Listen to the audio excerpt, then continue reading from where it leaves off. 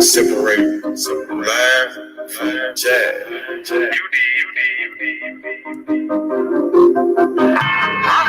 You might understand me. Am is better than am. Hope is better than no music. Trap. I'm on my motherfucking trap shit. I'm on my motherfucking trap shit. I'm on my trap shit. I'm the number one in trap. D57, nigga on his ass down quick. Nigga came at me about a fucking bitch. D57, I laid his ass down quick. Blah, boom. Yeah, all that shit. Niggas talking shit. Roll with all that shit. 20s, 50s, 100 shit, I want it all. First round drought pick, that's how I ball. Big bitch, she bad, but I put that hoe on pause. Trap. I'm on my trap shit. I'm on my motherfucking trap shit. NBA baller, I'm that drought pick. C57 lay his ass down quick. Body found in the bag, laying in the dish. Blah. I'm on my trap shit. For 48 a bitch. Nigga playing with the G shit. C-Mo, you know I'm with the shit. I'm ballin', girl, paid them back in 96. Don't give a fuck about what I do, cause they don't make you shit. 93 gang bag, they trap pick. I don't know nothing about shit, I'm on some trap shit. Hold the fuck up. I don't think these niggas believe in you, man. They sleeping on you. Free up, man. I thought you the number one trap pick. I'm on my motherfucking trap shit. I'm on my motherfucking trap shit. I'm on my trap shit. Yeah. I'm the number one in trap pick. Close the door, turn off the phone. It's time for this meet. Had to grind for the shot is all the way on me. I'm on some trap shit. You niggas somewhere out there sleeping. Trap like a drive-through. They know I keep it. Growing mad, cause I keep on firing up that reefer. I told them flex, got it, hold it down for my people. Ballin' like a motherfucking drop pick. D57, nigga gon' lay his ass down quick. These skelly sound bad, that's all a nigga need. In my trap house, no sticks, stems, or no seeds. NBA drop pick, that's how I ball. 20s, 50s, 100 shit, I want it all. I'm on my motherfucking trap shit. I'm on my motherfucking trap shit. I'm on my trap shit. Yeah. I'm the number one in trap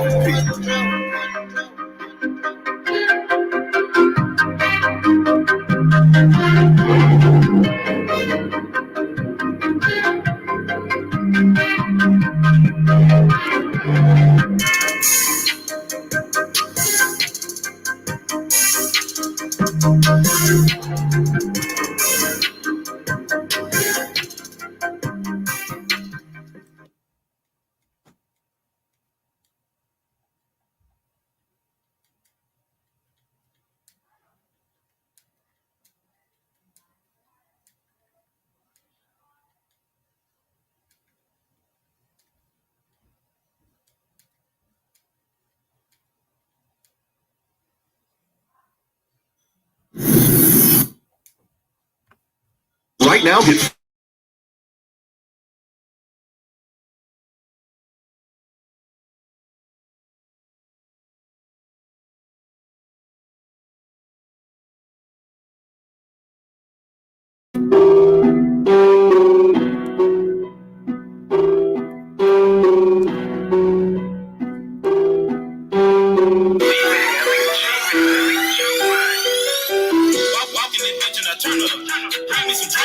I'm in the streets, I run door.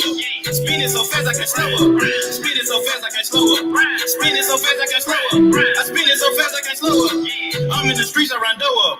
I walk in this bitch and I turn up. I walk in this bitch and I turn up. I walk in this bitch and I turn up. I burn up the cushion, but burn up. I'm in the streets, I run door. Speeding so fast I can't slow up. Grab me some drink and I pull up. I'm in the streets, I run door. I walk in this bitch and I look like a lick. Nigga nigga that cause I just went here to live. I just ran out with some bells of this shit. Down out that touch and I blew it on keys. Look at me, bitch, I just know I'm the shit. Shooter like Rambo, came from the bando, friend like bankroll, IB, bankroll. I'm in the street like the place that I can't go. I walk in this beat with a silly swag. I walk in this bitch, I hop in the day. I blow out this shit like a silly bang. I'm trying to give me a ditty bang. I'm trying to give me a ditty bang. Ran round, selling plenty grand. I done ran up plenty cash. I just rolled up a zipper gang. Burn up. Pop me some beats and I turn up. My brother can keep up with time. Pop on the nigga for dropping the dime. Red Ben Frank's on my mind. I'm in the streets on my grind. I gotta sleep with that ass. Oh, the streets came inside. Walking this bitch and I turn up. Bring me some drink and I go up. I'm in the streets, I run door up. Speeding so fast I can't slow up. Speeding so fast I can't slow up.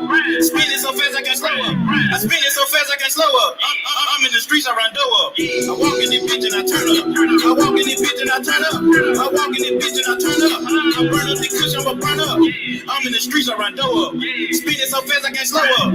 Grab me some drink and I pull up. I'm in the streets, I run door up. I'm a rich rap, I do what I want. I'm a rich street nigga, came out the corner. I live a life that these bitch nigga ran. I'm medicine, I don't sip up Corona. Bail for bail, I'm watching for 12. I serve you on scale, let them hotel. Fuck on the LMA, fuck on the jail. In the big cat mouth, check on make bail. Just turn to 20, turn to 50. Rockin' designer, looking like a chick. I'm from the hood and now my nigga get it. If it got money, six figures, I'm with it. Go through your hood and I'm serving you, sir. Place up an order, I'm coming to serve. I'm in the street, I try jumping like her. Young model, I'm in my hold up, free spray, my nigga. Real street nigga from the brick. Fuck all these hoes, I can't beat by the bitch. Ride with a pound and a skeleton nigga. I'm in the jungle, I keep me a ski. I got a trap and I don't pay the rent. Double cup, don't get it big. Rolling up backwood behind tent. Walking this bitch and I turn up. Bring me some drink and I blow up. I'm in the streets, I run door up. Speeding so fast I can't slow up. Speeding so fast I can't slow up. Speeding so fast I can't slow up. I spin it so fast I can't slow up. I'm in the streets, I run door up. I walk in this bitch and I turn up. I walk in this bitch and I turn up. I walk in this bitch and I turn up. I burn up the cushion, I'ma burn up. I'm in the streets, I run door up. Speeding so fast I can't slow up. Bring me some drink and I pull up. I'm in the streets, I run door up.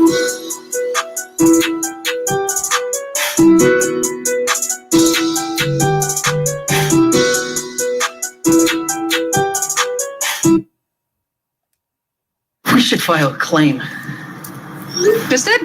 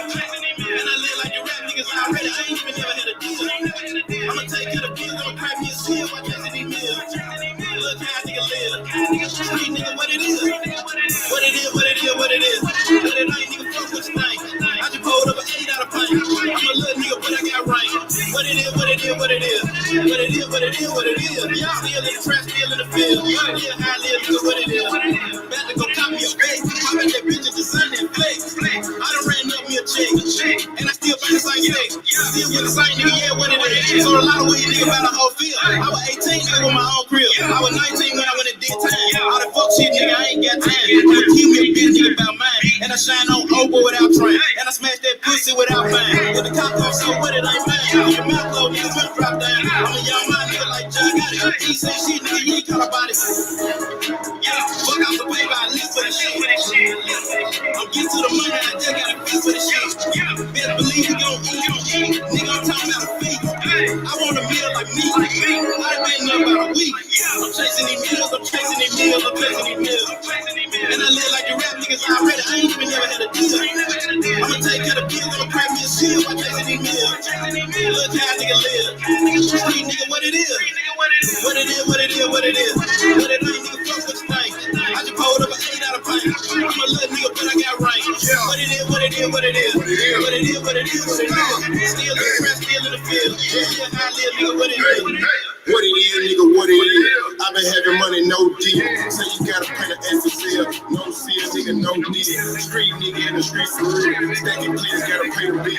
All these Jackson, all these Franklin, blue cheese and the green tea. I been giving real hitters deals. Get your kid for a happy meal.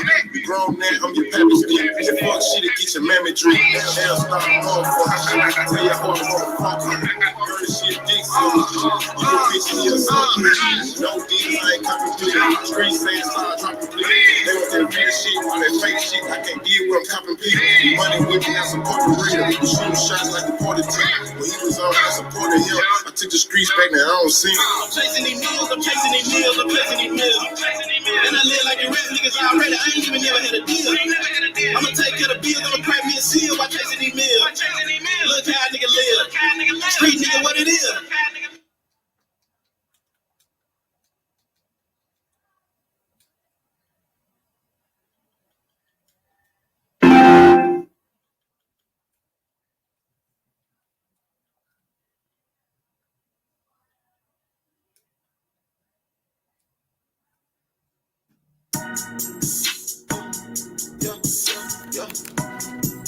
Shut up.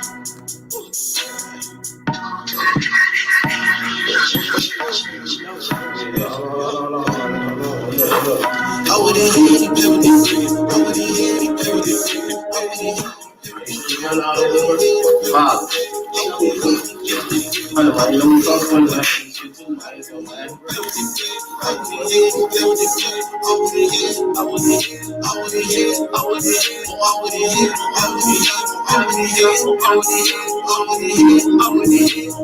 What it do, White Look? Yeah, man, ran off on his walk.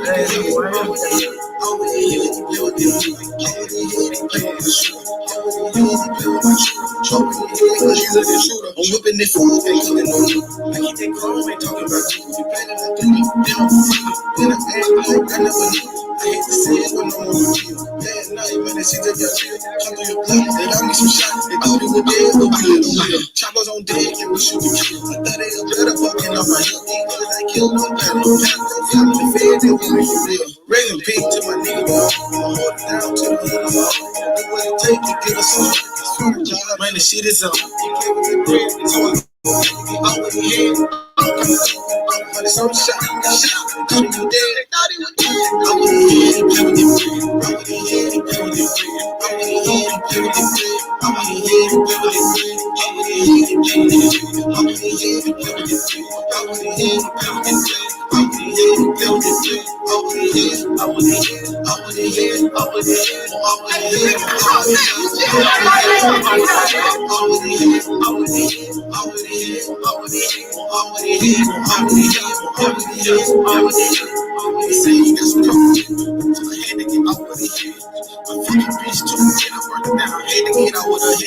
Got the job with the stick on, got the 30 with the dick on. Nigga trying to get on, cut this little nigga big on. I fronted the nigga go baby, so I took a 52 million layer. Boys ain't nothing happen, squeezing the club till I got it come out. Got gang in the ring, we running the south. Always in here, we money in out that life. We know you ain't down this strong. I ain't gon' know it without. When you see me, you gon' see my niggas. When you see me, you gon' see the killers. When you see me, you gon' see some robbers. When you see me, you gon' see some killers. Sometimes they gon' shoot. This with pressure. I'm a pilot on no pressure. Got Instagram like me.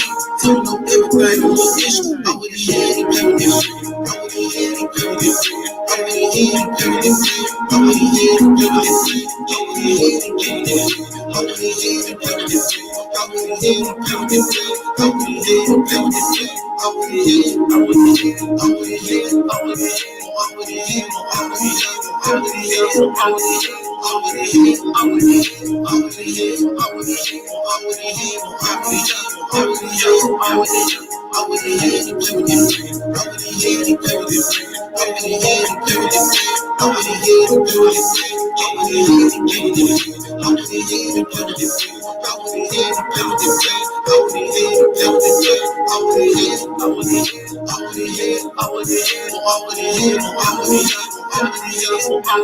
I wouldn't hear, I wouldn't hear, I wouldn't hear, I wouldn't hear, I wouldn't hear, I wouldn't hear, I wouldn't hear, I wouldn't hear, I wouldn't hear. Yo, yo, yo, yo, yo. What's going on? It's your boy H Money, Mr. DAZN, We in the building. Let's get it. My boy Jonathan Wilberding. What's going on, JW? How you feeling? Yo, wait. What's going on, J-Dub? What's going What's on, going man? on, How my you boy doing, Ace? J-Dub? Man, I'm Yeah, good. I'm good, up. man. You see Bare Knuckles on I tonight, talked to man? Bill Haney. I talked to You Bill did? Haney in the morning. Bill Haney said they want Kambosos bad. They said they willing to sure go they to do. Australia. They'll fight Kambosos anywhere.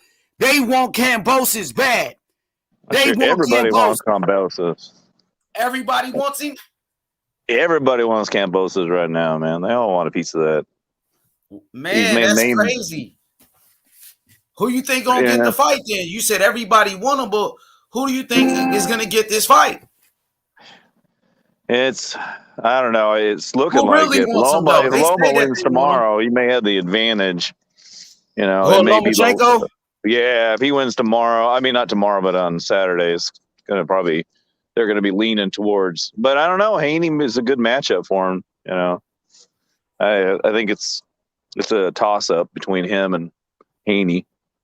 I don't think Teofimo, he wants him too, you know, but I don't know. His dad says now he wants to go up. So he said but you know, it's kind of like bouncing back and forth between, oh, I want to fight him. Oh, I want to go up. So, you know. Yeah, it sounds like if that's the case, if they contemplating if they're going to move up or if they're going to stay at 135, that means they really don't want the fight. They don't know what the fuck they're going to do.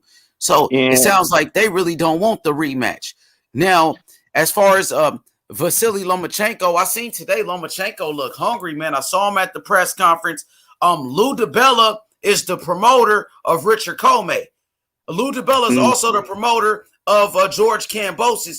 And now, you know, Lomachenko is already fighting a Lou DiBella fighter in Richard Comey on Saturday. So, of course, you know, Lou DiBella is talking to Bob Arum about a possible fight with Lomachenko and George Kambosos as well. But every time Kambosos open up his mouth, he says Devin Haney name. You know, so what's really going to happen? You know? I think they're both difficult fights for Kambosos. I mean, I think Kambosos may have got a little bit lucky with Teofimo's health. You know, I think if he would have Teofimo been there with a full health and not half dying out there, I think it may have been a pretty close matchup. And it was already a close fight. It was a split decision. You know, it was a close fight. One of the judges had it for Teofimo winning the fight. So now I seen Bob Arum recently. Bob Arum said Teofimo Lopez should have been in the hospital. He should have never fought. He should have been in the hospital that day. He should have been in the hospital that night. You know, that's what Bob said. And so the it sounds doctor like said he Teo could has have some died. serious shit going on. Yeah. For me, that statement from Bob is hindsight being 2020. If you knew he should have been in the hospital and not fighting, why put him in the fight? Is my question. He didn't put him in the fight. Teo put himself in the fight. Remember, they went to purse bid. Bob had nothing to do with that fight. No. But what I'm saying, he shouldn't. Hindsight being 2020 with that statement, Bob should have convinced Teo not to do that fight. If he knew Teo was unhealthy, is what I'm saying. Well, I mean, we found out afterwards, right? We didn't know anything about that until after the fight was over. Well, Teo did say, like, you know, during fight week that he was gonna fight with an injury. You know what I mean? I know a lot of fighters that fought with injuries. Andre Ward, he beat Carl Froch with a fracture in his hand. You know what I mean? But he knew that going into the fight. He hurt his hand the week of the fight, but he didn't want to pull out. You know, fighters make decisions at the end of the day. You know, he had a choice. And Teo felt like he could beat Kambosos under those circumstances. Yeah. And it turned out to be a horrible mistake. I'm not making an excuse for Teo, but you understand where I'm coming from. Yeah, I do. Yes, for sure. If the fighter is too proud not to say he's injured, the promoter should protect the fighter from himself, is what I'm saying. I don't know if it was true. They were kind of saying that he didn't really know exactly what the problem was before he went into the fight. He knew there was a problem. Who knows? T.O. said he was injured. T.O. said that he was injured going into the fight. And T.O. said, I don't want to say what the injury is because this might stop the fight from going on. This might prevent the fight. This might cancel the fight if I tell people what my injury is. So he never wanted to say what the injury was, to be honest. That's what I'm saying. I think T.O. I think Bob, being the smart promoter that he is, should have went to T.O. and forced him to tell him the injury. But Bob wasn't there. But that was Eddie Hearn promoting the fight. Bob had nothing to do with this fight. No, Eddie, my mistake. Yeah, Eddie. Yes, Eddie Hearn. Continue. Go ahead. It came from the COVID. I think it came from the COVID because he had COVID before it, and then he had probably had microscopic blood clots in his capillaries in his lungs. They died in there. The blood did air out into the into his. It went into his body, so he had like air in between, and probably the COVID damaged the lung itself. That's probably where it came from. Yeah, that's where I'm thinking. I think in terms of the Kambosos thing, I think Lomachenko would be the more dangerous fight for him, not Haney, in my honest opinion. But Loma has losses, right? Loma's a great champion. He lost a couple of times. Loma got beat in the lightweight division by Teofimo Lopez. Lomachenko got beat by Orlando Salido, where Devin Haney is a young fighter that's undefeated that we never seen lose a fight. Yeah. And Devin Haney has a good resume now. He just beat Jojo Diaz. He beat Linares, who was a former 3-time champion. Linares was, people say Linares was old, but Linares was still in the top 10. He's still in the top 10 till this day in the lightweight division. And also, he beat Gamboa, who was a veteran, so, go ahead, continue. What this is why I think it's dangerous. I think Loma's experience would actually be more dangerous. Like, with the amount of experience the guy has, I think it would be more dangerous of a fight, and I think it would. How am I going to say this? Like, I think his skill set. He's a better to me. I think Loma is a better overall boxer than Haney. I think that would be a more dangerous fight in terms of the box. Like you always say, styles makes fight. And I think that style would make a good fight, and it would be more dangerous and it would eliminate these fluke arguments that some TO fans have, like saying that Kambosos got lucky over T.O. and stuff like that. So, to me, that would eliminate. Do you agree? Who's your guest? Jonathan Wilberding. We got Jonathan Wilberding on the panel. John, do you agree with me that it would eliminate these fluke arguments that some TO fans have that they say if he beats the I don't think it's a fluke before. I don't think it's a fluke. I mean, I think he performed properly, and if you look at got lucky. I think he got not the strongest version of him, but I think his technique was good, and I think T.O. performed the best he could. That's all you can say, Do you think it would eliminate the argument that some of these T.O. fans are saying that he got lucky because T.O. was injured and stuff like that, instead of giving him... You don't want to see a rematch on that? I mean, I would like to see a rematch and see a full-fledged, healthy T.O. and him. I would like to see it because it was so close, and maybe able to get... that fight's going to happen, though, John, though, because I think T.O. moves automatically up to... What is it called? Mm-hmm. He moves automatically up to, 140, because... 140. It looked like he was struggling during the fight in terms of his stamina, because he said during the fight he was struggling making 135. I mean, during the press conference. It really, I mean, he could leave it. He could let go of it too and fight like Tank, because I mean, I could see T.O. and Tank fighting, and that would be a really big fight. Actually, probably Tank's real first big fight. And do you guys think, in terms of the next superstar in boxing, in terms of the aspect of what next stars in boxing, like the next great champion in American boxing, or just boxing period? No, overall in boxing, like so many champions, man. You got a fighter like Devin Haney who's on the threshold of greatness. Devin Haney, who has an opportunity to be undisputed champion by beating George Kambosos. If Devin Haney gets that Kambosos fight and beats him, Devin Haney will possibly be the new face of boxing or the youngest star in the sport. Absolutely. Devin Haney is one of the guys. H, let me finish my question. Yes, sir. In terms of the superstar of boxing, what I mean is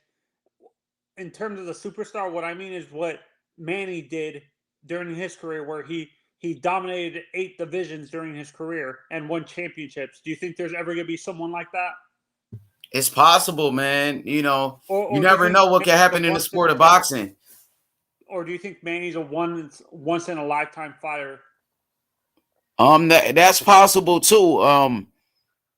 Man, we always looking for the next Manny Pacquiao. You got a guy like Tank Davis, who's a 3-division champion, you know, going up and down in weight classes. You got a guy like Shakur Stevenson.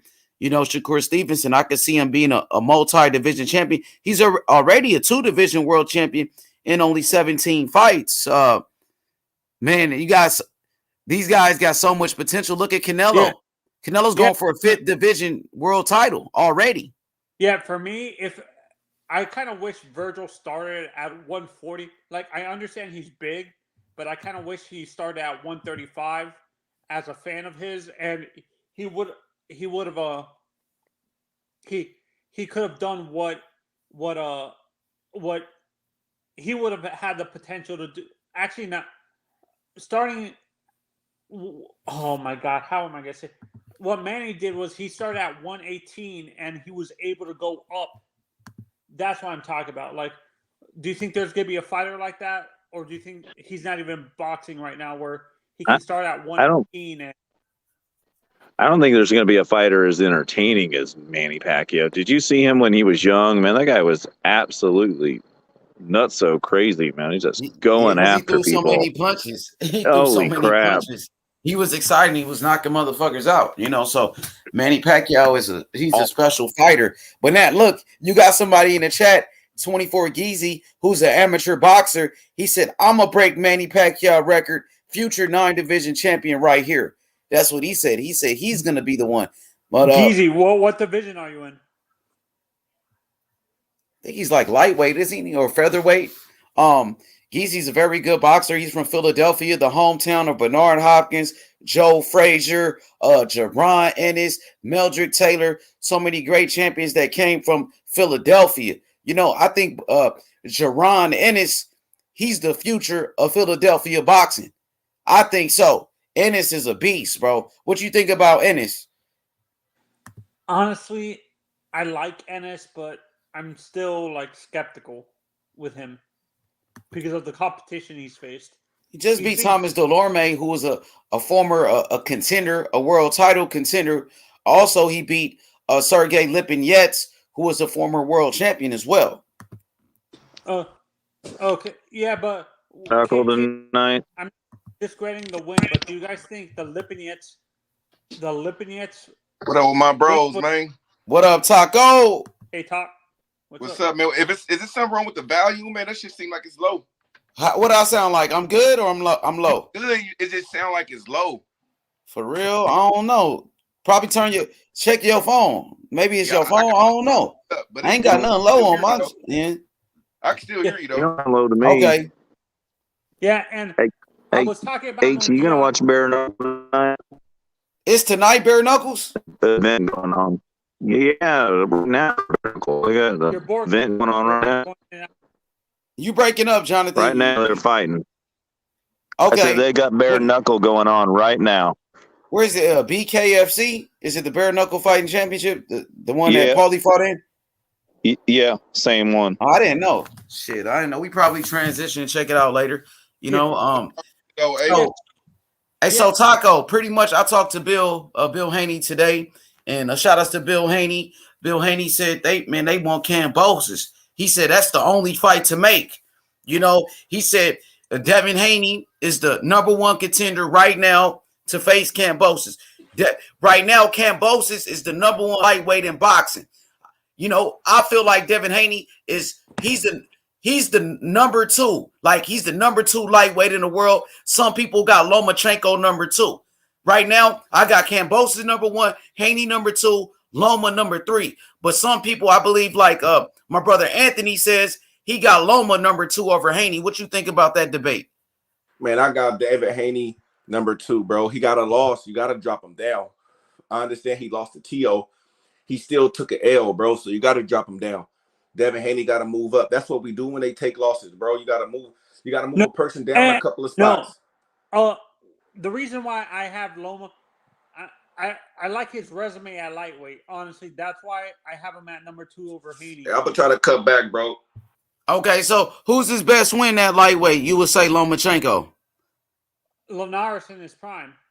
But Haney beat Linares too, though, right? Yeah. No, but Linares, by the time Haney fought him, he was a little bit past it. Yeah, but he was still in the top 10, though. He was still recognized as a top 10 lightweight, though. I would say the reason why I say Loma's win against Linares is a little bit better is because Linares was off. I think he was just off of losing his title. I can't remember who he lost it to at lightweight. Who are you talking about? Linares. Yeah, but I'm saying when Devin Haney beat Linares, Linares was still a top 10 lightweight, no matter how old he was. He was still ranked in the top 10, though. What's good, brother boxing? So, that's a debate. That's the debate. Go ahead. See, the thing is, we see y'all must have forgot. We seen this a lot.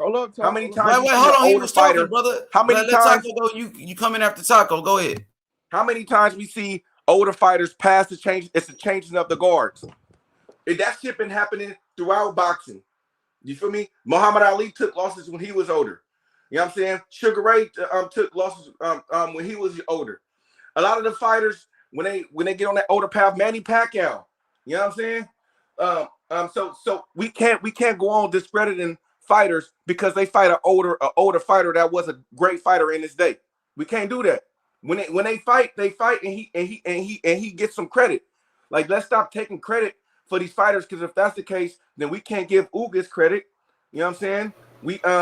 We shouldn't give a lot of people credit when they beat these older legends. Come on, man. Oh, okay. Okay, Danny got a question for you real quick, Anthony. Danny says Linares said he was in better shape for Haney than he was for Lomachenko. He said, H Money, ask Anthony what he got to say about the facts. That's what he said. Okay, Danny, I understand you're not a Lomachenko, but he's don't do that. Don't do that. I mean, that's what he's saying. He said that what Linares said, though. He said Linares said it himself that he was in better shape for Devin Haney than he was for Lomachenko. But at the time when Lomachenko beat Linares, Linares was a champion. Yeah, no, that's why. That's where I get. I'm not discrediting Haney's win. I give credit more to. I give the win more credit to the win for Loma, because he beat him when he was a champion and stuff like that. He was still in the top 10 when Haney beat him, but I give Loma the credit for that more for that win, because he beat him as a champion and stuff. So I'm not saying Haney's not a good fighter or discrediting that win. I'm just saying I prefer the win for Loma, the Linares win for Loma, because he was beating the champion at the time and stuff like that. So yeah, Taco. I mean, so when you think about it now, I talked to Bill Haney about this earlier today. Now, I told him some people got Lomachenko as the number 2 lightweight. Some people have Devin Haney number 2. Bill Haney explained to me Lomachenko got beat by Teofimo Lopez in the lightweight division. Just the same thing Taco said. Now, when you take a loss, that counts on your resume. That counts on against your resume that you got a loss, you got a blemish on your record. Where Devin Haney, is an undefeated fighter. You see what I'm saying? He's undefeated. Devin Haney just beat Jojo Diaz, who was a top 5 lightweight. Devin Haney beat Linares, a top 10. A top 10 lightweight, which is Lomachenko's best win in the lightweight division. And he beat Gamboa. Gamboa is one of the people on Tank Davis' resume in the lightweight division. Tank Davis only got 2 wins at lightweight. He only got 2 fights at lightweight. One against Gamboa, one against Isaac Cruz. So I feel like Haney deserved a shot, against Kambosos. And I think that's what most people are saying.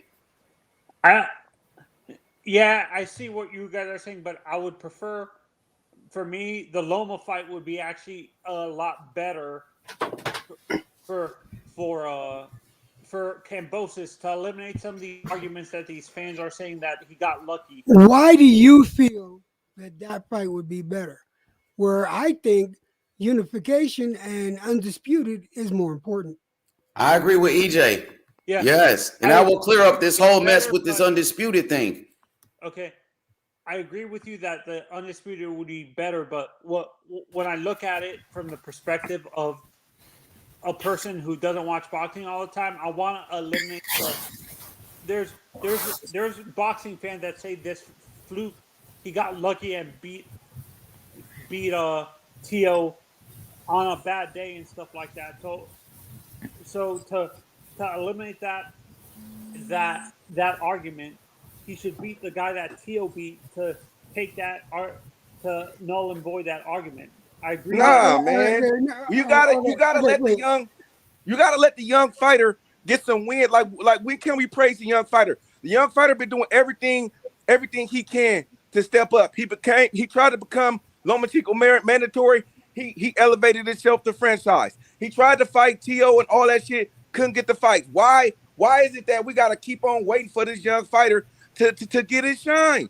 Like, damn, why we gotta keep on holding on to Lomachenko? He lost, bro. Like in every sport, when you lose, you drop down in almost every sport, bro.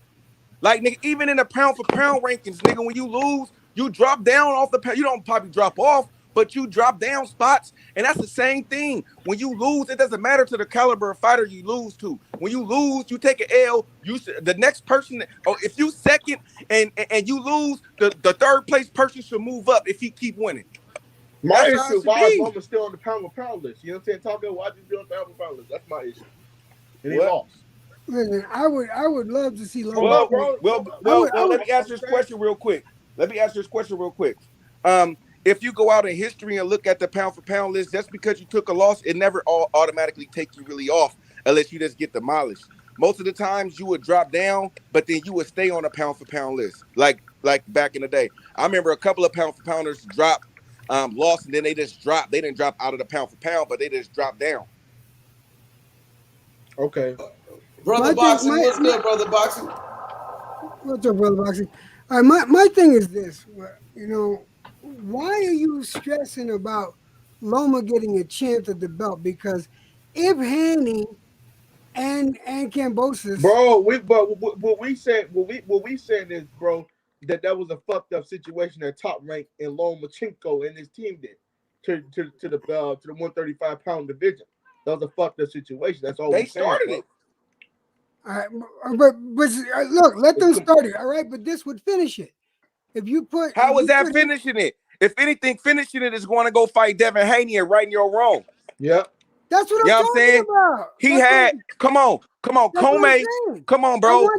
Comey got destroyed. Let me say something. I'm gonna let you go, bro. Comey got destroyed by Lopez in 2 rounds, bro. In 2 rounds. No disrespect to Comey, but he got destroyed in 2 rounds, bro. Come on, man. He fighting Tio. All I know is that I want to see Kambosos and Haney go at it. All right. Exactly. I want no more fucking talk about the goddamn belt anymore. I want a unification, and at that point, whoever wins from Loma, whoever wins from Loma and Comey, all right, would probably more than likely be the mandatory. No, fight the winner. That's how it should be, bro. No, that's how it should be. But see, it's not a mandatory fight though. That's not a title eliminator fight. They're just them fighting just. But I'm just saying though, bro. Like in that order, That's how it should be. It should be Kambosos and Devin Haney. You feel me? Because Devin Haney been trying to put in work and try to fight these fighters. You feel me? We can't deny that. You feel me? We can't deny him that. He been doing what he been trying to do. No, His I'm not gonna mandatories deny him that, been 'cause he fucking. get called His out. He get mandatories called done been fighting each other for so damn long, and it's not even fair, bro. Like, you feel me? So we gotta be like, okay, he should be the next one up. Him and Kambosos get at it. Comey and Loma, and then the winner of Comey and Loma face the winner of Devin Haney and Cam. But we got, What's so but difficult it ain't about gonna that? never work like that, because I think that Kambosos, they're gonna probably wanna and Eddie Hearn always do a with his fighters, he always do a rematch calls. So I'm pretty sure he'll have some type of rematch calls. But like I was telling H not too long ago, I don't think Bill Haney shouldn't sign a contract to tie themselves to a mandatory if they want to go up to 140. Now, if they want to stay and defend the belts, then that's different. But if they want to go up, they should not be obligated to be have to go through with to do a rematch. Like, if I win, I'm gonna drop the belts and I'm gone. Like, you feel me? To 140. But if I stay for a big fight, then you got to fight Kambosos, something like that, of those lines. Yeah, I have a question for everybody. I thought Loma is mandatory for multiple titles that Kambosos has. Like, I thought he's automatically a mandatory anyways for some of the sanctioning bodies that of the belts that Kambosos has. Well, that's why Eddie Hearn needs to get on it. That's why Eddie Hearn needs to get on the grind, because Loma's already in a fight. So the shit, like, how you gonna mandate a fight when a man already got a fight? You feel me? I'm saying he already fighting. You don't even know if the man gonna win or lose. So if I'm Eddie Hearn, I'm like, and then Tank Davis hurt. So if I'm Eddie Hearn, I'm trying to lock that shit in right now, bro. 10 million, 15 million, whatever it is. Go send a fucking check. Devin Haney going to motherfucking Australia next year. Get that shit signed, sealed, delivered. I'm yours. But hey, Taco, though, let's be honest. Devin can't make the weight like that anymore. He had weight issue problem. That's what he was saying. Well, then that's what I'm saying. That's what I'm saying. If he win, I see him going up. And the whole point is moot. Then we shouldn't even be having this conversation if he's not gonna stay at 135. Then what's the point? Why not? I mean, he want to do something before he leaves. He want to get all the belts. He want to accomplish being a solidified, undisputed champion at lightweight, and he want to move up to try to go to 140 and accomplish the same damn thing. What you mean? Then he will be two division undisputed world champion. That's a plan, and that's a hell of an accomplishment. That's a hell of an accomplishment if you can pull that off. I got no problem with him fighting at 135. I got no problem with him wanting to move up to 140. All right. If he takes this Kambosos fight and he wins, more power to him. Then he's accomplished, and he gets everybody's respect. Everyone can shut the fuck up. Stop dissing Haney, including myself, because I've dissed him quite a few times. But you know, if he's gonna bump up to 140 after that, then drop the titles and let them have a fucking free for all and move about your business. Yep, that's what I think he should do, and that's what I think he's going to do. Like, you feel me? I think he would sign a rematch calls just to back himself. You feel me? But you know what I mean? So they will have that just to back himself. I'm pretty sure Kambosos there has some alliance, but like I say, Devin Haney, they shouldn't sign them to force him to stay at 135. Like, nigga, if I beat you, I'm gone. I might stay. Depends on how much the money, or I want the option of leaving. You feel me, nigga? You can't take away my option, bro. Yeah. I got around 12 rounds down. Just asking the question, and I just want to respond to that. Yeah, I didn't have a problem with Canelo unifying and going up. I don't got a problem with that. Never did. But once you go up and do your fight, he's gonna have to drop those titles. He can't keep the titles once he goes up. You can't keep the. It was a scenario when that happened. You know, Floyd did that. Oh, he did that bouncing up and down shit with the weights, and as long as he caught up and was able to hit his mandatories. Yeah, I know. But you know, he did that cherry picking at its fucking finest. But how was that cherry? Hey, how was that cherry picking on you? If they make this your mandatory, you feel me? You can't. That is what it is. Who the organizations say they want don't to fight. even know that Brian Garcia ducked Devin. He doesn't even know that, bro. But yeah, I didn't have a problem with Canelo going up. I'm kind of, if he goes up and he fights, man, I'm looking forward to him That dropping. nigga gonna fuck around. That nigga gonna fuck around and knock his ass out. Yeah, I know, right? A big ass nigga gonna knock his ass out. There's gonna be some big old fucking. Those are some fucking clockers that he's gonna get hit with. But I'm not even joking, that man. nigga, he ain't gonna that. Hey, I don't know, bro. That'll probably be my first time betting. I put my money on the African because I think I'm gonna tell you right now, a big underdog. He'll be a big underdog, and niggas think that Canelo finna run around this dude. This dude finna, man. But that I'm looking forward to Canelo dropping the fucking the belts, because then maybe that'll fucking spark a fire into these assholes, fucking feet, and get them moving and stop waiting. What are you saying, Jed? Cause them. You're saying that they'll cause to fight each other if Canelo drops the belts. Yeah. They'll stop chasing him. You got a point. They'll have to fucking fight each other instead of waiting for a fucking payday. That kind of happened when Canelo. The belt. That's what happened when Floyd retired. You remember when he retired? They started the welterweights started fighting each other a bit, because they're all kind of waiting around on him. So that's a good point. Maybe that will force. They gonna let Canelo. How are you, bro? Want to do Canelo the money man? They don't give a damn. What up, Idifay? What's going on, Idifay? Yo, what's up, man? I need this fucking fight to happen. I really do. I need this Haney fucking Kambosos fight to happen. Where's Johnny? Champion. Just like when Floyd was the champion, they didn't give a fuck. Where's Anime at? Where's Anime at? Is he here? Where's his money? Yo, H, what the fuck? As long as they get their money and they making big money, bro. They don't give a damn. Yeah, yo, Jed, that's a great point, bro. That's what I was saying. I was saying Canelo should drop the titles, bro. You know what I'm saying? He should, but he don't have to, though. Man. They go. I want him to. Man, I know, but he the cash cow. He the money man, nigga.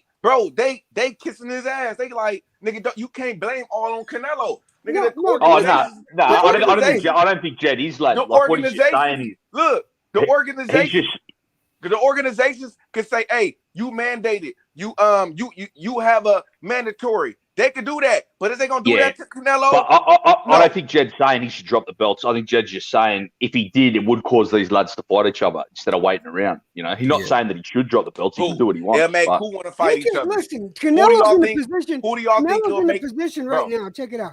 Canelo's in a position right now. If he did drop the belt, do you know that he can get any fucking fight he wants? It didn't matter. Yeah. He doesn't need the goddamn belts.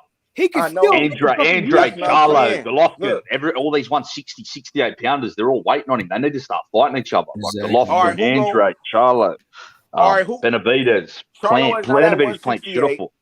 No, that's why I said 60. I said 60 and 68 pounders. They're all waiting on Canelo, bro. That's why they're not fighting each other. They're all waiting on. Okay, that's what I'm saying. Y'all got to stop holding these niggas. Blaming Canelo, bro. We're not blaming him, bro. We're not blaming him. We're not blaming him. It's not his fault. We're not blaming Canelo. We're not blaming. That's what we're saying, bro. That's exactly. We're agreeing with you, lad. We're agreeing with you. That's what we're saying. But let me finish. Damn, I got it. Damn, my life. Bro, we're agreeing with you anyway, lad. There's no point. We agree. We all agree, bro. We're just saying if Canelo did move up, it would probably force these duckers to fight each other. That's all we're saying. Bro, but we're blaming them. We're not blaming Canelo. We're blaming them. If he dropped the belts, what they gonna do is. Like they do, they gonna put some. They gonna Benavidez maybe get in the maybe get the WBC back, maybe, but he ain't finna fight no Caleb Plant or nothing like that. He ain't gonna fight no Charlo, nigga. He ain't gonna fight somebody with relevance, nigga. Anybody else who fight for them other belts, nigga. Caleb Plant probably fight somebody, but it ain't gonna be nobody who we want. Then fuck them divisions. Everyone should just forget about 60, 68. Yeah. Everyone should just forget them divisions. Fuck them off. Because they're a disgrace, bro. They don't even want to fight each other. They weren't even trying to fight each other when Canelo wasn't there. So 60 and 68 are a disgrace to boxing, bro. First of all, disgraceful divisions. They're not just giving it to someone. They got to do a fucking free-for-all. Because all these lads should afford each other. But it ain't going to be a free-for-all for all the belts. Every organization get its belt back, and they going to make mandatories with whoever said fighter they want with. Wait a minute. Whoever's one or two in their ranking. Wait, hold on a second. You're telling me if Canelo dropped the belts right now, that those belts would go to somebody else and they wouldn't have to fight for them? They not together no more. They not unified no more. Once Canelo dropped him, it's just like when Sonic. It's just like when Sonic hit the spikes and the coins come out clean. That's what happens. All right. I need somebody in chat to verify this shit. Each individual, the question is this: each individual belt that Canelo has, if he decides to drop 168 and say, I'm not fighting in that division anymore, and those belts are up, they have to be fought for, don't they? Each and every one of those by that. Yes, okay. The IBF have a 1 and a 2. If they want to, they're gonna mandate they 1, 2, or 3 to fight. The WBC is gonna mandate they 1, 2, or 3 fight. The IBF gonna mandate they 1, 2, 3 right, or let's fight. look at the rankings. I'm gonna look at the rankings now. I'm gonna get them up. That's why you got the rankings. That's why it's the look. rankings. So that's what I'm telling you. Just because he dropped the belts, we not guaranteed to get the fights we want. Like, yeah, I ain't gonna lie. Hey, bro, I looked at these rankings. They're pretty trash, bro. We're not the fights are gonna be trash. That's what I'm saying. That's what I'm telling you. Like Caleb Smith gonna be able to fight for whatever belt. The IBF, the IBO, the WBC. You feel me? Benavidez is gonna be able to fight for whatever belt he wants to. So okay. All right. I got no problem with Benavidez will fight Lemieux. Benavidez will fight Lemieux. Well, they're 1 and 2 in the WBC. There's no problem with that. Then they all fight. Everybody will fight for a belt, and then they'll have to fight each other. And you know what? That's not Canelo's problem no more. Yeah, I don't know. They all not I know gonna is do it. 60 and 68 need to open up, bro. Hey, look, what gave you the indication? What have they proved to you to let you think that they gonna make the fight when they could have been did it? Because they been had the belts. I don't know, yeah, but 60 and 68, bro. They need to start fighting each other, or just fuck these divisions off. They need to get rid of these divisions because they're going nowhere, bro. They not even fighting nobody, bro. They just like, nigga, we chilling. We ain't making no money, nigga. Bro, I understand you got a promoter, but nigga, look, especially if I'm on fight by fight, nigga, I won't give a fuck, bro. I start taking less money to get out of my contract, nigga. Like, fuck that, bro. All right, give me him, nigga. 500,000 plus a little, give me him. Fuck it, bro. Right. I'm out. That's what Haney's gonna have to do with Kambosos. I'm just hoping that Haney's willing to do it. I don't think they're gonna go down. I think Haney's it's a cross promotion. It's a cross promotion with Haney and Kambosos. Yeah. Kambosos got the real promoter though. Kambosos, he's like, but Devin Haney, he can kind of like do what he want to do. But Devin Haney is like Homeboy said yesterday. Devin Haney is gonna have to, be a little humble and bow down somewhat to Kambosos just for a shot at the belts. But see, if he gets that fight and he wins, he just wrote his own fucking ticket. Yeah, of course. Okay, look, but he's gonna have to be humble though. Look, just say for example, right? It's 10 million on the plate. All right, I'll give you an extra 500,000 plus. I'm coming to your neck of the woods. Or hey, you want to make it a little? Let's negotiate. That's how I would start it off. You feel me? 500,000 more. You feel me? You know what I'm saying? And then we can negotiate. We can negotiate from there. Let me give you a scenario. Let me give you a scenario. You tell me if you think Haney will take it. You too, Jed. I want to get your opinion. Here's the scenario. All right. Let's say they get a fight going, and let's say the person is 30 million. Doubt it, but let's say the person is 30 million, right? Do you think if Kambosos says out of that 30 million, I want 25 of it? Do you think? That's it. Do you think he'd be humble enough to say, "Fuck it, I'll do it. I just want the belt"? Hell no. I don't think he would. But that's a bit much. If it was 30 million, you heard me say I doubt it. You know what I mean? Yeah, I think Devin should get at least 10 if it was 30. Or at least 15. Let's be real. He ain't gonna split. If it's 30, it's not gonna be a split purse between the both of them. You said 30. He gonna make 10. He gonna make 10 probably. But 12 my point being, right? 12. My point being, listen, 12 or 13. No, he's not gonna get 12. It's not gonna be that close. He's not gonna get 12. Because it ain't gotta be. It ain't gotta be a million or two over is respect. A million over is respect still. Nigga, that's First of all, 10 million. Nigga, that's $1 million. Now. He going to Kambosos' hometown, bro. He gonna have to. That's what I'm saying. You already sacrificing with the hometown. You already going out there. You see what I mean? But he nigga, $1 million over, and you making $1 million over. The most humble he's ever been, though. Yeah, he's gonna have to sit down, bro. He's gonna have to sit down. But this is the most money both of them ever gonna make. So an extra $1 million would be good. Now, that's what I'm saying is how I think you don't come. It's called negotiation, right? You don't come to negotiation and say, bro, I'm gonna take 10 out of this 30. No way. What's your no way, right? Right. First, me as a businessman, hey, you know, I'm from the hood. I'm trying to work my magic. I'm trying to, you know what I mean? Yeah, of course. You know what I'm saying? Let me. All right. Look. Let me this way. If you want 60% or something, you come in with 7. Look, let me get 14 and a half. You get that. All right. Now we negotiate. He say, nah. I need won't. Now we going from there. Okay. Now I know where your starting point at. Okay. Let me get 12 and a half. Deal. Okay, let's go. All right, listen. All right, what's a realistic purse? Hey, 14 and a half's a bargain here, bro. What was the Teofimo Kambosos purse? What was that? I think Teo made like $3 million. I think he had a guaranteed purse of like 3 something, and then Teo made like what, 1 or 2? Was it like 1.5 or something like that? Hey, bro, you say 14 and a half here, you'll have people running towards you. That's beautiful. Hey, that's both. But I'm just saying that's good money for Kambosos. That's more money than he would ever get. And you got somebody coming into your backyard. Y'all tripping. Look. What? What are you talking about, Sheldon? Enlighten us. That split is going to be either 65-35 at the best. Haney will get 60-40. He might get 70-30.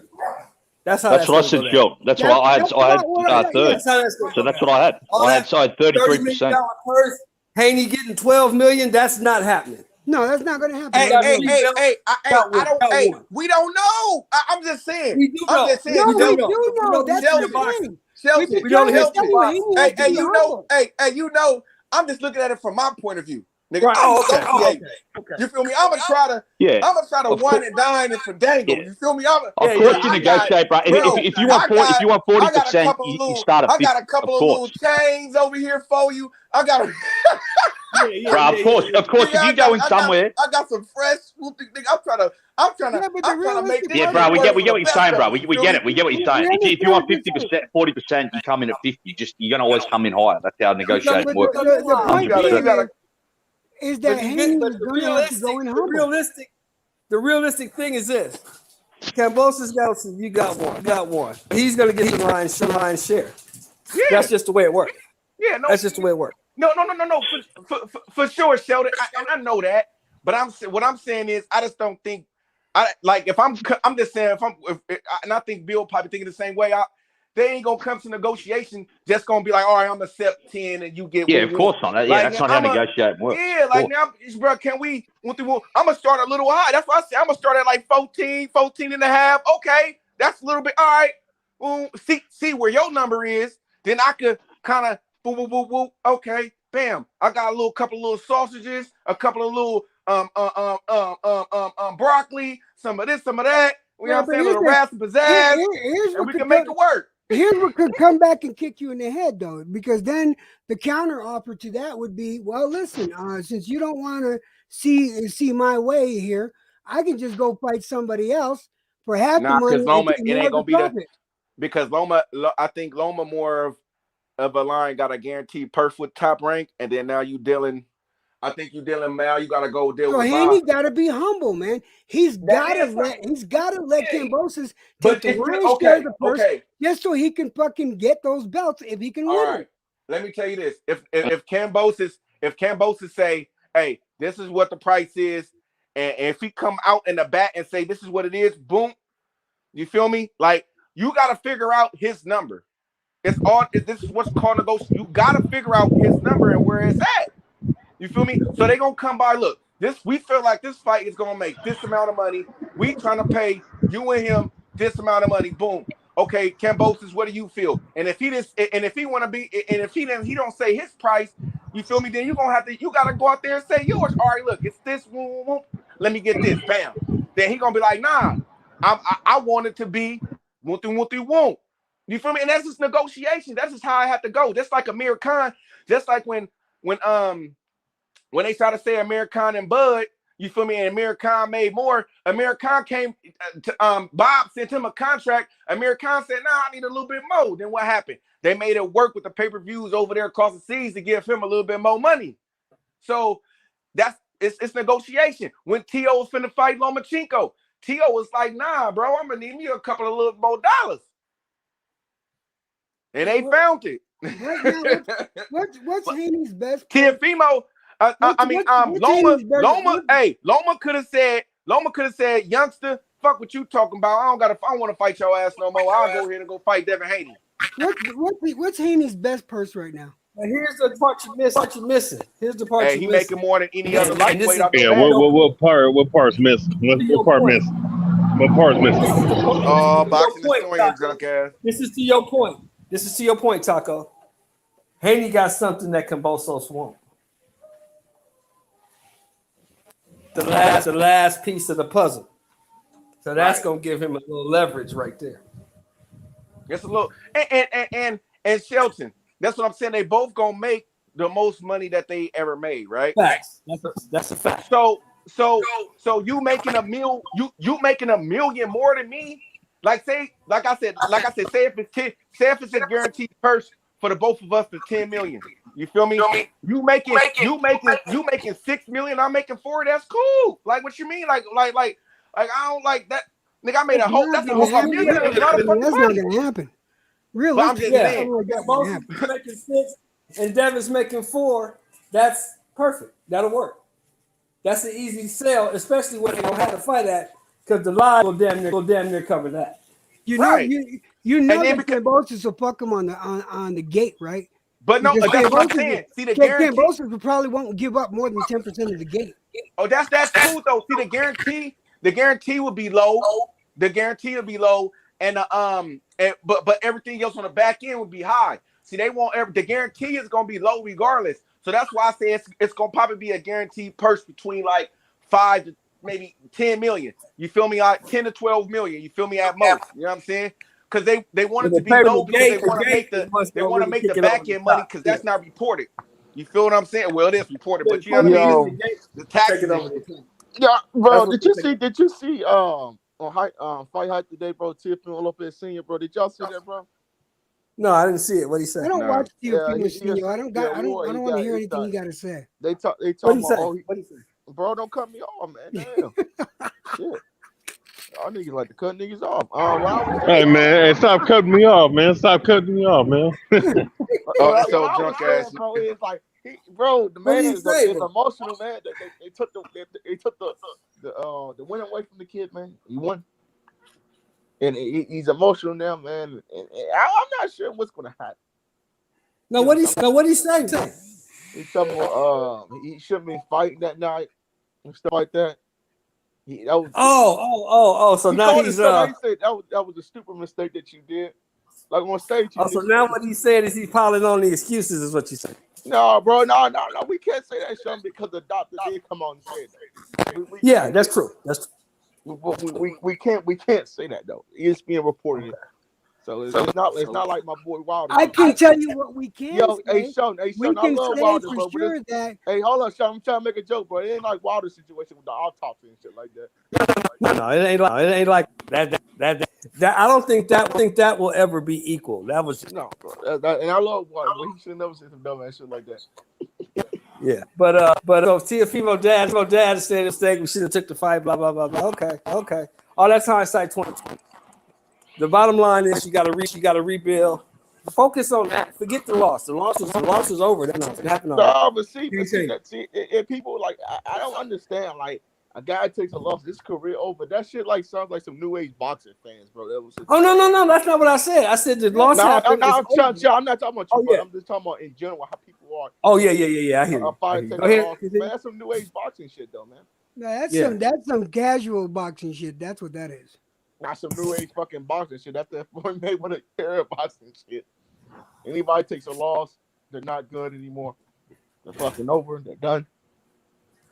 Hey, brother Boxing, I got a question for you. Am I hearing right? They trying to say that if Loma wins, he's the #1 contender?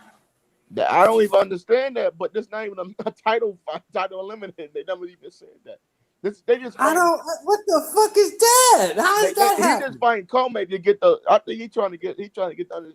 He first of all, he's trying to beat Lopez opponents better than what Lopez did. Basically, that's why. But that's why I want Comey to spark his ass. Stop Comey in 2 rounds. That's my issue here. If he doesn't stop Comey in 2 rounds and it's a competitive fight, then Loma has a problem. That's why I want Comey to spark his ass. But yeah, though, man, it's all good though, man. We gonna that's why Eddie Hearn needs to get on the ball and make this fight, bro. Eddie Hearn's not. I think they already negotiating. Let me say this, bro. Hopefully they can make the deal before all that shit happens. With Lou DiBella, bro. He's not with Eddie Hearn. Well, no, Eddie Hearn got to send a contract. So I'm just saying, like, no. Kambosos at the center contract because Kambosos is the ace because he has all the titles and he's the man at 135, bro. Well, Lou DiBella. Kambosos is the champion. He has to send the contract. That's what I'm trying to say, but I'm not sure why did Eddie Hearn got to send contract. Well, I understand, but we all know, like, Lou DiBella ain't. Well, he gonna send Devin Haney a contract. Like, Lou DiBella gonna send Devin Haney a contract. Yeah, bro, Lou DiBella's a promoter, bro. He's just a I know, but what I'm saying, like, he's not. He doesn't have like a bunch of fighters like Eddie and he's gonna have to if he wants to fight. And Sam Watson. No, because I think the fight's gonna be on the zone. The champion has to send out the contract. And then you got Al Heyman, aka Sam Watson. You know what I'm saying? AKA Sam Watson. You got him. You got Bob. And then you got I don't count Oscar anymore. Oscar is, I mean, he might be gone, man. But I mean, let's just be honest. Oscar's not on the same level with man. Lou DiBella pulling out 10. Lou DiBella pulling out $10 million for the man. They gonna go to Australia. I don't know. I'm not the biggest Kambosos fan, but they gonna go to Australia. Okay. Well, all right. How much money do y'all feel like guaranteed dollars that Lou DiBella would send Devin Haney? What's the most y'all think he would send? $3 million? No, he give more than that. Probably send him 5, maybe 6. Devin's never made 5 million. DiBella used to be the man behind HBO boxing, bro. I know. Used to be but the man behind cheap motherfucker though.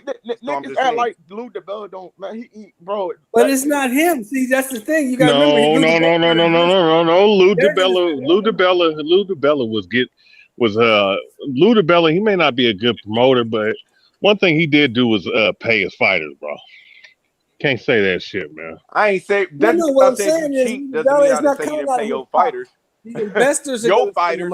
He got to send another contract and they will send the money that they want to send to the kid. For a minute, I'm gonna be honest, but I thought Lou DiBella was wildest promoter for a minute. I ain't gonna hold you, bro.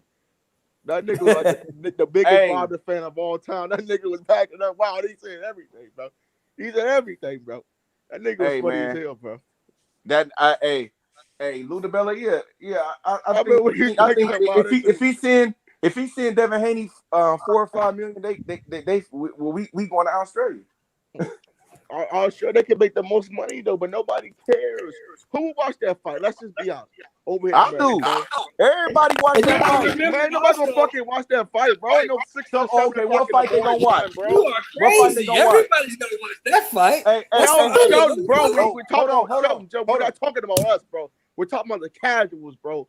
Okay, so what fight? So Tank. So you thinking Tank then? No, I'm just saying, like, bro, who's gonna watch? Okay, so you think that fight should be on ESPN or DAZN, bro? Because that fight they're gonna do it on DAZN. It's gonna be on DAZN. Nobody watches DAZN, bro. You know niggas ain't gonna pay for no DAZN, bro. Come on, Taco Beats.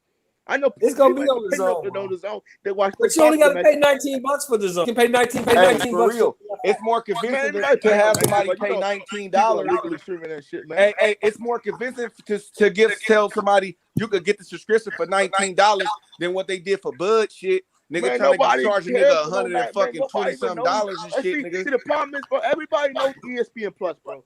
ESPN Plus is way bigger than DAZN, bro. That's the truth. But I'm just saying though.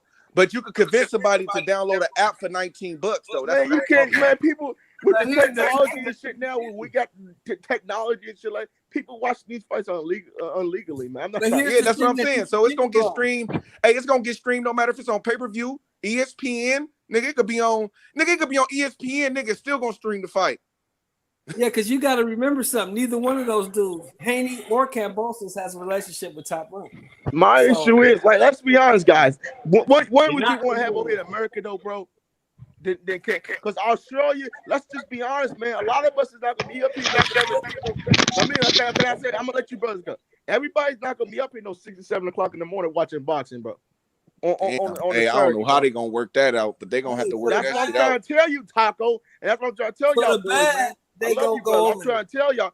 I don't know who's gonna be watching boxing no 6 or 7 o'clock in the morning, bro. Hey, bro, they gonna make it work. Where the hell in America? Okay, let me ask you this: where the hell in America can you get 80,000 people to come to watch Kambosos versus Haney? You tell me where. No, I'm not. I'm not saying. Nowhere. I'm saying is nowhere. Well, let me, bro. Can I finish, bro? Son, I'm gonna let you go, bro. OG, I'm gonna let you go, bro. I'm gonna let you have the whole sentence to yourself, bro. What I'm saying is, brother. What I'm saying is here. He don't have a big enough fan base. My issue is how many people are gonna watch that fight at 6 or 7 o'clock in the morning time, and that's really not a boxing time that people watch fight. People watch fights around 10 o'clock, 8:30, 9. Those are boxing times, not no 6 or 7 o'clock in the morning where people are sleeping. Bro, I think they're gonna make it work. They're gonna make that shit work, bro. They're gonna make that shit work. It's different time zones over here. I know, bro, but they gonna make it a big ass holiday in Australia, bro. It's gonna be like a big ass holiday. Australia's not big as America, bro. They gonna make that shit work, Let bro. me give you a little bit of history, bro. You know what time Ali and Frazier fought in Manila? Man, but bro, we can't compare no. They fought at 8:30 in the morning in Manila time, so we can watch. We can't compare our league. We can't compare our league to a. No, I'm just saying they made it work. Yeah, they made it work because everybody was intrigued about that fight because over here in America, everybody was intrigued about that fight. So you know that you was That's back true. You're old That's guy. true. You know that. Come on now, nobody. Come on, we can't compare no Muhammad Ali to no George Kambosos. No, we can't. Hey, bro. The thing is, that was a worldwide fight. Everybody. I know. Everybody. But look, this the thing though. That first fight that we gotta Vietnam War. Hey, this is the thing that we gotta accept though, right? Kambosos say he want to fight at home. He wants to fight at home. He's the man. And if you want to fight him, you got to fight him in Australia. So it don't matter if it's Loma that fight him. But it don't matter if Tank Davis fight him. Let me finish. Let me finish. I'm gonna let you let me finish. And I'm gonna let you go. You can go. Go ahead, bro. It don't matter if Tank fight him, Loma fight him, Teofimo fight him in a rematch. He wants to fight in Australia no matter who he fights. Yes, but so you agree? So they gonna have to. Okay, you go ahead. Do you agree with me that they have to get promotions for that, bro? They're going. I'm just saying, they're going. That's what I'm saying. They're going to the zone. Yeah, that's Tony, you might be on that wake up at 5:30, but I'm talking about. They have to get the casuals in here for. That's a big fight. You see how much Loma you got the bro. You got the casuals. You got the LDBC. Half of the casuals right there. Nigga, them niggas go for Devin Haney. Let me say something. They gonna put it out there. Let me say something about the LDBC. I'm gonna let you go, bro. The LDBC, we talking about casual motherfucking people that just watch fucking fighting, just to watch fighting, bro. They turn the TV on. That's the people I'm talking about, bro. We're not talking about the LDBC. But no, I'm just saying though, they deal I with get a lot what of you're saying, casuals. Taco. I'm not trying to bash them. But I'm just saying they deal with a lot of casuals all the time. You feel me? So you got them niggas, bro. They Devin Haney fans. Then you got all this shit. But how many people are in the LDBC? Wait, let me finish. ESPN, the DAZN. This fight is a worldwide fight, bro. Hey, bro, you say let you finish, but damn, bro, can you let a nigga finish? This is Australia. I don't know nothing about Australia. You know what I'm saying? Hey, this is can a nigga finish though? I can't even get off my whole thought. Go ahead, bro. Hey. So fuck, I can't. Fuck, man. But I forgot, bro. Go ahead, bro. Shit. I'm just saying this, bro. I just want this fight to be promoted, and I don't feel like Australia is the best place to have Haney and Kambosos. I feel like it's gonna be it should be a Las Vegas fight, man. It needs to be a Las Vegas fight because that's the most money you can ever make in boxing is in Las Vegas. Everybody knows that. Because nobody's gonna be watching boxing at 6 or 7 o'clock in the morning. They're gonna have to fix the time zone for people to watch that shit. Well, then that's on Luda Bella to talk to his fighter. That's what I'm trying to tell you, Taco. That's all I'm trying to tell you, bro. That's all I'm trying to tell you. That's on Luda Bella to talk to his fighter to tell him, hey, I know you want to fight at home, But the most money for you and the best thing for you is to fight in the States. Now, maybe we could fight somewhere that's maybe the times, maybe that's a little bit closer like, where the time they zone can do it in the UK. and What about the everything UK, match. bro? Maybe What we about could the do. UK? The UK has way better time zone than Australia, man. Australia's like we are. It's probably All like right, go ahead, bro. It's your show. Go ahead. No, I'm just gonna say one thing, bro. You know, I get heated about this shit. It's probably like about 5:00 p.m. over there right now, bro, in the afternoon, bro. And we way over here at 10:00, and almost at 10:00 over the East Coast, and probably like 8:00 on the West Coast, right? So, I mean, it's just like Warriors fans on the East Coast. The Warriors play at 7 p.m. out here. Nigga, if you a Warriors fan, you gonna watch your team. Just like if it's a Sunday night football game, nigga, out here and your team is on the East Coast, nigga, you gonna have to stay up, bro. Like, nigga, this shit happens all the time. This is off topic. Is there ain't no Steelers fans on this panel, is there? Hell no, I don't like the Steelers at all. I'm not a big Steelers guy. Yeah, because I'm they get their ass. Fan, so we, They're sort of tearing their ass up. But so what happened? But you said the Steelers. But I say that to say it's only gonna be one time. It's only gonna be one time. It ain't like, nigga, I gotta wake up, nigga, this all the time. So you are gonna get a lot of people that will wake up, bro. It's gonna set their alarm to be like, nigga, fuck that, nigga. I'm gonna wake up at 6 in the morning to watch this fight, nigga. Fuck it. You will have casualties. And then look, buy it been on the zone. Everybody's not on YouTube at that time, bro. Buy it been on the zone. They could get money on a replay value like of it Daz too. Is like a big so they could. Come on, you talking? Come on now. You know Daz is not that big, homie. They need a bigger platform. See, our lead, they had ABC. That's a way bigger platform than the zone. People ain't paying for no DAZN, homie. Come on, like, who's buying DAZN this penalty? Who's buying DAZN? Who's just buying? Can you name me one person who's ever bought DAZN? Maybe like one time. You know what I'm saying? But everybody, people ain't paying for no fucking DAZN, homie. People ain't paying for that shit, bro. And my issue is they're gonna have it's 228. Yep. So at the end of the day, it's pretty crazy, man. That that Kambosos in Australia, and I think he does deserve to go home, right? But not against Devin Haney. That's too big of a fight. It's too big of a fight for Australia. It needs to be in America and Las Vegas, Nevada, where they can make the most money at, bro. That's all I gotta say, man. Yeah, but like I say, why is it two tacos, man? What the hell? Hey, yeah, what's you up? See that shit, bro? You see that shit? What the? Hey, H. Wait, hey, I'm already. I'm at the top floor, H. I'm on the top. That shit happens to everybody with motherfucker. You're like two motherfuckers, bro. Hey, the thing is though, bro, it's on Lou DiBella to talk to his fighter and to tell him what's best. You know what I'm saying? For him.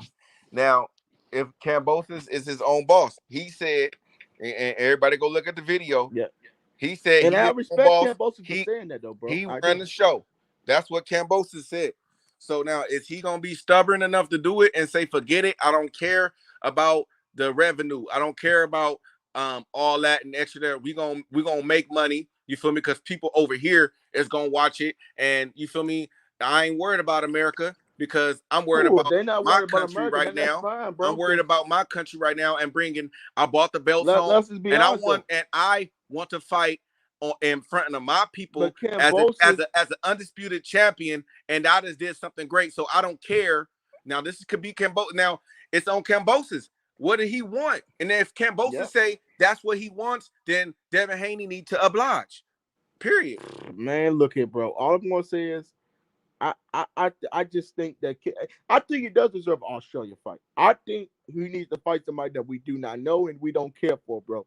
Because when he won against Lopez, he was not even on Sports Center. He wasn't even trending when he beat Lopez. People still don't know who Kambosos is like that. You know, people know a little bit, but he's trending now. They don't know him like that. You know what I'm saying? Bro, that dude trending, bro. Like a lot of people liking him, bro, and liking his style, bro. He cool, bro. Like real stuff. He is kind of like trending. I bet you if you check his followers now, then before, I bet you his followers. He's out 300,000. I'm not surprised. And, I'm not surprised. Like I said, I'm not surprised. But and a man, and look, let me tell you, a man with a whole country behind him, it's always gonna be big money in that. And that's what that was one of Floyd's. Over there, bro. That was one of Floyd's models. That's why Floyd is sticking to what his model is. That's why he wanted to do Tank Davis. That's why he doing Tank Davis the same way that. But I give it, but he's not like a Pacquiao to the Philippines. He's not that, bro. See, Pacquiao's everything to the Philippines, man. But Kambosos, I know, I know that. But right now he is. He probably is right now. Nigga, everybody loves Kambosos right now. Australia. Come on, I bet you everybody, bro. Everybody in Australia probably know who Kambosos is right now, bro. Yeah, they know how they was fucking with Kambosos when they had a parade for him at the airport, bro. They wasn't fucking when he fight Lee Selby. I know, but he beat the man though. Now they is, bro. You know how people is, bro. Yeah, nigga, that's like niggas want Warriors fans, but nigga, when them niggas start winning. Boy, you start seeing hella Warrior jerseys, huh? Yep, just like the Patriots, man. Just like the Patriots, yep. Just like every team that win the Super Bowl, Broncos, every team that, or even basketball, the Buccaneers, the Bulls, became Buccaneers fans. The Lakers, the you Buccaneers, feel me? All that, like, what about the Buccaneers? Yeah, the Bucks too. Like so you know what I'm saying? You got people, you got fans of LeBron that just fans of LeBron and it's gonna follow him wherever. They got all kind of jerseys. They got Cleveland jerseys, they got Miami jerseys, LA jerseys, and they're gonna have another jersey in a couple of more years. Shit. Well, I don't understand. I hope that they could do kind of like I hope they could do like in the afternoon time so everybody can like watch it. You know what I'm saying? They're gonna work it out, bro. They need to, bro. Because like, let's just be honest, niggas don't want to watch boxing at 6 or 7 o'clock in the morning. Nigga gonna have to, nigga might have to get the replay. Niggas gonna have to get the replay, and I want to see that fight, bro. Hey, a nigga like me will fuck around and forget, bro. Me, nigga, I'll be so high in drugs, bro. Nigga, my alarm will go off and shit. Hey, my alarm will go off and shit. A nigga like, nigga, I don't gotta go to work, nigga. I'm snoozing like a motherfucker. I'm turning this shit off. Like, what the fuck? Then we forget that Devin Haney fought Kambosos. Then something happens. Oh man, I forget about that fight. Man. Yeah, man, but they should work it out, man. I mean, they should work on the time zone. Devin Haney gonna have to go out there, bro. He gonna have to accept it. Fuck it, bro. I'm accepting it, nigga. I'm going out there, nigga. I don't give a damn. Nigga, Sinead just gonna have to catch the replay in the States. Now you gonna catch this replay of this ass. You think they're doing like kind of like what Showtime used to do with like UK when Eddie Hearn was with Showtime and stuff like that? You think they're gonna do it like that? I don't know, bro. Just catch the, because I remember like I think if we I think it should come on in the afternoon time. The Haney and Kambosos fight. Like that, it'd be clean if they could have a fight and don't tell who won out here in the States and then play the fight like it's live. But I doubt that. They can't do that because it's so many with the cameras. internet, and so many cameras and stuff like that. It's a wrap. People, you know what I'm saying? Then they fucking, but you know what I mean? Like a big fucking lawsuit and shit like that. Right. Because you can't do that because there's somebody here to fight on fucking free television. Oh yeah, you know, already like everybody watch that motherfucking fight for free. I already know niggas gonna be at the fight recording live, so I already know, bro. Like niggas already gonna, you already know the people got them little apps. We don't even gotta say their names. We can't say names, but you already know them. I know. I'm just saying, you know. Like niggas, why you already know how we are. Nigga, like, that's too early, bro. I ain't gonna leave a lot. I'm gonna try to remember though. I swear to God, trying nigga, to tell you. If I drink that night and if I smoke that night, it's a wrap. Niggas gonna be out, bro. Niggas like to smoke weed. Niggas like drink. We gonna be out, bro. Niggas, bro, come on, man. Nobody wanna fucking watch no box. Hey, niggas gonna catch that shit though, bro. Niggas is, bro. I'll be disciplined for my nigga one time, bro. I'll be like, fuck that, bro. Man, 6 7 o'clock. Hey, lads, the fight will be on Saturday for you lads, because it'll be on here Sunday day, so it'll be Saturday night in the US. Hey, I'm on the top one, bro. It's nothing to worry about, bro. You can take that other one at the bottom off. 100%. The fight will be here Sunday day, lad, because that's when we always watch boxing. So we're used to it. It will be basically for us on nighttime, right? Saturday night, bro, because we're used to watching the fights here, lad, on a Sunday afternoon, bro. So we're used to it anyway, lad. I thought Joseph Parker fought early in the morning, man. Was that New Zealand or yeah, but that wasn't a big fight, bro. That wasn't a big fight. You know what I mean? No one cared about that. But a fight like this, bro, it'll be Sunday afternoon. Do you think they're going to do that to the Kambosos and Haney fight? No way, bro. It'll be Sunday afternoon, lad. Big sporting day here, bro. Sunday afternoon, and we're used to watching boxing on Sunday afternoon, bro. We love it. So it'll be Sunday day. You get boxing on them Sunday afternoon, bro. That's why it's mad, bro. Hold on. Let me ask you a question.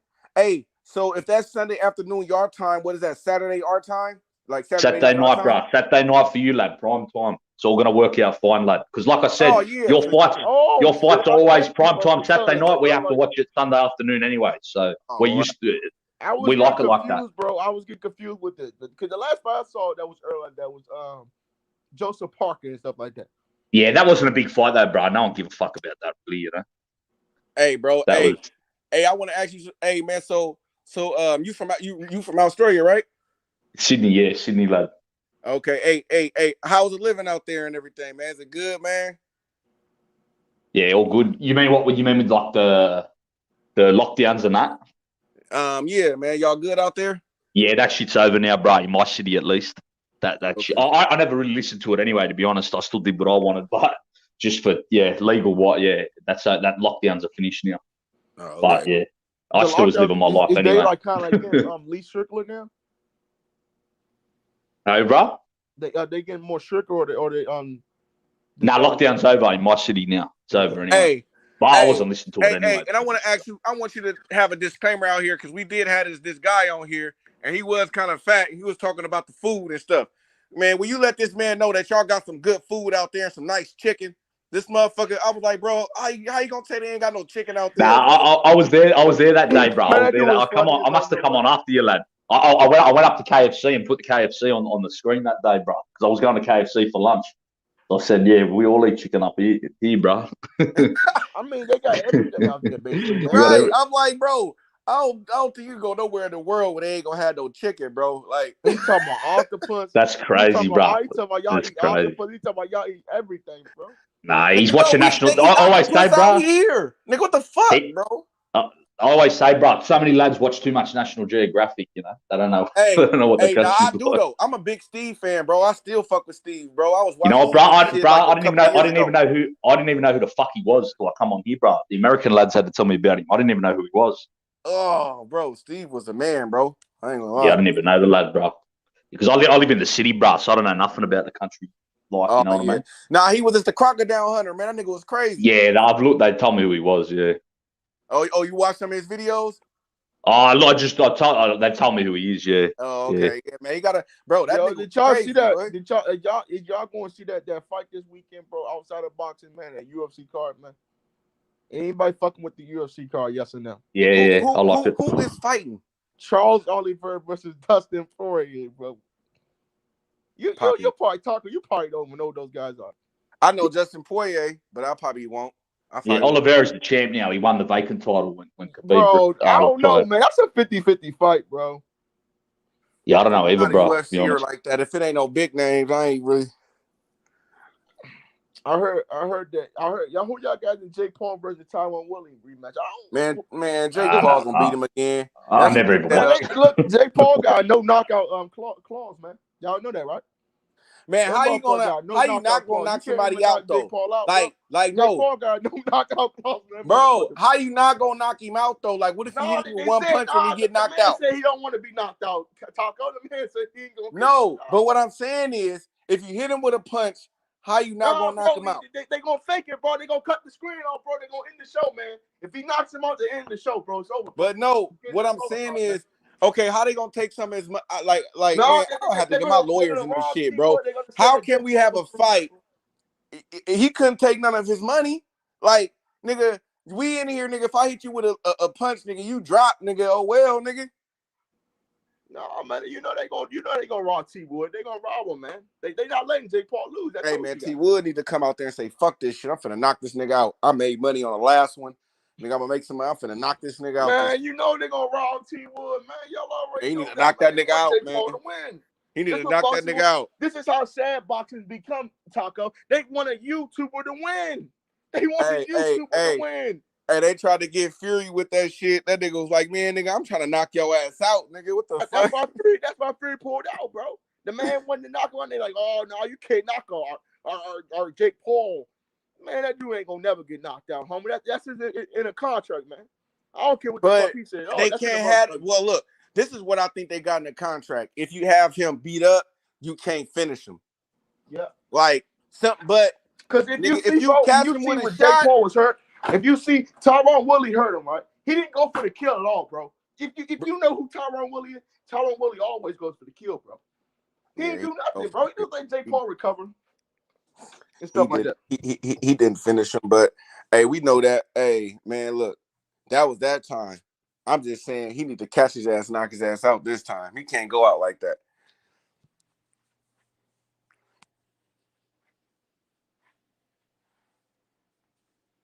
Yo. Damn, everybody. KFC in Australia, man. Yeah, let them know. Talking about they don't got no chicken, boy. What you talking about, man? Where his fat ass at, man? Up here talking about they don't got no good food. Nigga, they got some good food out there, bro. How you gonna say they don't got no good food out there? Nigga ain't never been. You know what I'm saying? Come on, bud. Nigga, shit. Nigga, and you talking about the water? Nigga, shit, some places in America the water is bad, bro.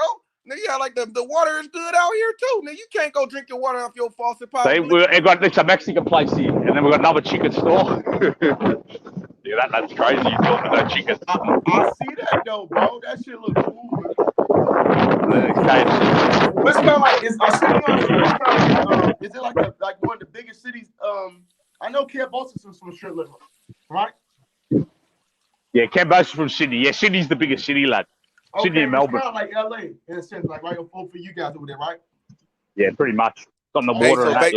Hey, so everybody know Kambosos out there now, huh? Yeah, especially the Greek community, you know, because it's Greek background. So yeah. Right. Hey, there's a truck full of money. There's a truck full of money, lads. Hey, it's gonna be live out there for fight week, boy. Yeah, it's gonna be crazy, bro. So I can't wait, you know. Whoever it is, you know, I want the Devin Haney fight, but whoever it is, it'll be a big opponent. Hey, y'all should push that out there, bro. Like, bro, just start hashtagging him and all your partners, bro. We want to see Devin Haney, bro. Like start that shit out there. You feel me? That's what I say, bro. Keep it consistent. I've been saying that since he won the fight, you know. Undisputed. Yeah. Tell everybody to hashtag to tag Kambosos and the hashtag Dev. We want to see Devin Haney. You feel me? You know what I'm saying? Everybody from Australia need to go out there and go out there to support that. That's gonna be a beautiful fight, beautiful boxing. You know what I'm saying? Two great fighters. Let's go. Yeah, I can't wait, bro. I'm trying to get H Money out for it, lad. I'm trying to get him on a plane. Come here. H Money, yeah, he probably would do it. I'll do it. I'll come out there with my kids. Yeah, but we ain't vaccinated yet, though. Well, my kids are, but yeah, try and find a way around it. Oh, anyone here in the panel chat, if you come out, hit me up, bro. I'll show you what the city's really like, you know? Hell yeah. I'll come out there and fuck with you, nigga. Shit.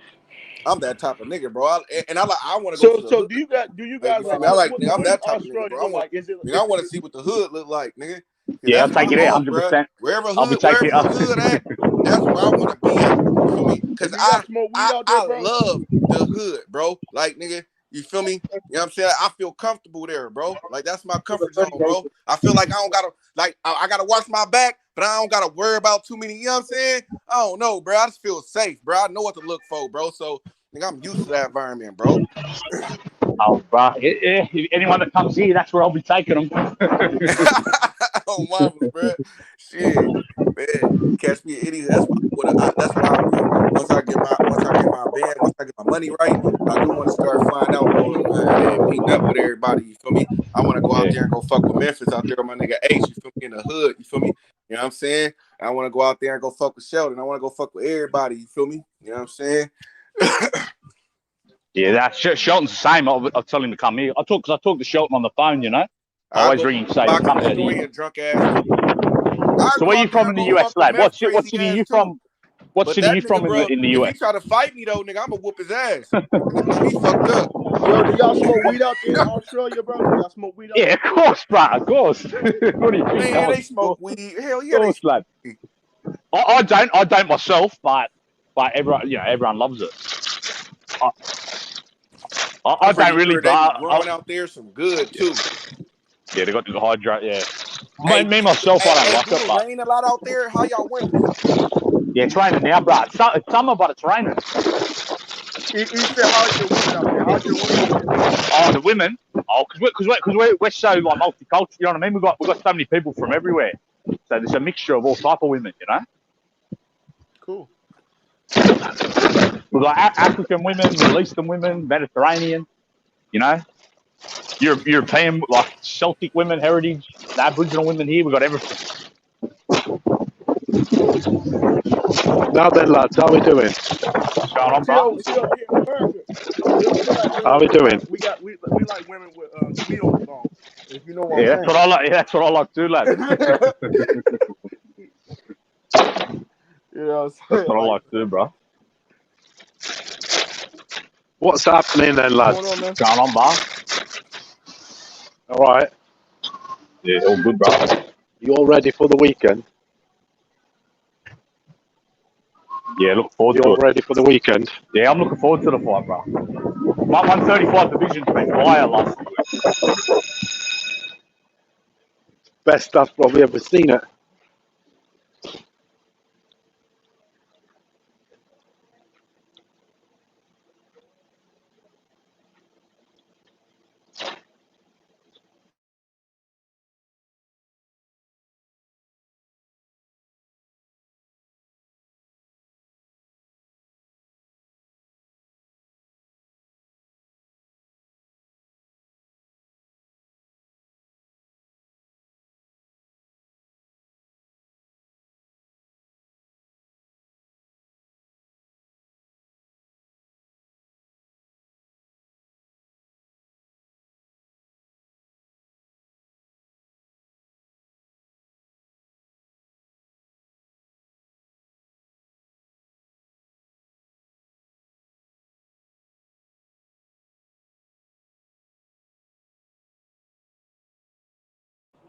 So what's going on over there now, bro?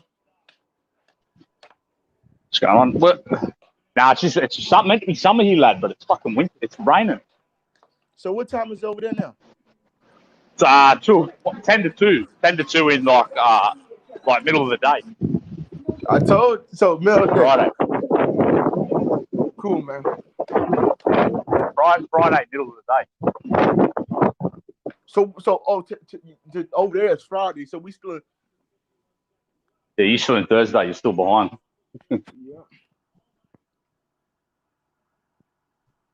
Yeah, bro, but it's raining here, bro. It's meant to be summer, and it's been raining every day, like. It's crazy, bro. It's meant to be our summer, but it's been raining every day. So do y'all get snow over there? Nah, not only like one or two parts of the country. I've never only seen snow once in my life here in this country. Like it doesn't snow much at all. It's real hot here, lad. You know, usually is, but it's raining every day, bro. Bro, you never see snow, right? Once in this country, I'm talking about. I've seen it once. I went to the place where it snows. Yeah. Yeah, I don't like the snow anyway, bro. I like the beach. I like the ocean. That's what we're near, lad. You know. But fuck, I'm going to a rave tomorrow, bro. Hopefully it stops raining.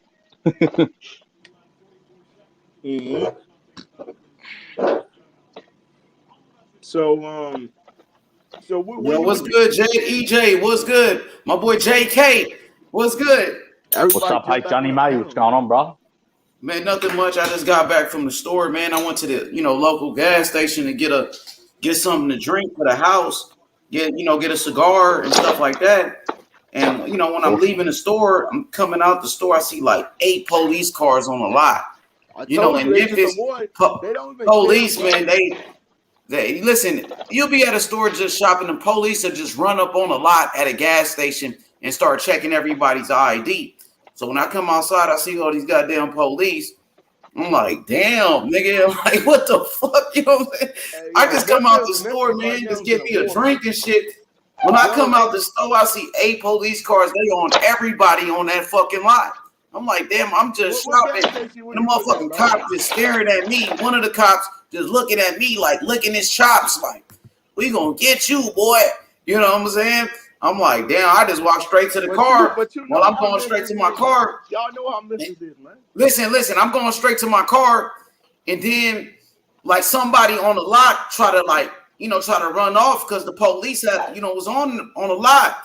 So the police see this dude running off. They be like, hold up, homie, you can't go nowhere. You can't go nowhere. And the dude just stirred off. The 8 police cars, they go around chasing this dude. It was like a high-speed chase that just happened and shit. Bro, y'all going through something down there. It's like a war down there, man. Yeah, ever since that Young Dolph shit happened, it been crazy. But this is in wasn't in South Memphis though. It's your channel, bro. You can talk about anything you want. It's your channel. Nigga, it was crazy than a motherfucker, nigga. I'm just going to get me something to drink. I come out, they all over everybody on the lot. I'm like, damn, man, I'm just trying to get ever since that Young Dog killing, though, I'm gonna be honest, man. And then it's the holiday season. So in Memphis, like holiday season, it'd be wild. It'd be so many robberies and shit. And I'm so happy, bro, that nothing happened to Young Dog's funeral, man. I'm so happy that man got buried like that, homie. Huh? I was so happy that nothing broke out at the funeral. You know what I'm saying? Yeah, man. So that shit just was crazy. That just happened. I'm like, God damn, man. I'm just trying to get me something to drink, man. Fuck all of this crazy shit. And one of the cops was looking at me like, motherfucker, licking his chops, like, man, we gonna get you, boy. I'm like, God damn, nigga. If you wasn't a cop, you wouldn't be looking at me like that. You feel me? Did you drive? Huh? Did you drive? I can't hear what you say. I said, did you drive? Hell yeah, I drove, nigga. I ain't no walking ass nigga. see, they got the gas station. They was all over that gas station, nigga. Even if you walking, they'll still be on your ass. Well, let me see your ID. They try to check if you got any warrants and shit like that. Retarded, man. And then look, it's holiday season. All that shit happened when Young Dolph is crazy. But then it's holiday season. So, you know, the cops out here, they don't make that much money. They trying to arrest them as much people as possible. So Memphis, is that a metropolitan city? I don't know what that means. What is metropolitan? What does that mean? That means that you have like metro buses. Kind of like everything's really close. Thanks, Bob. Huh? You said what? Thanks, lad. How long that cook it fresh as well, bar? I won't have a long. Cook fresh, I won't have a long. Thanks, sweet bar. Hey, what'd you say, bro? You said metropolitan means what? It's like a lot of metro buses. Everything's like downtown. Everything's close. So LA must be a metropolitan spot. Yeah, then. like Houston's a metro, DC's a metropolitan. I mean, those are the big cities that are metropolitan.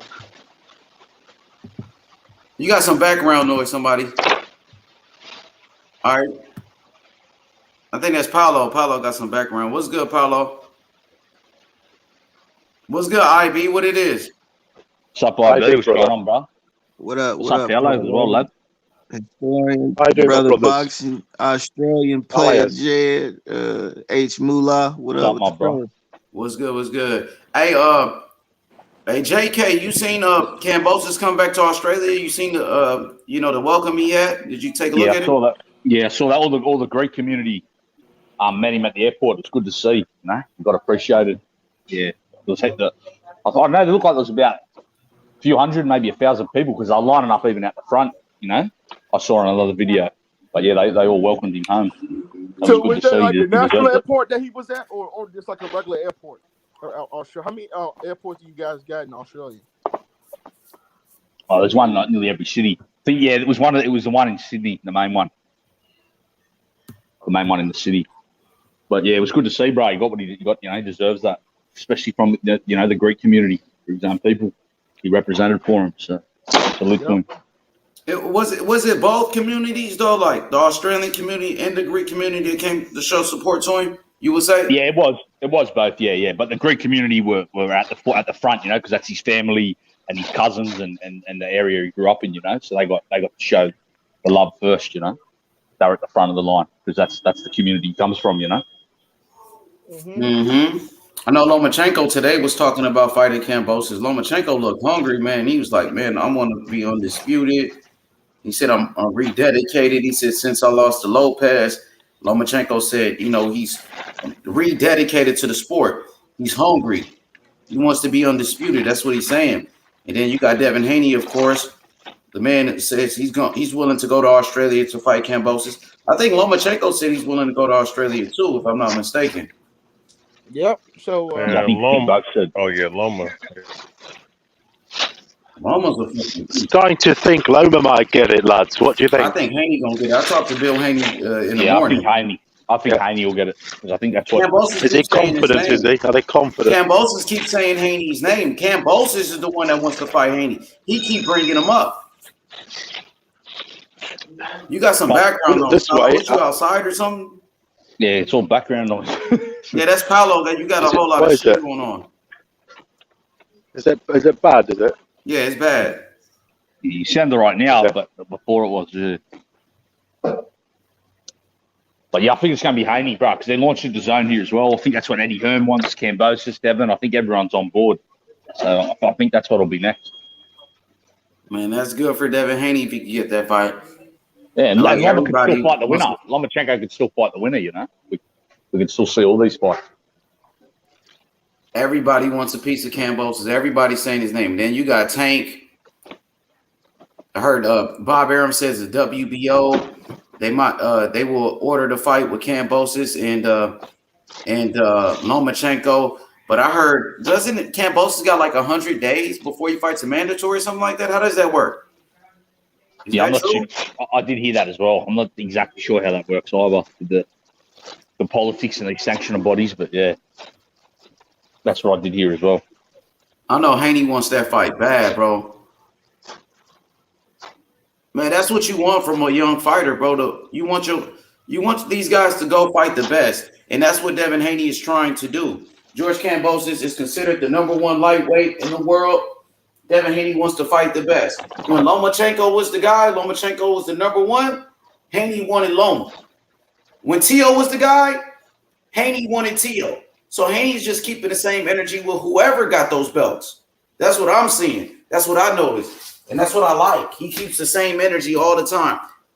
Same energy with Tio. Same energy with Lomachenko. Now the same energy with Kambosos. I know Lou DiBella is George Kambosos' promoter. Lou DiBella promotes Richard Comey. Richard Comey is fighting Lomachenko on Saturday. You know? So Lou DiBella was at the press conference today with Lomachenko and Richard Comey. He was with Bob Arum. So, of course, you know, Bob Arum saying they want that fight with Loma. I mean, they want that fight with Kambo. Go ahead. I hope DiBella doesn't try and fuck up Haney versus Kambosos, you know. That's the only thing I think DiBella might try and get in the way, you know. Yeah, he's the promoter. He can. It's possible.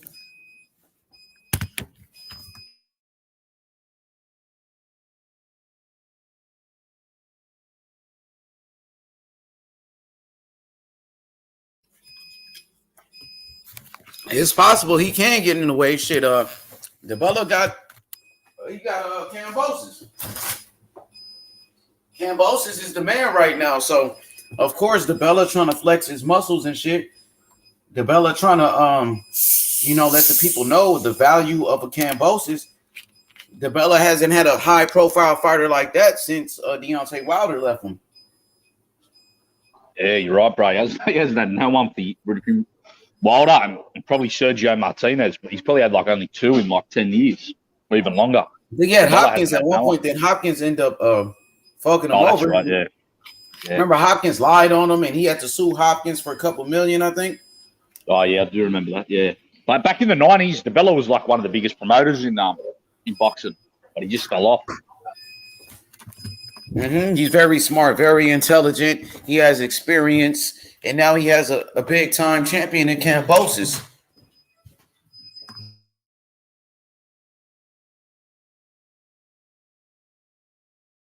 You know, they're not just going to give those belts away like that. You know what I mean? They put in a hard work to get those belts. And now since they got the belts, they're not trying to just give these belts away like that, bro. But Kambosos said, I'm not trying to milk the game for money. He said, I'm going straight for the top guys. Kambosos said, no tune-up fight. I'm fighting the best. So, Kambosos, he seems like, he's the real deal. He doesn't want to take no tune-up fight, nothing, going straight for the top guys. You got to respect that, if anything. What's good, Joe? 24 Geezy in the chat. He said, I believe Kambosos ain't ducking or dodging nobody. If we don't get the fight with Haney, it's because of the mandatories for Kambosos or Kambosos promoter. Gotta wait and see. What up, Ellie? Ellie Feliciano, what's good, my boy? Young Ellie, what's good? I see Alex in the chat. What up, Alex? What's good, Danny the Great? Alex versus Danny the Great in the chat. They going at it. You know, we got that one-on-one between Danny the Great and my boy Alex. Or Danny the Great brings the smoke, he does. Oh, he does all the time. Right? He always keeps that guy. How are you doing, my man? What up, How are ya? historian? My boy, What's up, young bro? historian. What's up, historian? What's going on, my bro? Historian. Any Floyd Mayweather rant tonight? Historian, any Floyd Mayweather hate going on? Come on, bro. Come on with it. No, I'm gonna do it. Hey, historian. Historian. Yeah. Historian. Yo. I wasn't happy with you last night. Why? Calling UK fighters soft. Oh. Oh yeah. Are you heard us talking about the UK fighters? Yeah, I was listening, slagging off our UK fighters, calling us soft. Well, I couldn't get on, but yeah, I'll let you off this time. No, but yeah, I know what you mean, though. I'm sure that was people like Hatton and this and that. I mean, you got But Nigel Benn brought the heat, though. Yeah, he did, and so did you guys. Young Nigel Benn.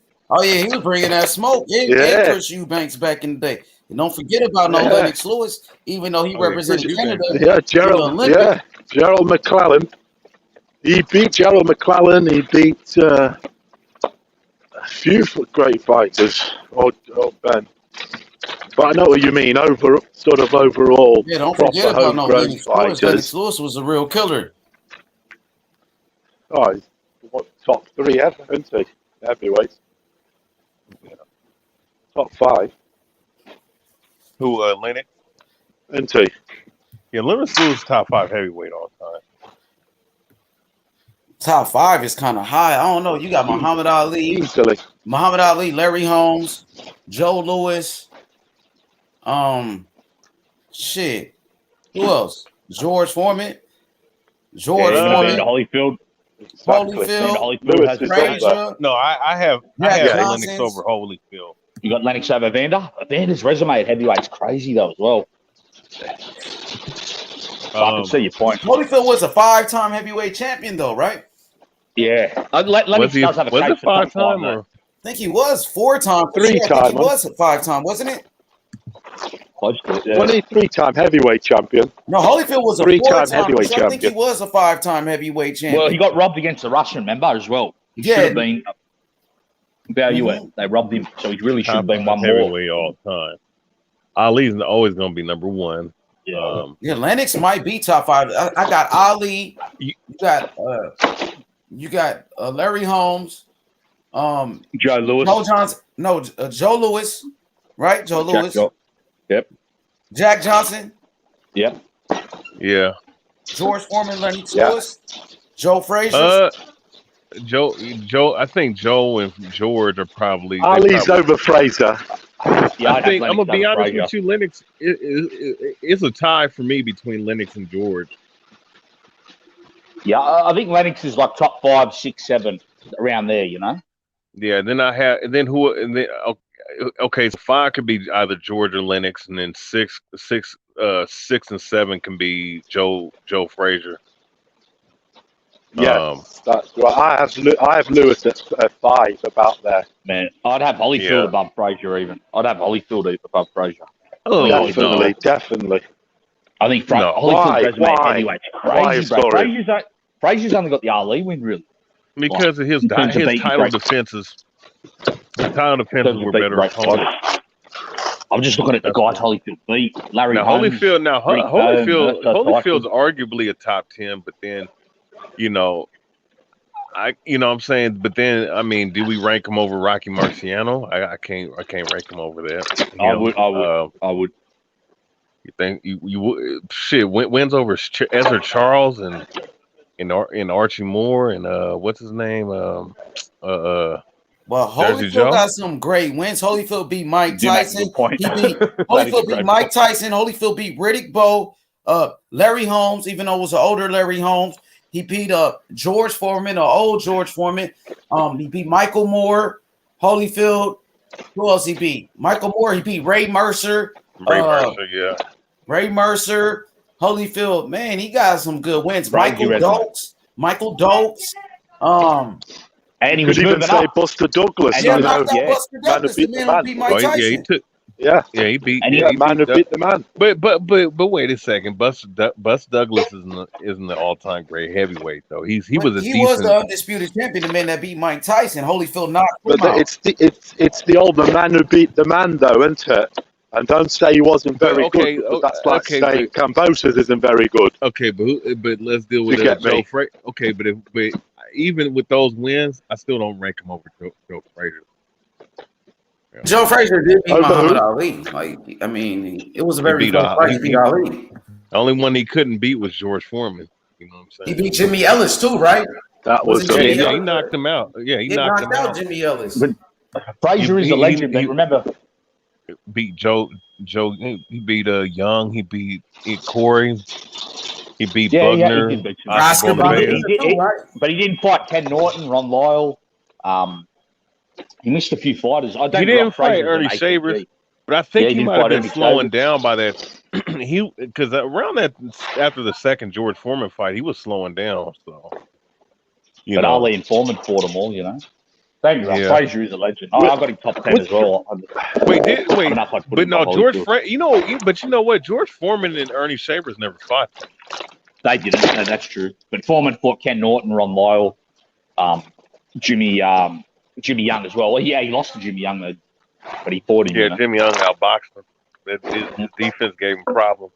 Jimmy Young, one of the most underrated heavyweights of the last 50 years.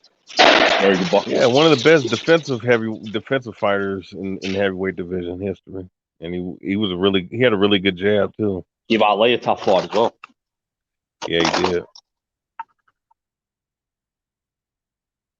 Ron Lyle. Ron Lyle put him on his ass too. Ron Lyle was a fucking dog, though, bro. He was a beast. He was a beast. He was cold. He had some cold count. He had that counter right hand, man. He was sleeping. Outlaw. I tell you what English boxer was really good in the 70s. John Conte. Yeah, very good fighter from Liverpool. From Liverpool. Very good fighter. Liverpool's finest, really. Champion. He was world champion, light heavyweight world champion. Yeah, world champion, absolute legend. Great fighter, yeah. He fought Matthew Saad Muhammad when he was a bit past it. Matthew Saad Muhammad stopped him when he was boxing well in that fight. Hey, where do you guys rank? Where do you guys rank Brian London as your all-time great fighter? Nowhere near. Not even in the top 5 English heavyweights. Not top 5. No, nowhere near. Top 10? I mean, he's famous for obviously the Ali thing, fighting Ali and all that, but he didn't do much. About Henry Cooper. He only was small also. Henry Cooper's above him easily. Well, what's his name? Outlaw Joe Bugner. Did he fight out of Australia? Yeah, he moved here after, I think. Yeah, where was he from originally? He's Hungarian. Yeah, I think he's Hungarian. He's Hungarian. Yeah, Hungarian, he was skilled. He had skills. He had skills, Bugner. Like you look at his fights in the 70s, he could box. He fought all the legends. He fought Ali. He did. I'm telling you, Bugner took Ali 2 points. Bro. Yo, hey, special shout out to D-Style Boxing. My brother D-Style Boxing, HCP in the building. Everybody go subscribe to D-Style Boxing. He said Kambosos will not fight Haney, Tank, or Loma next. He said gonna probably do a tune-up in Australia. Well, Kambosos said no tune-up. He said he's going straight for the best. Yeah, that's what he said. But you might know something that I don't know. Go ahead, Jay. Go ahead, brother. No, I'm just saying I hope not, bro, because everyone wants a big fight back in the city, and Kambosos said he'll fight a top 5 like a top guy. That's what he's saying. I hope he lives up to it, because it'll be disappointing if it's just a tune-up.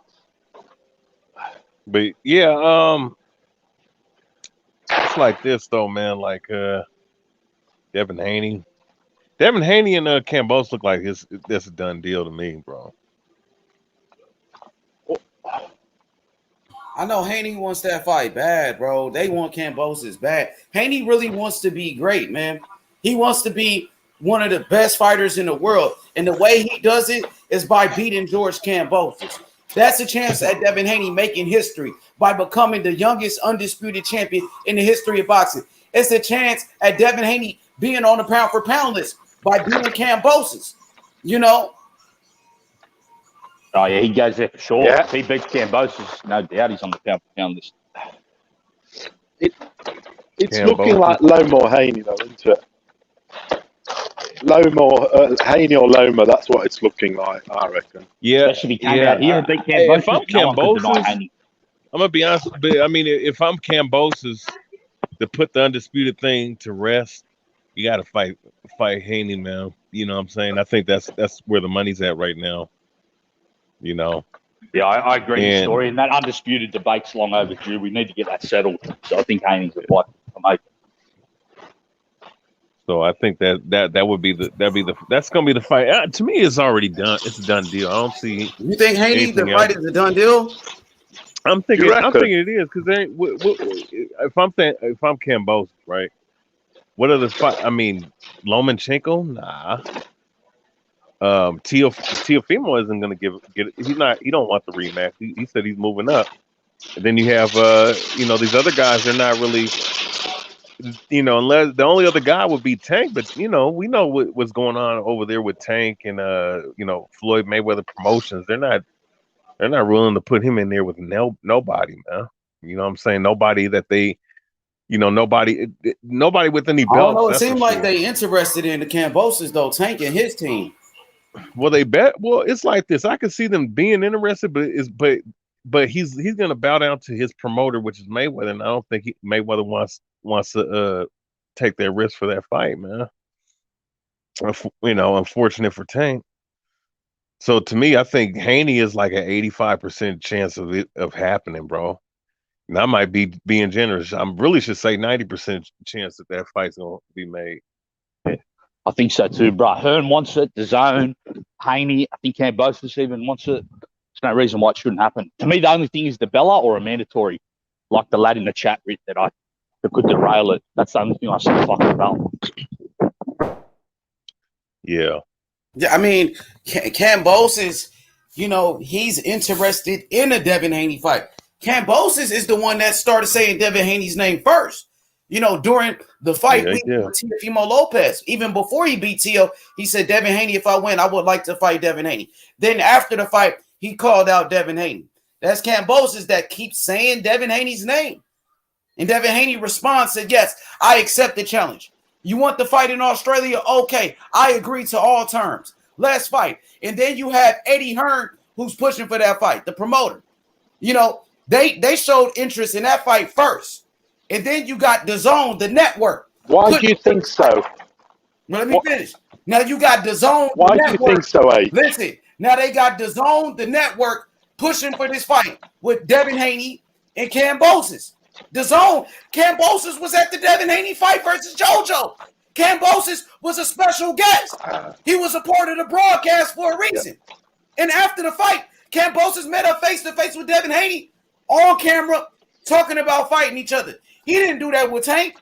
He's not going to do that with Loma. He's back in Australia, like I was saying. But go ahead, Paulo. Go ahead, brother. Is that do you think that's the zone bag, as in the potential offer, or do you think he thinks he's perhaps the easier guy to beat? I think it's the offer with DAZN. Now, Jed Cal just spoke on how they're about to open up DAZN in Australia. Yep, that's what I've heard. I've heard that's coming this year. Yeah, there you go. That's what I've been saying all along. It's their the network is interested in Kambosos, where they want Kambosos to be the face of DAZN in Australia. DAZN want to sign Kambosos. What a perfect fight to open with. Devin Haney versus Kambosos. Perfect fight for DAZN in Australia to start with. Super fight. Sign me up. Yeah, I mean, you got to get on it, man. I already told you, Paulo, it's Haney time. Teofimo had his time. It fucking is, mate. Yeah, Teofimo Lopez had his opportunity. He got his chance to fight against Vasily Lomachenko. Lomachenko, he had a chance already to fight Teofimo Lopez for undisputed. He lost When does Devin Haney get his turn? It's Devin Haney's there you go. That's it's where the zone back's coming. That's why I tell you it's Haney's time. It's his turn to get a shot at the undisputed, bro. It's his turn. He waited patiently. He been waiting. Now it's Haney's time. You hear me? We seen Loma fight Teofimo Lopez for undisputed. Some people thought it was undisputed. Some people they didn't think it was an undisputed fight. But he fought Loma for the glory. He fought the top guy pound for pound.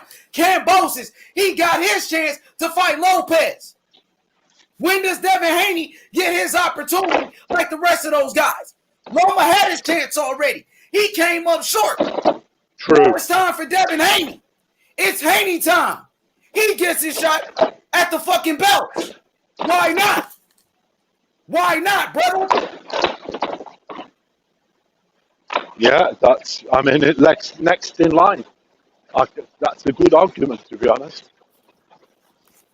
The belts to sort out. It makes a lot of sense. Waiting for his time for 3 years now. Waiting for his moment. Waiting for his opportunity.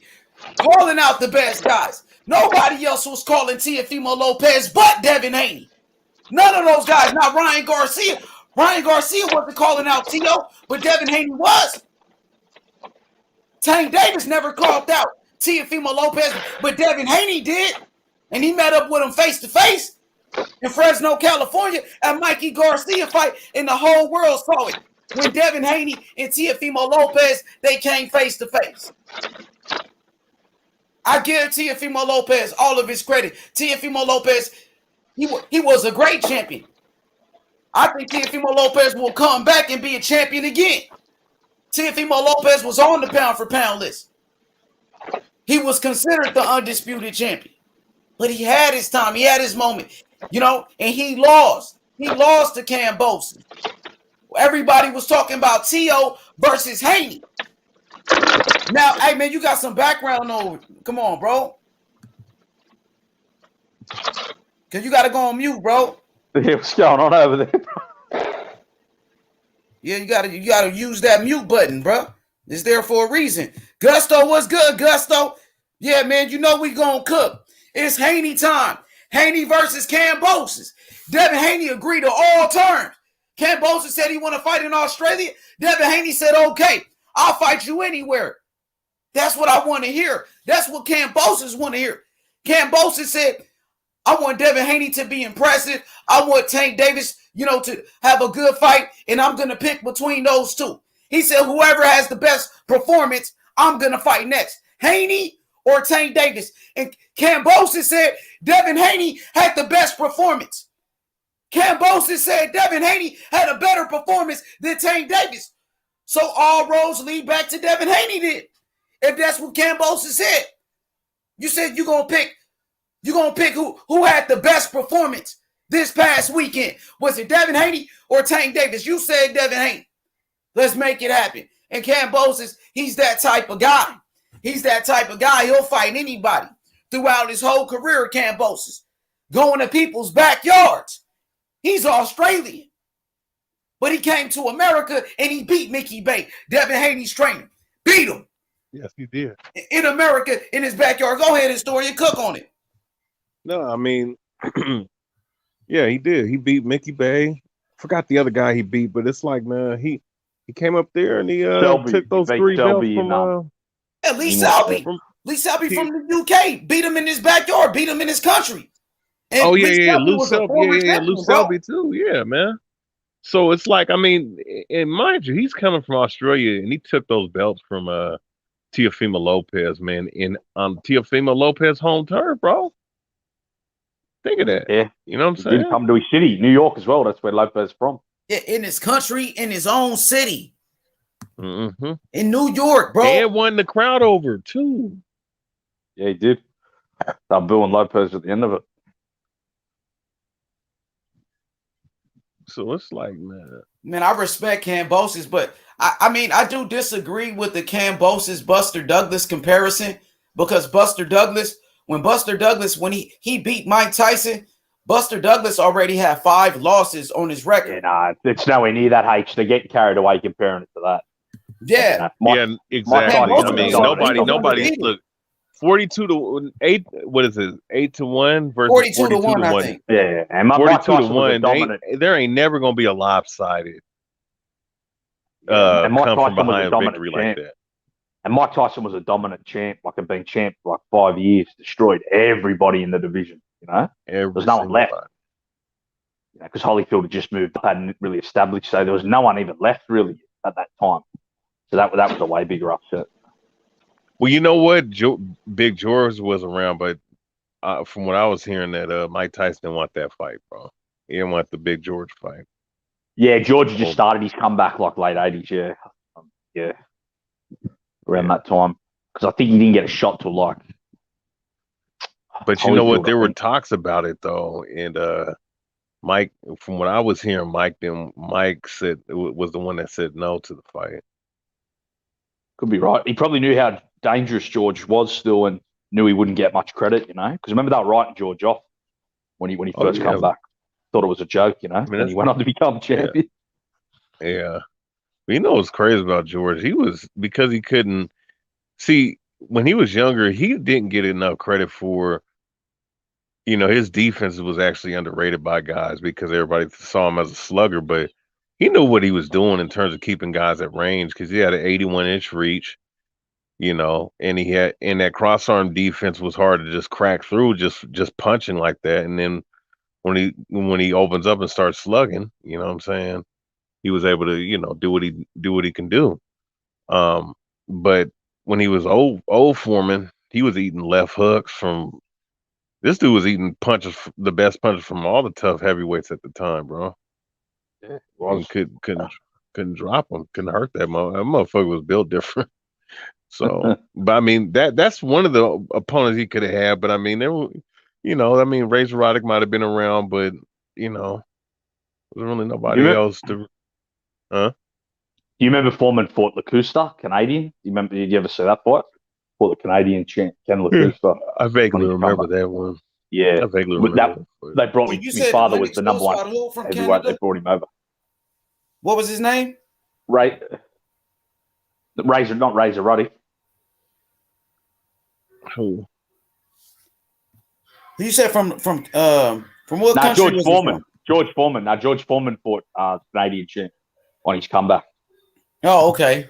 Yeah, I remember that Canadian fighter from what was his name, bro? With the braids, he fought against Klitschko. He's pretty good. What was his name? Kirk Johnson. Johnson? He was pretty good back then, huh? Yeah. I don't think he was somebody disciplined. good. He beat somebody. Yo, hey, wait a second, man. Hey, D-Style, you really think Barrios is gonna beat Thurman? He said that. Where he at? He said that on Twitter. Oh, okay. You know what? No chances of beating Thurman. Huh?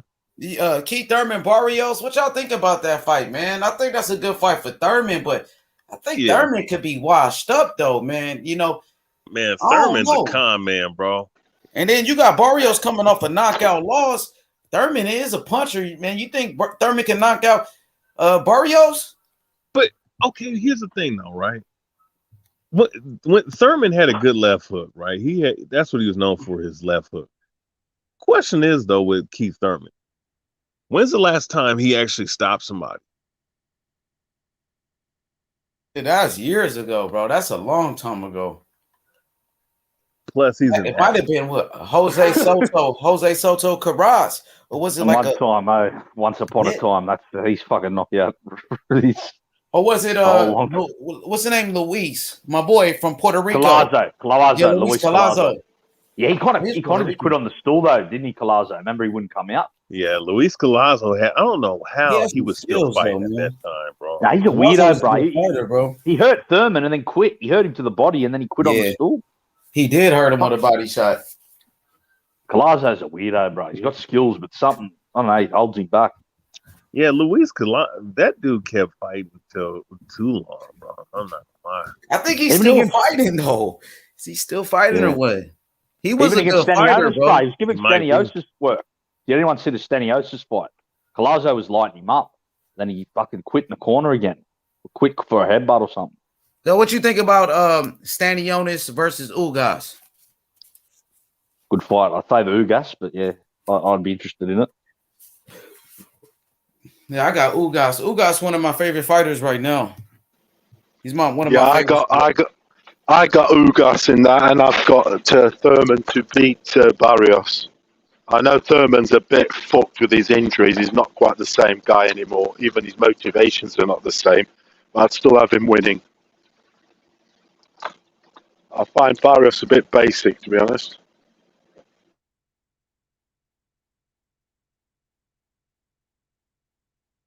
Yeah, man. Thurman hasn't been active at all, bro. Barrios can box. Barrios he's a young, hungry fighter. I don't see Barrios hurting Thurman though. It's possible he can hurt him. Shit, Jose Soto Carras hurt him. Jose Cito Lopez hurt him.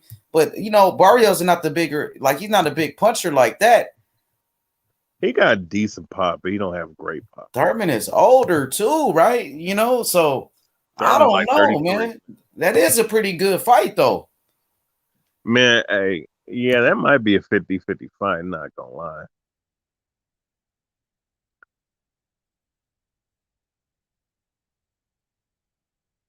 Yeah, I like that fight. It's pretty good though. That's a good comeback fight for Thurman. That's a good comeback fight for Barrios.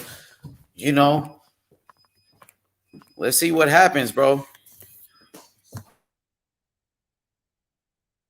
Yeah, that was shocking though. I couldn't believe they announced that fight, man. I thought Thurman was about to retire. Man, if Thurman knocks him out, then you can officially say he's back.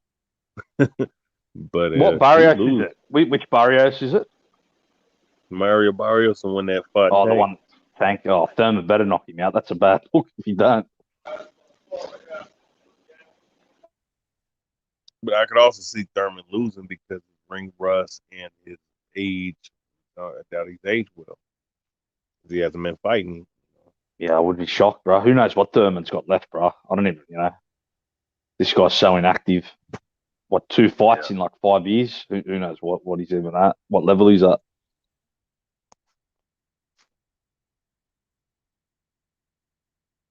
Yeah, since Tank Davis knocked out Barrios, Keith Thurman should, because Tank Davis is a lightweight.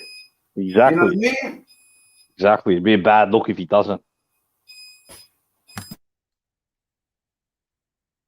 Hey, look, they're trying to bring Thurman back, though. That's what they're trying to do. Yeah, but who's he going to fight in the PBC? Of course, Thurman is with the PBC and Barrios. That's crazy, man. That nigga. Are you mad because you don't like PBC? You mad they putting on this good fight? They put, hey man, but he was with the PBC for the longest. Never wanted no smoke with no damn spin. Hey, I'm just coming from the stove, nigga. I was just listening to the Bob. Y'all seen the Bob Arum interview? Which one with Fight Hype? Yeah, I seen it. Bro, it's like he talking about to see if Devin Haney is good. We don't we don't you don't know. What you mean you don't know? If you don't know, then nigga put Lomachenko in there with him, and then Loma will fight Devin Haney for the true undisputed, or Kambosos can fight him for the true undisputed. But I'm like, damn, when Tio had the belt, y'all was just saying he was undisputed though. That's why I be saying this shit be getting confusing, bro. Motherfuckers. So what you saying he was undisputed because you had the fighter, or you know what I'm saying? Well, do you feel like he was really undisputed? You know what I'm saying? Shit, crazy. Hey, you seen him? He said Devin Haney got the WBC belt, and then he said some shit like, that motherfucker say. He asked him a question. The dude asked him a question. He was like, do you think you could jump in front of the line from an undisputed fight between him and Devin Haney, a true undisputed fight? And he was like something about a mandatory or something like that. So I think they're gonna be trying to become as mandatory after the fight. That's why if I'm Eddie Hearn, man, I'm trying to talk to I'm trying to get on the phone with what's his name fast. You remember they took that Luke Campbell fight from Devin Haney, Lomachenko, and Bob Arum and them? No. Shit. Man, I don't think Eddie Hearn could talk to Kambosos, he got to talk to what's his name, right? You talking about DeBella? Yeah, he got to talk to DeBella. He can't talk to like Eddie Hearn can't call Kambosos and let him know, send him a contract and a fight. He got to send it to Lou DeBella. But man, I'll try to figure out a way how I could get to Kambosos.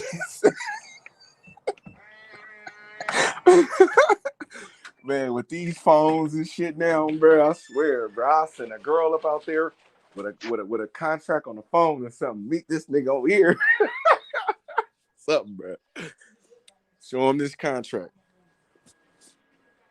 Man, hey, when Taco, when I talk to Bill, they own it though. They own that Kambosos fight, man. They own his ass, bro. No, see, that's why I want Comey to spark Loma, because if he spark Loma, it's no reason. You feel me?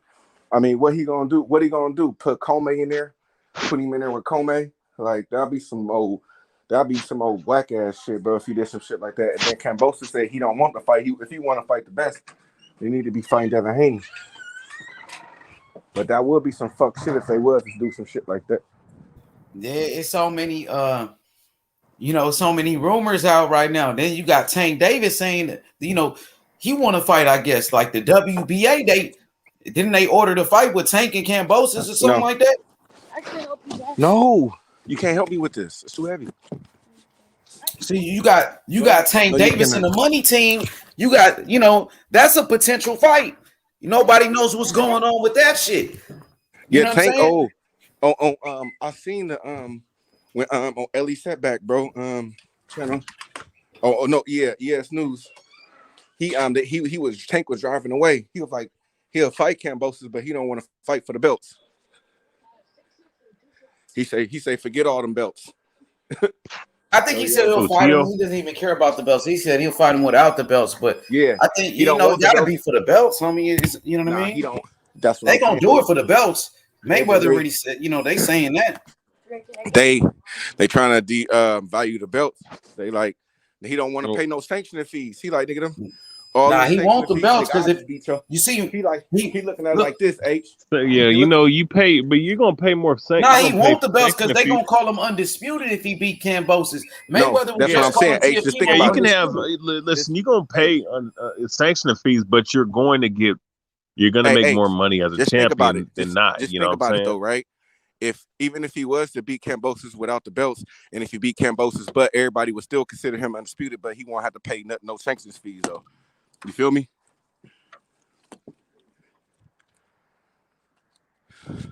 Yeah, man. You get more money as a champion than not. He'll be like, bro, if I wanted to fight him for the belts, I could have fought him for the belts, but I whooped his ass with it for I didn't want the belts. You see what I mean? So we all know who real undisputed because I whooped his ass. Yeah, but Tank gonna fight for all the belts though. Mayweather, they gonna make sure of that. He just was talking, but if he fight Kambosos, he's gonna be for all the belts, franchise, all of that shit. Fighters say, I only go off what these fighters say, and he said he didn't want to fight for the belt. So I don't know. It's so many, like you say though, it's so many rumors and this and that. I just hope. And you heard Loma was like, I want undisputed. You heard Loma was like, I want undisputed. I want to fight Kambosos for undisputed. So Loma fight Kambosos, they gonna say that's an undisputed fight, bro. Yeah, and then they trying to, and then Bob Arum was like, he could see the Devin Haney fight after if he was to get the Comey fight. That's why I'm like, man, fuck that, man. Shit. Come on, Comey. Shit, if Devin Haney fight Kambosos, look, they gonna say if Devin Haney fight Kambosos on the zone, they gonna say that's the real undisputed fight. Watch, that's how they gonna promote it. This is for the real undisputed. You know what I mean? That's what they gonna say if the zone get it. But if ESPN they get the fight, they gonna say it's undisputed. They gonna say Kambosos is already the undisputed champion. Hey, and it was kind of weird when I seen Kambosos drop home. He didn't have all 4 belts. He only had he didn't have his IBF. I think they got to send it to him. They got to give him his own IBF. You see, they gave him his new franchise belt. He got the new franchise belt. He got the WBA. He picked that up. The WBO, they gave him his new belt. So now the IBF, he got it. They got to give him his belt because after the fight, he took TO belts. But T.O. get his belts back. Those are T.O. belts. Now the Kambosos get his own belts. You feel me? That's how it worked. Kambosos, they gave him a new franchise belt, and now they got to give him that IBF. But yeah, I seen it though, Taco. Kambosos, that dude though. You seen him in Australia. You know what I'm saying? They welcome him at the airport, homie, like a hero. And I like how Kambosos. I like what Kambosos is doing. He say he the boss, so I'm gonna go with him, man. He, you know what I mean, he wanted that Devin Haney smoke. Let's get it. And you know what I mean. I just hope Eddie Hearn is trying to reach out to him as much as possible. Nigga, I'll be blowing his phone up and sending him messages. Man, they gonna pay him, man. Haney ain't ducking the smoke, bro. I would send him and Kambosos. I hit both of their asses up and be like, "Oops, my bad."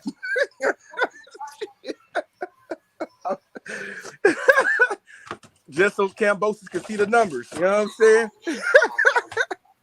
you know what I mean? He might not show Kambosos the offer. You feel me? He might be like, man, Eddie Hearn try to shortchange you, man.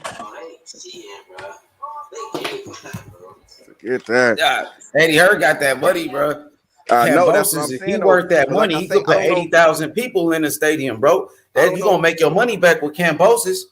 I don't know how their contracts go with boxers. I don't know if the other promoters could send another fighter a contract. I don't think so. I think he got to send it to his promoter. So that's why I was like, shit. I if I was Eddie Hearn, I'd do some. Oh my bad. I didn't mean to send it to both of y'all. Yeah, Eddie Hearn did it for Anthony Joshua. Paid all that money for AJ to make Anthony Joshua a star. Now you got to invest in Devin Haney.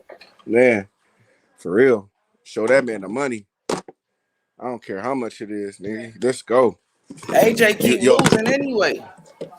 Right.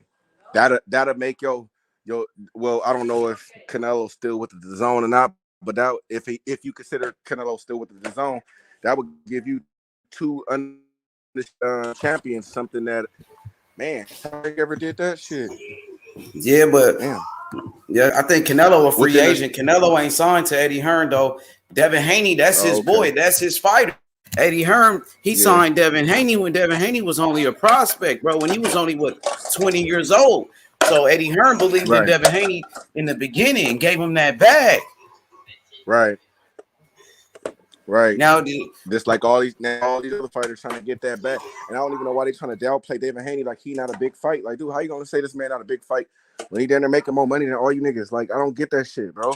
Like, a nigga tired of trying to make shit about money, but these fighters be saying that, oh, a bigger fight. That's not a big fight. How is that not a big fight, nigga, when you making more money than you? I don't get the shit, bro. Niggas crazy, bro. Let's get this shit is a prize fighting. It is prize fighting at the end of the day. Ain't nobody doing this shit for free. Ain't nobody doing this shit for free, H. They put their life fine, bro. They need to get paid. You sitting up here, man. Y'all better start playing. Trying to keep exactly. That's why T.O. went to purse bid, because of the money. He was after the money. I mean, shit. T.O. got his legacy already because he beat Roma.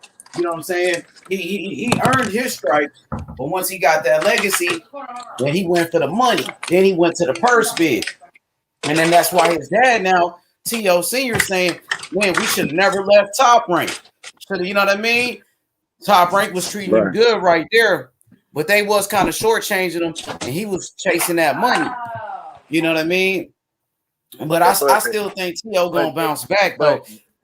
That shit fucked up. T.O. and Devin Haney ain't gonna fight. I think they just kept it real with him. H, you feel me? That fight wasn't worth that much money, but I do respect it though. But like, if he would have took that Devin Haney fight, that probably for sure. I think that would have been a bigger back. You feel me? Like, you know what I'm saying? They would have had to come off a little bit more money. You feel me? So, you know, it is what it is, man. He's gonna be back though. He's gonna be back. You know what I'm saying? Like I say, I hope though they do him right. Bring him up slow though. I hope they take time. Bring him up nice and off of some serious injuries. You know what I'm saying? Let's see if he's back. Let's see if check his mentals. Make sure it's mental right. That's why you put fighters in with a light touch at first. Coming off a loss, especially like that. Hell yeah, Taco. If Devin Haney, like, you know, of course he's a young fighter. He's gonna keep getting better. But if he tighten up like his defense, improve his defense where he doesn't get hit like that, because You know, Devin Haney, he outboxed JoJo pretty easy, but JoJo did land some big shots on him, though. You know what I'm saying? Caught him clean, caught him flush right on the chin. Yeah. Devin Haney got to tighten up his defense. He can't be getting hit with them type of shots. Yeah. You're going to get hit, it's boxing. Yeah, you but right you got to about that. tighten up. That's something to improve on right there. Yeah, you do. And one more thing, I think Yeah, you is, do. you know, his cardio. I want to see Devin Haney get in better shape. He's in very good shape already, but he got to get in even better shape where he can go 12 rounds and keep moving and moving. You know what I'm saying? Without getting tired. You know, his legs got to be all the way there because he got caught in a late round with Linares. You know, he caught him in the late rounds. You know, you can't be flat-footed. You got to have the legs to move like Mayweather for all 12 rounds. So that's something else that I feel like he can improve on. You know what I'm saying? Because he got the footwork, he got the great boxing skills, but he got to have, you know, the stamina and the cardio. You know what I'm saying? To do that shit for 12 rounds without getting hit. Hey, Money. I think they should, I think they should bring his fight camp to the town. And I'm gonna tell you why, bro. Like, nigga, out here in the town, bro, we got so many fucking heels, bro. Like, bro, he come out here and train, bro. It'll be way better. You breaking up, Taco? I know they got shit out there in Las Vegas. I know they got things out here, bro. You breaking up, Taco? Yo, Steve, you breaking up a little bit. Hello, can you hear me? Yeah. What you say? Yeah, I hear you better. What you say? No, I was saying, man, he should bring that fight camp to the Bay, to Oakland, man. We got so many hills and so much things he could do out here, bro. Like, you know what I'm saying? He come out here and bring that camp out here, that strength camp out here. I guarantee you, he'll be right. He gonna be right. And don't get me wrong, Vegas do got some good stuff, and you know it's hot out there. You know it's easy for you to lose weight and shit like that because of the heat and all that shit. But I'm telling you, man, he come, man, Bill, man, bring him on, bring training camp home, man. You know what I'm saying? Let's get that conditioning up, man. Version 100, man. Let's go here, bring that shit back to the water, man. You know what I'm saying? Tell you. Yeah, I mean, like, because his conditioning is good. He was outworking JoJo, but I'm talking about nigga like that's that heel nigga work, like man. 12 rounds without getting tired. I mean, you gonna get tired because you boxing. He throw a lot of punches, and then he be in a clinch and shit. He be wrestling with niggas that take a lot out of you. But nigga, you gotta shit. That's how Floyd and them was, man. You know what I mean? You can't get tired in that motherfucker. One thing about Kambosos, when he fought Tio, Kambosos really didn't get tired like that though. You know what I'm saying? Them punches kept coming. He kept his speed. I think he kept to me he has nice power. I don't think it's like, you know, devastating, but he has nice pop. But he kept his speed though. But I don't know. I just like the power. I think you could probably say was the same too. His own power, not like he had power, but you know he carried his own power. You know what I mean? 12 rounds, I could say.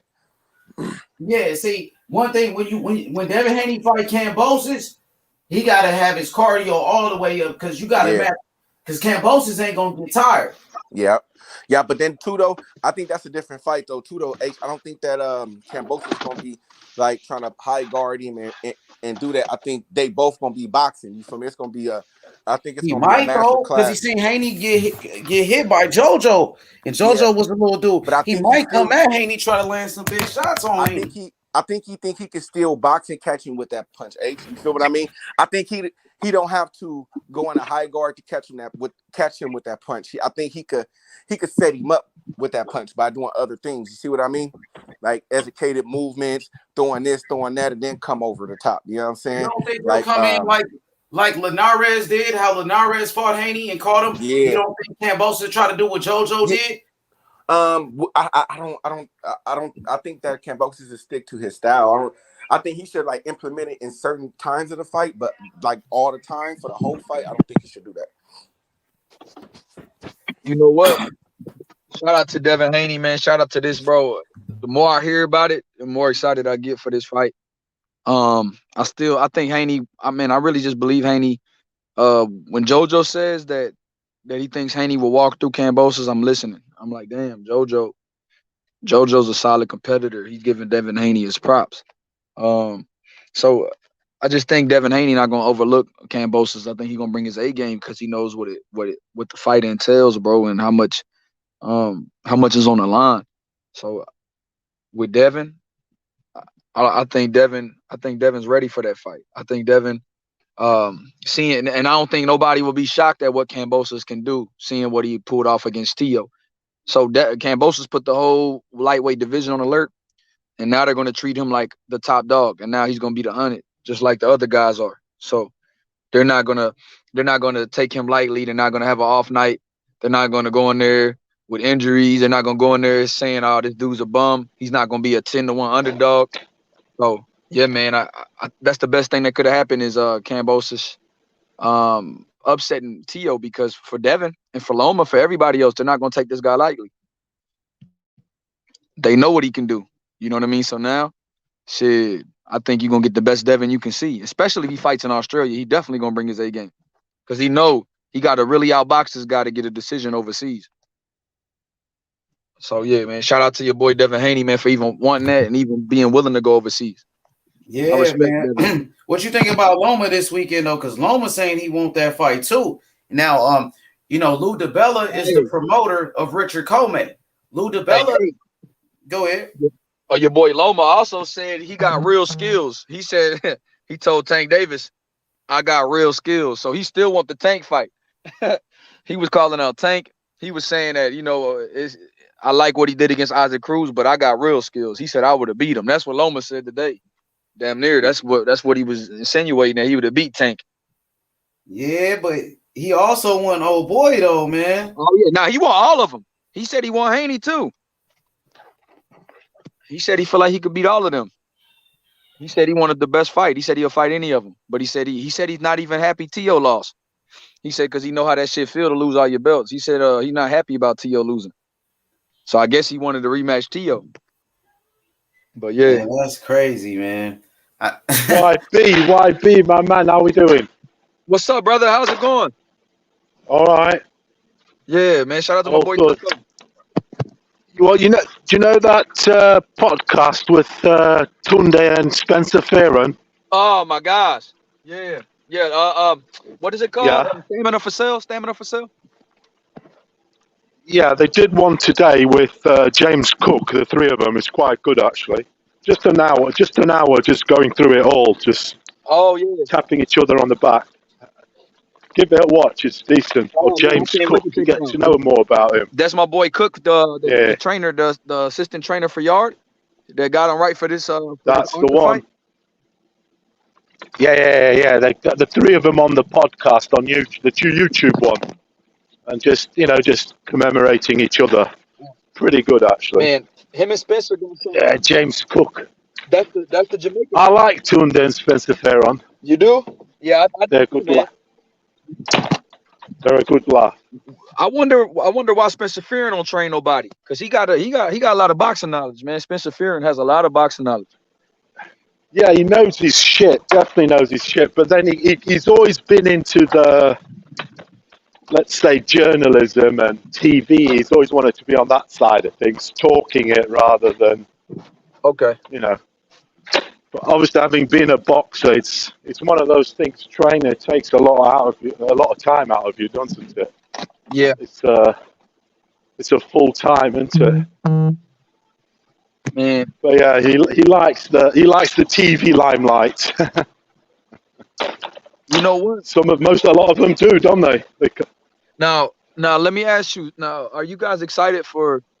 Hey, man. So, what have you guys been hearing about Joshua? About these guys, man? About Joshua's new trainer, man? What's up, Joey G? Who is his new trainer, though? Hey, I've been hearing. Ronnie Shields. I'm hearing rumblings. He coming to the H, Big H. Oh, well, Ronnie Shields. He met up with a lot of trainers, though, huh? Yeah, but I heard that. What you hearing then? I heard that this one trainer that trains people out here in Houston is overseas right now, and I heard he's in I heard he took the flight to Heathrow, but that's all I know. I heard the guy that trained Charlo was out there in London talking with 258. That's what I heard. What, Ronnie? Ronnie? Yep, that's what I heard. But I don't know if they finalizing a deal. But I heard he was over there talking game plans with 258 in London right now. He's not in Houston right now. Well, that'll be interesting. Yeah, that's what I know. That'll be interesting. Yeah. So it's most likely it's only a two trainer race right now. But I think Ronnie has the upper hand. That's what I'm hearing. I'm hearing Ronnie is 60-40. Most likely is going to be him. He's already discussing game plans, and he said he wants AJ to start training before Christmas break. So that's what they ironing out right now. Are you happy with that? Because I know you like AJ. Yeah, I want AJ to win, man. You're happy with Ronnie? Yeah. Oh man, I would want him to, but I know a lot of guys wanted him with Renault. So do you think Ronnie's the right guy? Do I think he's the right guy? You know what? Yeah. To establish himself, I mean, Ronnie likes to get guys fighting behind the jab, and I felt like he could have used that more in the first fight. So to establish himself, probably so. But I can see other arguments for Reynoso and other trainers because those other guys wanted him to tighten up his defense and his head movement and different things like that. That's more Reynoso. But I do think Ronnie can make him more imposing and fight behind the jab a little more. And I do think that would change a lot of the fight. I do think that would change a lot in a rematch if he would high guard and walk behind that jab and kind of cut the ring off better against Usyk. And he's got some heavyweight experience also. I mean,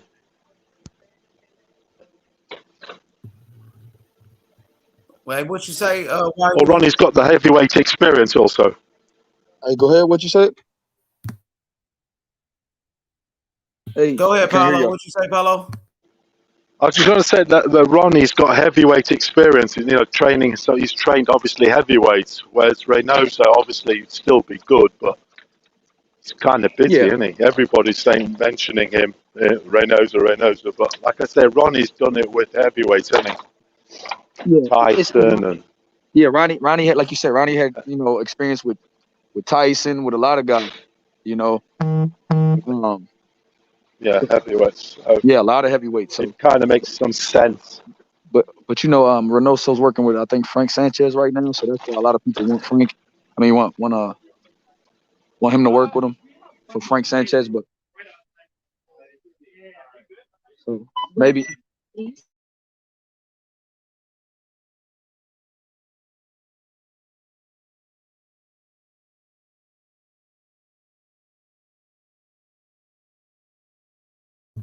Hell yeah. Hit the like button, subscribe to the channel. As you guys can see on the screen right here, this is a picture of Devin Haney and Andre Ward. A lot of people, they like to compare Devin Haney to Floyd Mayweather. Yeah, obviously, there's some similarities with Devin Haney and Floyd Mayweather. We all know that. We know Devin Haney been training with Floyd Mayweather since he was 8 years old. Since he was 8 years old, since he was a little boy, learning from the Mayweathers. So obviously, Devin Haney got a Mayweather style. But for me, Devin Haney, he always reminded me more of Andre Ward. Devin Haney is an Andre Ward type of fighter. You know what I'm saying? Devin Haney got the speed. He got the boxing IQ and the toughness. He's a very good inside fighter. Devin Haney, one of the best inside fighters in boxing. Hands down. He's a dog on the inside, bro. He boss up on the inside. You know what I'm talking about? It's a reason why Devin Haney, is who he is. It's a reason why Devin Haney is one of the biggest names in boxing. It's a reason why Devin Haney, he beat Jojo Diaz. Jojo Diaz is a tough fighter. Jojo Diaz is a warrior, a Mexican warrior who got the heart, an Olympian, Jojo Diaz. And Devin Haney outdogged the dog. He outdogged Jojo. Devin Haney went toe-to-toe with Jojo. And Devin Haney was backing up Jojo. Ain't nobody walking down Jojo. Ain't nobody ever walked down Jojo. Not Gary Russell. Nobody. Not Javier Fortuna. And Jojo said it. Jojo said Devin Haney will beat George Kambosos. That's what JoJo said. What's good, YB? Yeah, he did. Hey man, Devin Haney showed me a lot, man. My boy Joe be trying to tell me about Devin Haney, and you've been trying to tell me, man. He showed me a lot against JoJo. He did. He can fight on the inside. He does have a little bit of inside pop and got a little bit of game in there. You know what? I like that picture of Andre Ward and Devin Haney because if he did go back to the town, that'd be a nice guy to work with. That'd be a nice guy to work with, Andre Ward. That'd be a nice photo. That is.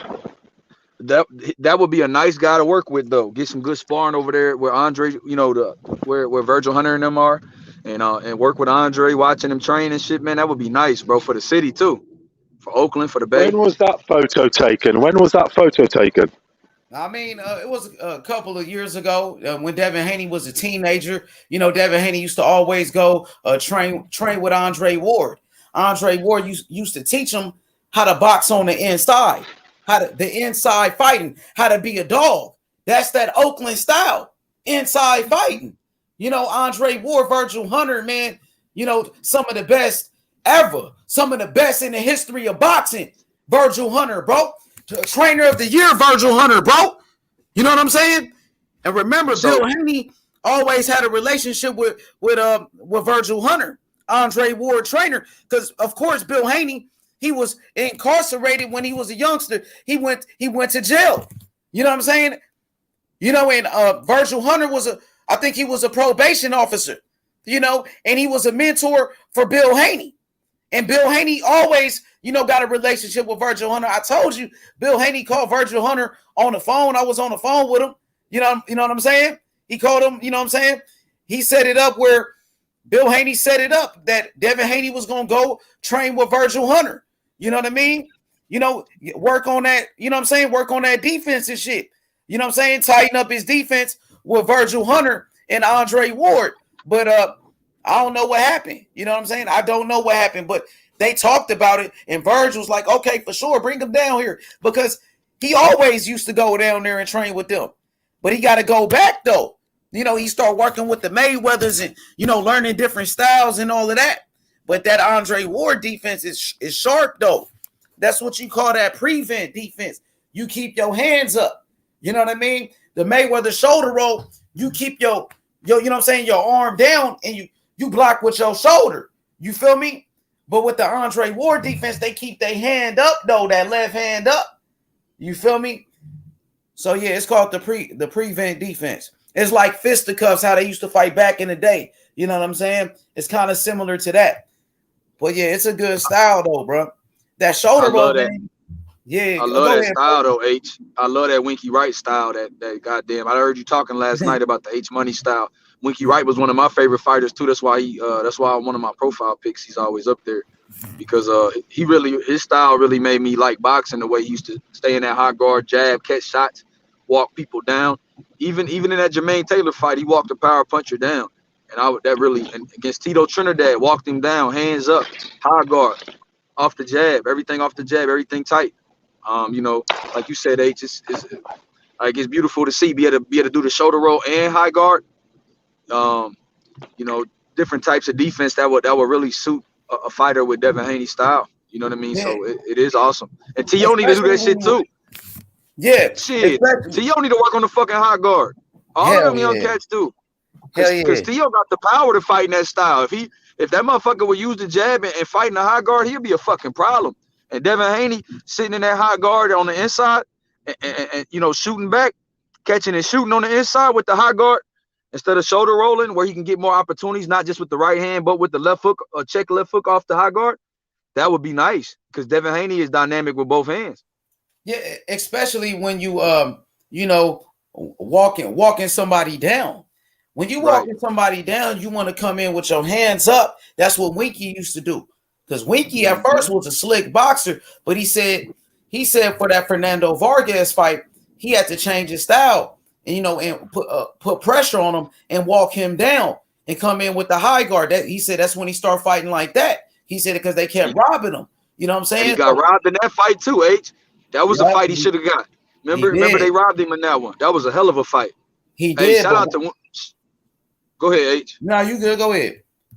No, I was just saying, man, that's what really kind of put Winky on the map, even though he lost in America, you know, because remember he was going overseas getting robbed, and he put on a show against Fernando Vargas. How did you score that shit, H? Man, that was a good fight. Vargas, I think, came back later, but I think Winky was out boxing him. I think Winky was out working him too, and Winky landed some big shots on him, man. I thought Winky won that fight, to be honest with you. Me too. But yeah, man. So what you think? See, that's one thing I like about Errol Spence's that high guard. I like Errol Spence's high guard too. I like Canelo's high guard. Even though he slipped shots, I like his high guard against Caleb Plant when he's walking him down. Yeah. Bro.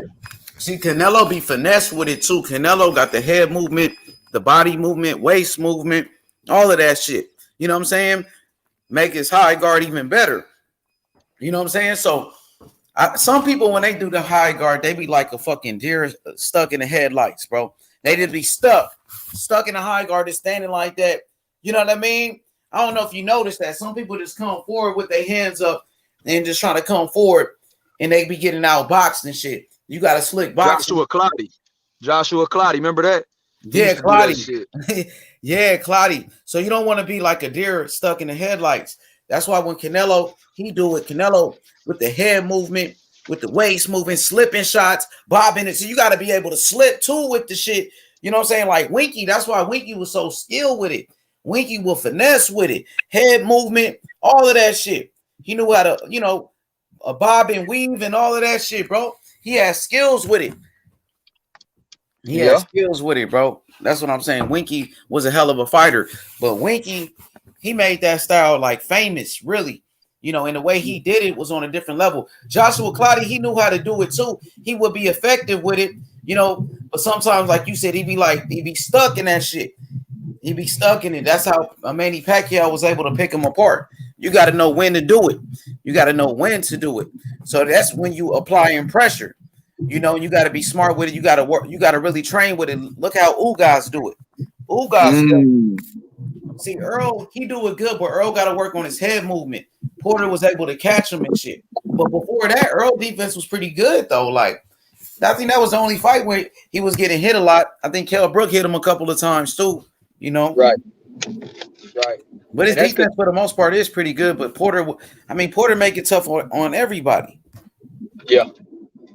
Like that's the thing though about Joshua, bro. If Joshua was to adopt a similar style for this fight, if he could implement that, I think he would give Usyk a lot more trouble, bro. Like if he was to walk behind high guard, that's where AJ used to do. I don't know. Walk him down. Go ahead, brother. What do you think? No, I do that point. What do you think AJ should do? Yeah, walk him down. I like the sound of that. My God, walk the fucker down. Although Usyk's hard, though, isn't it? Because he's got such good footwork. But that would be a great plan. Right. Yeah. But like you said, it's just Usyk's footwork. And like you said, he got to stay behind that jab. Like you said, if he stays behind that jab and walks him down and puts pressure, because when he backed Usyk up in that fight round 4 and 5, he was creating opportunities. I remember he hurt Usyk with a body shot too in that fight. In the middle round, AJ threw a mean uppercut to the body, and it got Usyk's attention. Every time he hit Usyk clean, Usyk got on his bike a little bit and was able to get create space. So AJ has to cut off them escape routes, but being in that high guard, not trying to counter punch with Usyk, it's not gonna work. You're not gonna out counter punch a master boxer. But if AJ takes the lead, double jab here and there, triple jab, throw some of that timing off, and then close corner the fucker up, corner him. Yes, but Usyk though with that foot, I don't know. Usyk with that footwork is just so good though. Sure, but definitely you'd have to try that. Definitely. You know what? Because I like the sound of that. How many rounds did you give AJ in that first fight?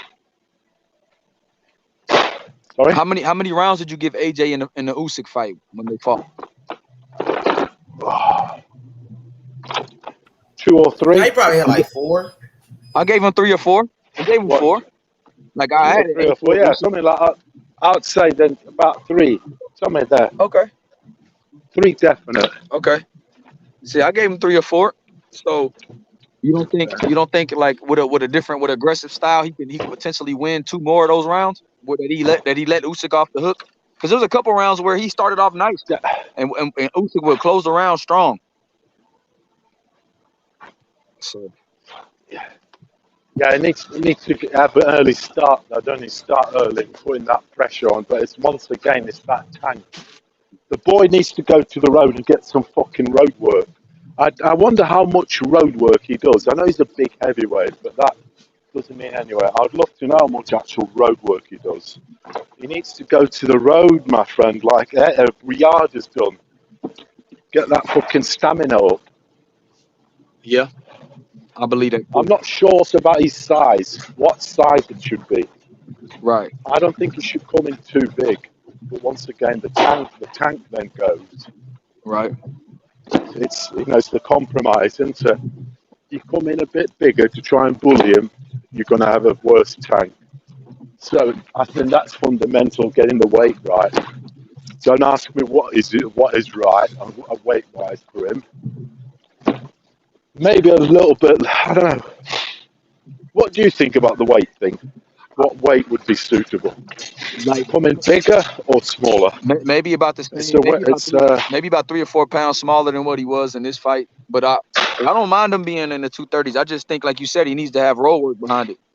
Up the road work, up the cardio, man. Because, like you said, in the 12th round, he was gassed. In the 12th round, he was gassed. And Usyk almost stopped him. Another thing is he needs to get mean. He was the guy that would go out there before and fucking want to knock the bastards out. But once again, since that Ruiz thing, he's been a completely different fighter. That's a fact. He's not on the attack. He doesn't go for the hunt. He used to go out there and destroy guys, didn't he? Look at his knockout percentage. Man. And then that shit's just gone. Like you said, man, my favorite performance from AJ was the Dillian White fight, man. He was a freaking monster. He was taunting him, beating his ass, chasing him around the ring. AJ used to be, like you said, a mean fucker. So now I'm just like, man, I don't know. Yeah, he was. Like you said, he was really mean. That was a good fight, actually. He had to dig there, didn't he? He had to dig deep. I don't think I ever seen that. But he had that dogged approach. AJ never was no mean motherfucker. He ain't never been mean like that, nigga. He ain't never was like that, my nigga, ever. You know, I don't know. You don't think he was mean against Dillian White? He was. against Brazil, he was mean. In the press conference, Brazil was talking that shit to him. Yeah, that time. Yeah, that was one time. He tried to punk him. Yeah, he did. He tried to punk Brazil, and then against Miller, he started to get a little bit. See, I think with Big Baby, we would have seen that. We would have seen some dog in AJ because Big Baby was pushing him. Big Baby was pulling it out of him with disrespectful. Let's face it. He also feels comfortable. I mean, if the guy is not, say, if he's a flat-footed, if he hasn't got good footwork, then that does suit.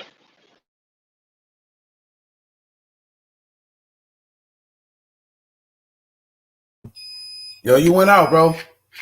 But yeah, you right about that, YB. He was mean that time. We tried to punk Dominic Brazil that time. He was feeling himself then. I don't know. Let's see if he do that with Usyk, though. It was too nice with Usyk. I know that. Yeah, let him hold his belt. Taking pictures with him. Yeah, taking pictures with him and shit. Ooh, letting him hold his belts and shit. That shit too sweet for me, bro. Not for my fucking champion. Gonna be not my heavyweight champion. But he was talking. Well, shit, he did that with Ruiz. He did that with Ruiz, and he got beat, didn't he? I want him to win though. Yeah, he should win. Like, I mean, Usyk is good for sure, though. But you know what I mean? Like, he's a cruiserweight for crying out loud. Like, dog, come on, man. You said AJ got to push the pressure, but like, man, what you think about this Keith Thurman and Barrios fight, bro? What do you think about that shit? Man, that's a cool little fight, though. I'm surprised. Is that definite then? Is that definite? Yeah. Is that definite now? Yeah. Look, I'm going to tell you this. I used to be, and I do like Thurman a lot. I used to be really high on him. He was my favorite 147. And I still like him, obviously. You don't start disliking fighters because they, you know, they ain't got it anymore. I still like him. I like his personality, etc. But yeah, I've got him even at 50% Thurman, which is, I think I've got him beating Barrios, to be honest. I can see that too. I would pick them in the beat Barrios too. Aye.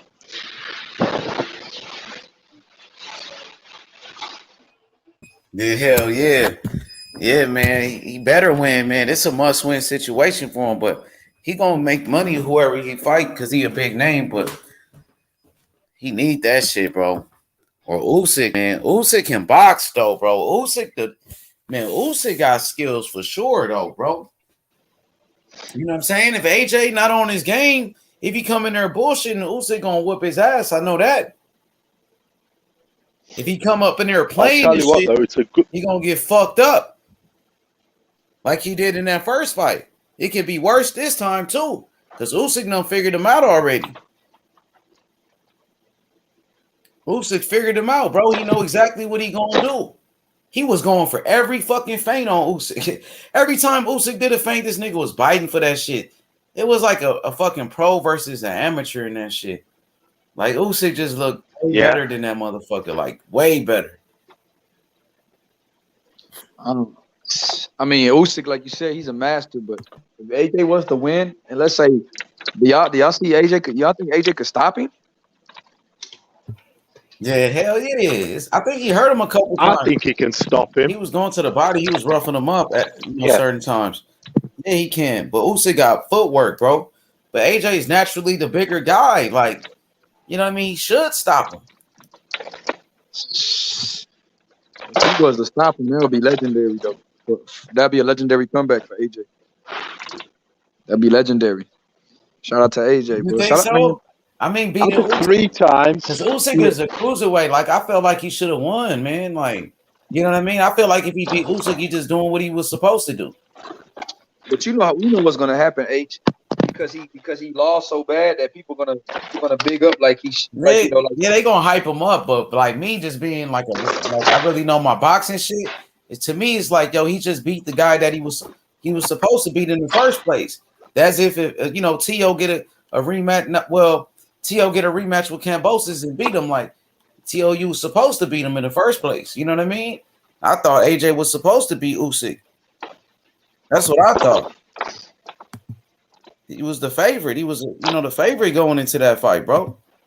Like you say, H, I agree with you. If Usyk, if T.O. was the rematch, Kambosos and knock him out, I wouldn't be that excited, bro, because like you said, I'll be like, yeah, it was good for him to get that shit, for his confidence and get his get back. But like you said, we shouldn't have been here in the first place. We shouldn't be having a rematch. You was the favorite, motherfucker. You know what I mean? Yeah, that's one of them things. AJ was the favorite. T.O. really went through some shit though. Like, I'm gonna be honest, like that shit was real. All that shit that T.O. was going through, them injuries and shit, all of that shit was real. That shit from the doctor, nigga. I heard Bob Arum, all of them, they was saying it, bro.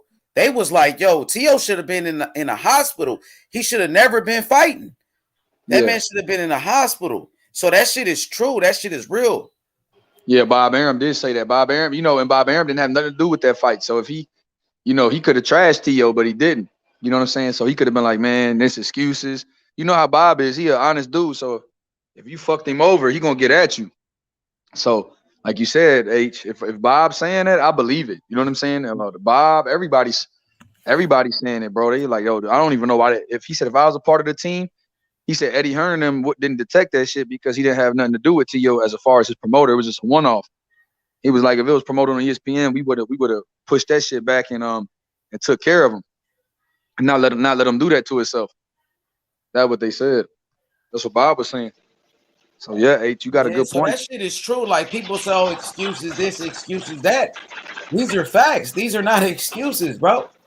The nigga was really fucked up and he should have never been fighting. But they was overlooking Kambosos. They thought they can beat him no matter what, even with injuries. Even if he wasn't feeling good. And somebody should have told him, like, nah, man. You know what I mean? You don't feel good. You know what I mean? You're not supposed to be in the fucking ring. You're not supposed to be fighting like this. You could have died in there, bro. They thought they would intimidate him, H. They thought they were going to intimidate him and go with the one round knockout and all that with that intimidation, but it didn't work, did it? They found a live wire. We're not going to take nothing away from Kambosos. Shit, Kambosos did what he had to do to win. You know what I mean? So shout out to Kambosos. Right. Yeah, Anthony with the comment, he said, panel, do you guys think Tank overlooked Isaac Cruz a little bit? Because it seems like that's what's supposed to happen. He said, yeah, do you guys feel like he overlooked Isaac Cruz? Yeah, I think so too. Hell yeah. Yeah, Man, definitely. But Tank was on his shit when he was in there, though. Cruz hit him a couple of times, and Tank started boxing him. So, you know, when he got in the ring, he took it serious. That's why he made those adjustments like that. You know what? I think he overlooked him too. I feel like Tank, you know, hadn't been in there with a smaller guy than him, even though Tank is, you know, even though you're only an inch shorter than Tank. Just the fact that he didn't have such a size difference that he normally has, and when he fights these bigger guys, I just think that, like you said, Tank, you know, he was kind of relative. I mean, he was not ranked in the, you know, where he's supposed to be, and you know, he had a loss already. You know how fighters can look past a guy, and I do think he looked past him until like you said that till Isaac Cruz started timing his ass in there and hitting him a couple times. Like the first round, he came out swinging, and I think Tank knew he was in a real fight, and he was tight defensively still. But I do think Tank overlooked him, and I do think Tank, you know, thought he could beat him with a hurt hand. I do believe that. I do think that. Isaac Cruz, he came to fight, bro. That motherfucker made himself a star that night, bro. You know, because the people, they respected his performance. People, they liked it, what they seen from Isaac Cruz. He is star now too. Yeah. Hey, H, he a star now too. If you see his little interviews, hey. Now, who you think will win out of him and JoJo? Do you think he could beat JoJo? Do you think he could beat Ryan? Think JoJo, that'd be a tough fight though, because JoJo can box too. JoJo can move and shit too. He could box, but man, Isaac Cruz, he's young, he's hungry. Man, JoJo just beat Javier Fortuna, so man, I mean, I think a good fight be Isaac Cruz and Ryan Garcia. I would like to see Isaac Cruz and Ryan though. That's why I said, who you think will win out of Isaac Cruz and Ryan? That'd be a tough fight because Cruz, he knows how to put that pressure on you. And Ryan, you know, Ryan really can't fight going backwards. You know, that's how Rolly was able to beat him up in sparring and shit because Rolly was backing him up. And Ryan, I don't think Ryan knows how to fight going off the back foot. But if Ryan coming forward, Ryan is effective. He's good at coming forward. But going backwards, that's when he has problems. I think Cruz could give him some problems, man. You know what I'm saying? If he start backing him up and get on the inside, you know, he can land some big shots on Ryan, man. But then Ryan can knock him out. It's possible that Ryan knocks him out. Ryan is going to be way bigger than Isaac Cruz. Ryan is 5'11". Isaac Cruz is 5'4". Man, the height difference going to be crazy in that fight, bro. You know what I mean? So, shit. Man, that's a close fight right there. That's a 50-50, but I probably lean towards Ryan, though. But it's going to be close, though. Yeah, I got Ryan, my brothers. I got Ryan. I only got possibly the top guys. Cruz got a chance to beat Ryan. Him, it's a 50-50 fight. I think Cruz will probably drop Ryan in there a couple times, though. Ryan will have to come back on him. My boy 12 rounds down said, show me one statement that Tank made that shows he overlooked Cruz. He's saying like press conference wise, or you talking about press conference wise, or anything that he said that made us think that he's overlooking Cruz, that he overlooked Cruz? Yeah. I don't know if it's a case of overlooking him. What do you think so? Nah, like I think he's just struggled with the style, the size, and he's a durable guy, strong chin. It's a combination of things, to be honest. Okay. Obviously broke his hand early on. Was it 6th round? Andy said the fight was the statement. Hey? Nah, that boy Andy, man. Cruz is better than what did he say? I don't know. You think Cruz is better than Ryan? Shit, that's I don't tough. know. I think Ryan is better. Ryan might be more talented. He's the bigger guy and all of that. But I think Cruz, his style can give Ryan Garcia a lot of problems, man, because we know Styles makes fights. I think he can get Ryan some problems. Anthony says since Isaac already fought a champion, where could he go from here? It's not like he can improve in competition since he just fought Gervonta Davis. A fight with Ryan Garcia, a fight with a JoJo Diaz is a possibility for Isaac Cruz at this point. A fight with Rolly, these are fights that make sense. So many major players in the lightweight division. Why not a fight with Lomachenko? He's ready for anybody. He just went 12 rounds with Tank. He did very good. A fight with Ryan Garcia. These are the fights. Who is Ryan going to fight when he comes back? I wouldn't fight Loma unless he had a title, because you're fighting a shit-hot fighter. You're not getting... if you beat him, you're getting the accolade. Yeah, of course. But it'd be better if he had a title. That's what matters, though. Shit, the accolades. Definitely JoJo Isaac Cruz. Yeah, bro, what are you definitely. Doing? You got some noise. What is that? But Isaac Cruz... That shit is crazy. Oh. You got some static back there. Is that my man Pete? Yeah, bro. What you saying? He got static? Yeah, man. But I think a Ryan Garcia fight, that's a perfect fight for Isaac Cruz coming back, man. You got so many players in the lightweight division. Why not a fight with Michelle Rivera? Michelle Rivera from Dominican Republic. That fight makes sense. A William Zepeda fight is nice for him too. Now that's gonna be a war. William Zepeda, that gonna be a war, man. That's a classic fight right there, H. Him and William Zepeda. Hell him and Rivera.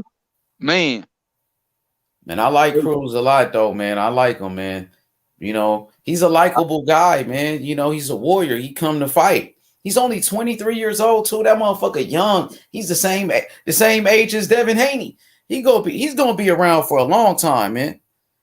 He's gonna be around for a very long time. That boy Cruz, man. Anthony said, wouldn't fighting Ryan be downgrading his competition after fighting Gervonta? Ryan is a big name, right? Isn't Ryan one of the biggest names in boxing? Isn't Kambosos talking about fighting Ryan?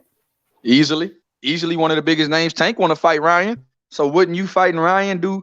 If he fought Tank Davis, and Tank Davis, the biggest fight they want to make is Ryan Garcia.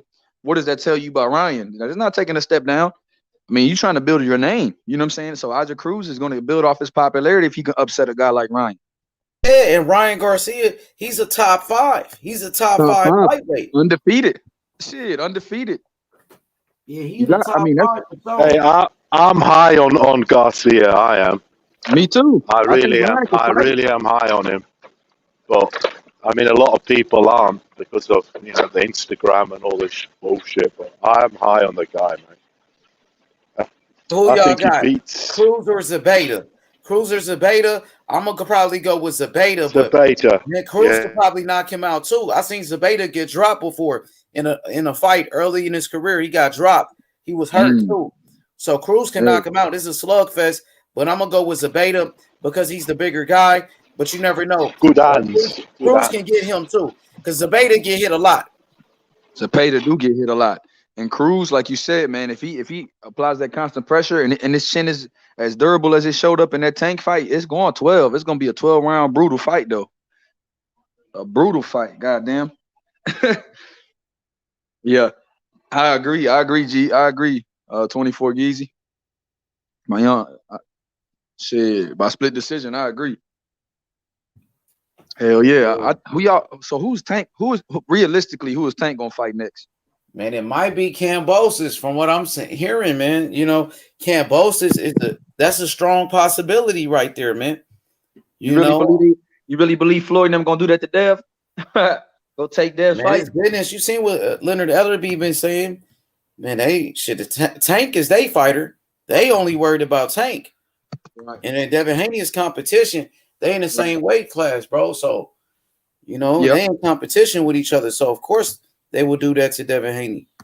Hey, Geezy said they're going to fight Rolly next. Geezy said Tank going to fight Rolly next. What you think about that? I don't think that fight going to happen. I don't know about that fight. That shit fell apart, man. So, I don't, you know what I'm saying? Maybe later. But right now, they trying to everybody looking at Kambosos, man. Tank and them, they looking at Kambosos too. Kambosos came to his fight. He met up with Leonard Ellerbe and Mayweather and them. He was there, bro, for a reason. He was. But shit, man, something tell me that Kambosos is gonna fight at home, man, and I think something tell me that Kambosos really want to fight Devin Haney for some reason. More than anybody. I see that Tank Davis, though, what's the name? Steven Espinoza said they will fight in Australia if that's where the money is at. But he said the money's here in America. But they said if the money's in Australia, they go over there too. That's what Steven Espinoza Showtime was saying. Oh shit! I didn't see that, H, but I believe you. I damn sure know he said it. If you know what I'm saying, damn. Now see that changes the ball game, because do you think a Tank Davis and Kambosos fight is bigger in Australia than Tank and Devin Haney? I mean, the Kambosos and Devin Haney. Whoever Kambosos fight is big in Australia, but it would be bigger with Tank, because you gotta understand, man. Tank is with Mayweather. You know, Tank is known, man. Tank is, you know what I mean. People know Tank for sure. People know Devin Haney too, but I think Tank right now. Tank is older.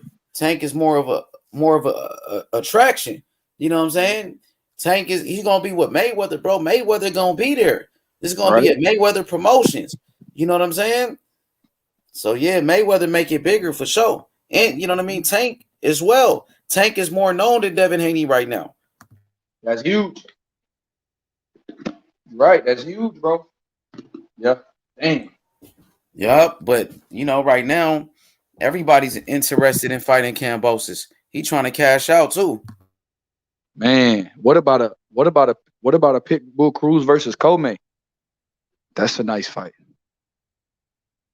Yeah, that's a nice fight. Comey might catch him though. Man, how do you think Loma gonna do with Comey this weekend? I got Loma, man. I think Loma gonna outclass him. But Comey got a power though. But I think Loma gonna give him a boxing lesson. Is it gonna go decision, or you think Loma gonna stop him? I think it'll go decision though. Okay. Now then, brothers, I got decision, but I want you to remember this. I got Loma possibly knocking him out with a body shot late on. Yeah? Remember this. Body shot knockout late on. But decision is my high one. But my second one is knockout late on with a body shot. Okay. See, me, I thought I could see a TKO just them throwing the towel because he's getting outclassed late in the fight, like between 9 and 11. I could see that, and I could see it going decision, but that's the TKO I see, PT. But yeah, like me, I like all these, like, we closing out the year strong. You got Zerto, you got Better Biv, you got Loma. We got some good fights ending this year. And then we're gonna get the Dillian White Tyson Fury next year. We're gonna get Gary Russell fighting Maxeo. Yeah, man, Subriel Matias on the undercard. We got January and February gonna be nice. Amir Khan, Kell Brook. I'm still interested in that fight. I don't care nobody say. We getting Conor Ben, Chris Algieri, you know. So yeah, man, I love the new slate. I love the new schedule, man. We like boxing is amazing right now. Hey, so Anthony says, look, let me say this real quick. Anthony says, H, is Isaac Pitbull Cruz too big for 130? And is he said, how about him versus Oscar Valdez or Roger Gutierrez? He might be too big for 130 though. Like, even though he's short, like he got the height to be at 130 because he's only 5'4", but he is kind of stocky though, like, you know, kind of built like Mike Tyson, but shit. You know, he's short enough to be right there, 5'4". You know, he's a little guy, man. He little as fuck. So, but he's stocky and wide, so maybe it'll drain him.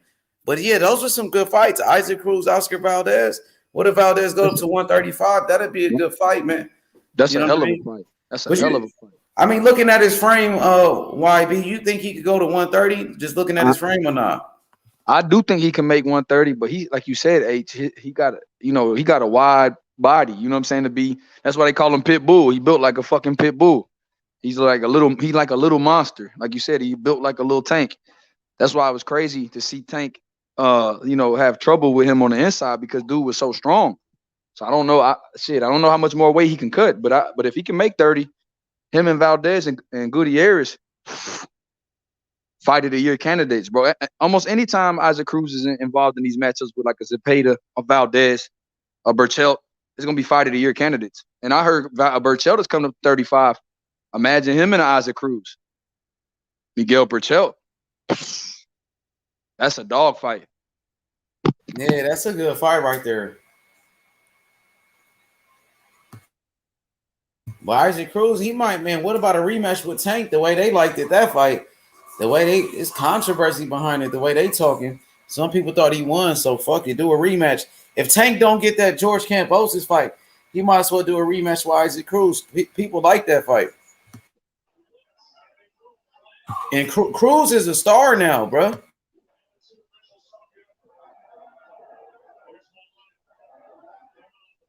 Isaac Cruz a star now. A rematch with Tank and Isaac Cruz, bro. If he don't fight Kambosos.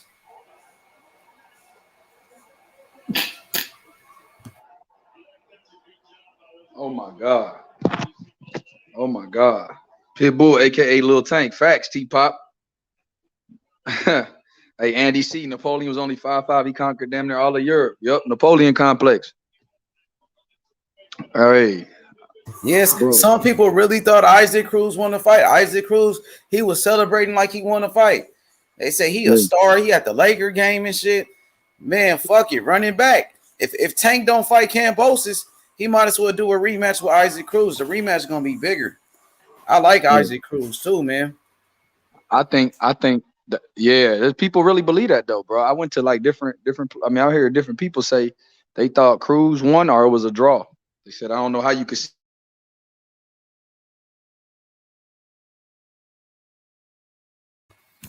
Hell yeah. Some people believe JoJo. I was like, bro, this is crazy. People said JoJo beat Devin. That shit is out of pocket. And I love Puro. That's my guy. But Puro, man, I don't know about JoJo beating Devin, bro. I can't see it. Couldn't see it.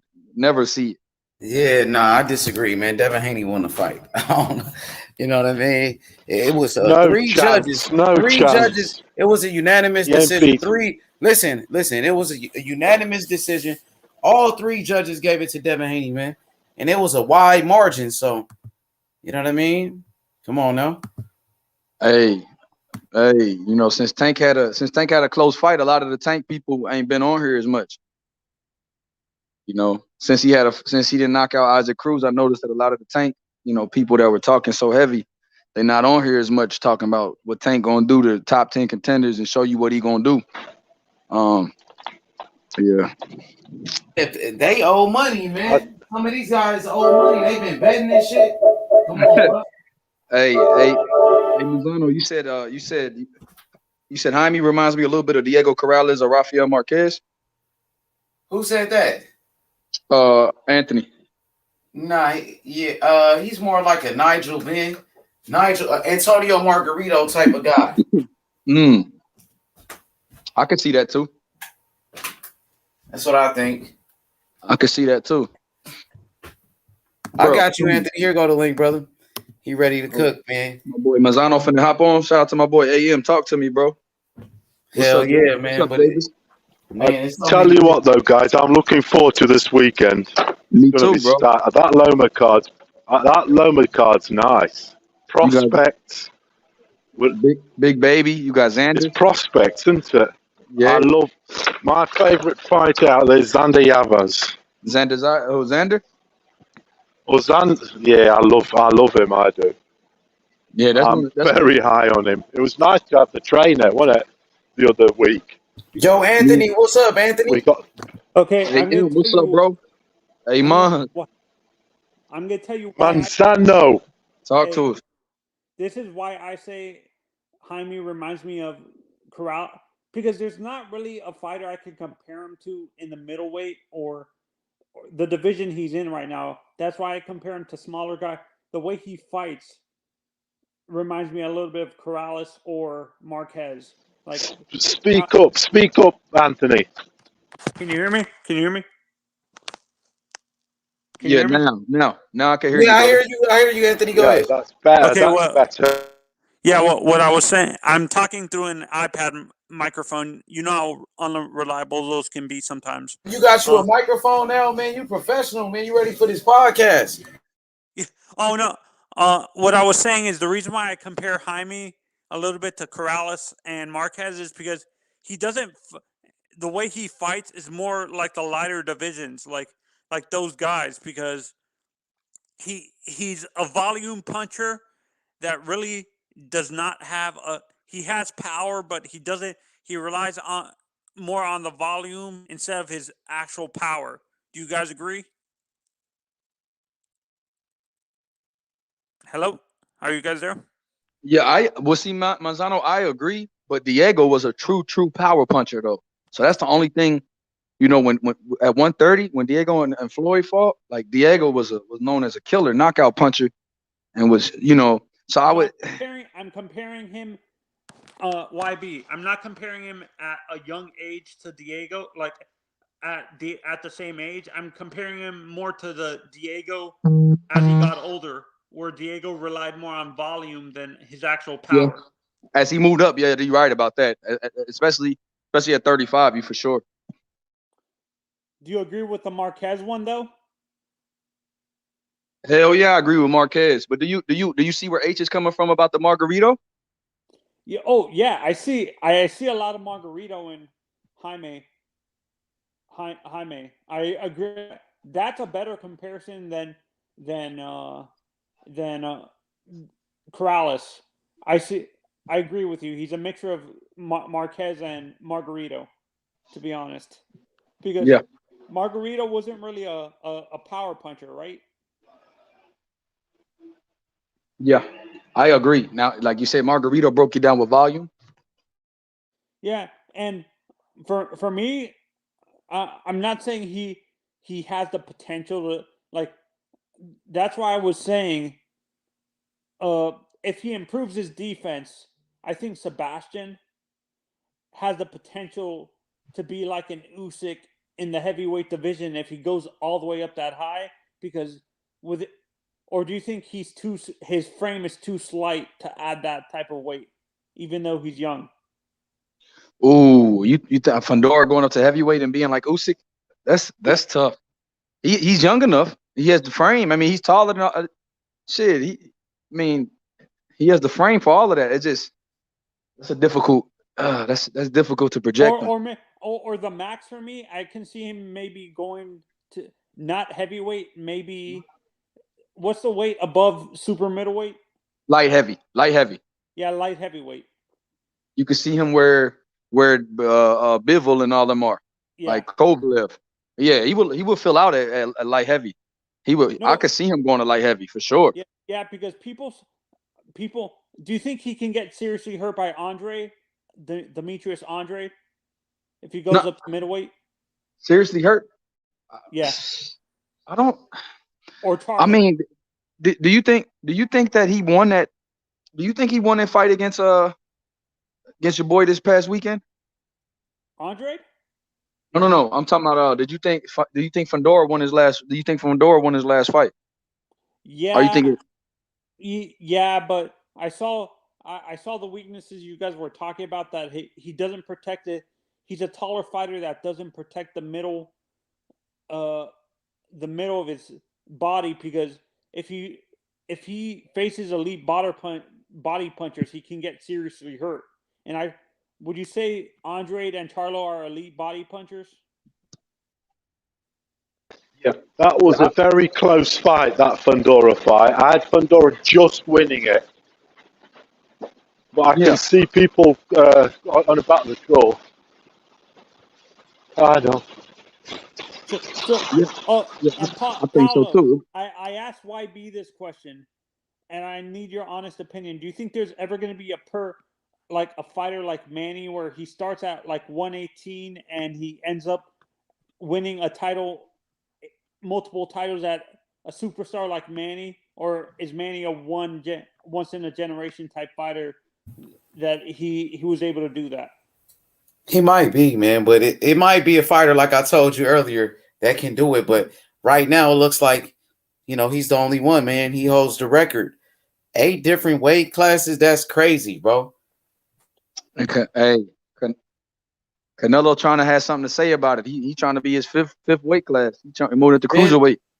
But he can't make it to 8 though. But shit, from cruiserweight that'd be 5. If you go to what's the bridger weight to heavyweight, that'd be 6. You forgot light heavy. You forgot light heavyweight. He was already a champion over there. Yep. Yeah, Canelo got 54, 60, 68, 75, and he's going up for cruiser, which will be 5th. And if he can get a bridgerweight belt off of Oscar Rivas. Wait. I thought Canelo won a championship at welterweight too. Nah, he didn't. He started his career there, but he never won a title at welterweight. Okay, that's still amazing though, going up to cruiser from welterweight. I think he had like a regular belt at 147. It might have been a regular belt he had.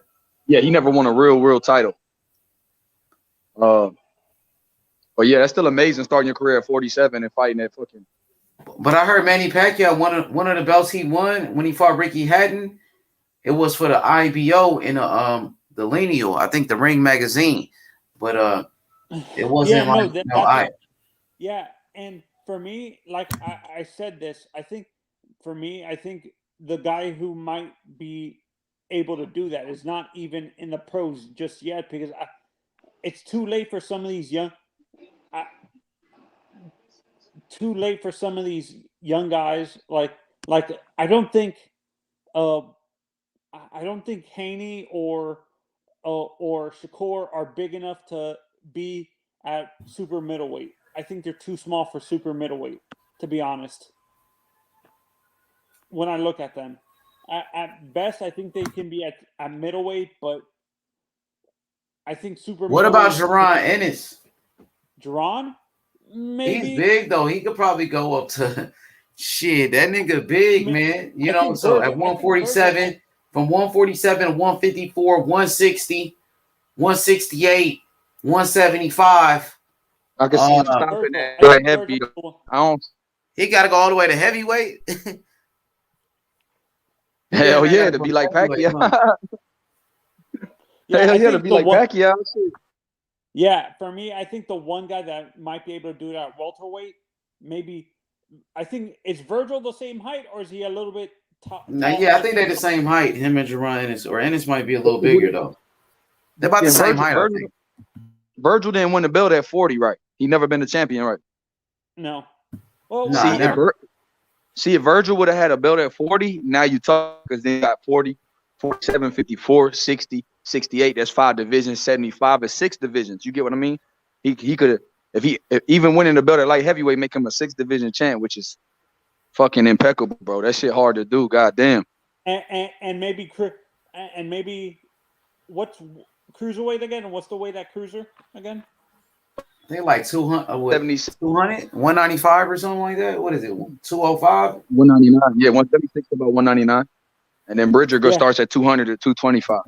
Yeah, I think the Bridgerweight to me is the stupidest division ever. Because I like that division, bro. You gotta watch it, bro. Like we watched one fight. It's only been one fight. Oscar Rivas. That shit was it was a great fight, bro. No, but what I'm saying, I think it's just that division was created for the IBO to just make money. To be honest, to me, that's a point. I understand the fights are going to be entertaining, but I think it's pointless. If you can't make heavyweight, why not just stay at cruiserweight and stuff like that? That's some people are too big for cruiserweight though, bro. Huh? The heavyweight just got bigger and bigger though, right? So it got to be a weight in between there because some people are too big for cruiserweight, and they can't make that weight, but they're not big enough for heavyweight, really. You see what I'm saying? Yeah, no. Now the heavyweights are bigger now, like Tyson Fury, damn near 300 pounds. No, that's what I'm saying. Instead of creating Bridgerweight, how about creating super heavyweight? That would have been a good idea too. Yeah, I prefer the super heavyweight to Bridger. There's only one heavyweight division, bro. The history that division and those great champions are not going to move out of heavyweight for a new division. So they had to make another one. Yeah, no, because you're saying Tyson Fury is pushing 300 pounds already.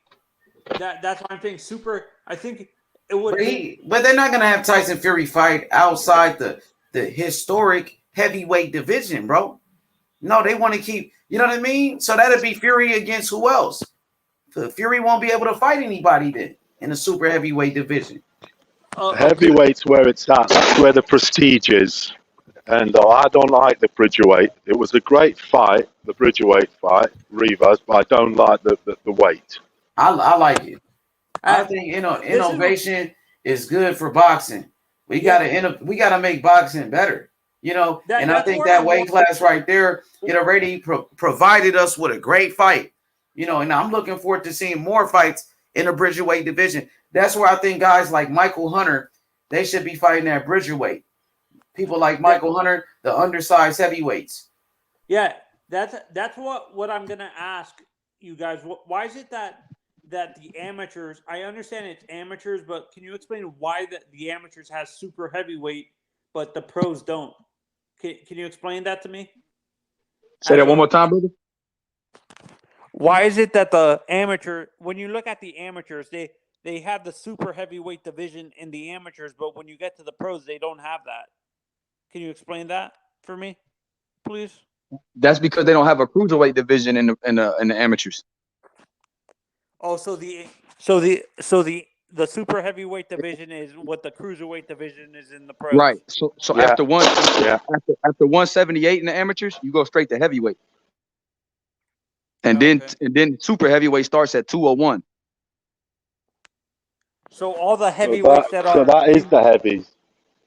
So AJ won a gold medal at super heavyweight, and Usyk won at heavyweight because Usyk won his gold at heavyweight because he was over 178, but he was under 200.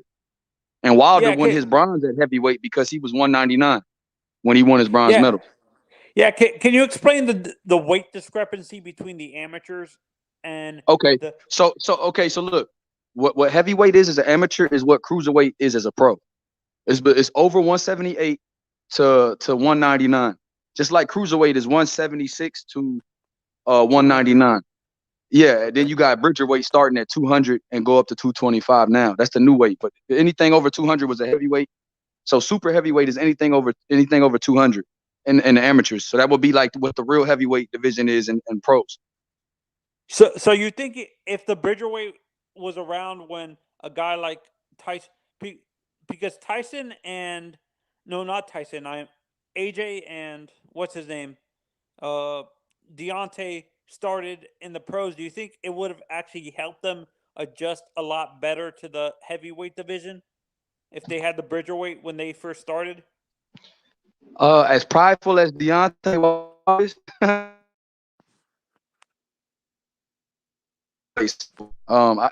it's hard to say, but some other guys need it.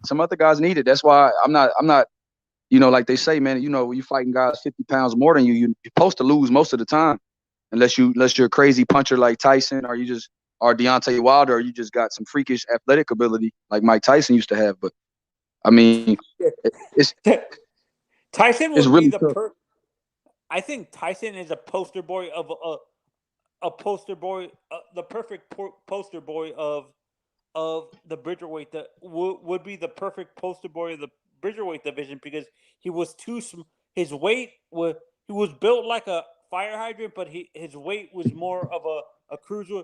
He was too heavy for the cruiserweight division, but too light for the heavyweight division. I think that he would have dominated a Bridgerweight division if they had it when he was fighting. Yeah, all them guys were about 200 pounds, weren't they? Joe Louis, Rocky Marciano. Yeah, the heavyweights were smaller back in the days. Joe Frazier. Getting bigger and bigger. Yeah. Hey, we got a super chat.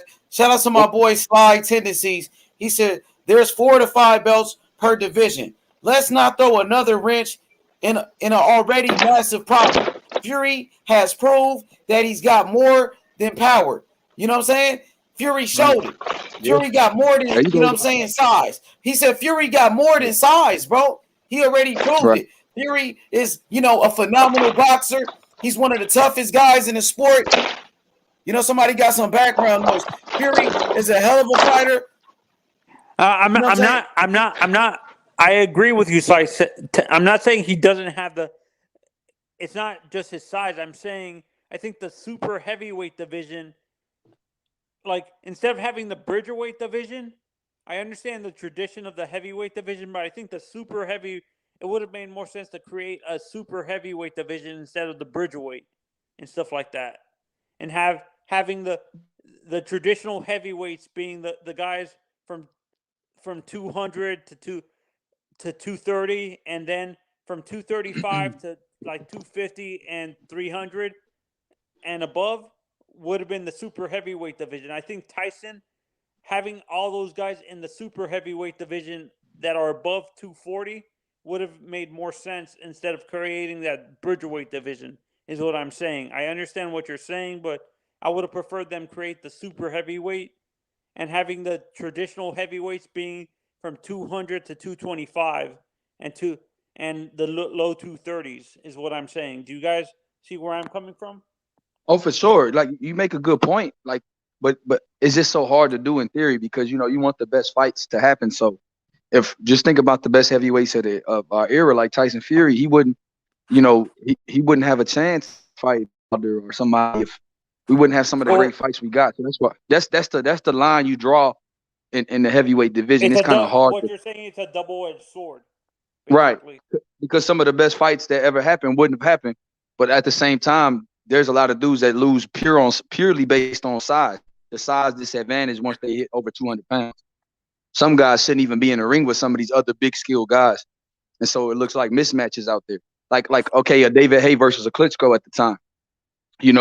Or Bryant Jennings versus a Klitschko. It didn't, he put up a good fight. It was tough for him to win with all the disadvantages he had because he wasn't a freakishly strong puncher. You know what I mean? So it's hard to make up that weight disparity when you don't have the other athleticism, the power, the explosiveness. So it's hard to say because we wouldn't have had a Mike Tyson if he was a Bridger Mike Tyson. You get what I'm saying? It's just go ahead, brother. Yeah. And you brought up Klitschko, Vladimir. Do you think at the time of that fight, do you think it would have made more sense for Tyson to fight instead of Tyson fighting Vladimir? Maybe Vitaly would have been a better matchup. Could have been. I mean, and Vitaly hits harder. Vitaly was the meaner one. So, man, like you said, bro, it's hard to say because if you took away, I mean, like Holyfield, for instance, he would have been a Bridgerweight. Like, but look how many times Holyfield won the heavyweight title, and look how many great fights he had with the Riddick Bowe's and Lennox Lewis. Did Bernard ever move up to heavyweight? Nah, he moved. Bernard fought at light heavy. But for people that don't know, Bernard as an amateur used to fight at 178. So him fighting as a pro at 160, he was actually fighting at a lighter weight than he did as an amateur, just like Errol Spence. Welterweight is 152 in the amateurs. It's 147 in the pros. So these guys were fighting at bigger weights as teenagers than they are as grown men. And you wonder why sometimes these guys are drained, making the weight. Yeah, no, that's what I noticed too. I think that's why I think Tio, when he was fighting, I think what is 135 in the amateurs? Say it one more time. Well, in the amateurs, what would 135 be? Super featherweight. 135 in the amateurs is 141. Oh, so actually 135 in the amateurs is 132. No, that's what I'm saying. He fought at super featherweight when he was an amateur, right? Right. So his natural weight actually would be his natural weight would be 147, not 135, right? Right. See. So that's what makes Bud and Danny Garcia fighting at welterweight impressive because it's an amateur. They were fighting at 131 and 132, whereas Errol Spence was fighting at 52 and Sean Porter was fighting at 165. Middleweight in the amateurs is 165. Jesus Christ. Yeah, so and Andre Ward won a gold medal at 178 in the amateurs, and he fought his career at 68 for the most part. You get me? Was Dominic Brazil a cruiserweight or a heavyweight in the amateurs? He was super heavy. He was over 200. Him and Michael Hunter. Michael Hunter was a super heavy. Joshua was a super heavy. Joe Joyce was a super heavy. Those type of guys. Yeah. See, Wilder. Was Kovalev a super heavy? A super No, middleweight? Kovalev fought at light heavy. Kovalev fought at 178. Oh, so he's a natural. 175. Yeah. 175. Oh, okay. Yeah. Yeah. Holyfield was a. Yeah, I agree. That Evander was crazy. I seen highlights of his fights with Mike, and I can't remember which fight it was that Mike bit off his ear. Was that the second or first fight that he bit off? The second. Why did Mike do that? Did he knew he was going to lose? That's why he resorted to that, or was Mike? Mike said that he got headbutted too much and he looked like a fucking monster. He said Holyfield headbutted the shit out of him the whole fight, and the ref wasn't doing nothing, so he said fuck it. That's what he said for real. That's what he said in the interview, but I don't know how true that is. But that's what came out of his mouth. Yeah, no, I've heard people there's not fighters, but they say he was a dirty fighter. There was rumors going around that Evander Holyfield was a dirty fighter throughout his career and stuff like that. That he resorted to. The thing is, Tyson was also dirty at times. He would chuck the elbows in after punching and whatever. It just in a way, he just met his match. With the dirtiness, is what you're saying? Yeah, with the headbutts and everything. But Tyson was also, he was also dirty. He liked to throw the elbow in, the punch elbow combination. Do you know what I mean, guys? Yeah, I used to play. Follow through with the elbow. Yeah, that was one of my when I used to play Punch Out when I was younger. Mike Tyson's Punch Out. That's the move I would use, like his elbows. That was one of the glitches in the game with Mike Tyson, specifically in Punch Out, where he would have power elbows during the fight. I'm like, well, there you go. That's a cool. They are even incorporated in the game then. No, but he did use his elbows a lot.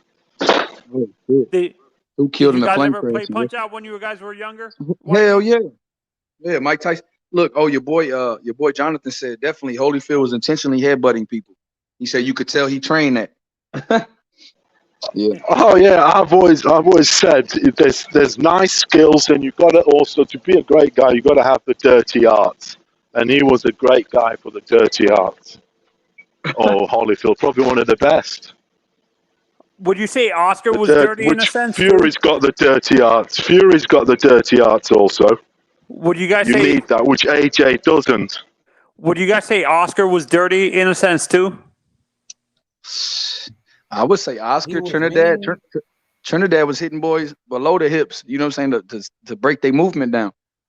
He used to hit people so low that Yeah, Bernard Hopkins was the dirtiest one out of anybody. That's a big fact. That's a big fact. People said Povetkin was dirty. Shit, they talking about dirty in both ways.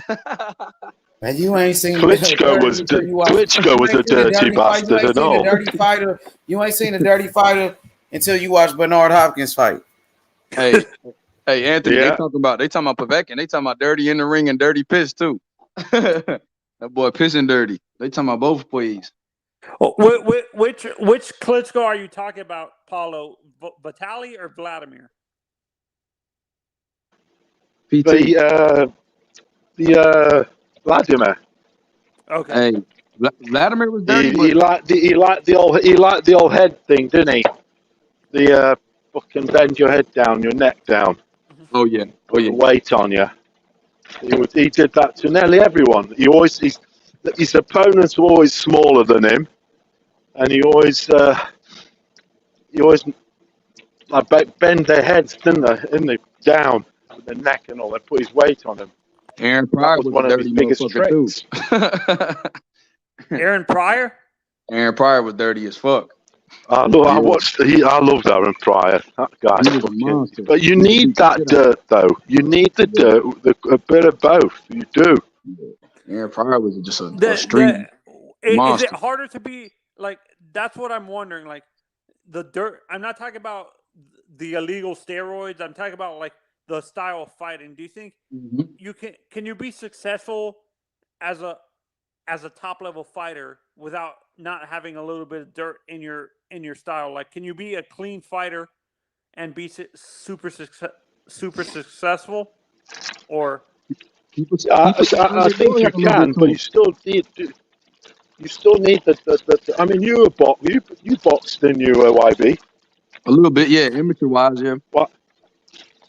But I mean, if you go in there being all nicey, you're not going to get a lot, though, are you? You do need to.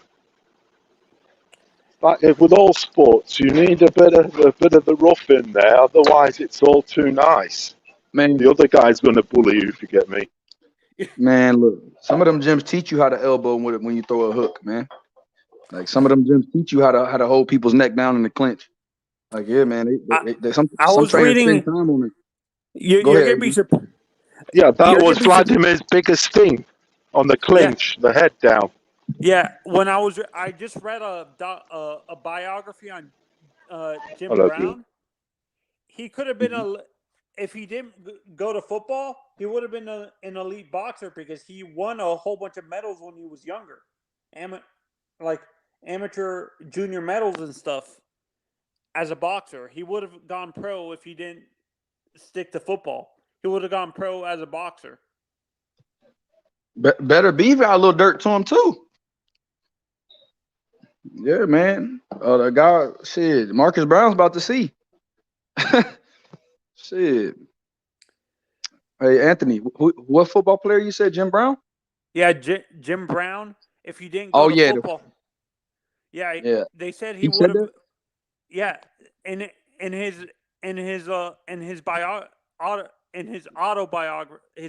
biography, he said if he didn't go pro in football, he won a whole bunch of medals as a young kid in boxing as an amateur.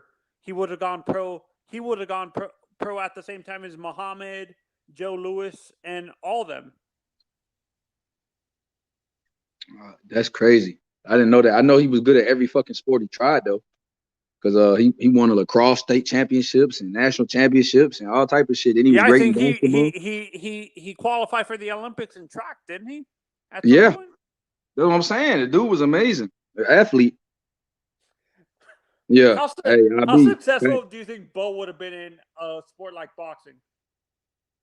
Who? Say one more time. Bo Jackson. Shit. Bo Jackson, that motherfucker would have been good in everything. See, everything he touched, Bo Jackson would have been good at because, I mean, he's one of the best athletes to ever do anything, ever play his sports. So shit, I wouldn't be surprised, but if Bo Jackson was a great football player, great boxer. Shit, I wouldn't be surprised if Jim Brown was great because he had the mental toughness. You know, remember them when they play football? When Jim Brown was playing, they had them open helmets and shit. Them motherfuckers different. No, they had leather helmets when he was playing. Them leather helmets and shit. Yeah, that shit is crazy. Think about it. And Jim doesn't have concussions or CTE with how hard he played. To be honest, getting stepped on, getting hit after the play, that shit was dirty, and then it was like.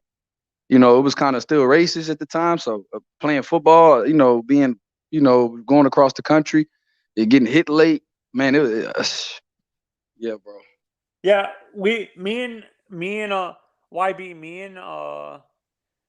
me and H were talking about the second Duran Sugar Ray Leonard fight, and he was telling me that Sugar purposely sped up that rematch because he knew Duran. Yeah, 3-4 months, 3-4 months or something. Yeah, immediate rematch. It was within 4 months or something. Yeah, because they knew he was going to get fat, and they knew he was going to be on dope and coke and shit.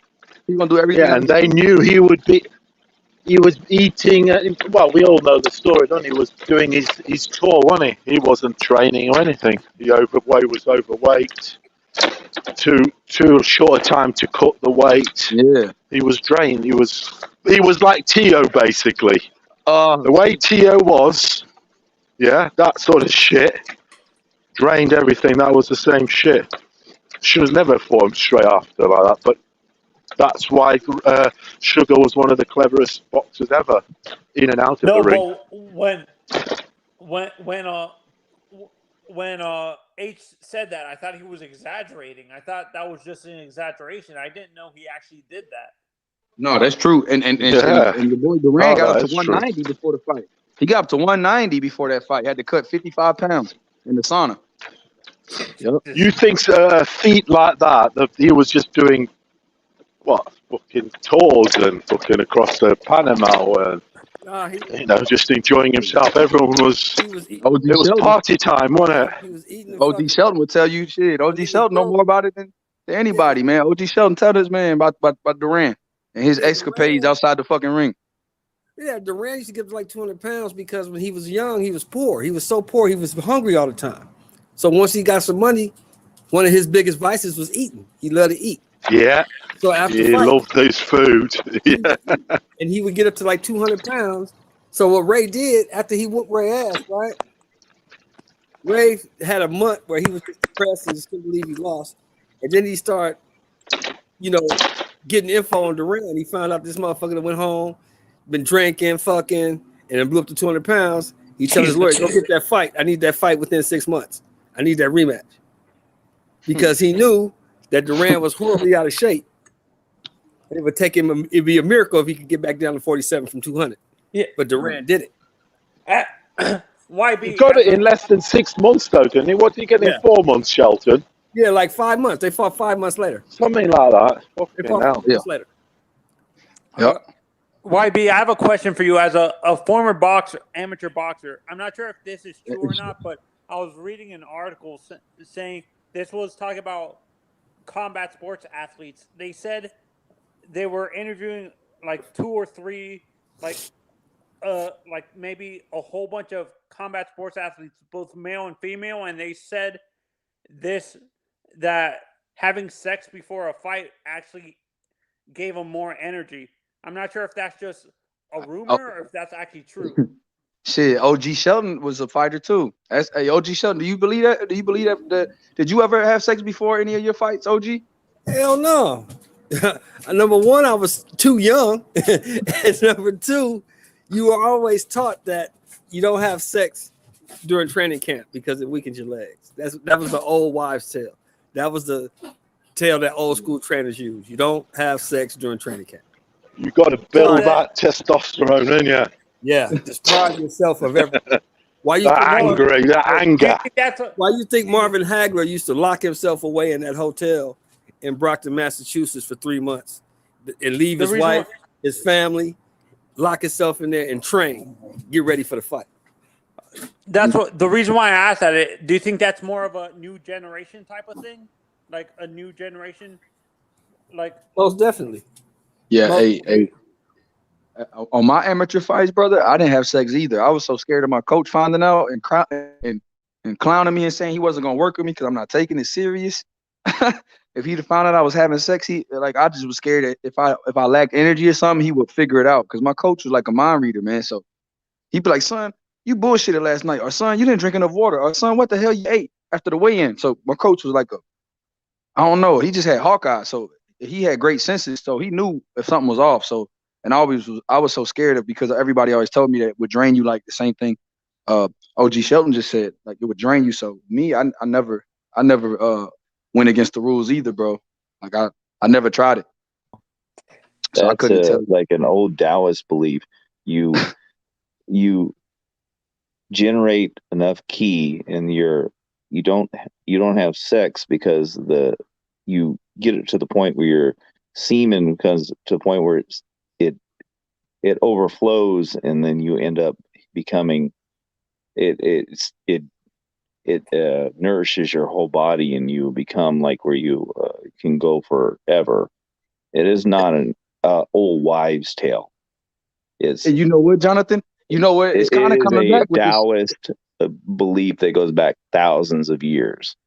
You know what, Jonathan? It's kind of coming back now with this new semen retention because a lot of people are practicing semen retention. And it's kind of coming back in a way where people believe it. You do breathing for long periods of time. You stimulate your key, and you nourish your body, and it turns to a part. It becomes where you become your body starts becoming stronger and stronger and stronger. It's not some old wives' tale. It goes back thousands of years.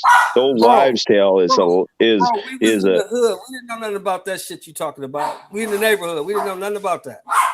The old school traders told us don't have sex, and we didn't. But it has. Simple as that. You can become like iron. Your whole body can become like iron if you do it right. So, really? So if you don't have sex, hold on. So Jay, you saying if you don't have sex for a long time, that shit's true? No, but you have to do breathing, and you have to stimulate all your bone marrow. You have to stimulate your mind. The whole it's a technique of that. Have you ever seen these Thai boxers that never get bruised? They'll like fight hundreds and hundreds of fights, and they'll go out and fight and not get bruised. It's iron shirt qigong. It goes back centuries. It goes back centuries. What are you talking? We couldn't even pronounce no shit like that in the hood, so we didn't know it was all goes that. back thousands of years, man. But we didn't know nothing about that. All we knew is the trainer said don't do it, and we didn't do it. That's what we knew. Yeah, but if you do, there's a reason you don't do it. Because the key is supposed to get to the point where it overflows and then it nourishes the body. I got us talking about something really weird. It's not weird, man. It's a thing that goes back many centuries. Shelton, I have a question for you. Actually, maybe my breathing wasn't right, Jay, because I was an angry motherfucker. I mean, maybe it wasn't, man. It takes a lot of discipline to get like that. We were talking about Jaime Munguia, and I used comparisons of Diego Robert. At first I used Corrales and Rafael Marquez. Then I switched it to Marquez and Margarito. In terms of how he fights, which are the better comparisons for him? Corrales and Marquez, or Marquez and Margarito? Jaime Munguia is more like he fights more like a mixture of Marquez and Margarito, in my opinion. Margarito was all volume. His punches weren't super hard, but he hit you with so many. And then Marquez just came at you. He was kind of like a mini Chavez. He just kept coming no matter what. Marquez just kept coming. Plus, he had great boxing. Marquez could box. You don't see Corrales in Munguia at all? Diego Corrales? A little bit. I mean, but he's so much bigger. You know what I'm saying? Diego Corrales was a monster at 130. He started to lose it a little bit when he went to 35. But at 30, he was just a straight killer. He was a monster. He was bigger than all those guys. Stronger. That's where I was. That's where I'm comparing Munguia to Corrales when Corrales moved up to 135. Is what I'm saying. Yeah. That's why I don't make the comparison, because right now Jaime Munguia is getting by on youth and power. His boxing skills are good, but not great. But he's getting by on youth and power. He's just out dogging people. Once he gets older, if he stays with Eric Morales and develops better boxing skills, he's gonna be a problem. Yeah, right now he's getting good fights, like you said, OG. The Gabe Rosado fight was invaluable experience for him. He's been getting a lot of good fights, man. A lot of good fights. I mean, I really like how they're moving him. I want them to, he's been in position to fight Andre and different guys, and I really want to see that. But I like, if you're his handlers, you're moving him the right way. Because like Shelton says, like OG, he says, if you keep him with Morales and you keep him in these type of fights where he keeps gaining that experience with the volume he has and the gas tank, the guy is going to be a problem. Yeah. If he can combine that skills with his energy. Yeah, this is, and I'm a big fan of Xander Zayas, if you know who I'm talking about, YB. Oh, yeah, Xander, man, the 19-year-old killer. That boy there got skills. Yeah, but what I hate is I have friends who are fans of Puerto Rican boxing, and they're putting pressure on this kid to be like Cotto and for Tito Trinidad, like to replace those guys at his young age already.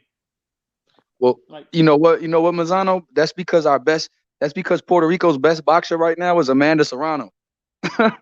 And so it's a lot of pressure on we haven't had a dominant Puerto Rican male since Cotto, and it's starting to get, the island is getting restless, and these guys are putting a lot of pressure on this kid's shoulders because the best fighter is Amanda Serrano right now. Look what happened. That's what, honestly, I think this is what happened. This is what forces the other kid, Verdejo. I'm not saying the pressure was mainly the cause of him doing what he did, but I think it was a factor. Do you agree? Shit, bro, I can't touch that one. Can't touch that one, but I know, like, I think is a reason why his career was fucked up, and he had that motorcycle accident. Verdejo did a lot of stupid shit before, you know what I mean? And I think the pressure like you said, the pressure to carry Puerto Rican boxing is heavy, man. When you the guy that's supposed to be the next guy, that shit is hard, man. Because Puerto Ricans, like, has a great boxing tradition, but it's only 5 million Puerto Ricans in the world. So to have that many champions and have that big tradition, Houston has almost as many people in the city as Puerto Rico has and Puerto Rican inhabitants, period. So it's a lot of pressure on that small island to keep producing. This is where I like the Mexican, this is why I like the Mexican community in terms of boxing. They're not putting pressure on these kids, a lot of pressure to be like Oscar or like Chavez Jr., Chavez Sr., or any of the great Mexican fighters. That they're being patient with these kids because there's a lot higher success rate because of the country being a lot bigger and stuff like that. Well, you know what, AM, like you said, bro, because you guys got so many. You got, look, just in one weight class, you got Zepeda, Ryan Garcia, Pitbull Cruz. I mean, just the top of my head, that's in the lightweight division. You guys got 3 of the top 10 guys there. You get what I mean? Killers. Then you add Berchelt, Valdez. I mean, that's 130. You just keep. I mean, look at Navarrete. He's coming up from 126. That's what I'm saying. You guys got. Then you have. We just talked about another Mexican star, Jaime Munguia. I mean, you guys got so many. And see, I feel like. Don't forget Virgil. Virgil Ortiz. Ramirez. That dude's Virgil, Jose Ramirez. You guys got. That's what I'm saying. We can't even just name them because we'll be disrespecting the game. Get Zurdo Ramirez. Then you got Canelo. I mean, how many guys do you have? I mean, no, I'm Mexican. I'm Dominican and Cuban. Oh, okay. Like I'm talking about from Mexico. Like, you saying why they're not putting pressure? I'm saying how many fighters can you guys? I'm not calling you. I'm just talking about if Mexican fan base what's to put pressure on these guys. Like, how many guys do you need? Shit. Andy Ruiz. Mexico has so many great fighters right now, bro.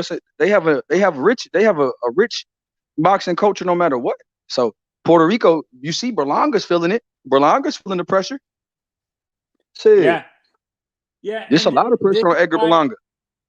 Yeah, this is for me. This is why I'm not really focusing on a lot of Cuban and Dominican fighters because there's not a high percentage of them at a young age in the boxing game. All of them are in their 30s, in their late 20s, early 30s, and stuff like that. That's why I focus on Puerto Rico and Mexico mainly because there's not really an infrastructure in the DR to constantly develop top level fighters, and the government in Cuba doesn't allow you to go pro until you're in your late 20s and stuff like that.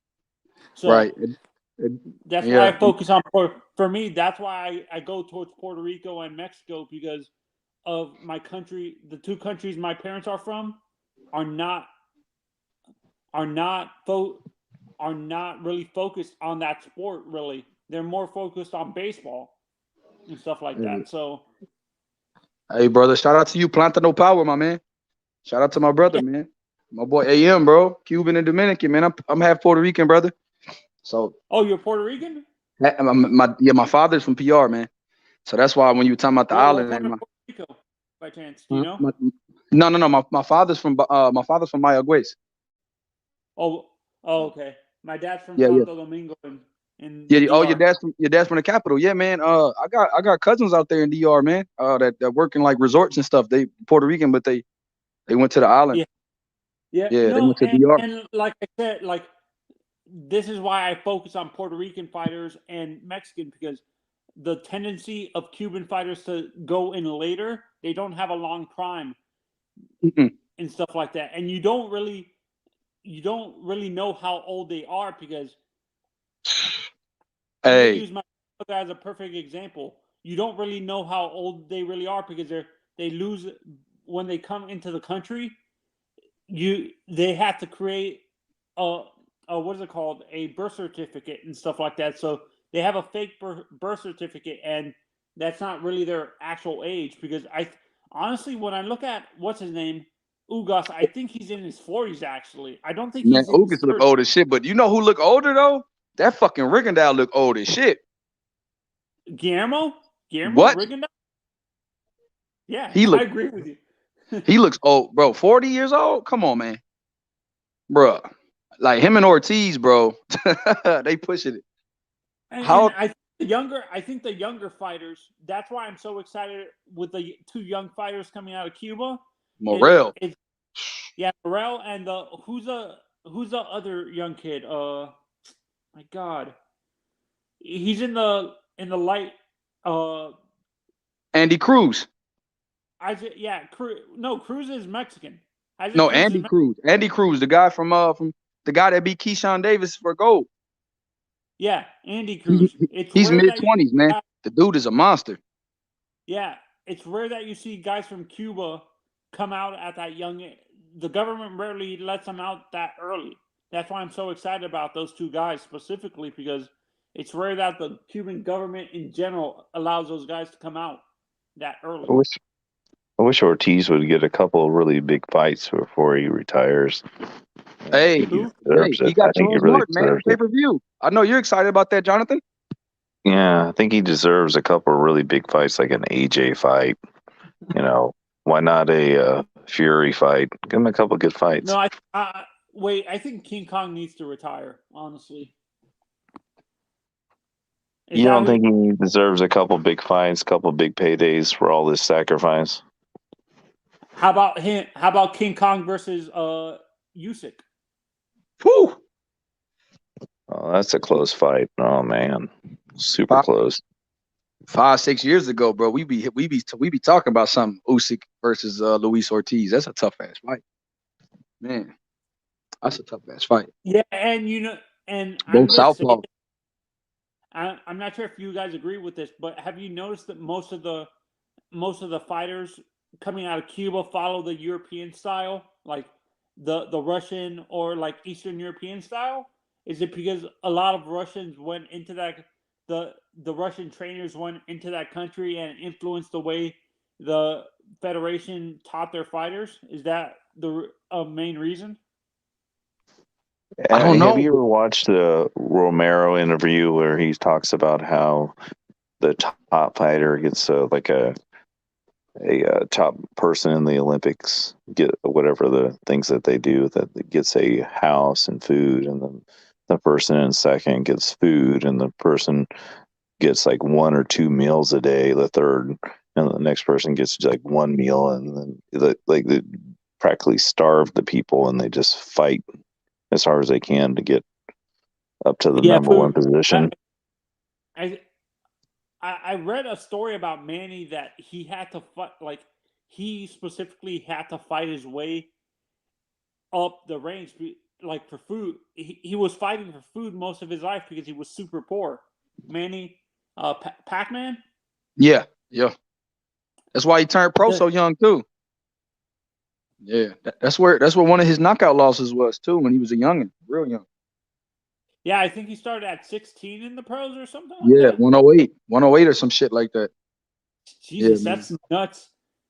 Yeah, fucking Pacquiao was amazing, bro.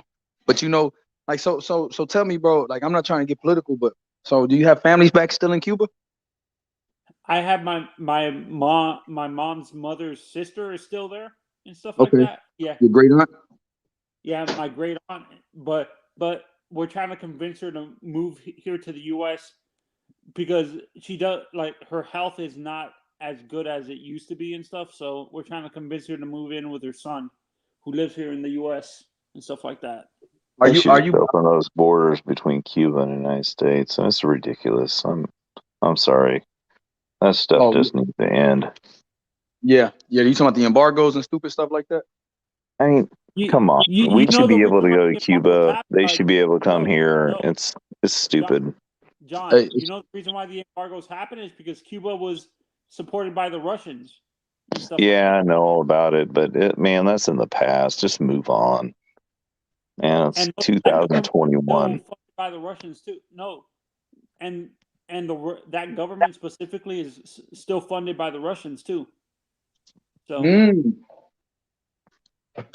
So right now, that shit's still happening. Yeah, there are communist country that's a puppet regime for the Russians, almost, in a sense. Yeah. So what do you think is going to change soon? Because I see all the protests and shit, brother. Yeah, I honestly, I don't have faith in that crap.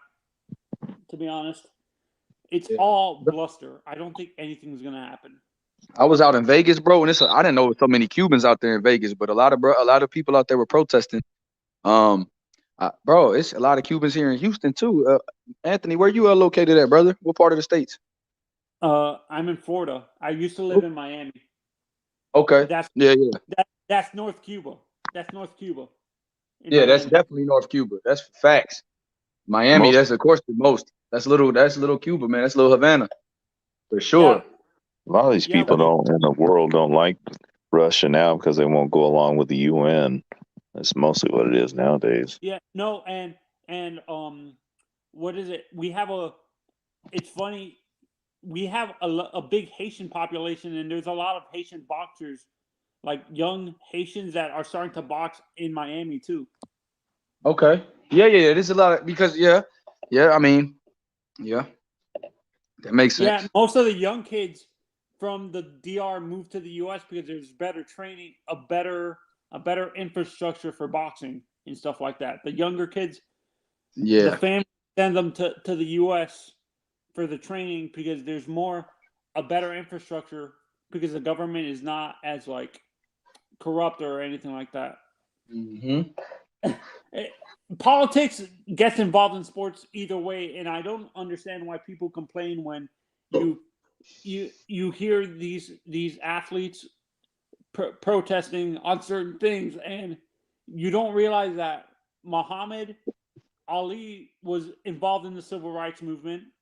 So was Joe Louis, Jim Brown, and Hank Aaron was involved in, and that's hypocritical to me. Like, well, like why you criticizing these young athletes protesting and for police brutality when half of those athletes back then in the 70s, 60s, 70s, and 80s were protesting the same exact crap. It's a hypocrisy. You know what, bro? You're speaking some real stuff, but let me ask you this, AM. Like, if you had to pick who's going to be the better fighter out of the best Cuban out of Morrell and Andy Cruz, who do you think has the most talent out of Andy Cruz and Morrell, out them two young guys? How old is Morrell? 24, but no, he's no older than 24 years old. No, but like I said before, you don't really know how old he actually is because I like Morrell. I like the way he fights. Yeah, who do you think? Honestly, I think Cruz has the better chance of being a superstar. To be honest, I like Morrell, but I think Cruz is gonna be a bigger superstar. Why do you think that? Because Cruz is flashy. He got the flash to him. Yeah, he has more. Morrell is more of a technical fighter.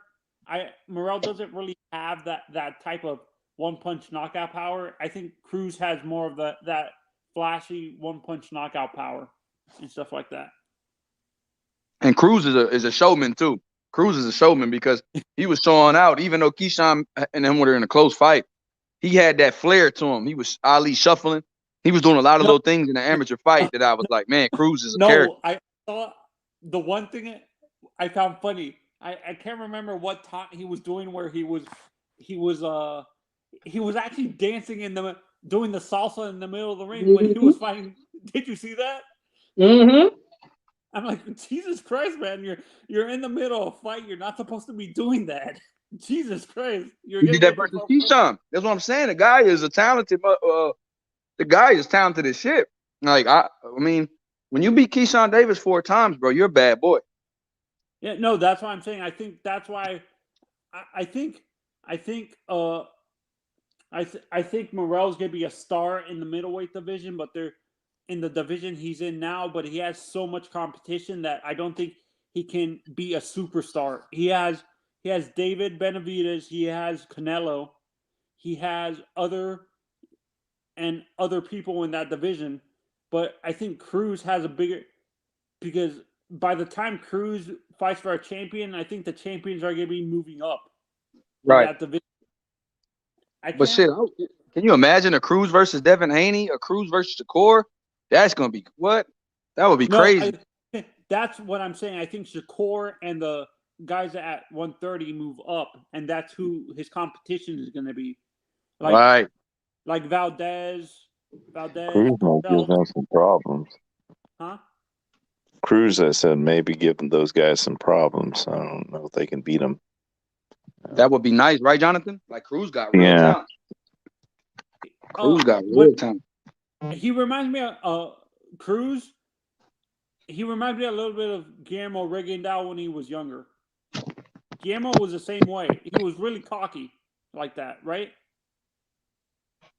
Hey, he got a little Gamboa to him too, because he'll put his hands down and play with you.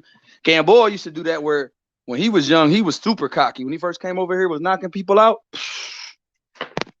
Gamboa was a firecracker, bro. Who was a fighter that used to always like he would purposely lean out his chin all the time and dare someone to hit him in the chin all the time?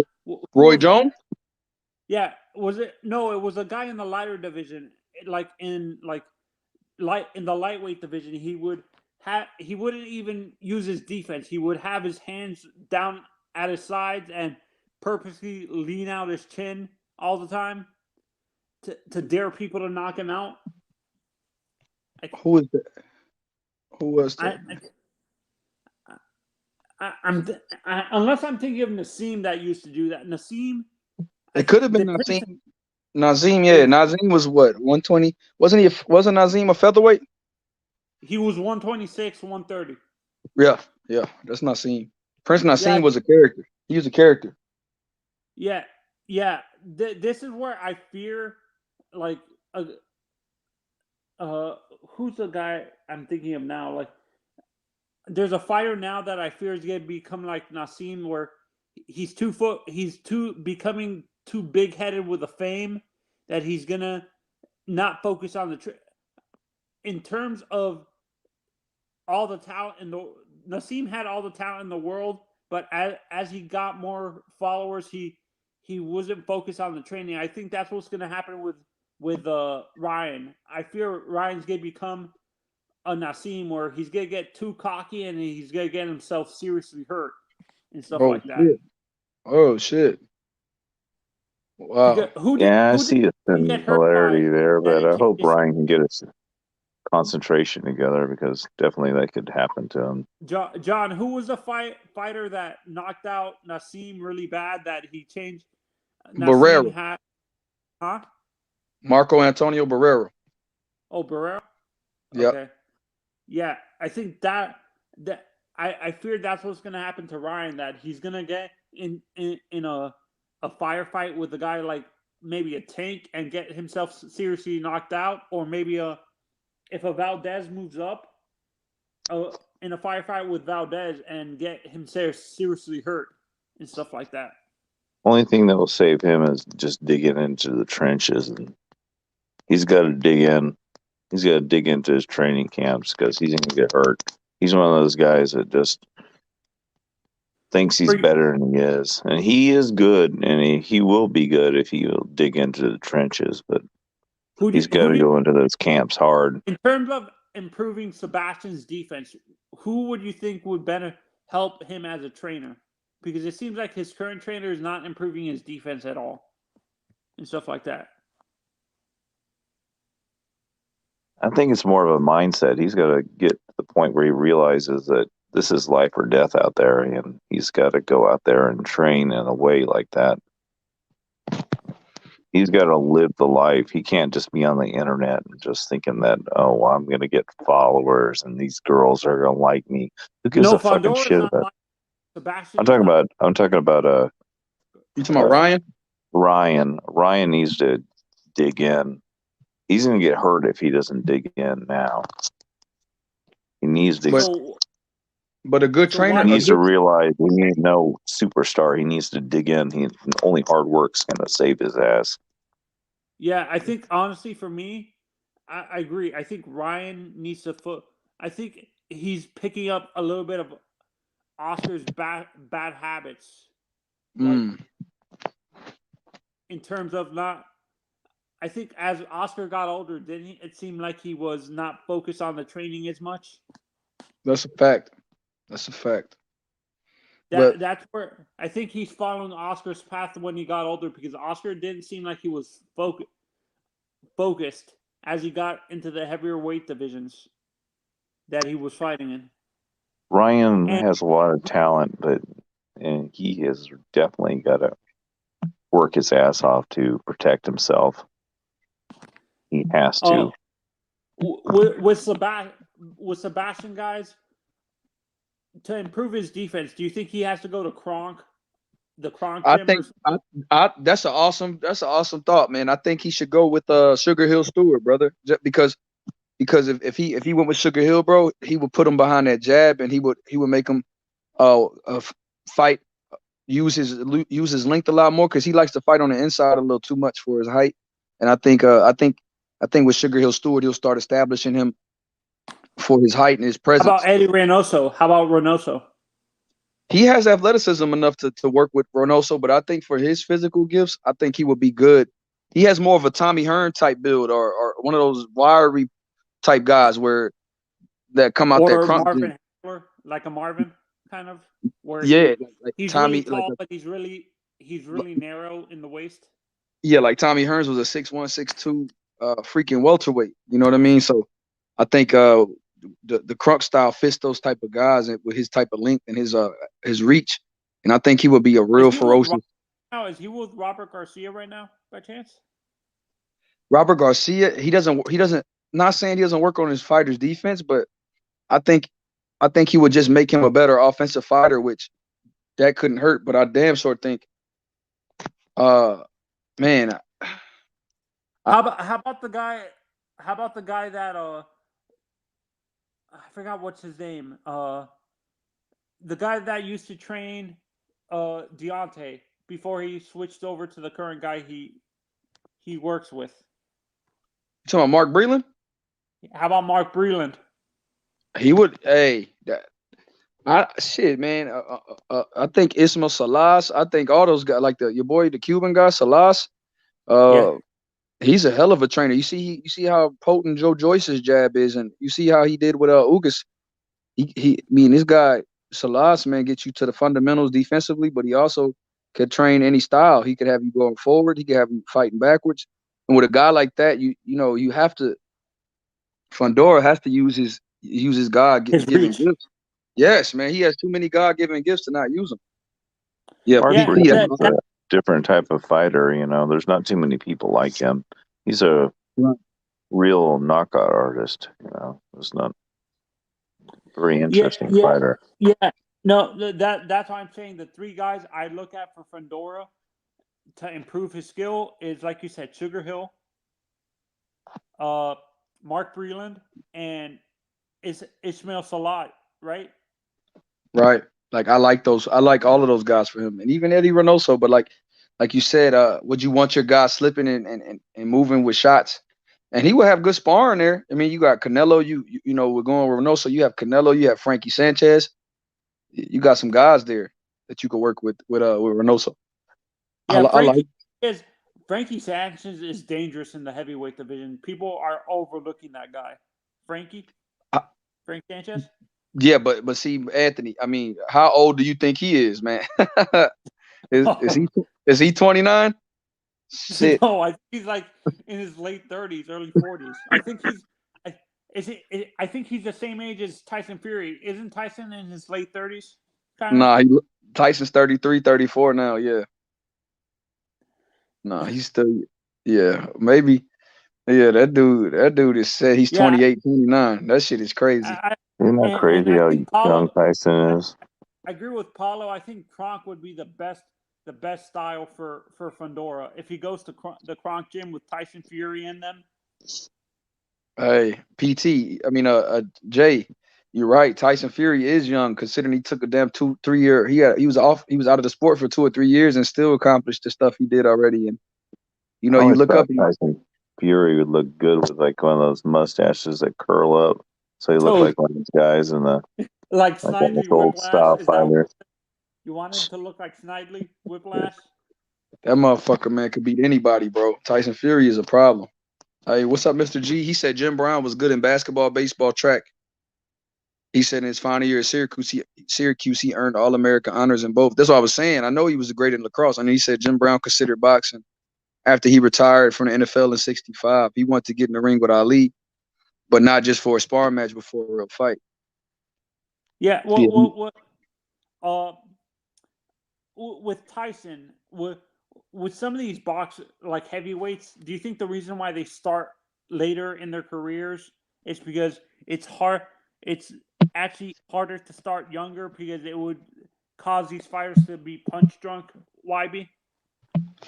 I don't know, man. Shit, man, that's a good ass question. Heavyweights just hit their prime later, man. It's a weird thing, but I mean, you got guys in the heavyweight division that man, there's a lot of guys like even in the heavyweight division now, Mike Coffey, you know, guys at Ray Mercer, all these guys kind of started late, bro. I don't know why that is, and even Klitschko. I mean, shit, when Fury beat him, he was 39.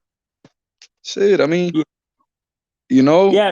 For me, like I said before, I think Vitali would have been a better matchup for Tyson at the time, to be honest. Oh yeah, Vitali damn near. I mean, like Lennox Lewis and Vitali. That shit. Had that fight went on, Vitali was gonna beat his ass. Vitali was the meaner one, I think. But like you said, I think Vitali had all the gifts, man. I think Vitali was a little bit better than Vladimir. Do you think Vladimir was a little bit overhyped by the media, kind of, and his brother got overlooked because he was the unified champion at the time? Man, but damage that Klitschko's did to the boxing was unbearable, man. They killed boxing, man. Boxing was so huge before those guys would do 2 jabs and a left hook and tie up. I mean, and then do it over and over again, man. No, but I think Vladimir did most of that. I think Vitali actually fought. I think Vladimir was the one that would always tie up, to be honest. That tying up stuff, man, killed boxing. Oh my God. I was like, he won so many title fights, but so unpopular. I mean, that definitely was not good for boxing. I was glad when Anthony Joshua beat him, and I was glad when Tyson Fury beat him. It was a blessing. Who was the guy? YB? Who was the trainer who's Kambosos' trainer that H interviewed recently? You talking about he trains Anders Zayas too? Yeah. How about him for Fundora? That's a nice pick, but man, I don't know, bro. That's a tough ass. Is there certain Do you think there are certain trainers that are so overworked, like in terms of how many fighters they have in their stable, that it's hard to like actually improve certain fighters because they have so many people training that they're training so many fighters that it's hard to focus on one person normally? Yeah, I think so. Yeah, man. I mean, that is tough. I think that's what's happening to Robert Garcia. When you mention Robert Garcia, that's why I don't really throw him in with a lot of those other guys. I think that's why Virgil Ortiz went to Reynoso. Because Reynoso doesn't really have a lot of people. He does, but not, like your boy Garcia had over, 25, 30 top fighters, man. That's a lot of guys. Jesus Christ. That's a lot. Yeah, man. He had so many guys. Like with Virgil Ortiz last fight, he didn't go. Because he had another fighter, Franco, fight on the same night. When Virgil Ortiz was fighting Mean Machine, he wasn't there. So yeah, bro. When you start getting a stable where you got multiple guys fighting on the same card, you have to pick and choose, and they're in a different arena. They're not even in the same place. You have to pick. Okay, I'm gonna go to Franco, and my son is gonna be in your corner. You get what I mean? That's a for a fighter. You want your head guy there. What division is Derevyanchenko in?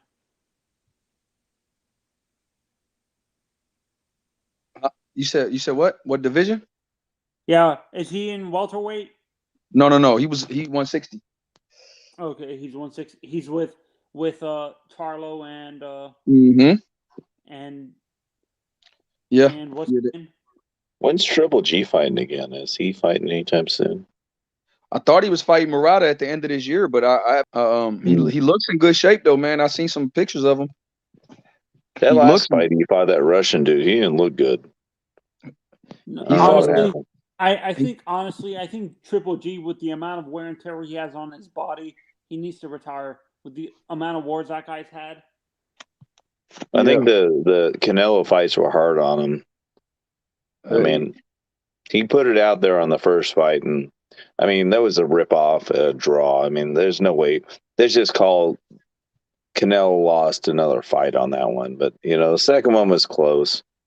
But I think he took too many hard blows. You know how hard Canelo hits. Just too much wear and tear from those two fights. Your boy Javier Centeno, Paulo, my man PT says the guy that trains Kambosos, Javier Centeno, said he likes a small stable, and he also said so that would be a good, like you said, that for guys like him, man, getting a couple strong top guys that you get in there and work with, that's a nice little pick for you. And then Mr. G said Vladimir didn't have a lot of heart. Vitaly was much tougher. I agree with that too, Mr. G. Said I agree. Honestly, that's a little bit harsh on Vladimir. He had a lot of heart, but I think as he got older, he was already bored. It seemed like he was bored by the time he started fighting Tyson and AJ. It seemed like he was like, because he was so dominant and stuff like that, he seems like he checked out. Do you agree with me? I think like you said, either that or he just had a weaker, kind of not a weak era, but a weaker era than a lot of guys. I mean, I think like you said, he was dominant, and Mr. G, that was a weak era, man. Like Mr. G, PT said a weak era for Vlad. Yeah, I agree. PT said Fury changed the scene, man, and then the emergence Tyson's of pretty AJ. sneaky. Tyson's a sneaky ass fighter, man. I don't care if Tyson was a lightweight, whatever division he is, he would be a sneaky ass fighter. That guy is sneaky. I want your guys' thoughts on this. Who would win this fight? Like a prime Tyson versus a prime Fury. Who wins that fight? Fury, I think, man. I think he's just too. I think he just keep that distance. Pop, pop, pop, pop, pop, pop. I mean, I don't think he could get that uppercut on him. I just don't see it.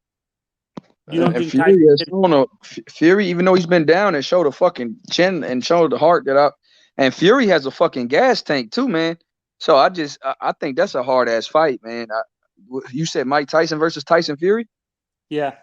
Ooh. I think he's a hard ass fight for Muhammad Ali. That's what I think.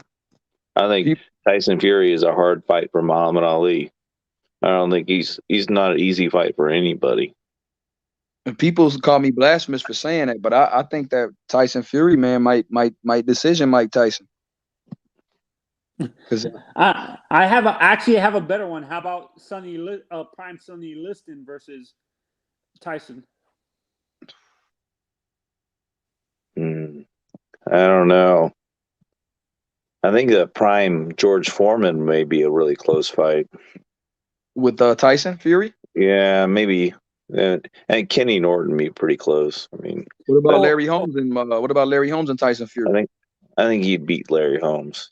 How about how about comedic glass jaw Floyd Patterson? He beat Patterson. You probably him and Mike Tyson, Deontay. Shit, man, Deontay Wilder. Go ahead. Damn good fighter, man. I mean, I'm not like any type of fanboy, but the guy knows how to slip punches and he knows how to hold a jab. He knows going inside. He knows how to tie up. He knows how to put weight on people and wear them out. Yeah, hey, the clip for me, he got too much skill, too much heart, and too big. Because that motherfucker got heart when it come down to it. Like if you make Fury fight, he gonna fight you. Like even against Otto Wilder, when that cut was on his eye, most people wouldn't have been that calm in that type of environment, man. That the Tyson Fury to get up multiple times the way he got up against Wilder, he got knocked down 4 times in those fights and kept his composure and beat his ass. Like Otto Walding would beat a lot of fighters, but you see like whatever that Dillian White.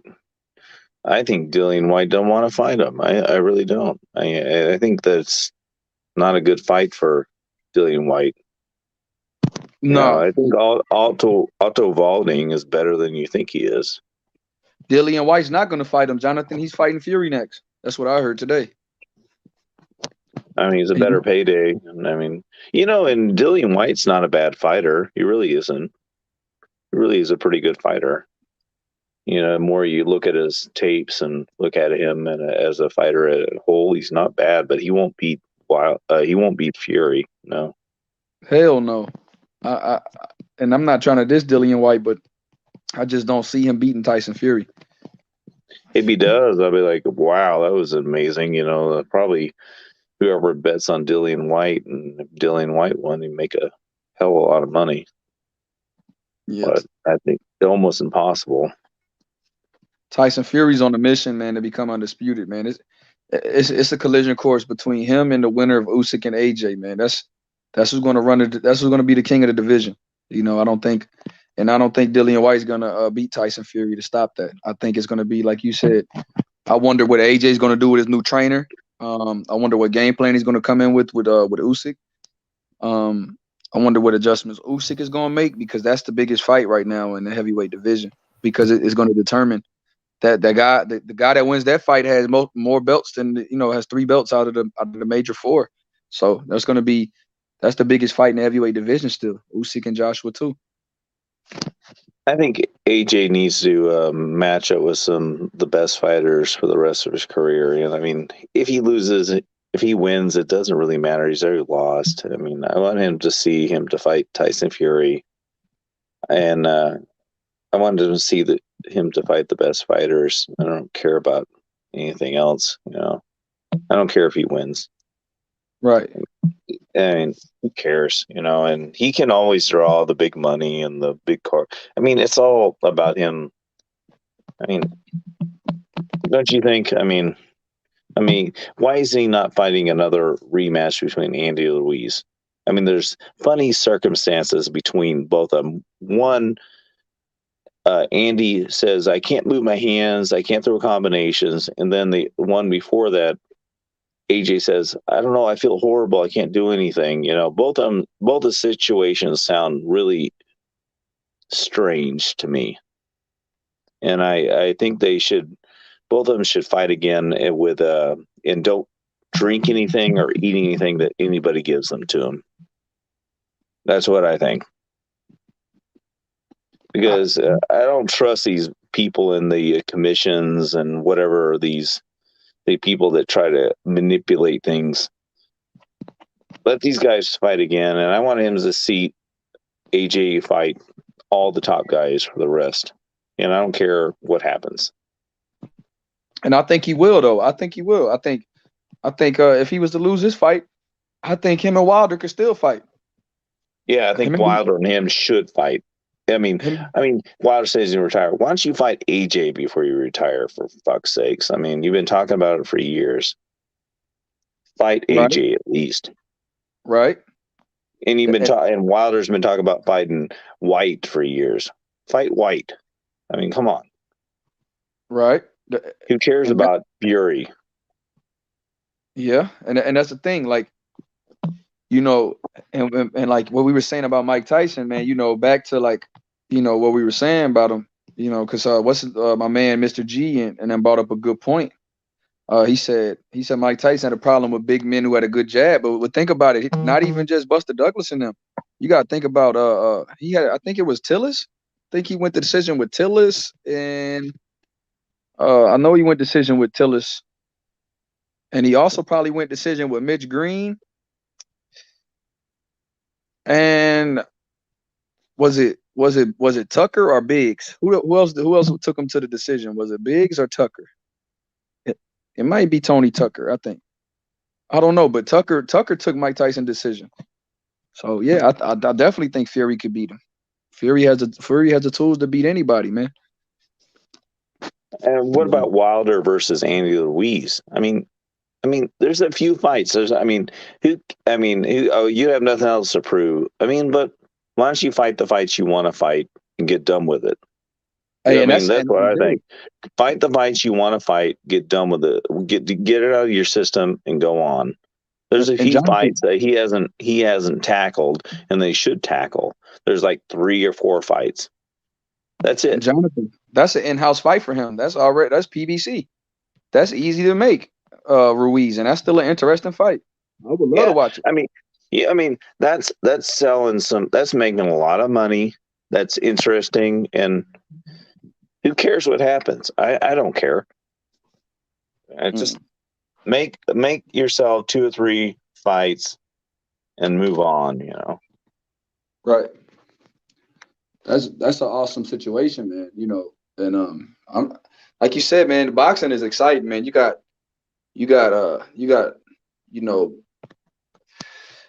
great fights. Ruiz, Wilder. If Joshua loses to Usyk, you got Joshua, Wilder, Usyk, Fury. If Fury was to beat White, I mean, you talking about Fury and Usyk, awesome fight. Fury and AJ. If AJ beats Usyk, awesome heavyweight. What about Fury and Usyk? That's also a great fight. I mean, that's a classic. I mean, classic of all times. That's like something to build legends on, you know. It's like you guys are both about the same weight. You guys are both about the same size. And it's a pretty even 50-50 match. I mean, that's people will be talking about that for years. Awesome. Both undefeated. Awesome. You know, you got a gold medalist. You got an undisputed cruiserweight fighting a monster in Tyson Fury, who beat Klitschko Wilder. Man, that's awesome, bro. You talking about the storyline? Awesome. And you got the Wilder Usyk. I mean, that's classic. I mean, you got you could just make a few fights over 1.5, 2 years, and then just move on. I mean, it ain't that big a deal, you know. Just knock out these fights. Give us the entertainment, and then some more guys move in, and you still got what's the guy that beat who's that guy that just won on the undercard of Tyson Fury Wilder?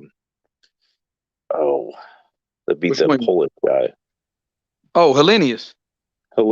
He can be thrown in the mix too. Helenius, Andy, that's a good fight. I mean, just who knows who's in between Helenius and Andy Ruiz. I mean, that's an all-action fight too. That's an all-action fight. That's a hell of a fight. That's an all-action fight, man. You know, like, see the heavyweight division. We haven't. You get how deep it is, or even like you said, Ruiz versus Ruiz needs a good fight. I mean, not Ruiz, Ortiz. You know, who would you throw in with Luis Ortiz since he's still fighting? What about? I want Andy and Luis Ortiz. I mean, I always thought that was the best. Andy, and they're both PBC. They're both they kind of PBC. got similar names. I got the. I mean, who knows who's going to win? I mean, that's Ruiz versus Ortiz. That it has a ring to it. I would love to see that. Does. Ruiz Ortiz. That's awesome. That's an awesome fight, man. You know, both of those guys would. The winner it would propel them for bigger things. That's a like you said, Jonathan. That's an awesome fight, man. Like Ruiz and Ortiz. That's PBC. I don't know why that's so hard to make. Why are we getting Ruiz and Charles Martin instead of Andy Ruiz versus Luis Ortiz on pay-per-view? Yeah, that's like who's Martin? I mean, I just don't get it. Some of the stuff, maybe like just Andy's already a big star. Moving forward, you like backed him up. I mean, I know his last fight he didn't look that good, but against Areola. Yeah, but he's in better shape now. Do you see him? He been training with Canelo or whatever. His body looks. I mean, he's lost like 50 Do you think pounds. that weight helps him though? Do you think that when Hey, Mr. G, supposedly being in Mr. better G, I shape, it think so helps him? too. I think AJ could win the rematch. We were talking about that earlier, Mr. G. I think AJ can come around and win the rematch. And there's rumors that he might be training out here in Houston, Texas, baby. You know, Yes, we you welcome were AJ saying. here. AJ, come to the roads. Come to the ends. 3-time. 3-time. It's going to be 3-time. 3-time. I mean, if he wins that, it's all forgotten. We had to do it twice. I love that shit when he said that. 2-time. Hey, Paulo, he said 2-time. You look. You do the accent well, you Dad. You can tell you've been to the UK. I love that shit, man. You guys are the damn the enthusiasm, man. PT. I want to go watch that Stamina for Sale, man. Since you told me about that, PT. Yeah, give it a watch. It's only an hour. It's all right. I gotta catch the bloke. Tunde, Farron. Oh, you can't believe it. Lomachenko's coming up here, baby. Can you believe that? Oh yeah, hey, I'm excited for that. And Lomachenko called out Tank again today. He always calling out Tank. He said, When's your next fight? What in the heck is not going on? Lomachenko Tank Davis is a classic. It should happen. It doesn't make any sense. It hasn't happened a year ago. Right. I mean, when's your next show then, lads? When you going to a show again? Man, I'm going to probably going to go to San Antonio next weekend for the Zurdo Ramirez fight against Gonzalez Zaneski.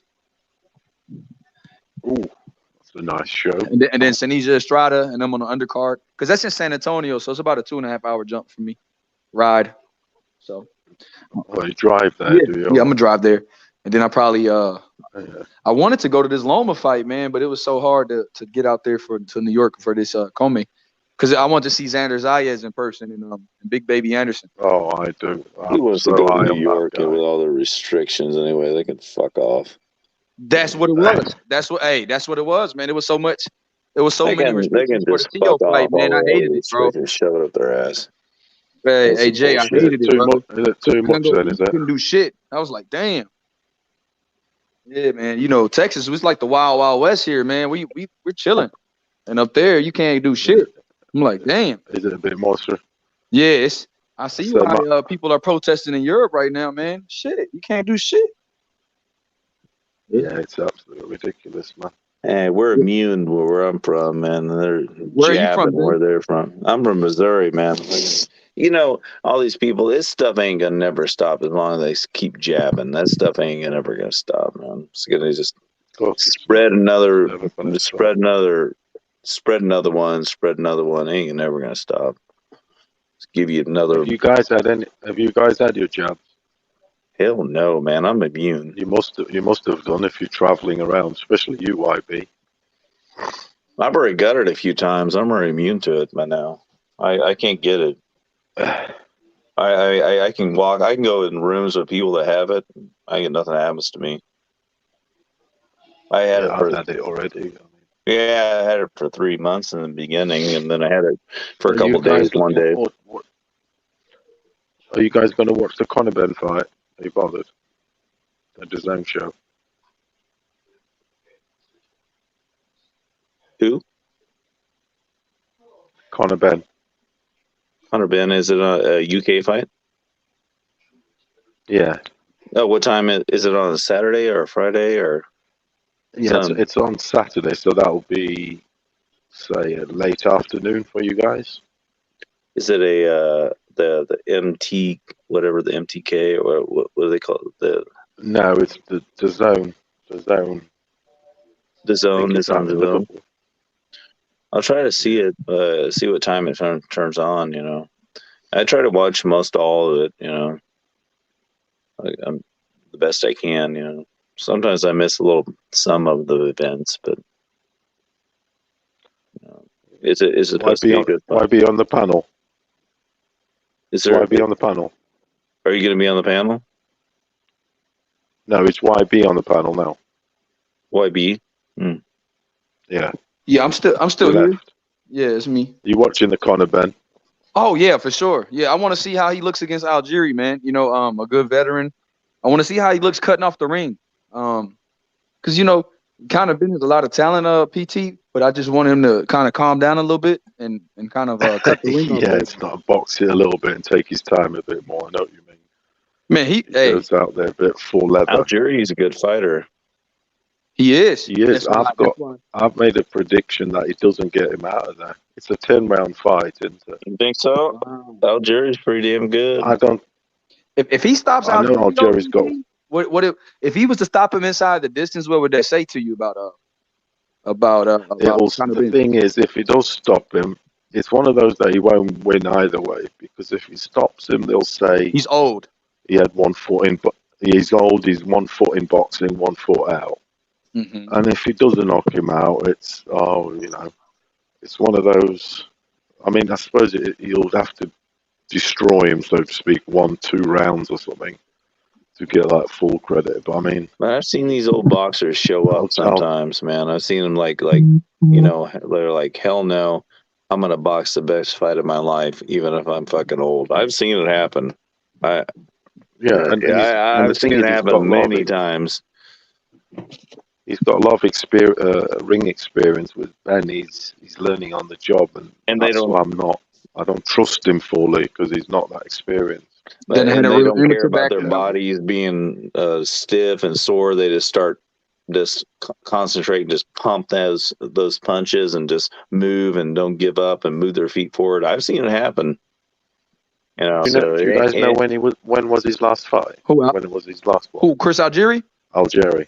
I haven't checked. I'm about to check that up right now, PT. Give me 1 second. I mean, I haven't because I bet it's over a year at least. It's a hell of a question. Let me see. I'm excited about this shit, though. Conor Benn. I mean, I went to Conor Benn's last fight, like I've told you. Oh, you went? On the undercard. Yeah, on the undercard at Warrington. Okay. And I had him just losing, you know. You thought he lost? What's his name? He fought that Mexican, not Mexican, he's got Mexican heritage. I always forget his name. Do you guys remember his name? Conor Benn fought last. Oh, you talking about Granados? Yes. Yeah, Granados. I thought Granados won that, mate. Honestly, that was a home decision. Granados fought nicely. Okay, Algieri had a fight in August. Okay, I didn't know he fought Lespierre, Mikel Lespierre. Oh, okay. How many rounds? He went. He UD'd him in 10. So he had a 10-round UD. So him fighting now, it's only 4 months ago he's had his last fight. So in that case, I'm definitely making a prediction that Conor doesn't get him out of there, because obviously he won't be that ring rust. Yeah, this will be his second camp. So yeah, PT. That's what I mean. And he had a 10-rounder. 10-rounder. It's not like it was a 10-rounder. So he's got all the rust off. And Algieri's 37, will be 38 more. He's 5'10". Yeah, I mean, 2-inch reach. That's a tough fight, man. It'll be interesting. What's Algieri's hardest fight he's had, do you think? Yeah, yes, of course, because Algieri's in a very experienced campaign, obviously. Algieri's only losses are to elite fighters: Amir Khan, Errol Spence, and Pacquiao. That's it. Yeah, that's the only guys that beat him. Top boys. And Pacquiao didn't He's get a him out of clever it. dude, also. Yeah. Has he been knocked out? He's a clever dude. He's only been stopped by Errol Spence. Earl Spence. That's the only guy. And that's no shame, is it? Pacquiao dropped him, but he went to the decision, and Amir Khan took him decision. That's it. So a hard hitter like Amir Khan. That's not a bad resume, is it? That's a good resume. He has a good resume. That's good losing resume. And then he beat Provodnikov after being knocked down multiple times in one of the best fights I've seen. Him against Ruslan Provodnikov. He's got dog. He's definitely got some dog in him. Obviously, he's older now. Yeah, but yeah, he has a hell of a resume for 29 fights. He only got 29 fights, 28 fights. He may be able to do it. Who knows, man? He's not that old. He's still, his body isn't completely. I felt good up until, into my 40s. Like 30s. I was just still going as hard as I possibly could. It didn't seem like nothing bothered me. So he I was the same, my friend. Okay. I still feel good in my 40s. I'm waiting for YB to come to England so I can give him some sparring. Oh, no, not really. I don't want my boy. What weight are you? I don't want my boy PT to take me to the What weight are you? 178. No, I don't want to go to the ends. Not to the 178. Are you 178? Are you? Yeah. How big? Well, I'm 210, so you have to just go steady. Well, no. Yeah, that's what I used to be. I'm not 178 right now. I'm in the 190s right now. 185, 190 in that range. How tall are you? 6 feet. Oh, all right. Steady, isn't it? I'm 6'2", 210. Okay. Yeah. I haven't got a belly. Oh yeah. So I'm like, I ain't got a 6-pack. I've got a 1-pack, but it's not a belly. That's good. So you still in really good shape. Yeah, I am for my age, really. So PT, you go to the gym a lot? No, I don't actually. I don't. I used to. So what do I used you maintain your shape? You just eat right? But yeah, I do think I got a good diet, man. I eat right. Yeah, I eat right and too. a good man. immune system. I just burn well, I think. I eat right and I train. But my job is what. Hey, Jonathan. My job's physical. What is yours? What'd you say, PT? I was just saying my job involves walking around a lot, so you're active. So, active. Keeps me trim. Yeah, active. And what about you, Jay? You say you work out a lot too? 9. Yeah, I mean, I'll climb mountains and train internal martial arts and like do those kind of things and try to, eat correctly, because you eat bad, man, you fucking die young. Are you in your 40s, Jay? Yeah.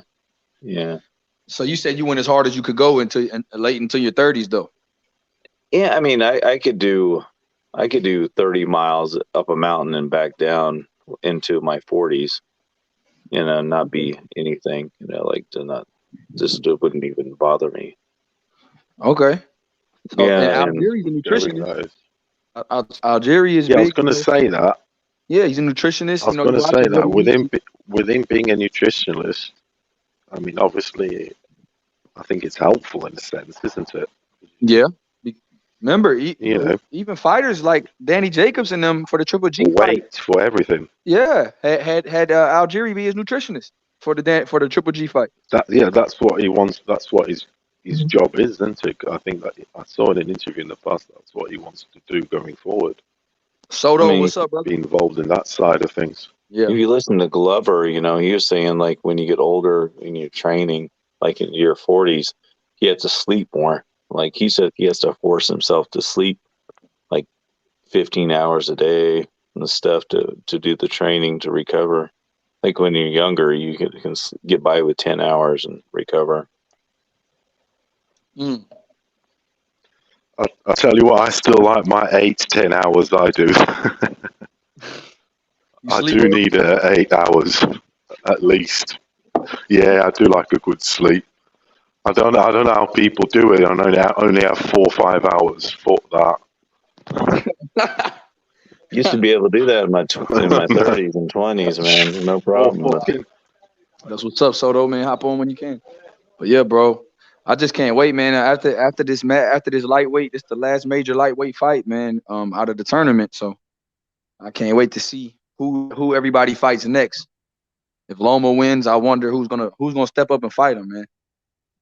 I really want Loma to get another big fight. I want Loma to fight one of these young guns again, man. I really wanted either, if he don't get Kambosos, I want him to get a Haney or a Tank, and I don't want no excuses. I want one of those guys to step up and fight Lomachenko.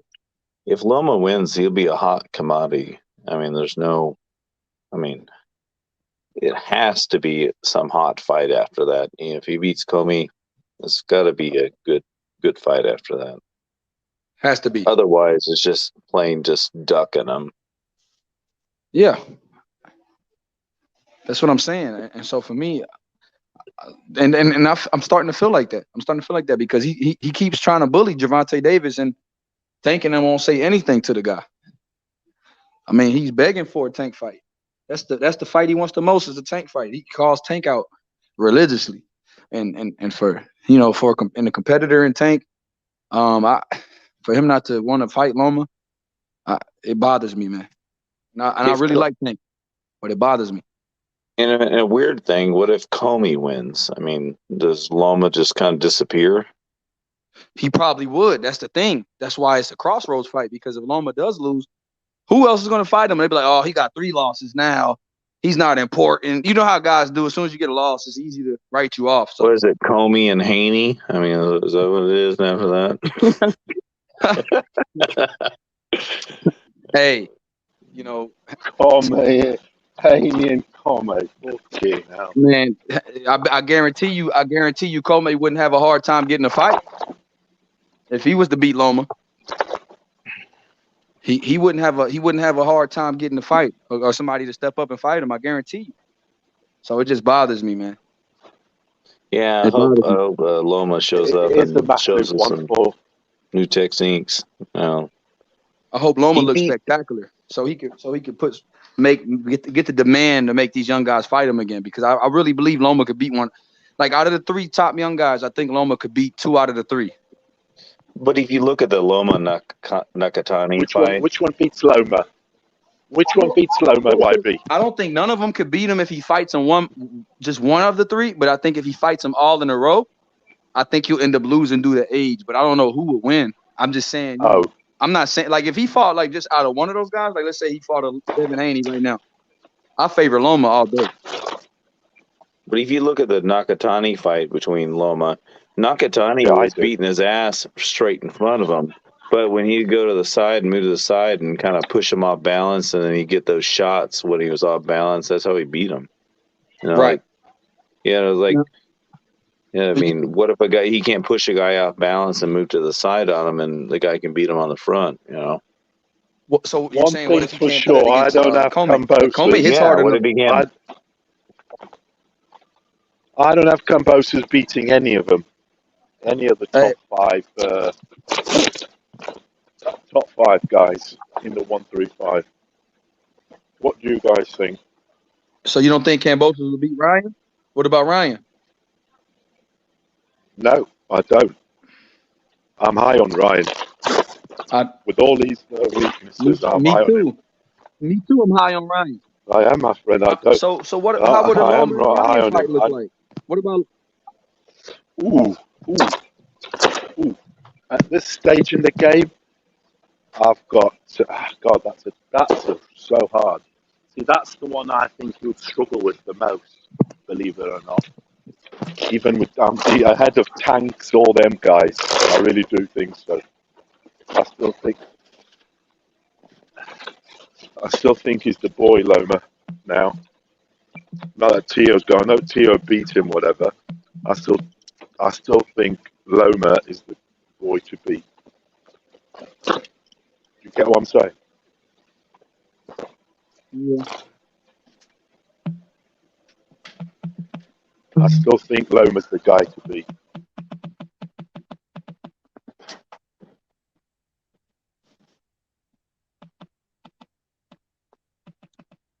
What'd you say? Say it one more time, PT.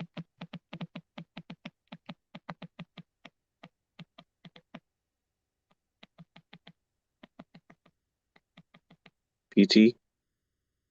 Hello. They disappeared on us.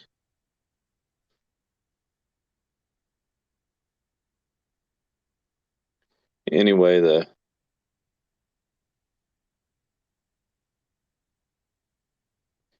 what are other fights coming up in the next few weeks? I haven't really kind of looked on Googled it recently, but is there anything interesting besides Loma? To be honest, yeah, Mr. G. I just think that I don't know, man. He said I watched the Salido and Loma fight today, and it was crazy. Salido came in at 147 and purposely threw low blows. Hell yeah, man! That's one of those things where I don't even I'm not trying to make excuses for the Salido fight, but man, if you watch that fight, for it to be a split decision and Loma's second professional fighting a 12-rounder, that's against a veteran like Salido, who outweighed him by damn near 15 pounds. That's and did all the dirty shit you could do. It should have got a point taken away. Yeah, man, Loma showed me heart and grit in that fight. To be honest, Loma got a lot of talent, man. I know people think he's overrated, and he did get compared to Ali and all this stuff, and but man, this guy's special. The greatest fight of low blows was probably Spence versus was it not Crawford, but Porter. I mean, that was ridiculous. I mean, you could tell that ref was paid off not to call those blows. He's like, well, your butt's way back there, so you were deserved to get punched in the balls while your butt was way away from them, and that's the reason you got punched in the balls. I mean, the absolute kind of ludicrousy that referee come up with the comprehension that is the reason that he got picked in the ball, because it was harder for him to punch him in the balls, and that's the reason he got punched in the balls. I mean, over and over and over again. I mean, come on. Right. Watching that fight was by the end of it, I was like, oh my God, just disqualify Spence. It was intentional, and it was over and over and over and over again. And now, Jonathan, speaking of the welterweight division, man, what do you think? What do you think needs to happen next? What do you think needs to happen next?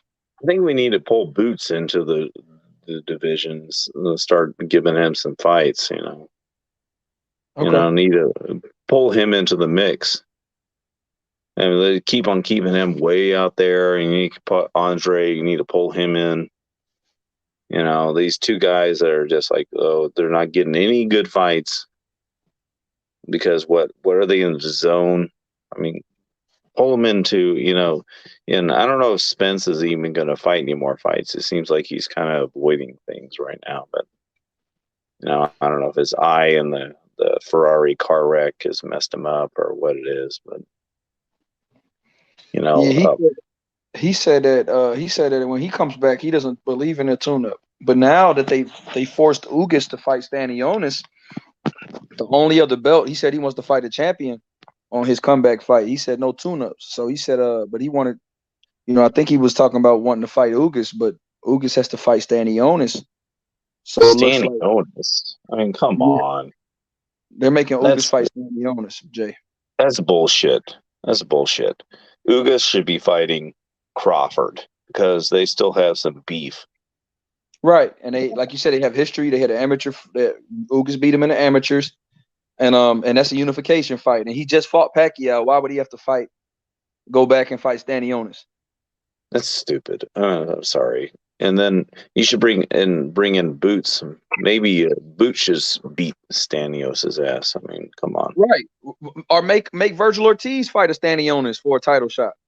Yeah, I mean, come on. They're more Boots. Like you said, they both ranked high. Yeah. Hey, by 10, I agree. Shout out to Chicago, man. Showtime needs to make Castillo Clayton versus Boots Ennis. That's all. Castillo Clayton's fighting on the Showtime card this weekend, right? With Donaire? Correct me. Yeah. They hide these guys that should be contenders back off into the outside and Bring them in. Right. There's no reason. They're already stars. You're just holding them back, from being stars. Baten says Salido is a candidate for local deputy of Ciudad Obregón. He was arrested for allegedly taking 16 cans of beer from a convenience store. He said Loma lost to that guy. That's fucked up. Damn. Hey, that's fucked up. Hey, but you said but yeah, man, Baten. Castillo. Okay, he's fighting Castillo Clayton. Yeah, that'll be a good fight for Jaron Ennis. And I would why not? Virgil's ranked high in that sanctioning body. Why not make Virgil fight Stanionis? And then Virgil get in that tournament to fight the guy that beat Jamal James, Butayev, who knocked out Jamal James. That's a hell of a and Virgil compete in that tournament. Or Boots fight Butayev. And Virgil fight Stanionis. I think that's how they should do it, or Castillo Clayton, and have Ugas in a unification with Bud Crawford, and there you go. Now Bud can have 2 belts, and Spence will have his 2 belts, and they fight for undisputed, and let these young guys get a crack. That's what I think should happen. Start mixing it up, man. There's not they just holding these guys back. They've already paid their dues. Move forward. These young guys need to crack, man. These young guys are they're exciting. The Virgil and freaking a Mean Machine fight was exciting, bro. I mean, you seen Virgil get hurt, come back from it, beat him with a jab and body punching, and broke him down. And then you seen Boots Ennis knock Delorme out in 1. I mean, it's only so many more Delormes and Lipinets you could feed the guy. I mean, he took Lipinets out in what, 5? I mean, the guy is. I mean, these guys are killers, man. These guys need to fight. I mean, these guys need to fight in the tournament, man, and get a title shot. I'm not understanding what's up. I don't understand it, Jay. This is pissing me off, though. It's holding people back, man. That's all it is. Just people, these greedy little shits holding people back. That's all they are. Just I don't get it. I mean, they don't even stack cards. They're holding people back so much. You I'm gonna have a pay-per-view, but I'm only gonna have 2 good fights, and then I'm gonna have 1 good fight on the undercard to try to draw you into buying my shitty pay-per-view with 1 good fight at the end. Hey, Baten, Kudratilo is a good opponent for Boots because they're both ranked high in the IBF. Now that's a good fight. Kudratilo, him and Boots fight up to see who's gonna get the title shot at Errol Spence on the IBF belt, or you can have Boots and Stanionis like Jay said, and then you can have Virgil Ortiz fight Errol Spence later in the year, and you have Bud and Ugas unify, and then the winner of Virgil and Spence fight for undisputed against Crawford and the Ugas winner, and there you go. You already got a young guy in the mix, and then Ennis is next. I mean, that's how you could do it, man. You let these young guys fight. And fight for the top, fight for the glory, and try to get to the title. And they need to have these joint things like ESPN and Fox do. So does Showtime and Fox, and Showtime and ESPN needs to have joint ventures. This shit just, I don't know. Need to be able to mix it up a little bit more, and DAZN also with the other 3 promotions. Can't just they're not stacked enough. These cards are not stacked enough to be calling them pay-per-views. That's a fact. And now your boy Toughest G says Bud's going to KO Ugas, and then he said Tyson Fury's going to KO Dillian White. I see that. He said Dillian White got KO'd by old Povetkin, and then Mr. G says they're trying to milk the old heads for everything they can get out of them, and save the younger guys for down the road. I get it. I just don't necessarily agree. So, Mr. G, you think that they're trying to save Bud, and not save Errol and Bud, but trying to save that undisputed fight and get the Thurmans in them big fights while they still got names, and then mix the young guys in there? Hey, Don Ramon, Thurman versus Barrios in January 29th. I like that fight, buddy. I like that fight, bro. I'm excited. I want to see, because Thurman ain't fought in 2.5 years. I can't believe it's been that long since Pacquiao beat his ass. 2.5 years, Jonathan. By the time they fight, it'll be over 2.5 years. By the time he gets back in the ring, yeah, it'll be about 2.5 years. 2 years and 6 months exactly. I want Thurman to fight 3 or 4 good fights. Why not? But once you throw Thurman with Boots, I mean that'd sell. I mean, come on, throw Thurman with Andre. I mean, that would sell. I mean, just hey, Mr. G, that's a good business model. I understand why they're doing it too. Like you said, if you're a businessman, I understand why you match, all these guys instead of getting them in there with Kudratilo and Boots Ennis, and that's why if they're trying to milk these older guys, then why put Ugas in there with Stanionis? Stanionis is still a younger contender. Why not make him mix it up a little bit more, or why not make him fight? Butayev, the guy that beat Jamal James. Why not make him fight him and then make Ugas get his unification and make the winner fight one of those guys? But why make Ugas fight him and then fight Butayev? That's crazy. And that's the whole thing with Zerto. That's the thing that pisses me off. We got one of the best fighters in the whole boxing divisions and all of them. They don't match him up with nobody. Who you talking about? Zerto, who's fighting next week? Yeah, they don't match him up with nobody. Hey, you know what though, Jonathan? It's bullshit. He said Bivol is ducking him. That's what he said today. What? Fucking make him fight somebody. Make these guys fight him. It's bullshit. He's just sitting there on the side, fighting nobody, knocking everybody out. Yeah, it's ridiculous, man. Zerto's fighting Zaneski. I think is Zaneski Gonzalez. I forgot to say the guy's name, but yeah. But for fuck's sakes, man, who is he? He's an older Cuban guy that's been, I think he's in his late 30s. I mean, let me check out Zaneski. Let me tell you who he's beat, man. So you can so you can laugh at this shit. Hold on, let me go to my box right. Oh, 36 guys years old ducking him, man. 36 years old from Cuba. Let me see. He 21-3. His last win was Tommy Carpensi, September 14th. Who was 30-7 with a KO. Tommy Carpensi. His other win was Alex Duran. Let me see. Alex Duran is ranked. He should be fighting Canelo. Canelo should get his fucking ass and go up a weight class and fucking fighting. But he sure wouldn't. That's for sure. So Tommy Carpensi was ranked 107th in the world when Gonzalez beat him. He's not even ranked in the top 100, and now he's getting a shot at Zerto. He should be fighting Artur Benaviv. Man. He should be fighting guys like that. Yeah, he should. And see, Better Beef is fighting a top 10 guy in Marcus Brown. And Better Beef wanted Joe Smith, but Joe Smith is going another direction. He wanted to unify.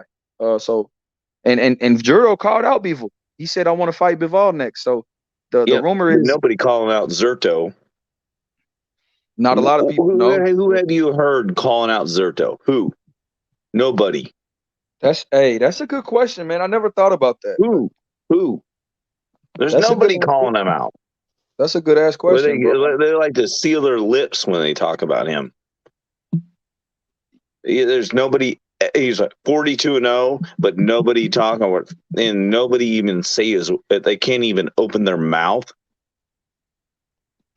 That, and then look. So Zerto's ranked number 5. So he fought. Okay. So yeah, man. So he's fighting Yaneski Gonzalez. They don't even have this shit on BoxRec. It's amazing that the fight is coming up this soon, and they don't have this on BoxRec, man. You can't even see that they're fighting. BoxRec's probably even scared to even mention his fucking name. So I'm gonna read to you the top 5 guys at light heavy. They got Callum Smith, Beterbiev, Dmitry Bivol, Joe Smith Jr., and Gilberto. Maxim Vlasov, who was in the last fight with Joe Smith. Then you got Marcus Brown, Buatsi, Barrera, Anthony Yard. So I mean, this is crazy, man. So you can't get Gilberto Ramirez of Vlasov. You can't get Gilberto Ramirez or Joe Smith. Why don't these guys?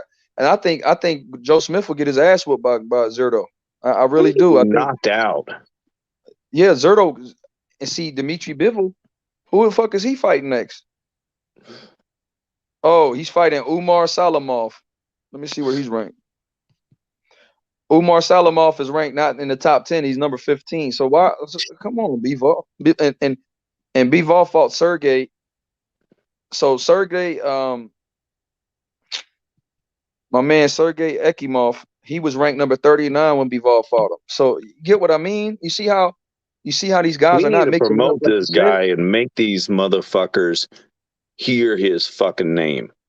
That's what I'm saying. We need to make these dickheads in the industry hear his fucking name. That's what I'm saying. These people that are holding him fucking back. Ooh, hey. These pussies that won't want to fight him because, like, oh, I'm Joseph Smith. I don't want to mention his name. I'm, whoever in the top 10. I don't want to mention his name because I'm going to get my fucking ass kicked. Hey, man, my boy G-Ball says Zerto sent Bivol 2 contracts. Bivol rejected them a while back. And he also rejected them. He get knocked out. And he then get in the liver and lay on the ground like a bitch. Because you scared. That's the reason you didn't fight him. You're scared. Hey, D-Ball says Bivol knows Zerto's a high risk, low reward for now. That's why they don't mention Zerto. The Indian says Zerto versus Callum Smith, Bivol versus Better Beef. Woo! And the winners fight each other. Oh man, shit. And they just stick him in the corner like, oh my god, this is the guy that's gonna slide all my punches and just knock me out. And then I'm gonna look stupid in front of everybody. That's the whole industry. Like, oh, Zerto's such a good fighter and such a technical fighter. He's gonna knock me out in front of everybody and make me look stupid. That's the reason they don't want to fight him. That's the reason Caleb Smith don't want to mention his name. That's the reason Canelo don't want to mention his name. That's tough, man. Damn it. Yeah, I that's what I'm sick and tired of people, these hype guys building everybody up. The guy that will knock you all out, you don't want to mention his name.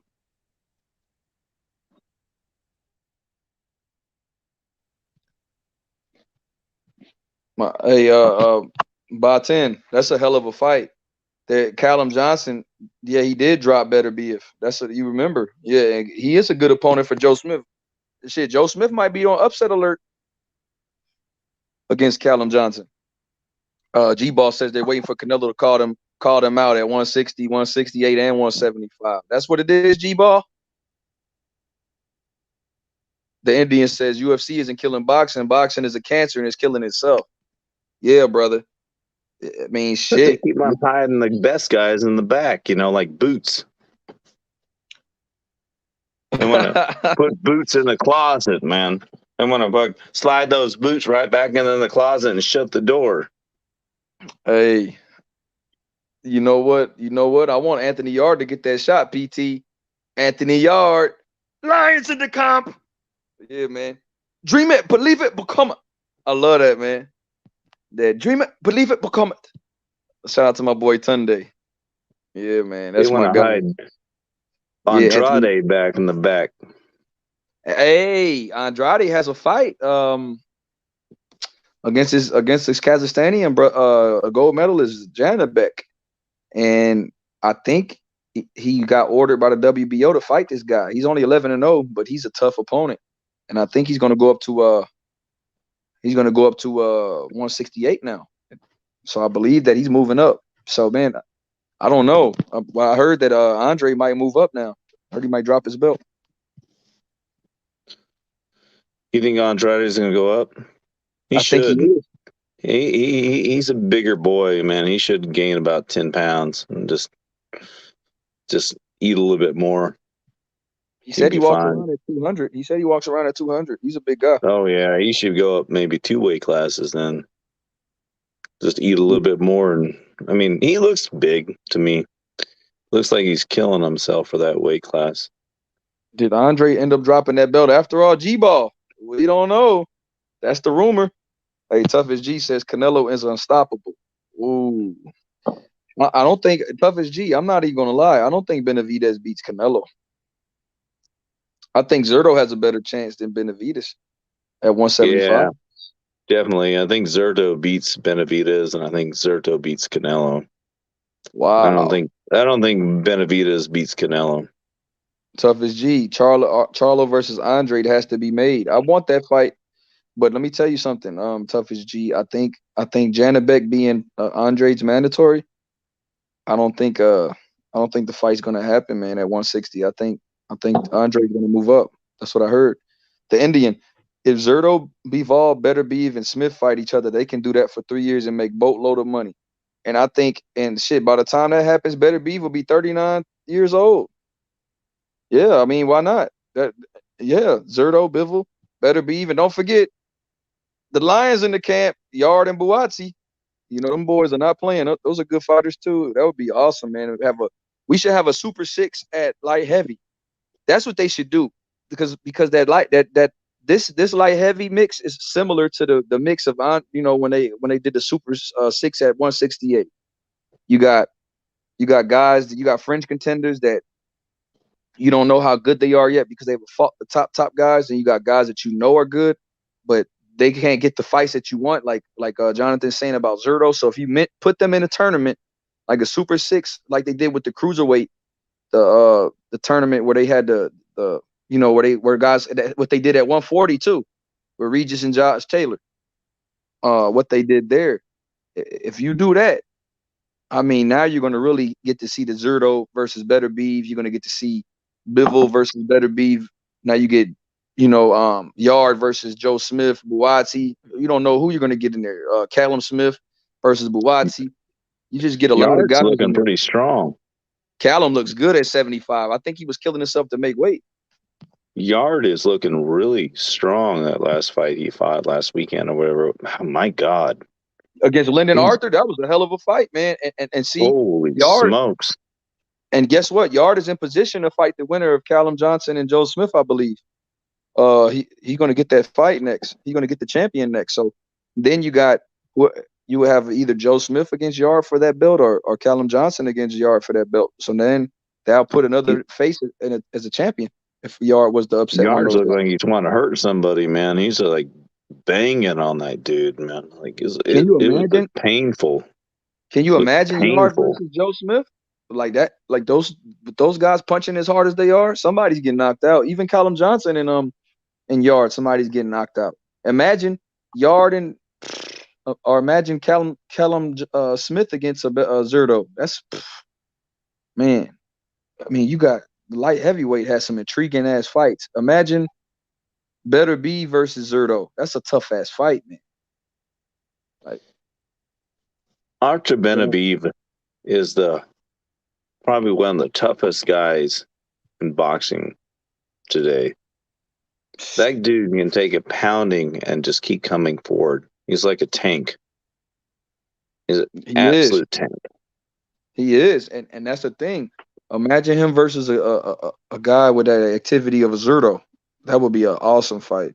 How like that's a crazy fight because Zerto. I think it's a 50-50 fight there. I think maybe Zerto could pull out a decision. I don't think he's going to knock out a guy like Artur Benavides. Yeah, he's closer to his prime, and Better Beef's closer to 37. And imagine Better Beef. Imagine. See the thing with Bivol. I think Bivol is avoiding. I think Bivol's waiting and avoiding Zerto, man, and I think Bivol's avoiding Better Beef too. Because Better Beef been calling out Bivol for a minute. Yeah, the better those two, the Better Beef and then Artur, whatever. It's like this. Two words sound very similar. They're very, very closely matched. I mean, it's not even. You really. I think the Artur would probably win because of the tankiness of him, but it's really close. I think the Benavides or whatever is a little bit more technical than Artur. Yeah. See, and your boy CG Ball says Zerto and Bivol are both 30. Better Beef is 37. Yeah, exactly. And then you got the Indian says, Toughest G says Yard would get overwhelmed by Arthur. Yeah, at this point, that's Arthur. If he's still the same Arthur, Better Beef. If we're gonna see this weekend against Marcus, whatever weekend against Marcus Brown, I know they're fighting in December, so we'll see. And Indian says Munguia, Charlo, Andre, Triple G, Jacobs. Jacobs is at light heavy now, but so you see the Indian Jacobs moved up to 175. But I see it. Munguia, Charlo, Andre, and Triple G. That's a nice mix. But then Andre has to fight Jonathan, and that's not gonna happen. Yeah. Triple G does. Hey, Jonathan, you think Triple G still has it? I think he probably 70% has it. 75% have it. Okay. I don't think he has 100% has it. Okay. But I think if he trains hard and has some hard mental determination, maybe it go up to like 85. Yeah, he's 39 and yeah. And it starts sliding off in the body. You know, they had the head trauma. The head trauma slows down your mind speed. So, like, you can't, like, punch quite as quickly as you want to. Hands, the neural connection doesn't move quite as quickly to your hands. No. If you don't professionally fight, you can, like, and you train really very, very hard, you can hold your speed even up into your 50s or 60s. But with the impacts of professional fighting, it slows down quite a bit. And so Triple G, so just word is Triple G's fight he was supposed to fight December 29th against Murata for a belt, but it's been planned now for Japan next year because of COVID. So this just came out December 2nd, Mike Coppinger.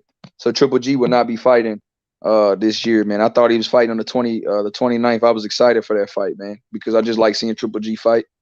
And he just in his prime, I think Triple G was probably one of the best ever.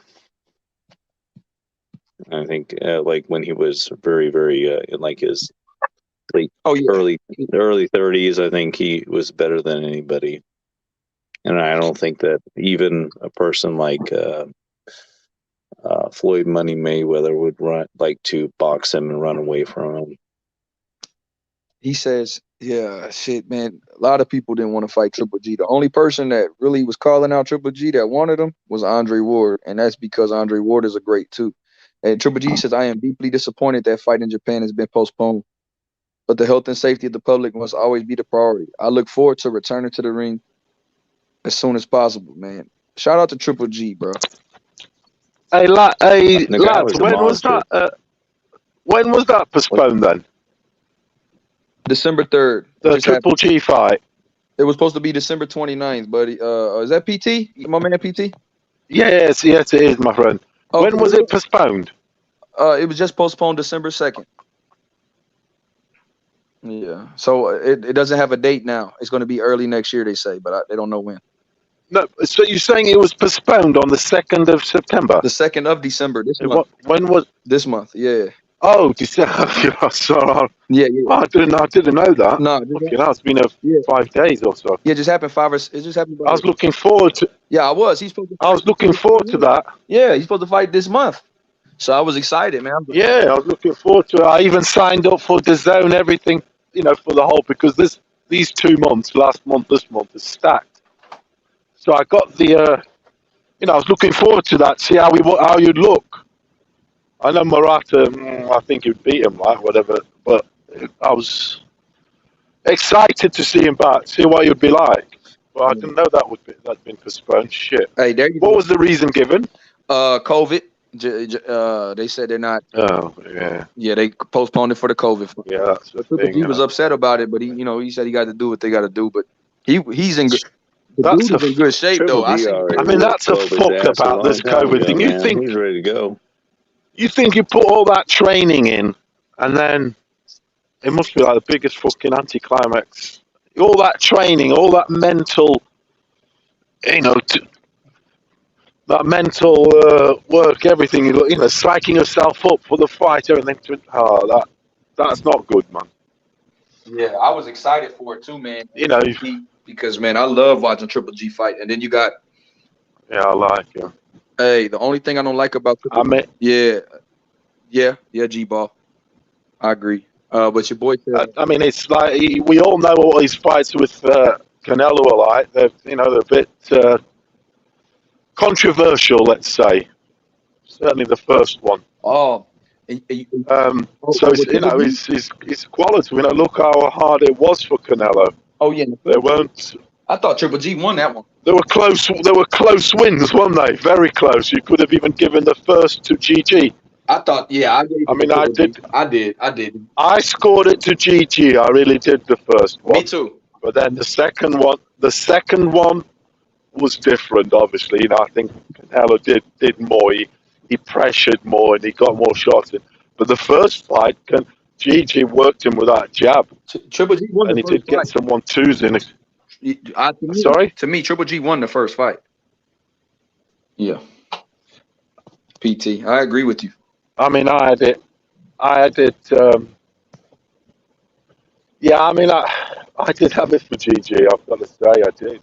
I had it for GG too. On the night. I had it for GG too. But hey, your boy boxing. Oh man, so imagine if Canelo drops down from cruiserweight back to light heavy. Then you got Canelo in that mix with all those guys, and then Benavidez moves up to 75. So you got Benavidez, Zurdo, Yard, Buatsi, Callum Smith. I'll tell you what though, I think obviously the 130, the 135, up to the 147 is stacked. There's so many. If only they could. The potential of great fights there is incredible. Right. It's stacked, isn't it, from the top to bottom. Yeah. But that 174, the light heavies, it's stacked in itself. It's also. Yes. With the United Kingdom guys. Right. Because that's where I think the United Kingdom is also stacked at. It's the light heavies and the heavies. Yeah. Let's face it, they've got the two. They've got, Joshua and Fury. Right. And all the other journeymen and whatever you want to call them. The Joe Joyce. Your Chisoras, your Whites, Joyce, all them guys, yeah? Yeah. Daniel Dubois, all them guys. But that light heavy stacked, the potential of fights there. Fucking hell. Even like you say, the Berbetiev, the Zudos, the Yards, the Buatsis. The Benavidez. You guys got a million fighters. Let's make these fights. Why can't fucking hell? That's what I was saying, man. I wish we did potential classics. Like you said, PT. You know how we had the Super Six and like now we had the World Series. The boxing with Usyk and Gassiev and all them guys were in that tournament. I think we should do that again with Bradis.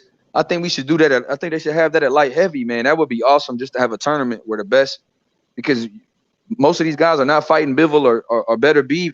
Better Beef has to get fighters forced to fight him. It's hard to get guys in there with Better Beef and Zurdo and Bivol. So why not? Yeah, why not make a if you want to get in the ring with Artur Benavides, the guy's like a tank, man. You hit him with everything you got, and he just stands there and looks at you. He's a fucking beast. He really is. But then, like you guys, a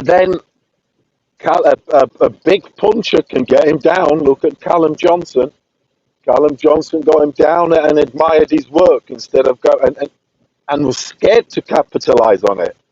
He was scared because he knows what obviously a hurt guy, as the cliche goes, is a dangerous guy. So he was scared to finish the job in essence. He stood back. You know what I mean? It's he had him, so But then Callum can punch. He's one of the biggest punchers, in my opinion, pound for pound out there. He really is. He just obviously hasn't got everything else to match that power. But the guy can hit. He really can. Man, he got Berbetiev down. Man, that Callum Johnson and Joe Smith is an exciting fight. Imagine Imagine if Yard fights either one of those guys next after they fight. I know he's gonna get the winner, but that's a classic fight, Yard against Johnson or Joe Smith. It is, and it's also Yard they're and not Smith. easy. I mean, they're not easy. Yard and Smith is a knockout. Somebody's getting knocked out. It's not going a distance. There ain't no way that's going more than half the fight, man. If they go 8 rounds, I'm pretty impressed. I think Callum and Smith. I don't think that will go decision. That's not. Smith might Smith might get knocked out. Shit. I mean, Callum Johnson put down better beat. Look, Callum can hit. I truly think he's one of the biggest punchers out there, pound for pound. But everything else doesn't match his power, if you get me. But if he connects, he fucking, and it just shows in a way. It also shows what a chin Berbatiev has got. To get knocked down like that, he got hit fucking right peak, and he got back up. That to me is when you do have a chin, when you get back up and you do the business. No wrong with going down. You can go down, but are you going to get up and fight on and put it on? And that's that's a good chin. And I think Berbatiev proved he had one. But then, like I said, Callum could have jumped on him, but was scared. So yeah, but obviously Hey, PT, I got a question. It was a comment by Toughest G. He says Floyd Mayweather ducked Prime Pacquiao and Prime Amir Khan. What do y'all think about that? Who ducked who then? Floyd Mayweather ducked Prime. He said Floyd ducked Prime Amir Khan and Prime Pacquiao. I mean, yeah. I mean, you could say that. You could say he did duck. At the end of the day, that half of his career was selective, wasn't he? Mayweather was selective, and he picked him when he could and at the right time, didn't he? Bodyguards to come to. The second half of his career, so I believe that. I do believe he ducked him. I definitely think it's more Floyd ducking him than Pac. That's for sure. Wow. Okay. And regarding Amir Khan, I don't know about Amir Khan. If it was quite a duck. I mean, I don't know. People say not really with Amir Khan. President of Philippines and Mayweather is going to be the president of a strip club. That's what I think. People say Amir Khan, because this PT, Amir Khan was calling Floyd out for about 2 years span, and what happened was before he fought Maidana, he had this internet poll, and he put Amir Khan as an option. Who do you want me to fight next? Amir Khan beat Maidana in the fan vote. He said, "I'll fight whoever you pick next. I'll let the fans pick my opponent." Amir Khan had more votes than Maidana, and he picked Maidana anyway. So people were saying, "Oh man, maybe the speed of Amir Khan would trouble Floyd because it troubled him." Do you know what? I didn't know that story with the Amir Khan. So I mean, that sounds like Floyd. Yeah, Khan is fighting Kell Brook. G, is that a big fight still? PT is Amir Khan and Kell Brook still a big fight? It is, but it's the feeling is kind of whatever. You get me? Because people, especially in England, they clever boxing fans. They're not stupid. They know they're both over the hill. Right. You know what I mean? I wouldn't say they're as excited as they could have been if it was a bit earlier. That's for sure. Right. I'm excited about the fight. I think they're both at similar ages. I'm still up for the fight. I think it's going to be both a similar level of fight. Who cares? I'm excited about it. With Amir Khan, with his fast hands, stay out of trouble and just target them eyes. I'm excited about the I'm fight. telling you now, that them two titanium eyes he's got, you punch that a bit and it's puffing up, mate. Big time. that shit will be puffing up like fuck, and he'll start getting conscious about it. When I heard they were going to And he'll fight, get out pain and everything, and he'll start going for it. Start going for the knockout. Put it this way, I don't see the fight going the distance.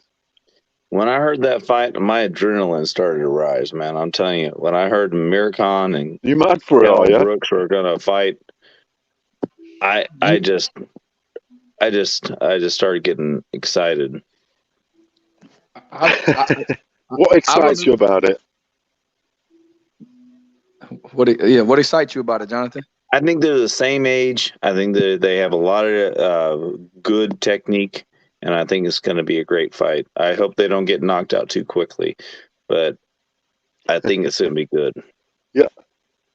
No, it is a good recipe, definitely, the two of them. Definitely. And there'll be Needle there also, won't there? Which They're helps. the same age, about the same age. It don't matter, man. When you're about the same age, it's going to be good. It's going to be like when they were young, but they're just a little bit older with a little bit more experience. I like it.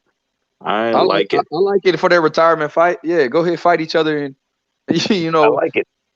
Don't retire without fight. I like that they didn't retire without fighting each other. I like that too, since they're both on the way out. That's what excites me because I remember the build up. I remember it was on Sky. I think they were sitting down by each other, and Amir Khan was like, "I beat you with my hand behind my back," and sparring, and Kel was like, "Not anymore, not anymore." Yeah, they were talking about what happened back in the gym. Kel Brook was wearing like a tan blazer or some shit. Hey, PT, I really remember this because it was one of the funniest shit talking things I ever seen. It was like Groves and DeGal. That was classic too. That Groves and DeGal. Yeah. He was like, "You're ugly, mate. Look at you, you're ugly." Yeah, the guy was just calling him ugly. Man, the disrespect on Sky Sports is awesome. Like the face-offs, it's amazing. Like when Tyson Fury was arguing with David Hay, like you guys have the most amazing stuff over there. So like when people don't know what they're missing, them press conferences. Obviously, the fights didn't materialize with Hayes Fury, but the press conferences were fun anyway, weren't they? Yeah, I know what you mean. Oh man. I like watching press conferences sometimes, just the press conferences, like old press conferences. I know what you mean. Yeah, just the shit talk, the beef. Anything with Del Boy, anything with Chisora was amazing. Chisora was one of my favorite fighters. Chisora was one of the fucking. He brought the shit. He did. I mean, that stuff with glasses being thrown. And you think that the shit they gave each other that fight, didn't they, in Germany or something, where they bumped into each other and a glass was thrown and blood was shed. I think one of them got cut or something. I think it was Hay, was it, or Chisora, was it? One of them got cut. Fucking proper, and now they're working together. It's incredible. It's amazing. And then, hey, so I got a question because Toughest G in the chat. He keeps saying they're waiting for Bud Crawford to get old. Do you think these guys are waiting Bud Crawford out? Because he's 34 now. Do you think these guys are waiting until Bud Crawford loses a lot more than a step? Dude, I don't think Crawford's losing no step, man. How old is Spence? 31. Looks so ripped. Yeah, he's 31. So he's a little bit young. Yeah. He's a little bit younger, isn't he? I mean, you can say that, but at the same time, they're just waiting for the best opportunity. Isn't it? It's like every sinew on Crawford's body is just it's a tactic that's been used before, that's for sure, isn't it? And will always be used. Like, let the guy get a bit older, and then we'll get him at the right time, and that shit goes on. I think Spence is dog. In this case, I'm not sure. If I was Spence, I'd be Doug Crawford. Yeah. Man, and the thing is, they saying you think Spence is ducking? I think that Crawford is that powerful. I think he's that strong. I think he can take that many shots. I think he can go through Spence. I think he is that strong. I think he is that. He's that guy. If you fucking hurt him, it gets the evil out of him. he's like all nicey, but when he gets touched up a little bit, Crawford, he just fucking puts that other gear on, doesn't he? And he slapped the shit out of you, man. He's like that. He says, all right. And he says that himself, doesn't he? Right, and then you'll see, you bring it on, and then you'll see what I bring out. I definitely got Crawford the best that way. He needs some point fighter like Ugas to beat him. Some guy doesn't bring any dog out of nobody. Yeah, that's just going to sort of box him and frustrate him, and I know what you mean. Hey, Mr. G, that's true. That's why I don't agree with that. That's why I don't agree with that stuff, Mr. G. I just was saying why people say it, But yeah, man. You know what, PT? I do think I want to see Crawford and Ugas next, man. I really believe. I hate that Stanionis is. And not saying I don't want Stanionis to get a shot, but I wish he had a little bit more to do to get this shot when you got these guys are so close to undisputed. You got one guy with 2 belts. Ugas and Crawford each have 1 belt apiece. So if they were to unify, now you got 2 guys. You got 2 guys potentially having 2 belts apiece, and now you 1 fight away from getting 1 champion in that division. And I just think that so close, just about a year away from becoming unified, unifying the whole division. And we all been wanting to see that, and for them to start this tournament now to say, and the only reason why the WBA is doing that because of that dumb scandal earlier, this year, and the WBA is trying to save face because they got because of all the corruption, and now the WBA is trying to start tournaments and get rid of the regular belts, and so they're making a tournament where Ugas, who just beat Pacquiao, has to go backwards, if instead of unifying, he has to fight in the tournament. Pacquiao up. Pacquiao needed at least 12 to 14 weeks to beat Ugas to penetrate his defense.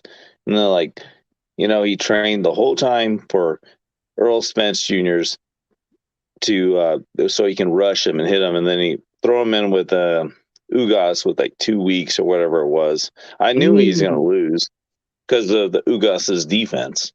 It sucks. Pacquiao could have beat Ugas in 12 weeks. If he, you know what do you guys think about Kambosos versus Haney, Davis versus Loma, and T.O. versus Ryan? A tournament like that. My boy Indian says that. What do y'all think about that? I mean, I'd love anything like that. Just like you said early on about like heavies having a tournament in between them. The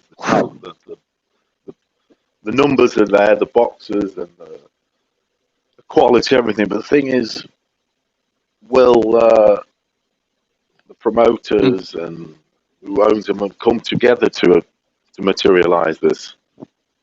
That's the problem. I mean, to me, that's what I'd love in boxing. These little tournaments, like the Super Six, and also that Keller Sunderland's done here in Europe and whatever. With that Muhammad Ali tournament thing. That Josh Taylor won and Usyk won. Like a tournament that's similar to that, isn't it? What do you think about Muhammad Ali's grandson fighting next weekend? Yeah, this weekend.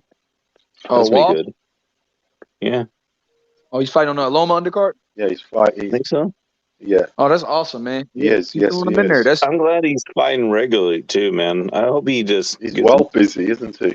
I hope they just pour all the intellect into this kid and get him to a good fighter. It'd be good for the industry. Yeah, man. And he's with Sugar Hill, the Kronk. Got a good trainer, So man. he's got a hell of a trainer. Working with Sugar Hill. With the Kronk and Sugar Hill. Right. Yeah.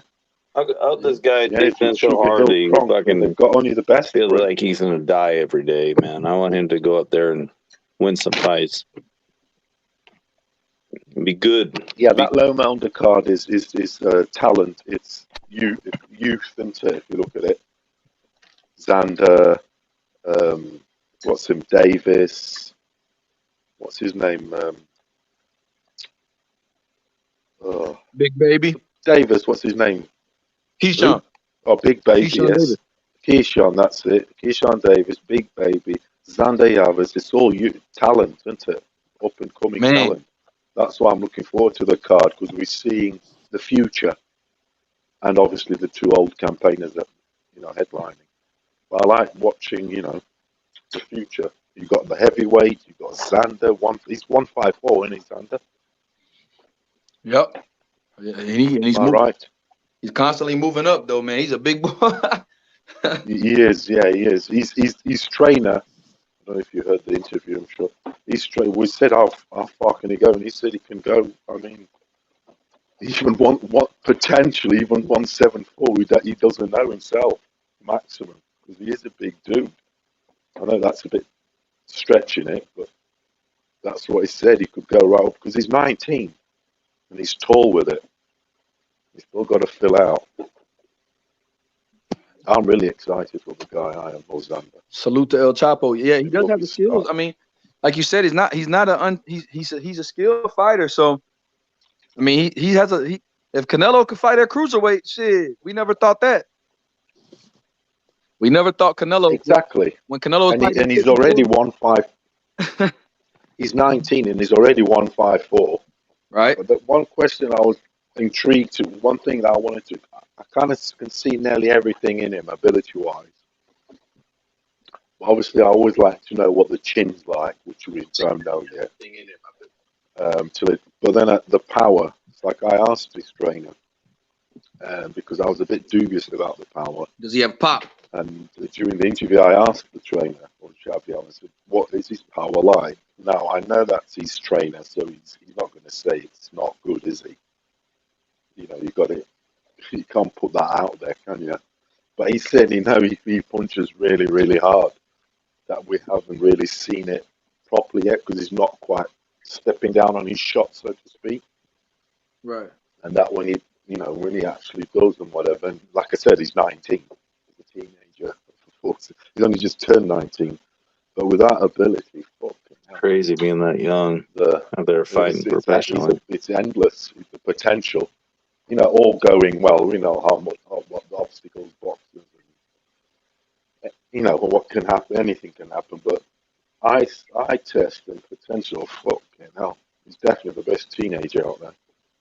Yeah, especially when you come up with somebody like in the 30s and have a lot of experience. It's scary when you're 19 years old. Yeah. Fucking hell. That's awesome to be that good at 19, makes 10 fights in or whatever. And I love his style. It's just his technique. His shot placement, his shots, the body, everything. How he switches it. He kind of works it from the waist to the head and then back down. It's crazy. Do you get what I'm saying? So he'll work the body and gradually move all punches and then back down. It just works the whole waist to the head. Variation and the technique, how he does it, it's fucking beautiful to watch. I'm on my eye on the bastard. Pardon my language. Man. You guys seen a lot of these fights? I'm sure you have. Yeah. Like, yeah. I watch that, man. You high on him? What do you reckon? Oh, Xander Zayas? YBJW. Yeah. I think the kid's gonna be a champion, man. I think the kid I think he could be special. Because H was asking about the top 5 prospects, and I definitely had him on the list. I definitely had him very high. I had him, Morrell. There was a couple guys that H named that were just, can't miss. Yeah, I think he's one of the guys that if he has a chin, and that's like you said, PT, that's the biggest question, if he could take a shot. But if he has a chin, he's one of those guys that's close to can't miss as far as being successful in boxing. I think the Loma fight just on ESPN, bro. The Indian. Yeah. No, I think.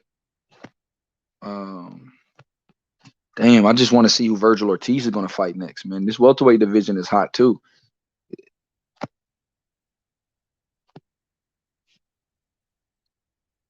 Jonathan. PT.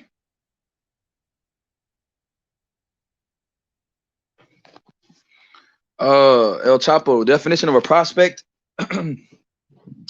is, when you're still moving up the ranks, not really in the top 10 yet. You're not a top 10 contender yet. So I would say prospect is when you're fighting, guys like, I would say Keyshawn Davis, Abdullah Mason, Xander Zayas. Let me see a couple guys. Just those are Gary Antoine Russell. Those are type of guys that I would consider prospects. Yeah, like I would consider those guys up and coming fighters that going to be something. Yeah, even Charles Conwell. No. Virgil and Boots aren't prospects. Virgil and Boots they're young, but they're established. Like they're those guys are fighting for title shots.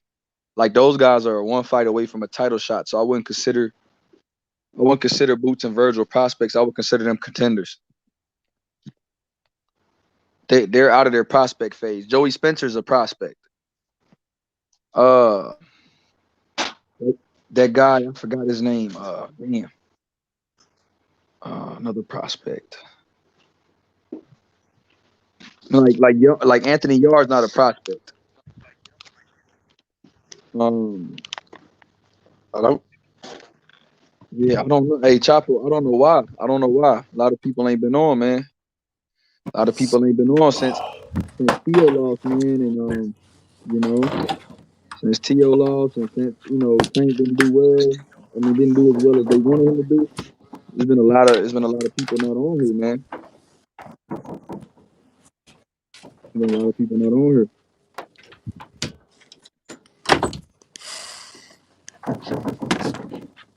What's happening then? Yeah, PT. Shout out to my boy Lions in the camp. I didn't even see that Anthony Yard picture, man. Oh, haven't you seen that? Nah, just now seeing it now. Lions in the camp, my friend. Awesome, man. Anthony Yard. Yeah, I like Oyardi. I like Oyardi. He's the monster. Good ideas. Yeah, and Tunde's a funny lad. He's funny too. He's obviously. Yeah, I just find them funny. I do. Obviously, he's not very liked or whatever, but I like them. And I like that Spencer Fearon also. It's sort of like, I like him, but I don't want to quite say it's like in a cringy way. But it's, because not quite like that, because that's quite bad. But it's just like, I don't know, just make me laugh, they do. Do you know what I mean? They're different. Tunde's like, so he's different. Tunde. But yeah, watch that Stamina for Sale. You like that? I can't wait, man. I just can't wait to hear it, man. Shout out to my boy Pat Barrett too, man. Even though he didn't get the win as a trainer. Yeah. I like. Yeah, they said at the end, didn't they? What did he say? Yeah, he like said to him at the end, look, they were saying like, well, I love you and all that, and he says, look, I want to help you if you need any help. Everything Tunde was saying, there was all peace. There is a lot of respect. Tunde, I know Tunde respects that Pat Barrett. He does. He's respected. I used to watch Pat Barrett, him and James Cook. I used to like them a lot. Obviously, they only won the European level, but still, it's not bad. It's still good. They were good guys, especially that Cook. Cook is exactly what Yard needed. A sensible, older guy. He's nearly 60 or something. Maybe he's in his, I don't know, he looks like he's in his 60s. Been there, done it, sensible, perfect choice. But that Spencer Fearon had a say in that. Because they were saying on that interview, in that podcast, that Tunde ranks Spencer Fearon up, for what he thought and what have you. Because, like I say, Spencer Fearon does know his stuff. you know, he's been obviously involved in the boxing all his life in England and what have you. And was recommended. And he's from Jamaican. Spencer Ferreira's from Jamaican background, which James Cook is also. And I love that Jamaican accent. Yeah, shout out to the Jamaican. Shout out to Jamaicans, man. Shout out to Mike McCullum. Yeah, Mike McCullum. Yeah, I love Jamaican. I love everything Jamaican, mate. Shout out to Bob Marley. Errol Spence Jamaican, man. Yeah. Hey? Big EJ's Jamaican. Sorry? I said Errol Spence is Jamaican. Who? Errol Spence. Is he from Jamaican descent? Is he? Yeah, his parents are both Jamaican. Yeah. Oh. Yep. Big. Oh, that's it. Yeah. Yep. Big EJ. I'm Jamaican. That's why Kell Brooks said you like Sheffield, because he said there's a lot of Jamaicans there. That's what Errol Spence said. There's a lot of Jamaicans in Sheffield.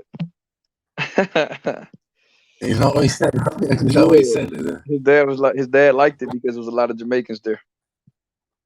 He said, Kell, Kell said, don't you like Sheffield? And he was like, yeah, it's a lot of Jamaicans there. There was a lot of Jamaicans there. It was cool in Sheffield. Because Kell wanted a rematch. That shit was funny, man. Kell Brook is a funny dude, man. I like Kell Brook. I hate he fought Triple G, man. That shit ruined his career. Oh, he's awesome. That Triple G shit. Do you think? Yeah, but the thing cashed him out.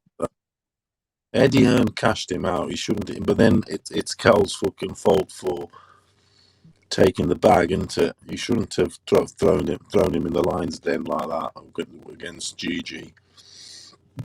Because let's face it, Kell was coming up, wasn't he? Coming up from 147 it was Kell to middleweight. He jumped 2 weight classes to fight Triple G. Exactly. So what was he doing? Why was he doing that? Because of the bag. Yeah. That shit ruined his career, man. Okay, so I'm thinking exactly, completely fucked his fucking face up. He got the bag, whatever what is it, 6 million, whatever he got, but he got cashed out there. You shouldn't have been fucking fighting, and not a GG, a monster like that. Remember when he gets him with the uppercut? He gets GG with the uppercut, doesn't he? Yeah, knock his head back, but shit. Yeah, no, but then GG's got a good fucking chin, he has, isn't he? Punches hard, but he's got a good fucking chin also. He doesn't do anything, but like I say, it's a 147 who's getting. Cal can hit. He's a big hitter for 147, isn't he? Right. Definitely. He's medium. He's not devastating, but he's a hard hitter. He does hit hard. You know what? So I reckon, like you say, like that's in the UK. I reckon that him and Errol Spence would have been a way better fight if Kell Brook didn't do that Triple G fight first. If Kell Brook, if Kell Brook didn't break his eye, good shout, man. Because you think it was competitive for the first 6-7 rounds until he broke his eye, his other eye. So I just imagine what it would have been. Yeah. Fact. As soon as his eye went, that was it, and mentally he was fucked also, because like you said, the pain is a bit excruciating. I bet it fucking is. Getting your fucking bone broken and that, fucking hell. And then the thought of getting punched in it again and again and again to someone like Spence, fucking hell. But yeah, that is a good shot. It would have been a lot more competitive, definitely, because that GG was fucked him, broke him up, fucked him up. Yeah, and then you know what else fucked up Kell Brook's career? Going up.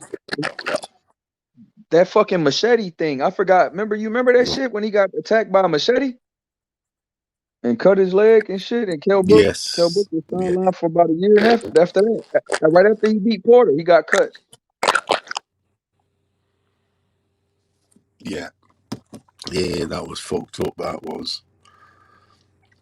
Man, Kell Brook had a lot of unfortunate shit, but he was really, like, to me, he was really talented, man. Like, he came over, he beat Sean Porter the best until Crawford beat him, in my opinion.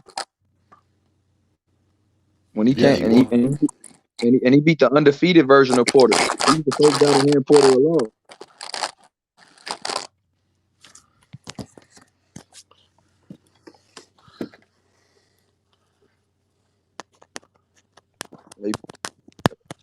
Hey, PT, you there? Yeah, that's right. That's right, YB. He gave Porter his first my loss. phone was just going fucking dead. Oh yeah. That's when it started. He did give him his first. Yeah, man. Away from home and all. Hey, Jock says Prime American. Yes, there you go, Mr. G. That's exactly what I say. Contender is someone. So Virgil Ortiz and Boots Ennis are contenders. They're not. They're ready to contend for titles. They're not no prospects. Hey, your boy Jock says Terrence Crawford versus Sugar Ray Leonard. Oh shit. Oh God.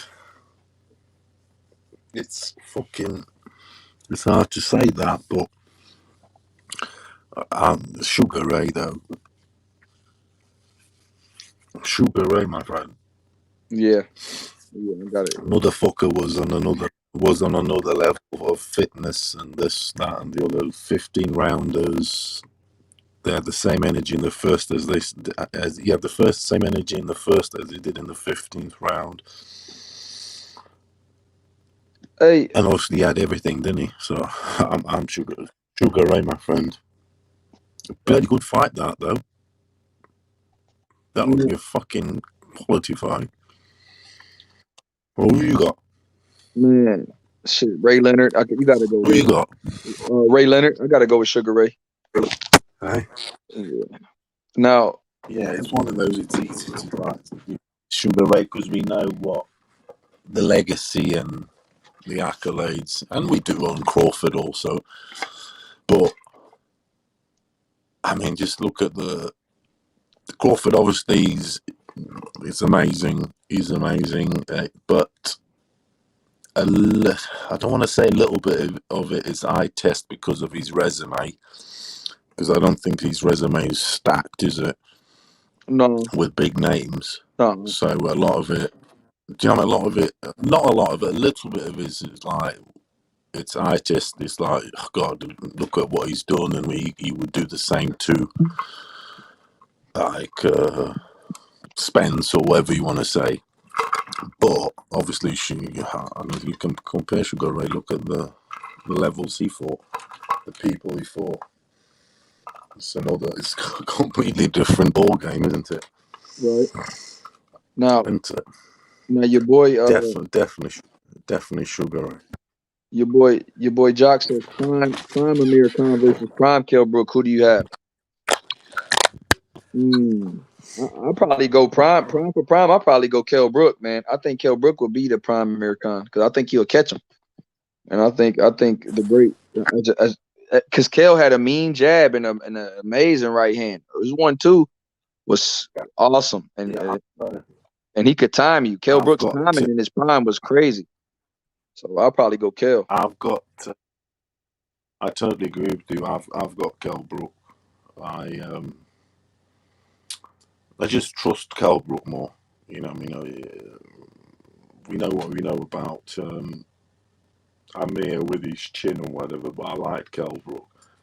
I've always been a big fan of the Brendan Ingle thing. You know, that stable. Yeah. I mean, I've always been a big fan of that, my friend. So, yeah, I got Kell Brook beating him. Hey, I was never very high on Amir Khan. Not necessarily in his boxing ability, because I mean he's not bad. He's decent and he's good. I think his chin obviously let him down, but he is one of those that I'm not ashamed to admit that I did want him to get beat when he fought. Yeah. I wanted him to get beat when he fought. I also wanted Ricky Hatton to get beat when he fought, because they're the sort of guys here that the fans here got too carried away with him, especially Ricky Hatton. Made him out to be a lot more than they were, even though he beat Costa Zoo and all that. Ricky Hatton always says his biggest win ever, and his highlight is the Costa Zoo win, isn't it? But was Costa Zoo was towards the end though, wasn't it? Yeah, Kazadu was towards his end. When you talking about Ricky Hatton beat him, yeah. Yeah, it was. Yeah, he was towards the end of Costa Zoo. So, man. But yeah, I got Cal beating even on when they fight now. I've got Cal to win, and I'll be backing Cal. I want Cal because like I've said to you, I'm a Brendan Ingle. I'm a Brendan Ingle fan. You know, there's that whole stable thing. Remember that guy that was also who did he fight? Ryan Rhodes. Yeah. Hey. He's another one that thought he was a cross between Kel and Nassim. He even spoke like Nassim. The accent, everything. They all had the same mannerisms, didn't they? Like you can understand why, because they're basically living together, aren't they? Hey, but PT in a gym. But PT is Khan versus Brook on pay-per-view? Yeah. Oh. No, unless it's the zone time, isn't it? Oh shit. Actually, it'll be the zone. Oh, okay. It'll be on the zone. Okay. I'm not 100% sure, but I'm pretty sure it's the zone, and it's Eddie Hearn. Is it Eddie Hearn? I'm not. I don't know if it's the. Oh yeah, they do pay-per-view for fucking anything now, don't they? Yeah. I mean, you got Luis Ortiz and Charles Martin on pay-per-view. I mean, that's some bull. Shit. Man. They got what? Who's that? No, Charles Martin and Who'd Luis you say? Ortiz pay-per-view. That shit's crazy. Would you buy that PT? Luis Ortiz and Charles Martin? The fuck? It's only $25. Hey, Ryan said Sky. He said Khan and Brook is Sky Sports pay-per-view. Oh shit. Oh, there you go. Yeah, there you go. That's incredible. Yo, PT, you there? I'm. Yeah, I am there. Can you hear me? Yeah. Can you hear me? Yeah, I can hear you now. Yeah. I thought it was the zone, you know, because I thought Cal Brook and was still associated with Hearn on my view. But I think I can see. I think. Can you hear me? Yeah, Ryan said Eddie said he would match it, but he said Sky paid over the top, PT. So Eddie was going to match it, but he said Sky put an absurd amount of money up. And so now it's going to be on Sky Sports pay-per-view. Oh, there you go. I ain't buying that. I'm not buying it. It's definitely a stream job. Salute to Top Dog. What's up, man? But yeah. One thing I'm happy with Sky Sports is they've signed a obviously they've lost Matchroom, haven't they? But they've got this new boxer thing, and they're slowly building their stable. But I like, because I subscribe to them, like a subscription thing. But I like the fact that they've signed 4-year deal with Top Rank, and I like the fact it is Top Rank because it's it's a stacked.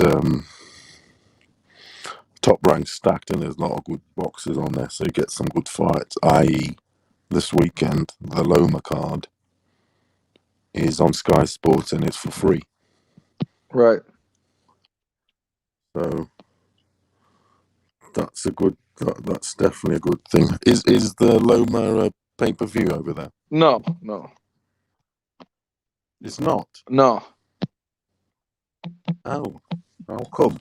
I don't know, man. It doesn't. It's not. Straight.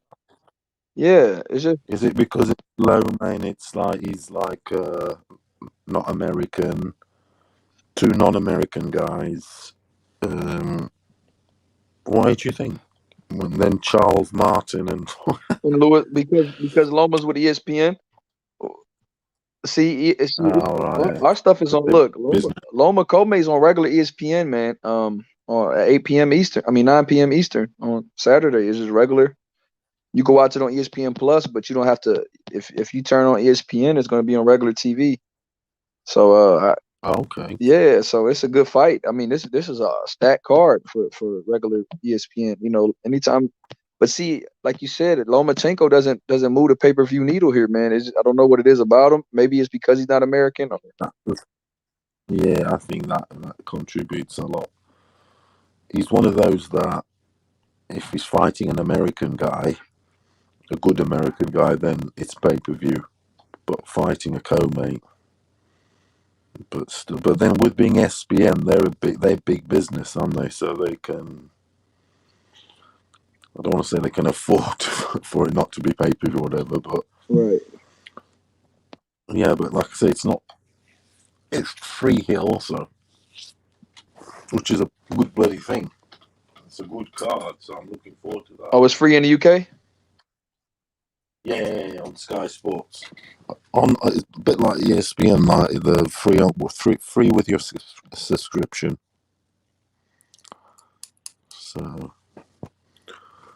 So that's all good. So it's going to be watch Ben on DAZN, that card. Got Katie Taylor, and then obviously the Loma fight. What are you going decision Loma? Yeah.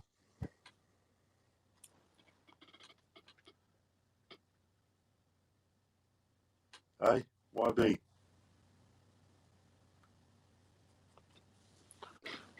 Can you hear me?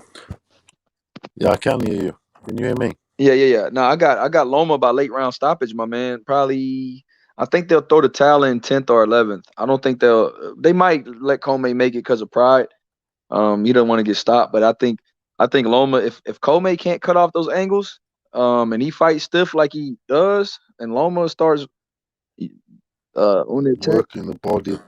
Now, if it's a knockout, it's a body shot. Yes. Late on. That's what I'm thinking.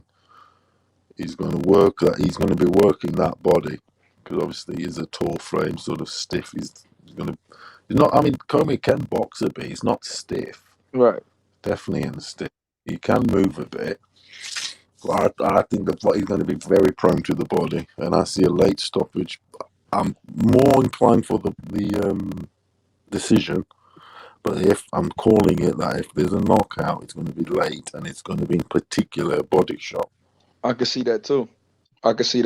But I'm going to bend him over and finish him. What I'm trying to say is that the body shot is the one that's going to get him fucking all. Cut him in half base, and then he finishes him with a flurry, like you say, then a stop, and then the ref stops it or whatever. But look out for that body shot. Right. Comey's he's quite thin. He is on the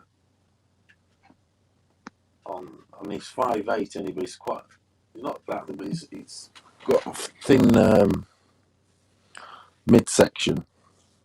So we're talking like he's, around the ribs and belly, but his stomach basically and the rib side. Loma's going to be targeting that body. He's been having trouble making weight too. I'm telling you, I've been hearing it, man. PT, trust me. Really? He's been having a hard time making weight. A hard time.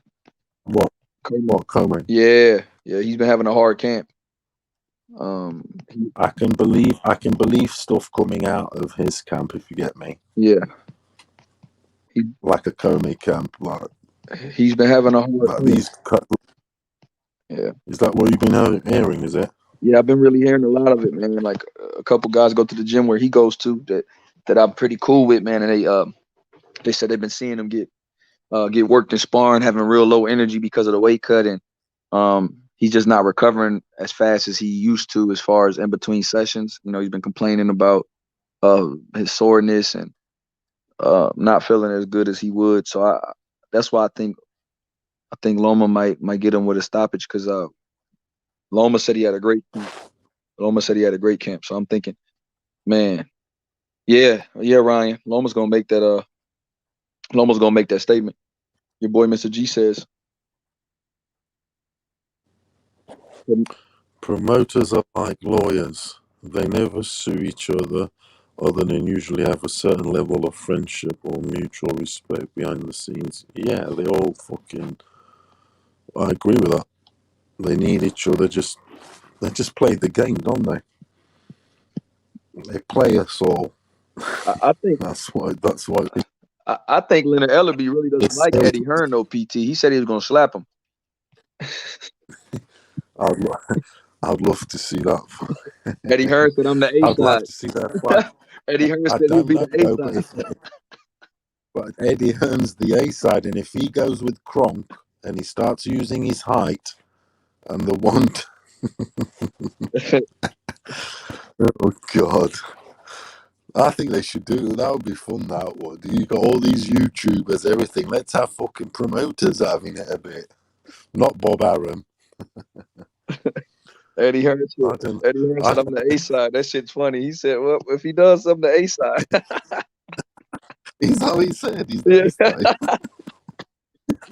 Eddie Hearn is the man, bro. I like when he responds to threats, man. That shit is funny. Eddie Hearn is always responding. He's a funny. The thing about Eddie Hearn is he's clever. He's down with the kids. Yeah. He's down with you know what I'm saying? He's doing the job properly. He's got time for everything. He's globe-trotting. He's got all the time in the world, and he's got I think 2 daughters or 3 daughters. Leaves them to his wife, and he's globe-trotting, doesn't he? But yeah, he's a top con artist. They all are, aren't they? Promoters have to be good con artists. They're salesmen, aren't they? He's a monster. Eddie Hearn is funny, man. He makes me he keeps me interested in his cards, even though I know some of those DAZN American cards. He doesn't have the stable of American fighters as he could because of these other guys. But I'm not gonna lie, his UK cards are awesome. I love his UK card. Yeah, it's like they say Eddie Hearn. They say Eddie Hearn could sell sand to the Arabs. He could. I thought they like saying it. He could. He could. I could see that shit, man.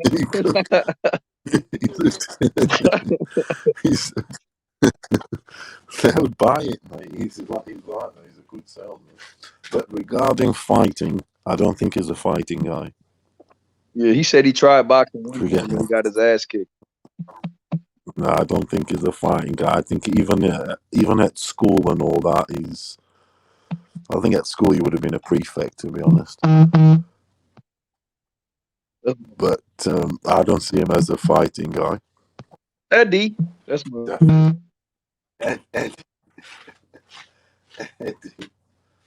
Eddie. But his top boy now is Haney, though. Yeah, his top boy, but potentially could be Haney. Yeah. So that investment he made in him could pay off. You know, you never know. Haney could go on to do his thing and win his fights. You know, his Kambosos or and because obviously if AJ lets him down again, it's Haney's his star then, isn't he? AJ, man, that's my boy. Man. AJ. I like when they go AJ. What do you reckon to? Yeah, he was on MJD and he did his little freestyle. That's my shit, man. AJ is that guy. What do you reckon when he did that rap? That's what I'm talking about. They said, AJ, you think you could spit a few bars for us? He said, that was funny as fuck. In my last fight, I had to watch my weight. I love that shit. That was good. That was. I heard that on the Boxing Voice, and then they put some beat to it. They put a beat to it, didn't they, on Boxing Voice? That was funny as fuck. It worked well, though, didn't it, when they put a backbeat to it? Yeah. It's fucking sounding like old school classic 80s hip-hop. Yeah. Yeah, they put that. They put that Eminem. It was some Mally Mouth shit. Yeah. He said, in my last fight, I had to drop the weight. Been eating too much, even though I'm a heavyweight. I was like, oh. You like that, that was fire. Yeah, shit. Have you seen what's his name? O'Coley's music video? Huh? No, I haven't. What? Oh, Have you Cody seen got a it? music video? Oh shit. Yeah. And you seen it? No, I gotta check that He's got shit some out. I'm about songs. to Google that shit right now. Yeah, he's got some. He's been doing some. He's done one or two rap songs, but he's actually done a video. Rap song, proper video rap song, everything, giving it the bling, everything in sound. It's hilarious. You should watch it proper. It's funny as fuck. Him rapping. Oh, it's proper R&B. Oh shit! Check it out on YouTube. Oh shit! Check it on YouTube. It's fun. Oh, he's blinging it. He is. Hey, is Lawrence on Coley with AJ? Is he like in it 258? Yeah, he's part of his. Yeah, he's AJ's boy. Okay. I like Coco. He's another one that came. He got multiple shit. He got one called New Racks, New Money. Then he got one called TKO. Oh, New Rock, New Money. Oh shit! You know, are they funny? They are. Good comedy value. He's got two, has he? Yeah. One I'd watch. He's got a proper production video going on. What's the other? TK. Yeah, he's got power. That guy. I'll tell you now. A Coley can punch.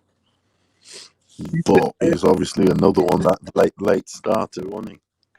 I like his story though, because I like these stories where someone's like him. You know, his life, he was obese.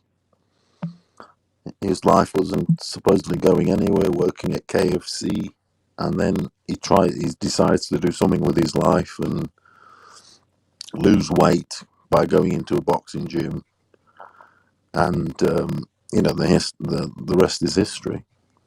You know, he starts enjoying it and starts getting into the boxing, and he's fucking world champion, isn't he? Who, Coley? He's got the WBO. Yeah, he's got WBO belt, isn't he? Yeah. Yeah, he has. Yeah, he got the WBO belt, yeah. So, you know what I mean? Fair play to the lad, starting so late. The lad is the Source, isn't he, his nickname? I like this dude, man. He said New Rocks. Oh, he's funny. Hey, why is he sitting at the table? New Rocks. Why is he sitting at the table like it's the Last Supper or some shit? He was just like, oh, you watch? Yeah, I watched that shit. New Rocks, New Money. It's funny though, isn't it? Yeah. New Rocks. Yeah, he's a funny dude, man. Damn, he's pretty tall. What? Coley's about 6'3", 6'4"? Big dude, man. He's a big dude. He's definitely the sort that could make heavyweight. Or, you know, we were talking about that Bridger weight. Yeah. He could definitely get, you know, do something there. Because the guy can punch. A Coley can. It's the Source, isn't he? He's got the Source. He can punch. Oh, but he's still very amateur. He's still very amateurish. He holds a lot. You know, he's been in a lot of boring fights where he's always in the clinch, always holding. But when he, you know, we're actually boxing and lets his hands go and whatever, he's a dangerous boy. Definitely dangerous. Yeah. So you're gonna buy his new song, are you? Man, I fuck with Coley, man. New Rocks, New Money. Yeah. The Sauce. Damn, he's 6'5". Oh shit. Yeah, he's a fucking big. They've been saying that he could. They like to joke here that O'Coley could do AJ. He's boss. Because what age is he there? I don't know what his age is. 28. Have you got it there? Yeah, he's 28 years old. Sorry? Yeah. Yeah, so he's in. So he's getting to his prime, isn't he? Yeah. But then he is a late starter. He'll be 29 in about a week. Yeah, so. But that's what I was saying about those around those weights. The UK stacked. You know, cruiser, light, heavy. It's got a lot of talent about. Yeah, he does got talent. I like Okoli. How do you think he'll do against Brady? He is against Morris. Against who? Morris Bradis. Yeah. That's a tough one because Bradis he's a good old campaigner and he knows his stuff. Okoli's I don't know. I mean, I'd like to think that Okoli will do him because Okoli's definitely a guy who's improving every fight. Definitely. You know, another one that really, you know, he's got the power. If he was to box, clever jab, and then he can hurt Bradis definitely with that power. I mean, the only thing about Okoli fighting really the top guys that worries me is that experience. You know, that experience. I mean, but then I think he's got more power to bail him out. So it's a tough one, that, to be honest. Dang. But I would go for the young Okoli because he's got new rocks. The lad, he's singing about TKOs, isn't he? Yeah, he got the TKO song. He got a new rocks, new money. Yeah, I like this. Do you see what I mean? He does have the power and that height. If he uses it properly to his advantage and all that shit, you know, he's a dangerous boy. The lad is 6'5", man. He's a beast. Yeah, he is a beast. I heard. I did hear he gave AJ problems in sparring, though. I did hear that shit. That's where it's coming. That's where that, you know, they talk about here. Oh yeah, AJ. Since AJ's lost, they've been like joking about it, saying, "Oh, Okoli would, you know, maybe Okoli would give AJ a good fight." You know, and I don't know. I think AJ's got a bit too. I don't want to say too big and strong because they're about the same height. AJ's 1 inch taller. Is he 6'6"? Yeah, he about an inch taller. That shit is crazy. Okoli's a huge cruiserweight. Oh, he fucking is, man, and he does punch hard. And you think he's a world champion already? With how many fights is there on there? Is it 15 or what's he got? 21. 21 fights. That's not. I mean, oh no, he only got 17 fights. He only got 17. 17, I thought he was 14 knockouts. He's a world champion. Yeah, and there you go. So he beat late starter. What I heard. Late starter was an obese child. Yeah, and turned his life completely round. Incredible. I love stories like that, my friend. Yeah, he tell you he came in the gym at 17. Is that what he's saying? Mm-hmm. 17. Yep. Yeah, that's what I mean. 17 going in there. Yeah, Curly's all right. Is that a Coley Pella you're talking about, lad? Who's obese? 17. Yeah. Hey, what's up? Yeah, Curly. What's up, Outlaw? How are you doing, Outlaw? What's up, YB? What's up, my bro? What's up, Pella, lad? What's going on, lad? What's up, how you doing, my friend? All right. Hey, Jed Kyle, if you didn't hear this Okoli rap, man, go check it out. New rap. Yeah, I know. Yeah. I'm in a Dubai with a what was it? I'm in Dubai with a whole lot of Arabs. Yeah, I know that. Yeah, I know. I've heard that. I forget how it goes. I heard it a few months ago. Good. Yeah. Yeah, but it's a good laugh. I like me boxers to have a little bit of fun. You know what I mean? not get wasted and all that, but let's have a bit of fun, a video and all that, but not get carried away with shit. But he isn't that sort of Coley. He knows he had to come up the hard way. He's not gonna. He's just having a bit of fun, isn't he? Because I think he fought out there. Did he not fight a Coley fight? He might have, yeah. I can't remember that. Scotch out there too. I think he did the video. Yeah, that shit was funny. My brother was showing me that a few months ago. Yeah, it wasn't bad. He's riding the camels and that the film week or something, wasn't he? Hey, he's sitting at the table. He has a Last Supper like a Godfather meeting or some shit at the table. I'm like, bro, what does it do? Yeah. Hey, bro. I say, YB, I've just seen on that Stamina for Sale, and they've got another one that I didn't know was on there. They did one with James Cook, and they've got one with Yard also. I've just looked at it now. I'm going to watch it later. Anthony Yard discusses devastating KO. So Tunde, Yard, and Spencer Ferrer on that podcast. I gotta watch that one. Oh shit. Yeah, but Outlaw, they did one yesterday with James Cook. So Tunde, James Cook, and Spencer Ferrer, just tapping each other on the back and going through, how they got together and all. It's a good listen. Yeah, I think Spencer and Tunde had known each other for years, from what I gather. They come up together. Yeah, they have. They're from the streets of London, aren't they? Yeah, I've seen on there. From the ends. From the road. The road, from man. the ends. Yeah. From the West End. Hey, now let me ask you about. That's where Yard is from that area into the ends, the West End. Yeah. West End area. Hey, and then your boy Pound says Lou DiBella just said Tank and Loma are bigger fights for Haney. What do you guys think about that? Ooh. What, bigger than Kambosos? Kambosos versus Tank and Loma are bigger fights than Haney. Oh, I don't know about that. I mean, I don't know. Probably in America you could speak more, but I know here all three would be huge fights. That all three would be massive. So I don't know what would be bigger in America.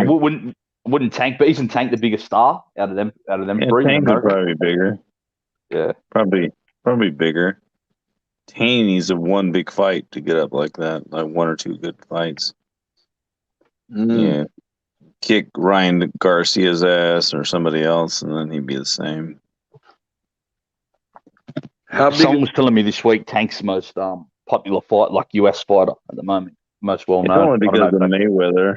It's only Tank hasn't really did anything. It's just because of Mayweather promotes him. Yeah, I know his resume's not all that, but yeah, just they were telling me just popularity was. I mean, they put these fake pay-per-views, where it should be on regular TV. Him and Ryan actually. Ryan is popular too. Yeah, Ryan, but I mean, seriously, do you think that any of these Tank fights should be really on pay-per-view? Not really. Absolutely not. It's bullshit. We're paying for something we shouldn't be paying for. So that was pay-per-view, that fight with Cruz last week? Yeah. You got Cormier and Loma on regular TV. You had T.O. and Loma on regular TV, but you got Tank versus Isaac Cruz on pay-per-view. That was crazy. Yeah, that's bad, stupid. Bro. That's bad business, crazy, bro. That's bad business I'm sorry, fuck you, Mayweather. Bad business. You should put that for free. And Rolly and him, bad business. I mean, I'm sorry, you're just not doing your shit right, man. You getting 100,000 pay-per-views because you're fucking doing bad business. You're not even stacking the fucking card. I mean, come on. Yeah, a Tank Lopez, you could understand pay-per-view, but Isaac Cruz, fuck, he probably can't even believe he's on pay-per-view, I mean, if you stack the card, it's okay. I mean, put 3 or 4 solid fights that are equal to that. Besides that, it's okay. But don't just do you and that. I mean, come on. It's a pay-per-view because it's the Floyd Mayweather Association. It's Mayweather's fighter, so you've got to pay for the pay-per-view because it's associated with Mayweather. It's the money team. It's the whole.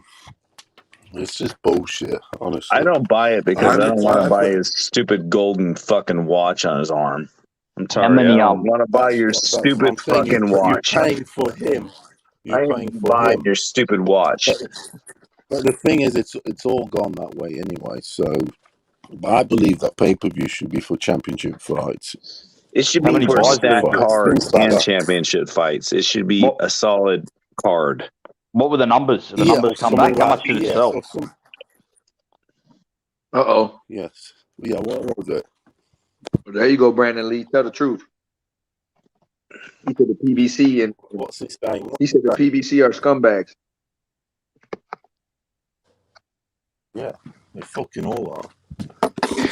Yeah, it's Haney time, baby. Haney time. Go ahead. Woohoo! Salute to everybody, man. Yo, Danny the Great from Oakland, man. Salute to you. Danny. How you doing, my Canadian lumberjack? How you doing? Trees. You splitting some wood out there? You all right? Yeah, baby. It's fucking Haney time. What? Woohoo, young Billy, man. Salute. Haney is the future, Rakesh. Haney will surpass. He will surpass Money Mayweather. He will surpass Canelo. Everybody. It's fucking Haney time. Rakesh, will Theo come back? Yeah, he will come back, but he needs to stay away from Haney because it's Haney time, eh? Rakesh, remember and remember one thing: Haney is going to be bigger than Ali. Yes, that's right. Bigger than everything. He will be the biggest. Haney is going to be bigger than Ali. He will be president. He will be president. Okay? He will be American president. Of the UN, I think, maybe. I don't know. He's going to take over Obama's position. He will be. He will be president. Haney the Great. Haney's going to make us all get chipped, I think, at the end, man. I think we're exactly. By By the way, fuck any 8 sport. Fuck barbershop conversation. If they want to come here, I'm ready for smoke. Oh, shit. What happened, Rakesh? Fill me in, big bro. Man. Fill yeah, me barbershop is a fucking welder, not hugger, man. I'll tell you now, Rakesh. Yeah. Haney is the new Obama. He's gonna be bigger than Obama. Bigger than Obama. Than Ali, mate. I'm telling you now. Bigger than Michael Bill Jackson. is not really his son. I think it's. You know Obama. what? I'm telling you now, Rakesh. I had a dream. That's right. I had a fucking dream. Yeah. Anytime, baby. It's when you have a dream, you can be bigger than Ali. The dream. Salute to you, Evergreen. Salute. I don't want a channel. At the all of the day, it's all about punches, and in bunches. Punches. Punches and bunches. Get your grapes. Get your grapes. Whoa. Right, ain't gonna be president. I'm telling you now, Danny? he is the future king of boxing. He's taking Haney is the future. Haney is the future president. And for once, America's going to have the greatest boxer again. For once, America's going to have the greatest boxer again. Because at the minute, that's right. At the minute, it's the UK because they got Fury. He's the daddy. Devin Haney. No. Haney is better than Fury, man.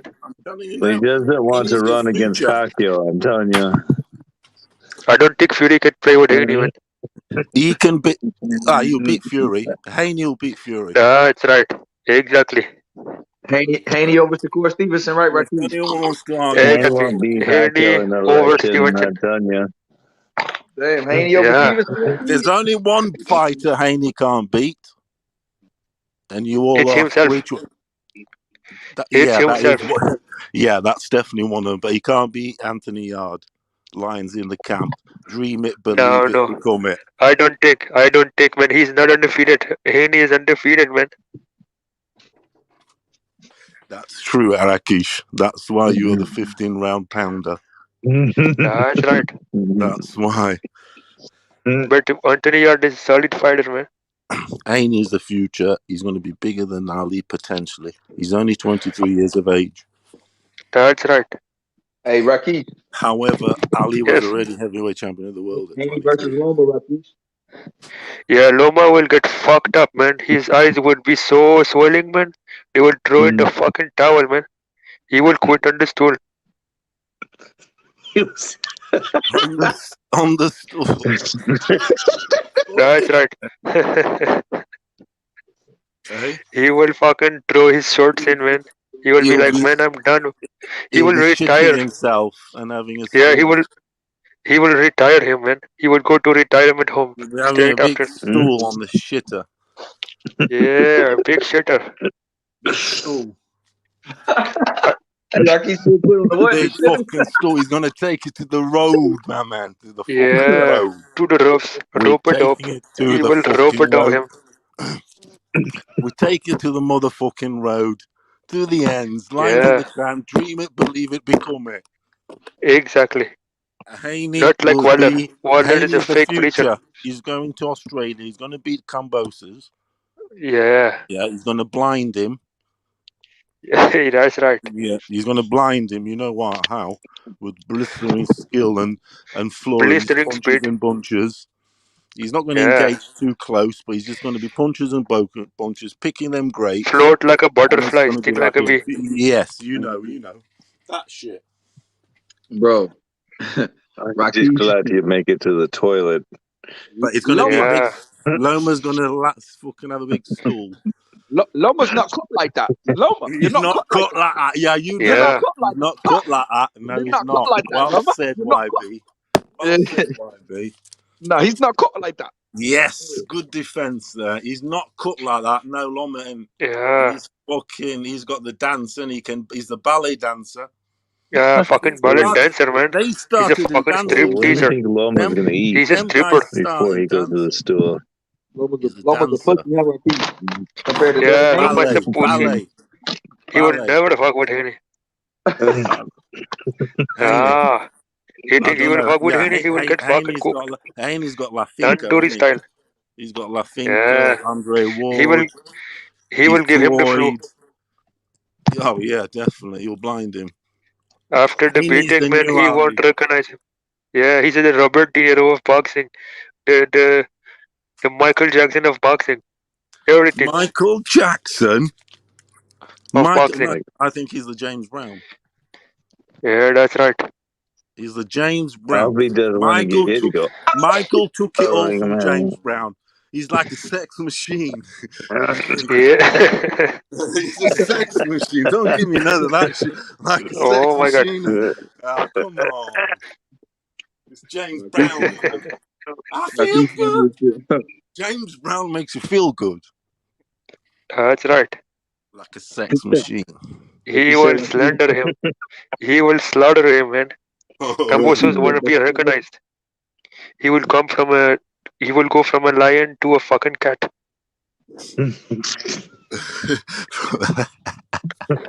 He will be running out, man.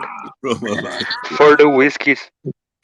You'll be a pussycat from a mouse. You'll be a mouse. Yeah, pussycat. He'll be a mouse. He'll be a fucking ant. Little mouse, won't he? He's a mouse in front of Haney. You'll be a rat-a-tat-tat. Yeah, a fucking rat. You know that one, don't you? Red wine. Down, you know that red wine, don't you? Red That's wine. right. I got a rat. Yeah, B810 said, do you think that Wilder should apologize to Mike Brilliant? That's right. He needs a job. Wilder should apologize.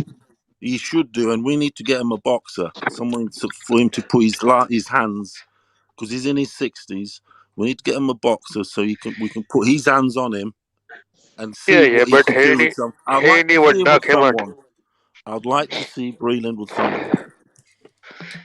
I don't Not want with him just Haney. I sitting at don't home think. doing nothing. I want him to get a box or find some whatever. Someone go to him, ask for his expertise.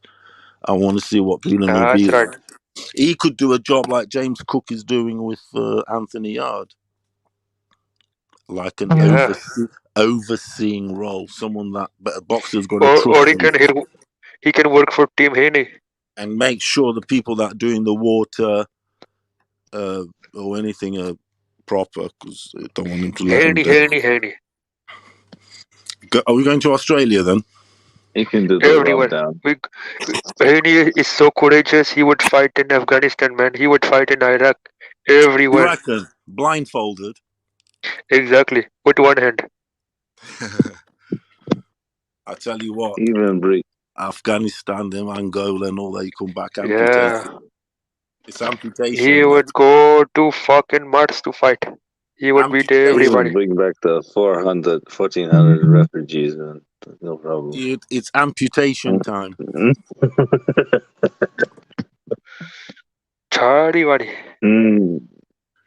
We're going to Australia, they say. I don't know what's going to happen. Haney's going to take over the world.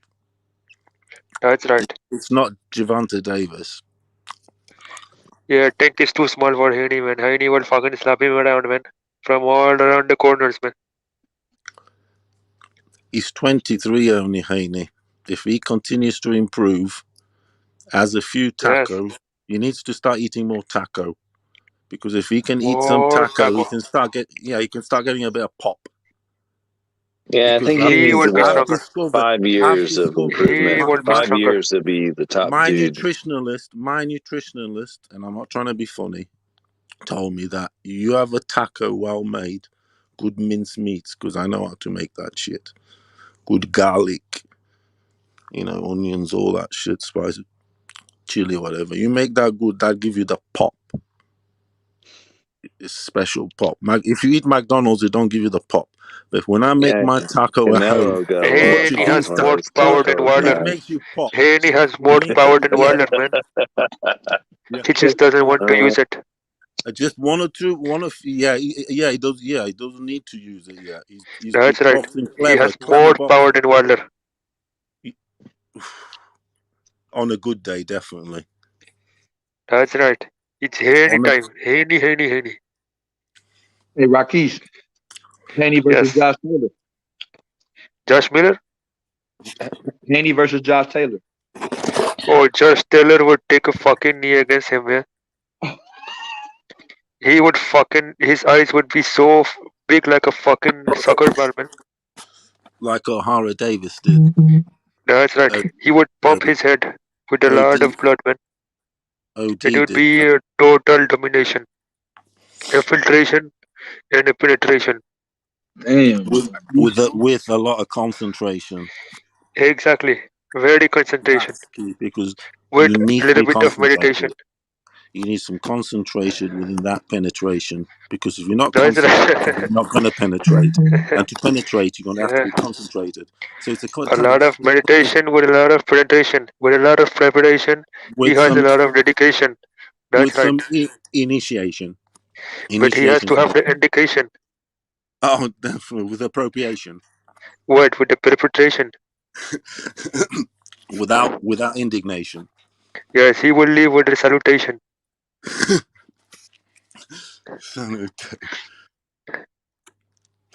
Yeah. He's ready for anybody, man. Anybody. We'll see. I fucking hell, we're going to Australia and we're going to conquer, and for once. Yeah. Since Floyd, world. For once since Floyd, America's going to have the best boxer in the world. Because at the minute, that's right. There's Crawford. Who's number one? Who's pound for pound? It's Fury number. Who's number pound for pound? So Mexico. You got Mexico. Number one, Canelo. Then you've got USA Crawford, the best boxer. UK it's Fury. Fury is in a hurry because he knows that Haney is coming to heavyweight. Yeah, he knew with Fury. He's going to knock out. He's going to knock out Kambosos, isn't he? That's right. in Australia. I hope Kambosos will be leaking a lot of sauce. I hope H Money gets that fight because he promised us the fight. He said he's got the promotion, everything sorted. We're going to Australia. Yes. He said He will make it happen. That the fight is done. We're going to Australia. We're going to go there. We're going to beat Kambosos. Put him in a tapas bar. Yeah. Nice with a bit of feta cheese. Make it a taco. Yeah. And then we're going to go a little bit wacko daco. Yeah, that's right. Wako Dako, but he will be on the floor. So when Haney beats Kambosos in Australia, Haney becomes the number one American boxer ahead of Crawford. He will take over Australia. Fucking hell. Will take over Australia, Rakesh? That's right. He will take over. Fuck all the hoes. He will fuck every hoe in Australia. He'll do. He'll go there with a hose pipe and he'll put all the Rakesh, Rakesh, I want him to save some hoes for me. Oh, shit, why he can't have no? But he has too much stamina, man. He will take everything. Hey, Rakesh, you need to come to the UK and I'll show you around. Yes, I will come to UK one day. We can do some sparring. Exactly. I will do some sparring, man. I'm looking for a workout. No problem. I can take you out if you want. Hey? Nah, Rakesh about to whip on Slugger Sam. That's right. I will knock him the fuck out. Yeah, when you come and when there's a fight or something, come over. We'll have a good. Hey, Rakesh. YB's coming. Slugger Sam is scared of me, man. Slugger Sam is a fucking pussy. YB will be the ref. Fuck Slugger Sam. Be the ref. Can ref us. We'll go down Bramall Lane, boy. He's a fuck every hoe. He said he need all of it. Hey, YB will take him to Bramall Lane. Take him down to Bramall Lane. Yeah. But I have to visit Auckland too to see Devin Haney, man. Haney time. We need to go to Sydney. I can't go to Sydney, but we'll watch him on the telly and whatever. I can't go to Sydney. Yeah, but I think Auckland has better hoes, man. Unless you, I can. Hey, Rakesh, how are they in Canada, bro? How the females in Canada? Canada is very good, man. It's cold, but it's very good. A lot of milfs, a lot of everything, man. Cougars. What about the hoes, Rakesh? Yeah, the hoes are everywhere, man. Hey, 4-1 the women there. There's 4 women to 1 man there. Yeah, it's very good. And the rest is animals. A lot of penetration. There's gonna be threesomes and everything. That's right. It'll be by the dozen. I will be a pimp in Canada. It'll be a baker's dozen, which is 13. What is 13? Baker's dozen. A dozen is what 12. Does that mean? It means it's an old baker's saying that they would call it a baker's 13 a baker's dozen, that extra 1 in case you go short. That's right. The baker. Stamina for 15 rounds, man. That extra, you always got the extra, isn't it? You always got to put the extra, Yeah, that extra juice. The baker's dozen, it's 13. Google it. Yeah, that's good. Very good. Unlucky for some, and it's going to be very unlucky for Kambosos because the future American top boxer is going down under to take out Kambosos. You know who it is, isn't it? And he's going to be the best American boxer. And then we're taking out Floyd. Yeah, Floyd will come back and he will knock him out.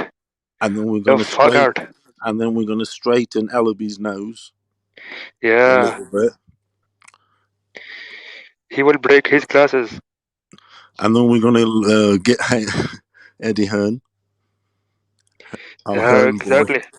What do you reckon we should do with him down under? Yeah, he will take his wife. Take him, throw him through the shark. He will take his wife. Too much stamina, man. Haney got that 15 rounds stamina, man. Eddie Hearn doesn't want his wife. He's got his wife, bless, is at home looking after the daughters. Man, he's traveling the world. I'm sorry. Eddie Hearn has a boyfriend. After his wife. He's busy traveling the world, isn't he? He's never at home. Hey, Rakesh, Haney versus Crawford. Haney versus Terrence Haney, Crawford. Yeah, who you got? Haney would fuck him up, man. How? Because it's fucking Haney time. Haney time. Haney's too fast, man. Too slick. I had a dream. It's Haney, dreaming into it. It's the with Terrence dream. Crawford, It's the Rakeem? dream into that dream. Listen. Haney beat up Dreams are Gamboa. sparrows. Listen, Haney beat up Gamboa easier than Crawford, man. Remember that. Yeah, I think that's it. That's the turning. That's everything. Exactly. He will fuck him up. That says everything. That means in Imagine the a stronger future, Haney at 147. Bigger, stronger. loads of pop. Definitely need a bit to get that Exactly. taco. I'm gonna send my recipe. Well, he needs a bit of taco down and just get that fucking pop. Bit of chili sauce. Bit of that ocoli. And he's got the sauce, Salute, Kush the greatest. Salute, P810. He's got the sauce or ocoli. Do you know ocoli, Rakesh? The what? Rakesh Lawrence Haney Ocoli. versus Boots. Lawrence. Oh, Boots is not ready, man. He's not ready. The Philadelphia boxer is not ready for the Oakland pimp, man. Yeah, He will get slapped. he's not ready. He's not. He's Haney's ready. The Oakland pimp. Exactly. He will backhand. He will give him a backhand slap. Damn, Haney will give Boots a backhand slap and he'll fuck up Terrence Crawford. That's right. He would fuck up his plans. Oh shit. Maybe after that, Crawford will be MMA fighter, or maybe. Motherfucker. Because it's fucking Haney time, yo. Haney. Oh shit. Hey, Rakesh, what's the numbers? What's the numbers we gonna do in Australia, man? Haney time. Man, there will be so many hoes at the stadium, man. There will be people running in, running out, man. Yo, that will be crazy, man. They will have to open up more space, man. Everybody want to see Haney, huh? All the hoes coming to see Haney. Yeah, It's the all hoes about gonna be waiting at the airport. Hey, Rakesh, it's any time, mate. Get over it. That's it's right. all about Haney. Haney. Bigger than It's Justin all Bieber, about man. Haney, the future top American boxer. That's 23 right. years of age. Pound for pound Is king. in his side. He has dreams, and they will be fulfilled. Exactly. Okay, so don't fucking time. Just think about that. We got a job That's to do right. in Australia. As soon as we get that crown in Australia, that's it. 23. I think Kambosos will fake it. Tank. He will I don't fake know it. He's scared of Haney. Should we go for Loma? He will fake it. Loma too will vacate his titles. Can you imagine that? Fucking hell. Loma already ducked him, It's yeah. vacated it. Yeah, it's just that fear, isn't it? They can't handle it. It's that pimp style. It's that too exactly. short, isn't it? Fear You know is that song, powerful, man. Life's Too Short. Damn, Loma scared of Haney, Rakesh. Ain't that? Yeah, he's scared. Yeah, because That's right. he's bottling it. He knows. He's bottling. He knows. He's a midget. How can he fuck him up? Yeah, he's a 1-2. Yeah, he's 5'3", He's a man. featherweight. He's a featherweight. That's right. He's a bridge weight, man. No, he's not a bridge weight. He's a bantamweight. He's a fucking featherweight trying to be a fucking 1-3. He's a bantamweight. featherweight trying to be a 135. He's a fucking leprechaun, man. I'm telling you now, Haney, who knocks him out in 5. He's scared of Haney slaps him so hard, man, that he's fucking forget how to speak. Loma's shit scared of Haney. Haney slapped him so hard, man, he forget how to eat. Haney looks at his gold medals. He looks at his gold Haney medals. slaps him so hard, man, he forget how to walk. Hey, well, you'll definitely be dancing then. A lot more than Yeah, that's ballet. right. A ballet dancer, maybe a stripper. Oh shit. Oh, he'll pull his shorts down, definitely. Yeah, and Ryan better stay away, man, because he's gonna get fucking cooked from all over the place, man. Oh, it's going to be a sizzle with a little bit of drizzle.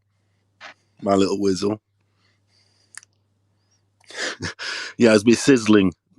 I can only describe it as the only man who can Haney stop at the Haney minute is his father, sizzling Bill the Haney. guy. He's just breezing.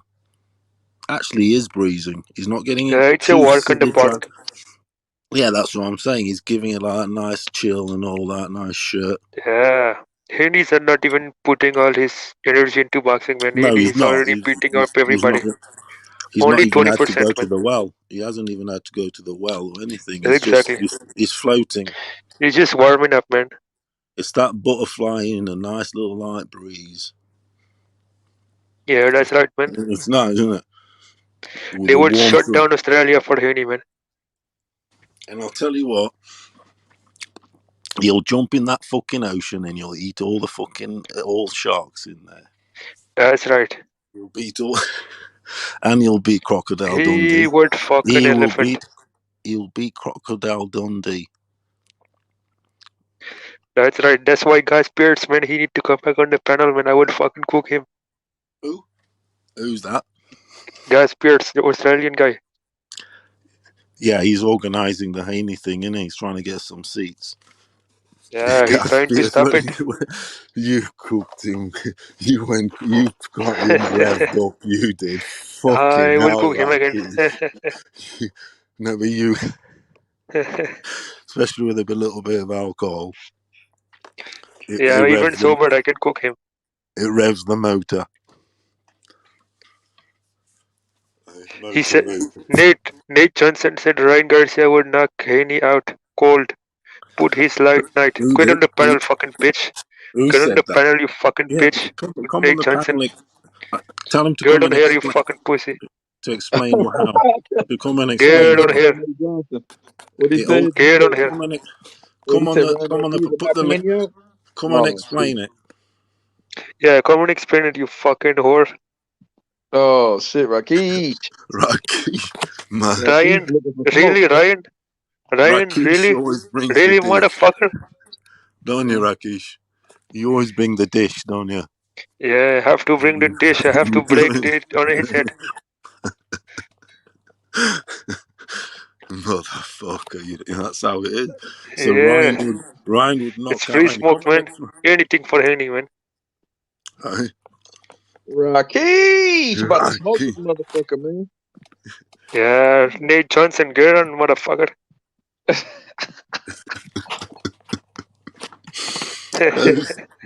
He's scared. I think he's scared, man. Who's the individual? Nate Johnson. Nate Johnson.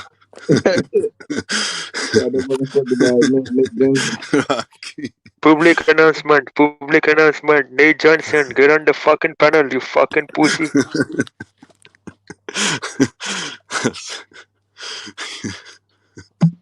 That's a good.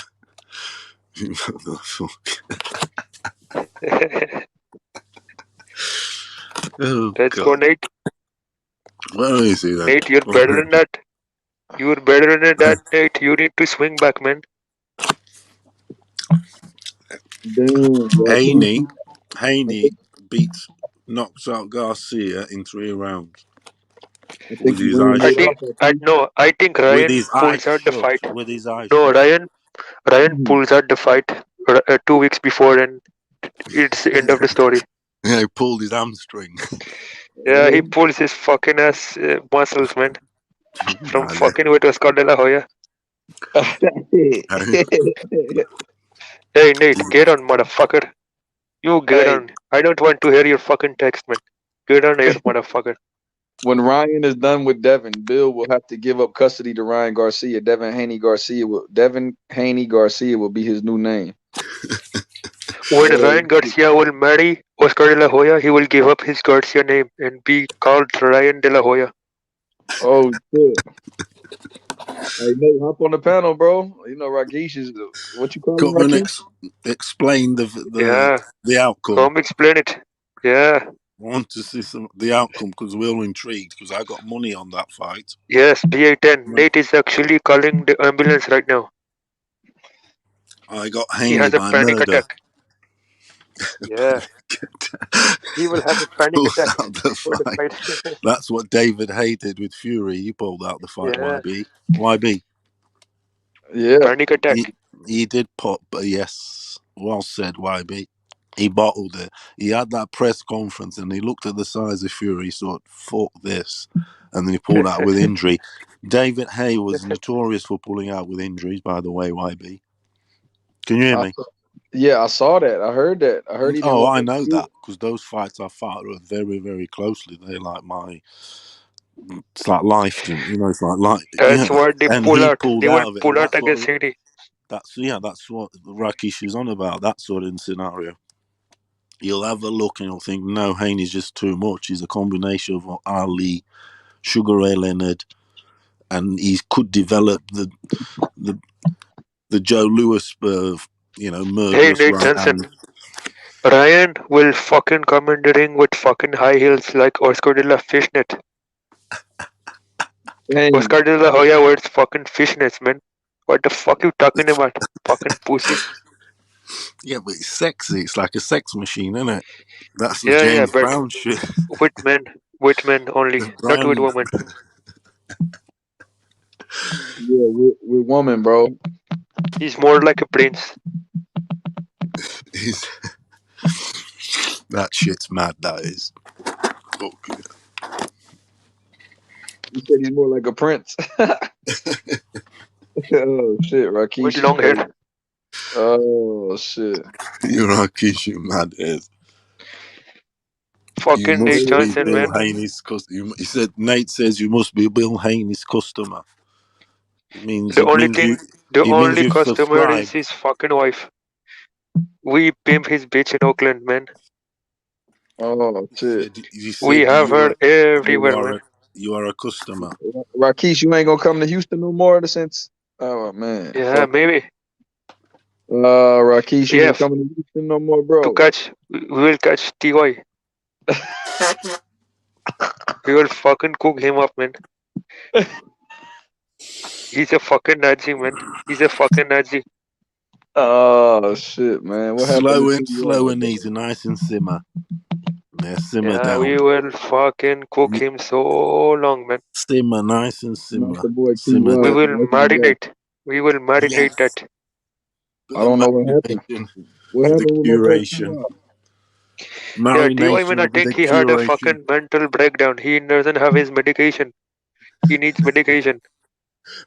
Rakish, you and TY were tag team partners at one time. What happened to that shit? No, man, he fucking became racist against the Mexicans, man. Now we have to knock him the fuck out. No, TY, bro. He became racist? Yeah, man. Who's racist?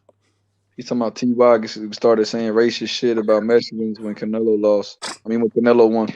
I'll tell you one thing that I've noticed. Can I just say this? On his ass. YB and Rakish. One thing I've noticed, like with them, it's like in America, the race thing is massive. I've noticed with these YouTube, interacting and hearing people, it's crazy. It's absolutely mental, YB. It really is. I didn't think it was that bad.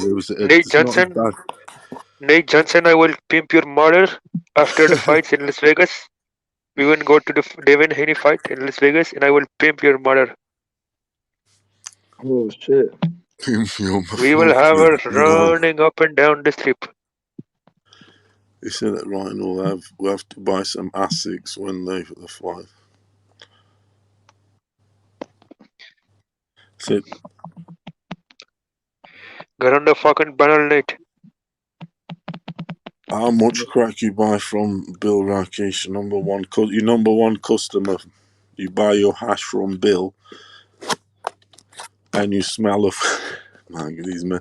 Come on the panel, then explain how Ryan wins. How that fight goes. Explain I it. like to see how what their outcome is. Damn, my boy, I don't want a channel says TY and Manuel both on a run. Hey, I don't want a channel, bro. Which Manuel is it? The what's his name? Nate Johnson, what is wrong with your nose? Are you related to LRB? Hey, I don't want a channel. Who's on your profile picture, bro? I see you got like a pictures up, bro, but I can't see it. Who? Yeah, he had a he got Nate Johnson, look at his head, man. I'm lions in the camp. Hey, your boy I like Jordan. the underdog. I like the Hey underdog. man, Jordan, bro. You know, he said I bet Raheem on the fly. road. Man, no, I'm not reading that shit. We're on the road for the WBO title. Jordan Gordon, get on the panel, motherfucker. Okay. Oh shit! Hey, I don't want a channel got Ty Emanuel on his wanted poster, like missing person list. Oh shit! Is TY is a fucking fraud. Is Manuel the lad from is it Nicaragua or somewhere like Yeah, that? yeah. He was the one from Houston too. Yeah, he's the one. He was doing the barbecue meat and shit. Yeah, yep. He's good lad. He is. A lot. Yeah, he's good. He's good people. He's a good lad. He is. Where is he? What's happened? Nah, that's what they say. He's on the run since Tio lost because Tio was his favorite fighter. You know. Oh, is it like that? Is it? Do you reckon? Is it? I know it's a wind up, but do people get that mad like that? They'll go into a hole. Yeah, like the Wilder fans. Well, yeah. I mean, I'm massive Tio thing. Absolute nut swinger, definitely. But I'm not gonna. Life has to go on. The show must go on. Yeah, Do you know what I'm saying? From the UK. Have you seen Jimmy from the UK? Hey, Rakesh. Yes, Jimmy is from the UK, I think. Have you heard from Jimmy? No, I think he disappeared, man. That last time he was screaming on Wilder, man. Then he disappeared. Yeah, you called him out though. You used to call him out, Rakesh. Yeah, I call him out. That's why maybe he's scared of me, man. He ran out. The thing about the Wilder Fury thing, that went really deep. That did. Yeah, Nate Johnson, you have a lot to say. Get on the panel. That's why I can see them sort of them people running away and not wanting, can't be doing with it for a long time. William Haney. Yeah, William Haney, it's fucking Haney time, man. Haney, baby. Yeah, it's fucking Haney He's time. the Yeah, future. you're right. Future Salute to you, brother. Salute. This is what's going to happen. Haney's going to be the GOAT. Haney's going to be the GOAT. Yeah. And William Haney is going to be the president of America. That's right. William Haney will be vice president because Haney is president. Devin is president. Nate Johnson said, Bill ripping you off, making you buy 8-ball with no premium. Bill forcing you to smoke that K2 and wear DHP gear. Damn, Nate Johnson. Nate Johnson lives under the fucking bridge. Haney's taking over Washington. That's right. How do you like He will take over the White House. Yes. I don't want to go there, but that's he why I will said fuck Washington. Joe Biden's wife. I'll let you He will say it. fuck Joe Biden's wife. Yeah. Damn. I don't think he want that old ass wife and shit. And he will knock out Donald Trump. He will knock him the fuck out, man. He will knock his wig off. That fucking money whore. Fucking bitch. Damn. Fucking bitch. So Nate Johnson, get on the fucking panel, man. Let's have some fun, man. Oh shit, Rakesh trying to cook somebody. You must be in a good. Rakesh must be in a cooking mood. Yeah, I'm always ready, man. Every day, man. Every time someone want to comment, they comment. Who's the William Haney on the chat? Is it someone just put his name? Is that Bill Haney? It won't be, will it? It won't be, will it? Is that my boy William? Shout out to my boy William Haney, man. Yeah, salute to you, William. What, Bill Haney? Is that Bill? It's not his dad, is it? Yeah, I think it's Bill Haney. What's it for? Is it fork? That's right. Devin Haney will come in Australia. When he will come in the fight, he will be playing some Too Short music, man. And then he will knock Kambosos the fuck out. You said you must be Bill Haney's maid. Okay. Yeah, get on the live, man. Get on here. Get on Let's here. play it. Get on here. Let's get some punches going. Yeah, you have a lot to say on the chat, but get on, motherfucker. All hail Lord Devin Haney. Alhamdulillah. That's right.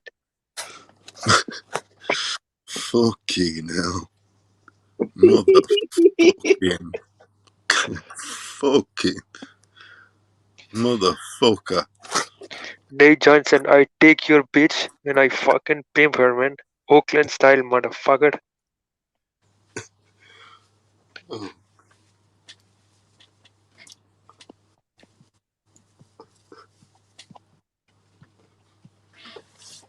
Haney. Yeah, that's Down right. under. Say it again. What's that Again. Haney. Yeah, Haney. that's right, brother. William Haney. He's got a posh middle name, that I must say. Devin, I think his name's Devin Miles Haney. Yeah, that's right, because he's running a lot of miles. He runs miles around people. Exactly. You know, Too that's much why I miles, man. went there. That's why I 20 went miles there. a day. That Man, Miles, who blocked William Haney, bro? he's got to put the roadwork. He's got the miles. What? Yeah. What happened, man? You know that Somebody song? blocked William Haney, bro. Hey, Rakesh. Rakesh, you know Who the that fuck song? blocked William? Man, they fucked up, man. Rakesh. Yeah, fucked up, man. Hey, Rakesh, who the fuck blocked William Haney? No idea, brother. Maybe it's late. Oh, hey, the money is on site. No, it's good. It's good now. Now it's good. PL, man, so much respect for you, man. Rakesh, what the fuck? We had a little altercation, but man, it's all love, man. Brothers fight, man. Who's all right? Who? It's all right, man. Bill Haney, man. Salute to you, man. He said brothers fight. No problem. Oh shit! William Haney got blocked.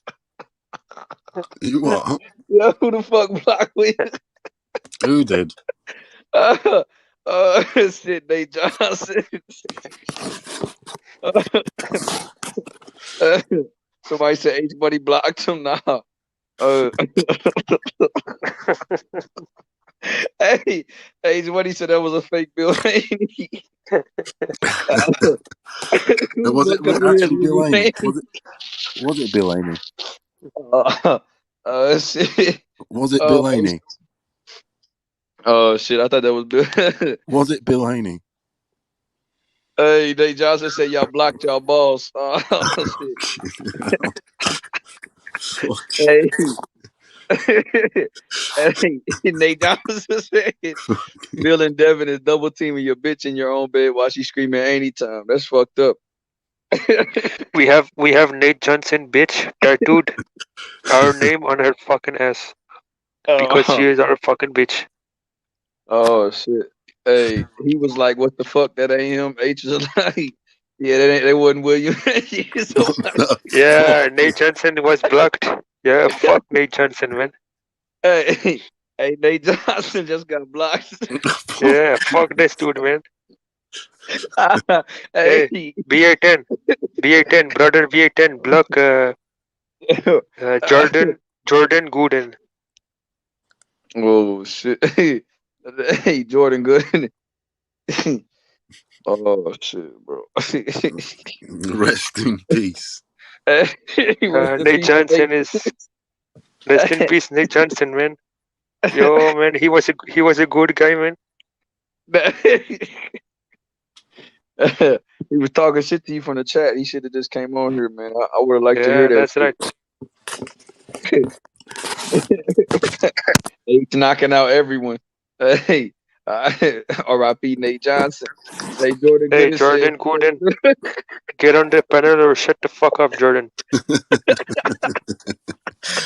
Because you will be blocked. It's call out season. Oh shit. Nate Johnson in the dirt. That's fucked up. Yeah. Hey, Biden. Oh, shit.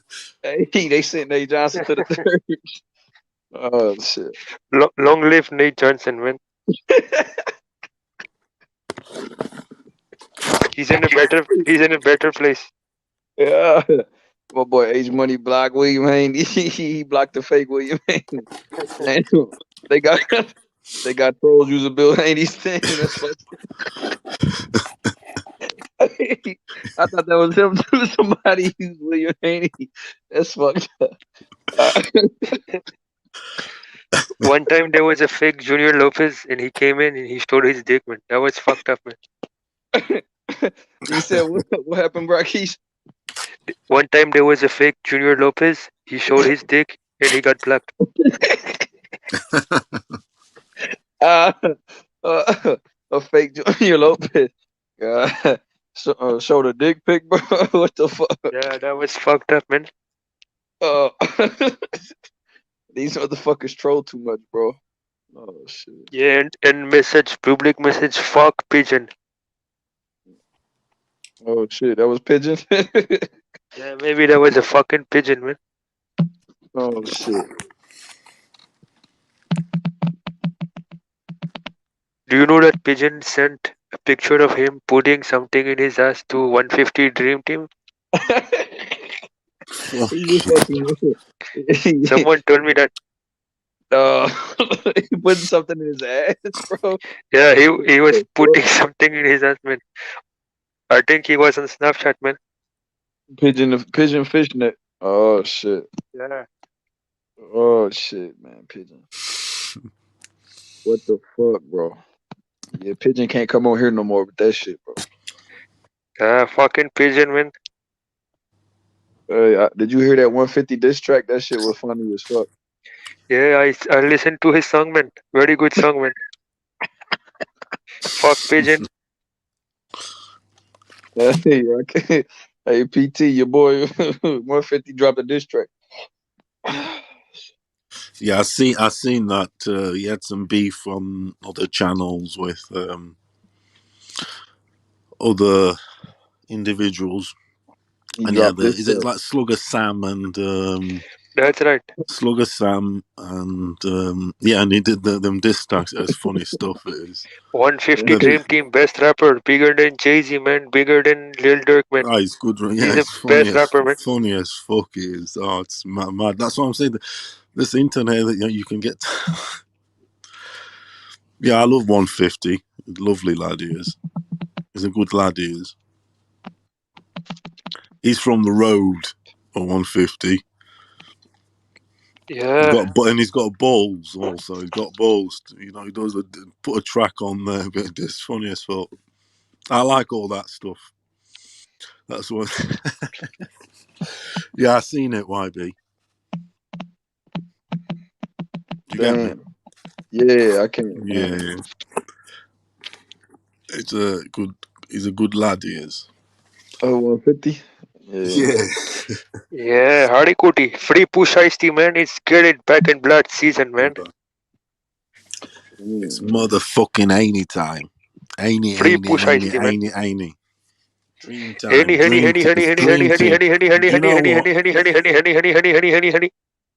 I'm telling you now, Rakesh. Haney. Hey, Rakesh, what is it? What is it?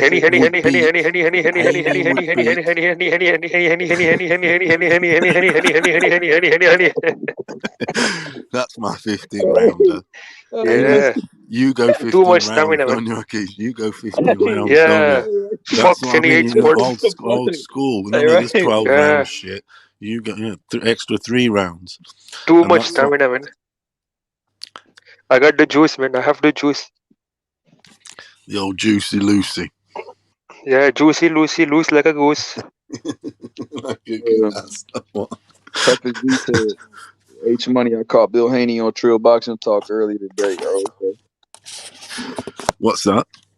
Nah, your boy Toughest G said Bill Haney was on Trill Boxing Talk earlier today. All right. True Boxing Talk. Yeah, Trill. They call it Trill. TRILL. Yep. He would have been kicking off. He's mad. He is. H Money says what he thinks, doesn't he? Definitely. H Money boxing, yeah. The That best trap boxing analyst. is that Bigger trap than shit. Max Kellerman. Bigger It's that than trap Jim shit, Lampley, man. isn't it? It's that trap shit. He It's brings a that trap. motherfucking trap shit. Trap Trap shit. shit. I'm on a motherfucking trap shit. It's money That's that shit. what it is. It is. He brings It's that money that trap shit. shit. You know, it's a great song that is. Yeah. I actually Spotify'd YB. I'm on a motherfucking trap shit. Trap shit. YB. I tried to Yo, Spotify it and it wasn't on there. I'm not gonna win. I went, I love that shit. I do. It's That's the hypnotic. best song, man. Number one Motherfucker. song on iTunes, man. I need Number that one at song work. on iTunes and Spotify, man. It should fucking be on there. I looked for it on Spotify, but then they said, "Oh no, it's only on YouTube and all that." I said to him, "Put it on fucking." Free I know push you ice, need, man. what you my need boy money. Ace doing, bro? What my Hey, boy Ace at? I like that trap shit. Yeah, that trap The shit, beat's man. hypnotic. It's hypnotic. The beat. That push ice, man. That Yes. Memphis style, man. Yeah, it is. It's got a special. It's got a special tang, Special sauce. definitely. Yeah, it is. It hypnotizes you.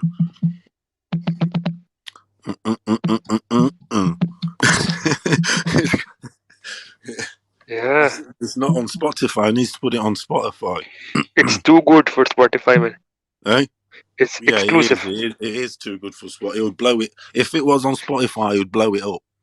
Yeah, I will run it fire, man. Blow the files up. That's right. That fucking... H Money Boxeo, H Money Boxing, H Money, the biggest analyst on boxing, man. Bigger than Max Kellerman, bigger than Jim Lampley, better than Stephen A. Smith, man.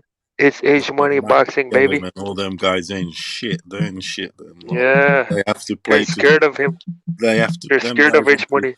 Them guys on the TV, they have to play to the tune, don't they? Yeah, they don't know shit about boxing, just like Floyd Mayweather Sr. They have said. to play to the script. They have to play to the Yeah, script. to They the have to script. say what the company H tells Money them. is the realest, man. They have boundaries, is what I mean. We can break some boundaries. They have to stick to the boundaries, say what the fucking company tells them to say. Simple as. Shit's like that. It's like at Yeah, man, work. what happened? The You have boxing to be a plug was yes blocked. boy, lick ass lick and shit. I hate Someone that just word. blocked the boxing plug, man. Rest in peace, the boxing plug, man. Ass lick world. That's what it is. Mother. Yeah, they all play to the company tune, my friend. Yeah, they play it and H put Money it in the breaks ass. the boundaries. Yeah. Nate Johnson got hit with the 52 life combo. He did. That Nate Johnson is reminding me of a basketballer. Who was that basketballer? Nate something. Robertson, was it? Nate Robinson, who got knocked out by Jake Paul, man. Was it Nate Robertson? It was, wasn't it? Yes, I think. Yeah, it's reminded me. Yeah, but he's Johnson. Or Nate. There's only one Nate, and that's Nate Dogg. Yeah, Nate Dogg, man. Shout out to Too Short, man, from Oakland. That's the only one. There's only one Nate, and that's Nate Dogg. Smoke weed every day.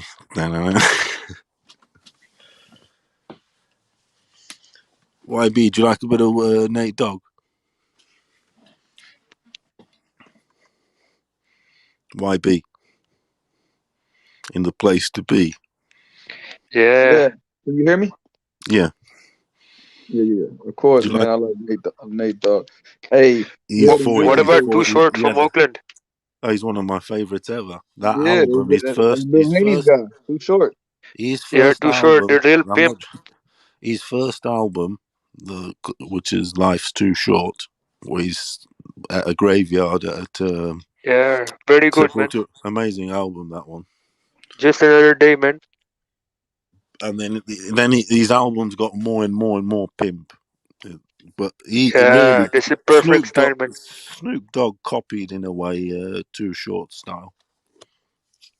Even one of his album covers, that Doggy Style cover is a bit of a copy of Too Short's one of the covers from his albums. The artwork, the doggy thing, and the whole doggy thing, and the dog in the kennel, and all that shit. The old fucking doggy style. That's what Haney will be doing. Doggy style. Kambosos. Favorite position, man. Kambosos will be doing. what it is? Haney Kambosos will be doing. Yeah, that's why he will be graded. Yeah, man, that shit Rest crazy. in peace Bro. to Slim 400, man. No, don't. That's fucked up, man. That's fucked up. It is. At the end of the day, we need to keep away from Loma. Loma's the one I'm most scared of. I'm telling you now. Loma has T-Rex arms. Loma has T-Rex arms. Put me at ease.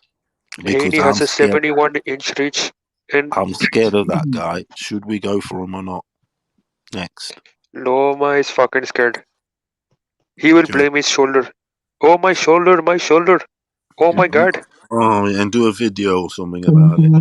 Do you think Tio will do a video about his dehydration? Never. Tio is a real man, yo. He will come back.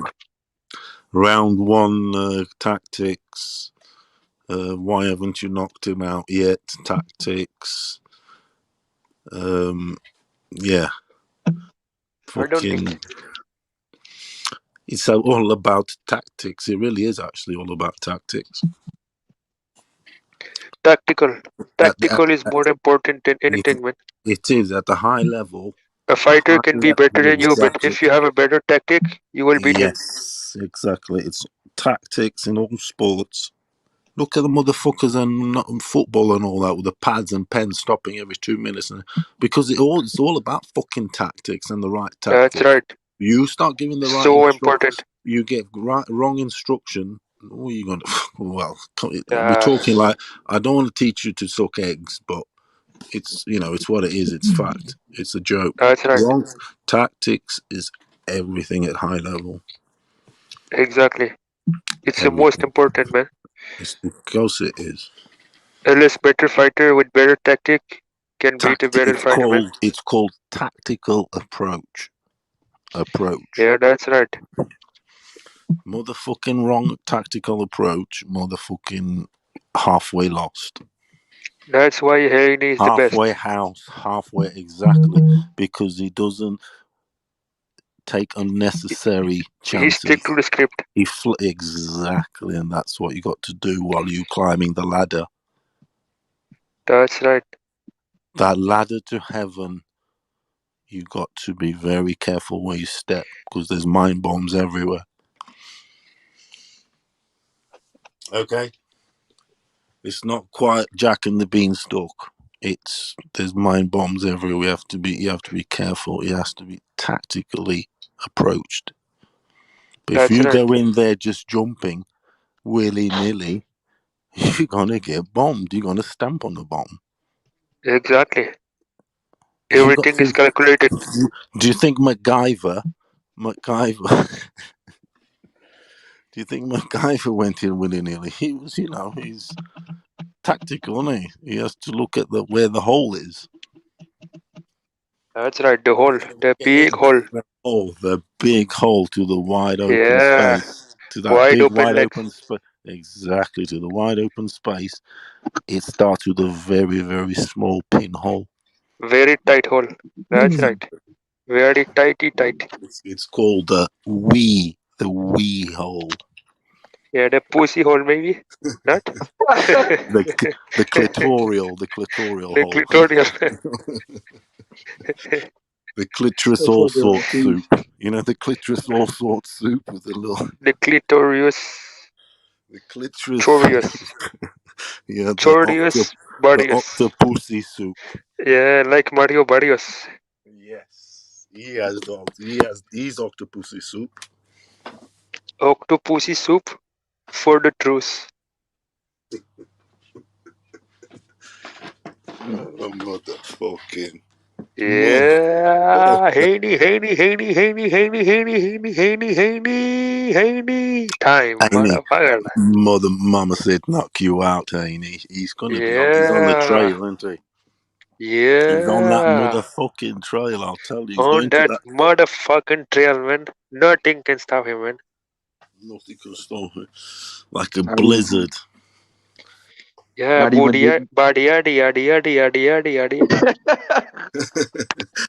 How's it go? Shut up. Shout out to Megan Thee Stallion, man. She will get on the ring with Devin Haney and twerk on the ring after he wins. Dang. In Australia? Bardi yadi. Yeah, in Australia. Rakesh. Bardi yadi yadi yadi yadi yadi. Rakesh, you like a bit of twerk, don't you? That's right. The twerking, man. The motion.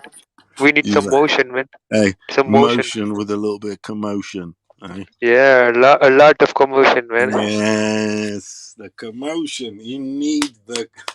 But it needs to have a perfect proportion, man. With some lotion. That's right, with the lotion. And all dimension.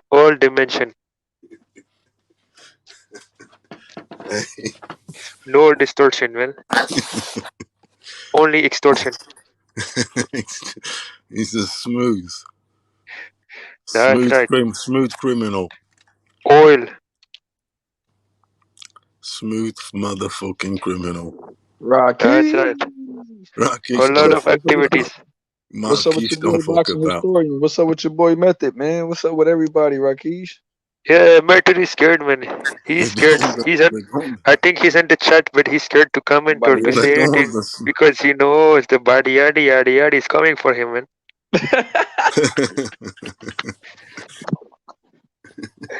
I will cook him so hard, man. I'm just sitting back in the cut tonight, bro. What is that? He knows that midget tank. He knows that midget tank can fuck. How does it go? The body yaddy. Yeah, the body yaddy is so important, man. That's a storm, the isn't yaddy. It's a storm. It is a storm. That's right. Perfect motion. Yeah. Hey, Rakesh, what time is it? It's Haney fucking time, yeah? Haney time. Haney. Hey, Rakesh, who could deal with Haney, bro? At 147. Man. Who could deal with I think they will all vacate. They will vacate the title. Earl Spence would retire if Haney comes to 147. Crawford will retire and vacate all these titles. Ugas will vacate. Everybody will vacate. And they will all move to 154, man. Fucking stacked. Or B810 asked the good question. Who you got, Megan Thee Stallion versus Rihanna versus Nicki Minaj versus Cardi B, man? Oh, shit. You know what? I will have all of them, yeah. All of them at the same time. That's the perfect answer. Like Devin Haney gonna have all the hoes after he. Hey, do you know where Rakesh? You know where you you'd got have too much stamina. You gonna fuck all the bitches, right, Rakesh? Rakesh. That's right. Rakesh, you'd have all four of them down under. Yeah, down under, man. Down under all four, yeah. They will be all shaken, man. Doggy style, man. Ready? We going down under all the time. Yeah. And work your way up. They will twerk it. They will twerk it and work it, man. That sloppy toppy, man, they will give it. Because it's Haney team. It's Team Haney. They do anything for Team Haney. We going down under. Haney, down under. Yeah, that's right. Yeah, that's the rhythm of the night. The rhythm of the night. Yeah. Oh, yeah. Whoa, the rhythm of the...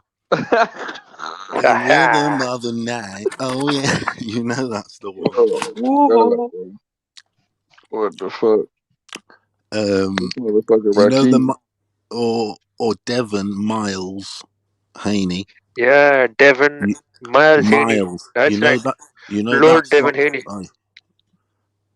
Rakesh, you know that song that goes, I can walk 500 miles and I can walk 500 more.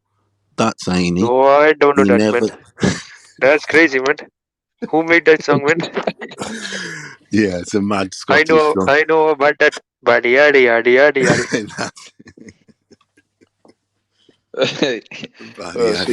I know about that Push Ice-T, man. That Push Ice-T, man. Salute to Push Ice-T. Free Push Ice-T. Push Ice-T. Badi yadi. Hey, goddamn. Yeah. That does have a tang. Definitely. That's a tune song. Badi yadi. Badi yadi. That's right. Haney is not shit. It's Haney time. He's going to go and beat. It's more than the shit. Is money the shit? How's it go? Chopping it, whipping it, whipping it. How's it go? It's money the shit. That one there. Say that. It's money the shit. It's money the shit. That's brilliant. It's money the It I is remember that song. Do you remember that song for H Money? That was a long time ago.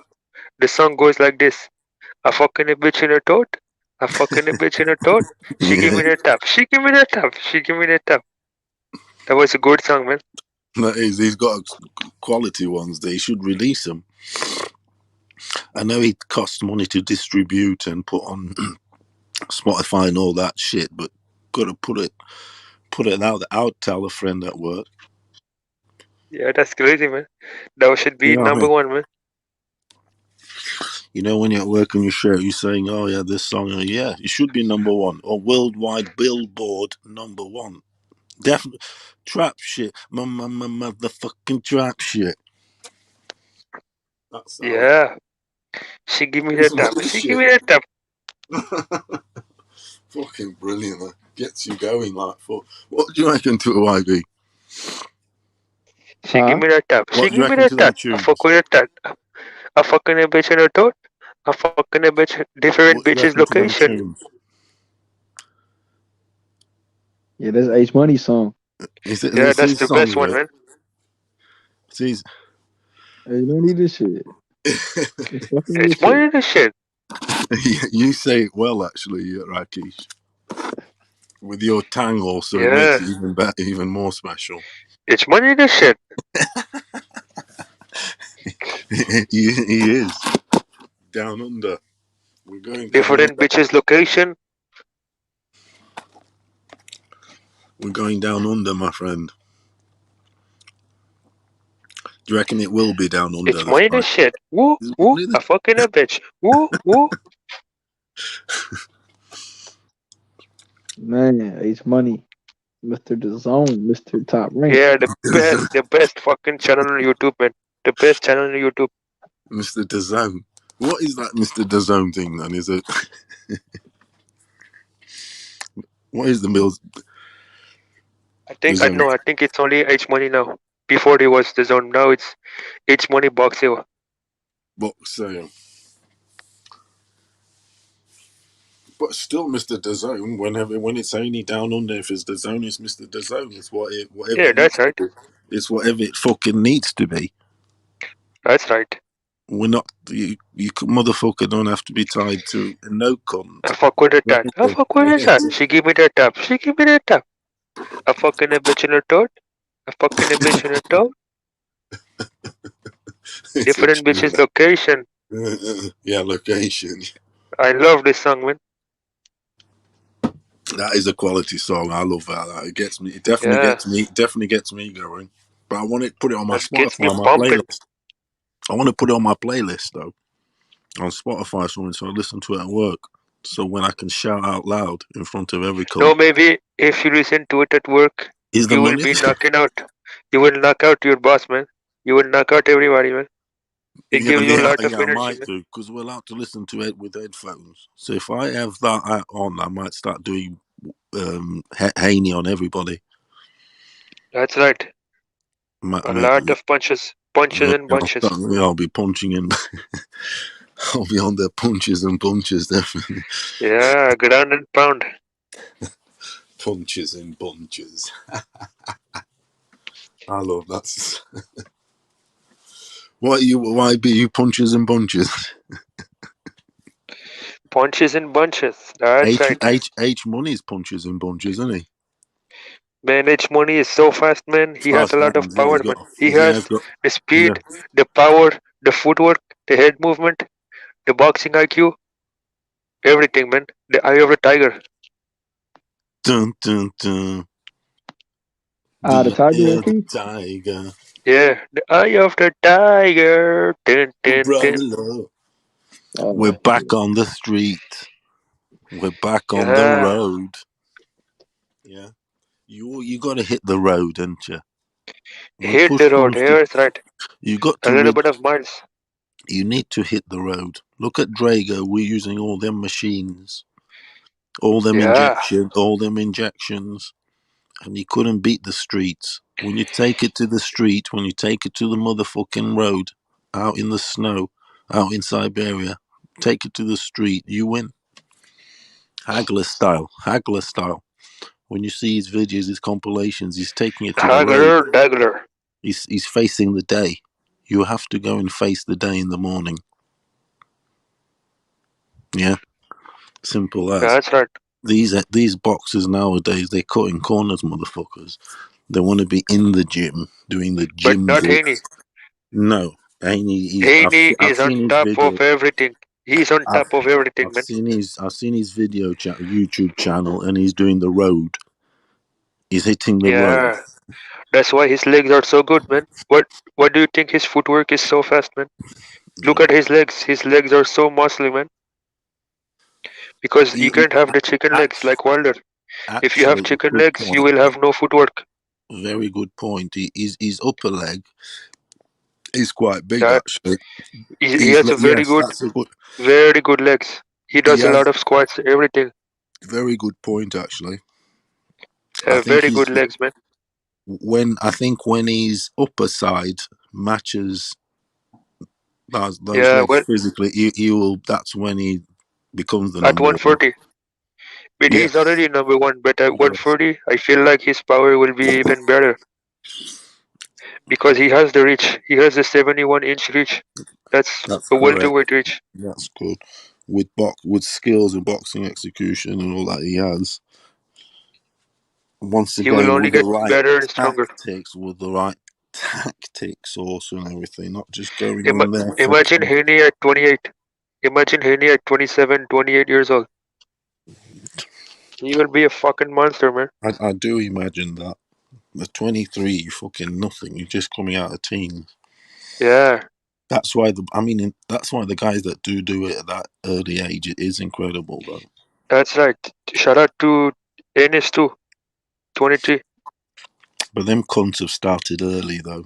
When they do it at 21, 2, 3, they have started early. Yeah, they started at maybe 8 years old.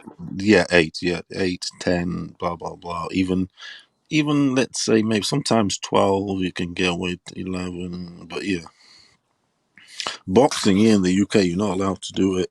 Well, you are allowed to do it, but there's not bouts really after the age of 10, as in the actual fights, because of the head. The gypsy people, they do it at 3 years old, man.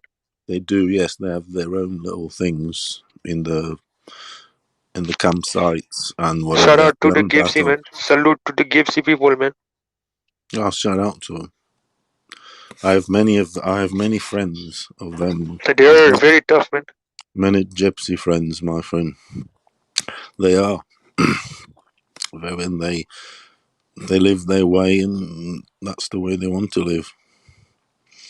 They do their primary school, and after primary school, they don't do secondary school.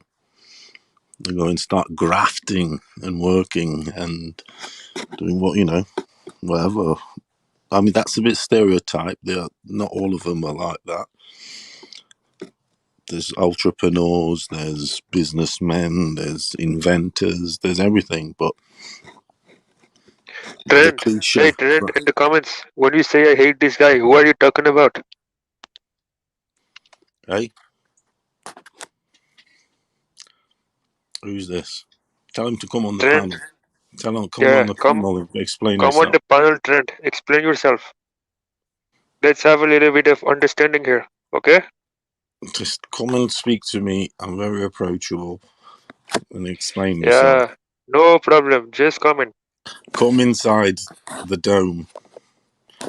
Lions in the camp. Lions in the camp. Lions in the camp.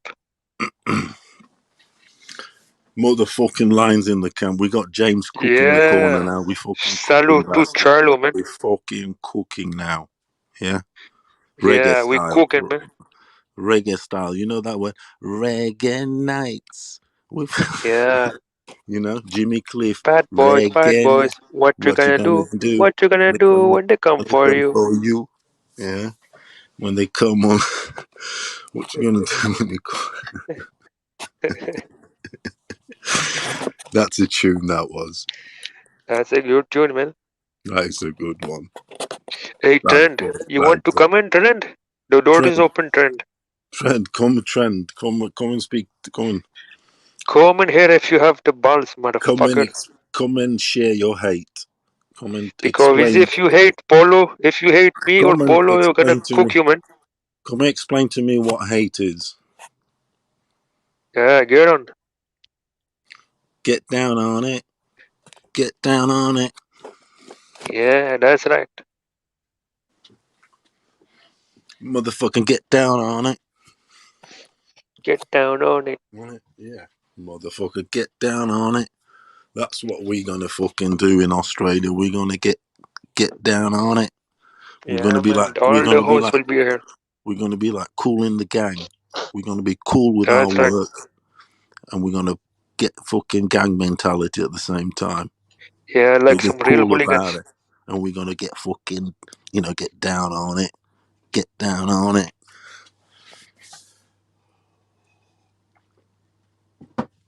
You know what I'm talking about. You know what I'm talking about, Rakesh, don't you? That's right.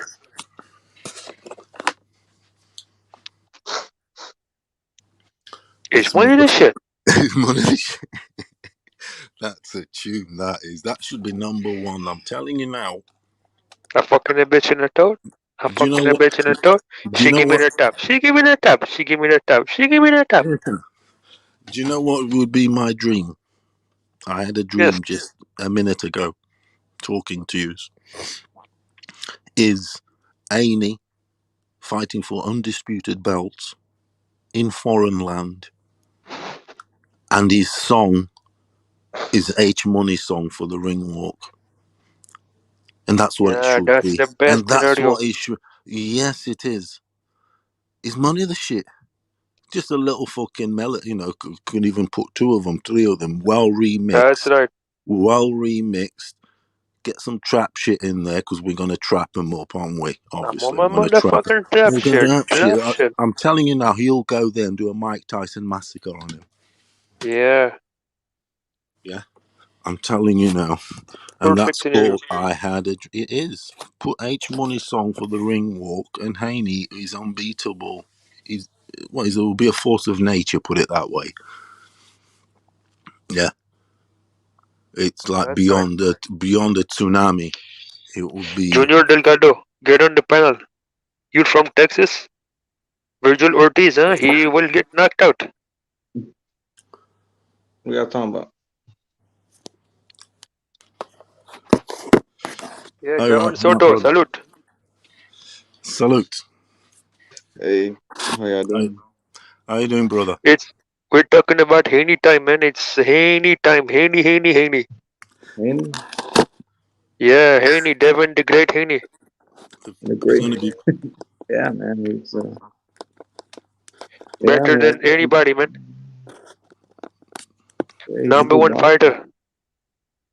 Number 1 at what? Lightweight? Yeah, number one lightweight. He will be number 1 pound for pound.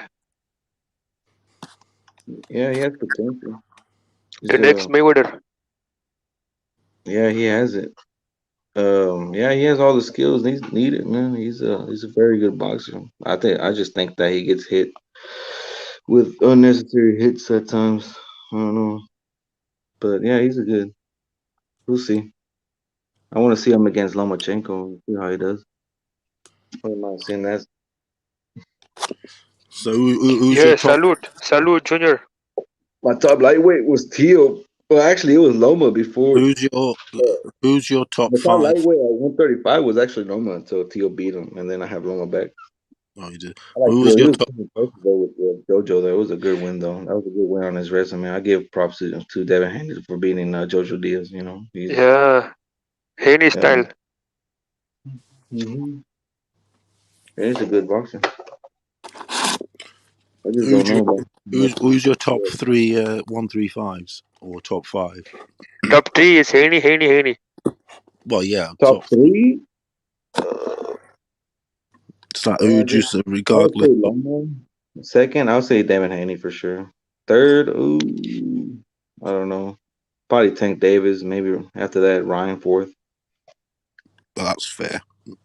But yeah, yes.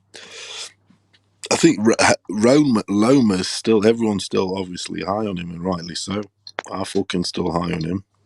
But Definitely. Comey is dangerous, man. He fucking he is Comey, but he is Comey. He is dangerous, definitely. He got that power though, man. That's the thing about Ryan. He's just wasting his talent. I don't know. Hopefully, he gets his shit together and comes back in the ring because he's pretty exciting to watch, man. He's young though, and all that. And he's going through Well, I that mean, age, into a turn of that age, which is important. Young fatherhood, blah blah blah, and obviously too much adulation. Adulation can send you to fucking another planet. We on here on YouTube, it's easy to talk this blah blah blah, but when you get idolized like they have, or suddenly over him, followers, whatever it may be, not us, because I don't give him shit, but there's the machismo thing. When you're a good-looking boy and you're a good boxer, boxing's a macho sport, isn't it? I don't care what you say. Everybody wants. It's about getting punched in the face, and in the macho world of boxing, motherfuckers want to see a pretty boy get their face smashed in. It's simple as that. It's like that in the schoolyard.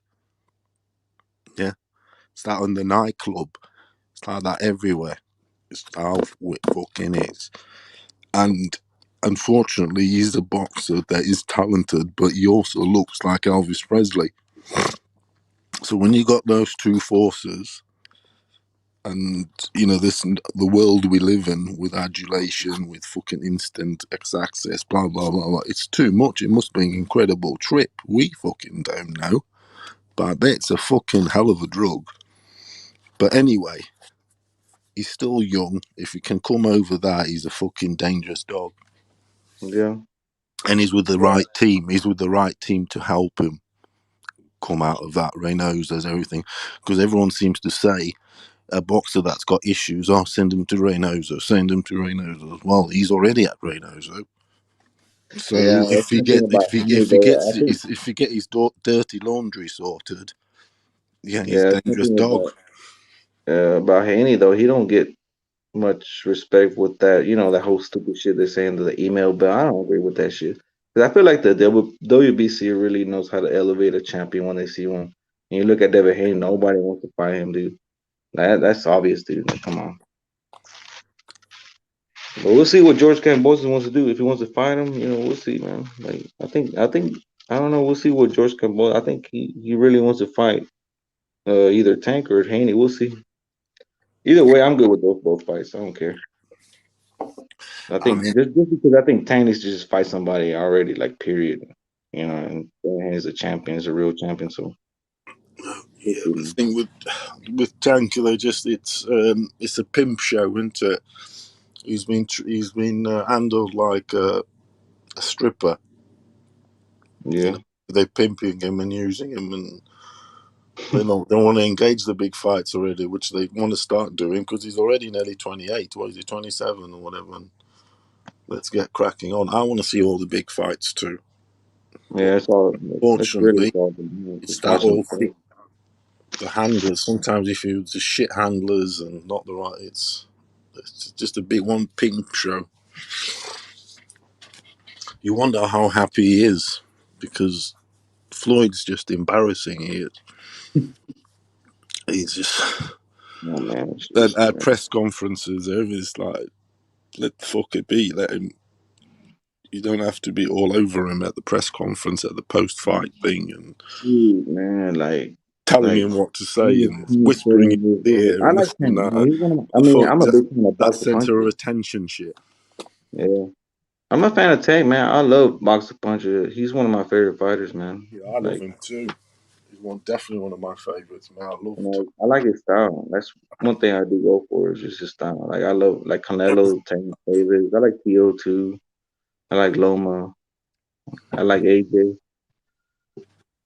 I just what gets me about AJ. AJ, is he your favorite heavyweight? He's my favorite heavyweight. I mean, yeah, that's one thing about love by AJ. He don't dodge no smoke, man. He took that fight with Usyk, man. Even though he lost, I think he got some on the way. We'll see, man. Hopefully, he makes some adjustments. But I love AJ, man. He's my favorite heavyweight. He's sound. He is. I mean, I like Fury. I like Fury too, but it's I mean, one I'm of not the. a fan of him like that. But he's probably the best heavyweight right now. But obviously, I don't dislike AJ or anything. I like him, but it's one of those where we put in a position, unfortunately, that you have to sort of choose one, especially over here. It's like AJ or Fury and this and that, because you think at the end of the day they're going to have to face each other, and you're going to have to pick one, so to speak. So you kind of pick your one, so to speak, early on, so to speak, if you get me. So I've always with Fury, right from his start, so to speak. And yeah, for AJ, you can't knock his resume, can you? He's probably got a better resume than Fury. Who do you think would been give him a better fight? With Klitschko, was it? You think AJ or Fury? For what? Against Klitschko. Who do you think looked better on that fight? Well, it's hard to say because the Klitschko fight was ended up being a bit of a slugfest sort of thing. It's two different performances where Fury, there wasn't explosions and knockdowns and everything, but it was a quiet clinic, so to speak. Yeah, he just boxed him and just sort of kept it nice and cool, and just did the right thing, didn't commit too much. So that was schooled him a bit. Without any fireworks, obviously, it was a boringish fight. We know that, but at the end of the day, you still have to put that performance in to nullify that great champion that Vlad was. So, do you get me? So it's two different performances. Who had it? Yeah. I mean, I think Fury's doing a lot better with the better fight. Sugar Sugar. What the fuck is his name? God damn, what's his trainer's name? Sugar Hill. Yeah, Sugar Hill. I love his performance. I mean, ever since he trained with him, I think Fury has gone to a better stance. He just the way he beat Wilder, he fought him instead of trying to box him. He really just went in there and fucking just going dirty to him. Yeah, going to him gave him a new. Going to Sugar Hill gave him a new confidence, sort of thing. Obviously, a new approach, and he is a guy. Fury notoriously from even the start, he always changed gyms because that's the way they sort of that's just the way their life went, because they always moving, and he also was always going to different, not a lot, but he went to different trainers.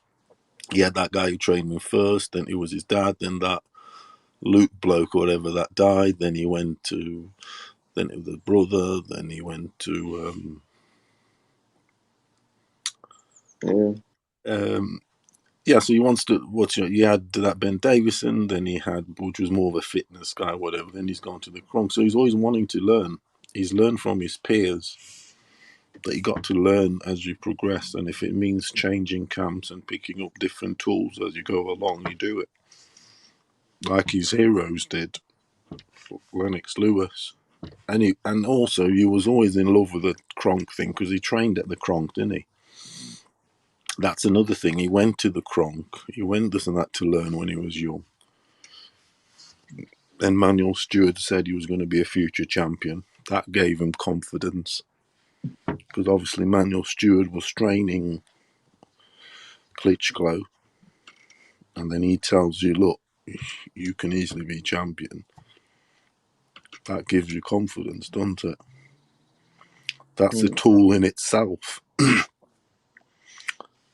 It might not be a new move, but a bit of mental positivity like that is probably better than learning a new move or whatever, a tune on your technique or anywhere. So yeah, AJ. What I think AJ's failed to do. I mean, like I said, it's easy to say in hindsight, but that's the way it is. He always had the same trainer, and perhaps, I mean, it was going well, wasn't it? But it was already questioned 3 fights ago. I mean, obviously he wants to win. I mean, he's looking for trainers. We'll see. Who do you reckon should be his trainer since he's your boy? Huh? Who is your top heavyweight? You need to beat Usyk next. Probably Ronnie Who Shield. do you want him? Who do you want training him? Probably Ronnie Shield because he has that experience with heavyweights. But I mean, there talks about Adrian also, but I mean, I don't know about that language barrier with it. Yeah, I mean, they can't all go, and he's busy also. I mean, they can't, there's only so much they can take on because you can only give so much TLC to a fighter, at the same time, and the camp is, it's Canelo show, isn't it? It's just too much. Yeah, it would be too much. It's already Ryan, it's all right saying Eddie Reynoso, but we have to get away from saying Eddie Reynoso. And we all say, whenever we're on, oh, Eddie Reynoso, I mean, he can't manage, train fucking everyone. Because we all say Eddie Reynoso, and it's just getting too much. Yeah, Soon he's gonna have 100 fighters to train. So let's give Eddie Reynoso a break. He's got his hands full as it is with Ryan's. Yeah, too many fighters already. And whether Virgil's going there or not, we don't know. Whatever, and Canelo, this and that. So yeah, Ronnie Shields. I mean, I agree with that Ronnie Shields one. Yeah, that fight he should have fought this Usyk and started trying to box him. I think that was a big mistake. But I mean, we'll see, man. I can't wait. Yeah, it'll be good to see. Ain't no shit on Usyk. I like Usyk. Just saying. I don't know. I think he has that power, man. Like you notice how he hit him and he pushed him kind of pretty hard. Just he couldn't land. He was trying to land that big shot. He just couldn't. Yeah, I love Usyk too. How can you not love if you like boxing? If you like boxing and someone says, "Oh, I don't know, I don't think much about Usyk or whatever," then you just, I think, need to stop watching boxing because a bloke that big, this and that, moving like he moves, and just everything he does, it's fucking beautiful to watch. Got stamina for he's got stamina for days, and he kicks on at the end also, which is incredible. That's mental shit. He kicks on from the 8th round onwards. He goes on fucking another gear, doesn't he? That's another thing. He's the guy that shits me up the most if he fights Fury. Shit, I don't know. That fight right there with Fury, and if that fight ever happens, I don't know. It's a 50-50 fight for me. Yeah, it's not easy. It's tough, isn't it, for both? I know Fury's bigger, but Usyk's got a lot of school in he, and a lot of moves, everything himself, and yeah. I mean, I know AJ has that power, but Wilder too. And you know how he hit you, man. He just, I think Wilder is the hardest puncher in the heavyweight division. You know how he got back up, that's the stuff, and that's that's going to be in the history books, whatever. Amen. It's incredible because the last time we saw that like that was in pantomime, wasn't it, in the WWE?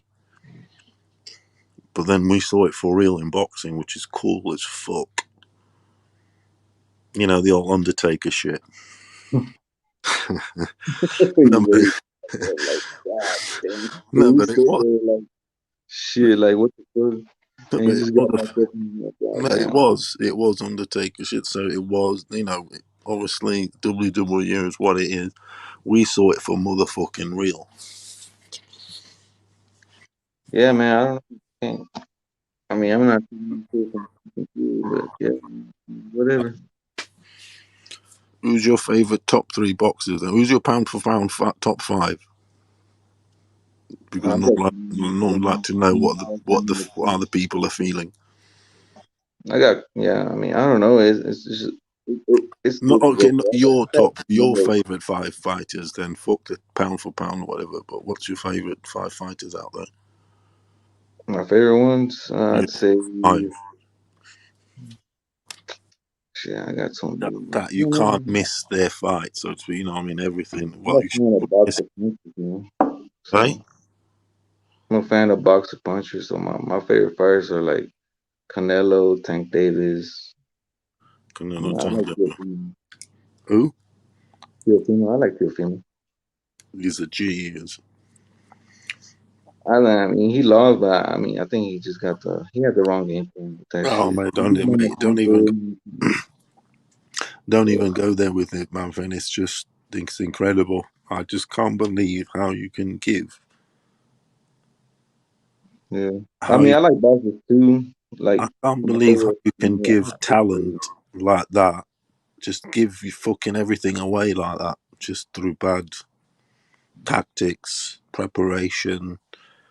Oh, it's just, mate. It's fucking shit. It's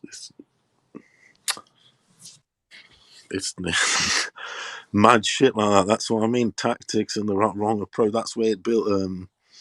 Devin Haney, they proper professionals. You know what I mean? They're not. It's all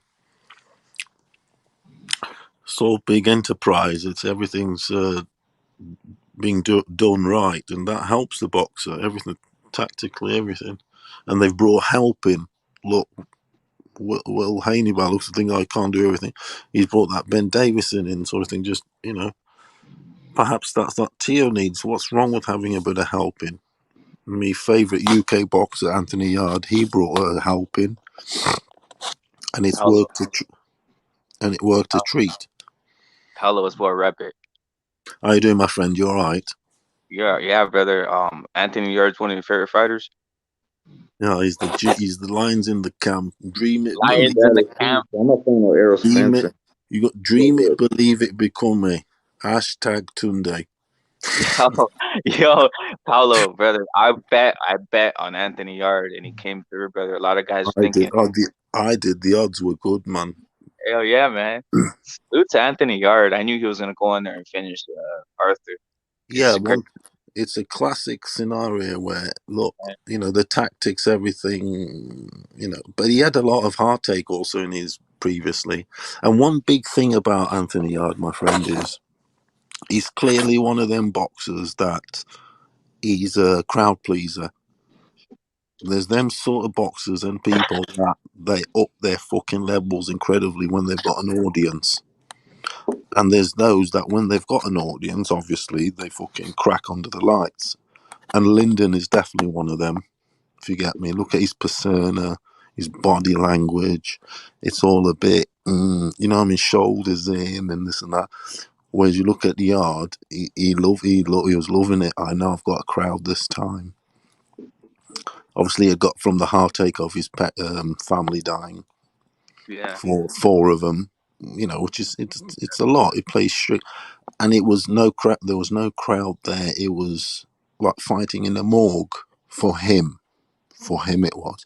But with a crowd this time, he came alive. Don't you agree, my man? That there's crowd pleasers and there's those that don't crack the lights. That's true. That's true. Salute to I Simple don't is, my friend. Salute to I don't want to channel in the chat. One of the greatest. BA10 is in there. Luis Tovar. Karma Serene is always in. I've seen her in H Money. Obviously, H Money, the legendary man. H Money, the legendary man of streams, the legendary YouTube, who always who Biggest doesn't hate on anybody. The man is a friend. The man never hates on anybody. multi-talented, faceted, For reals. Boxing, entrepreneur, inventor of some great tunes for the fucking crap shit. I'm Young telling Bill you too. what, Young Bill's probably asleep. Is Young Bill asleep? I think he's asleep. Yo, Soto, brother, salute to you. Let me go on Anthony Yard though, Paulo, because I saw him fight. One of the first fights I saw him, sadly, right? I should have followed his career more often, but I saw him fight Kovalev, right? Um, he had him. He had Kovalev. He had him, man. I don't know if it was the wind. I don't know if it was the tactics. I don't know if it was Tunde telling them to scale back. But he had Kovalev. He had him in his sights, brother. And then Kovalev hit him with that one. stiff jab that Kovalev has and took him out of commission, right? But that was my first look at Anthony Yard. I had seen him before, but I didn't pay too much attention. When you just look at a fight, and you're like, oh, that's a good fighter, but you don't watch the whole fight. You just see a couple rounds and you go on the next one, right? Yeah. But then I saw his career unfold. I used to see the videos of him training with Tunde, and the famous line, right? Lions in the camp. By the way, didn't he say that in the corner? Like I think it was the 10th round. Was it the 10th round with Kovalev? Literally, You see, that's the see, that's the thing though. That's the thing though. Yeah. Where that's one thing they've toned down. As in, there was the one thing. I mean, it's funny this, that, and the other, but they got a bit too carried away with. That's one thing they were exerting too much energy in saying shit like that. It's not shit. I love it.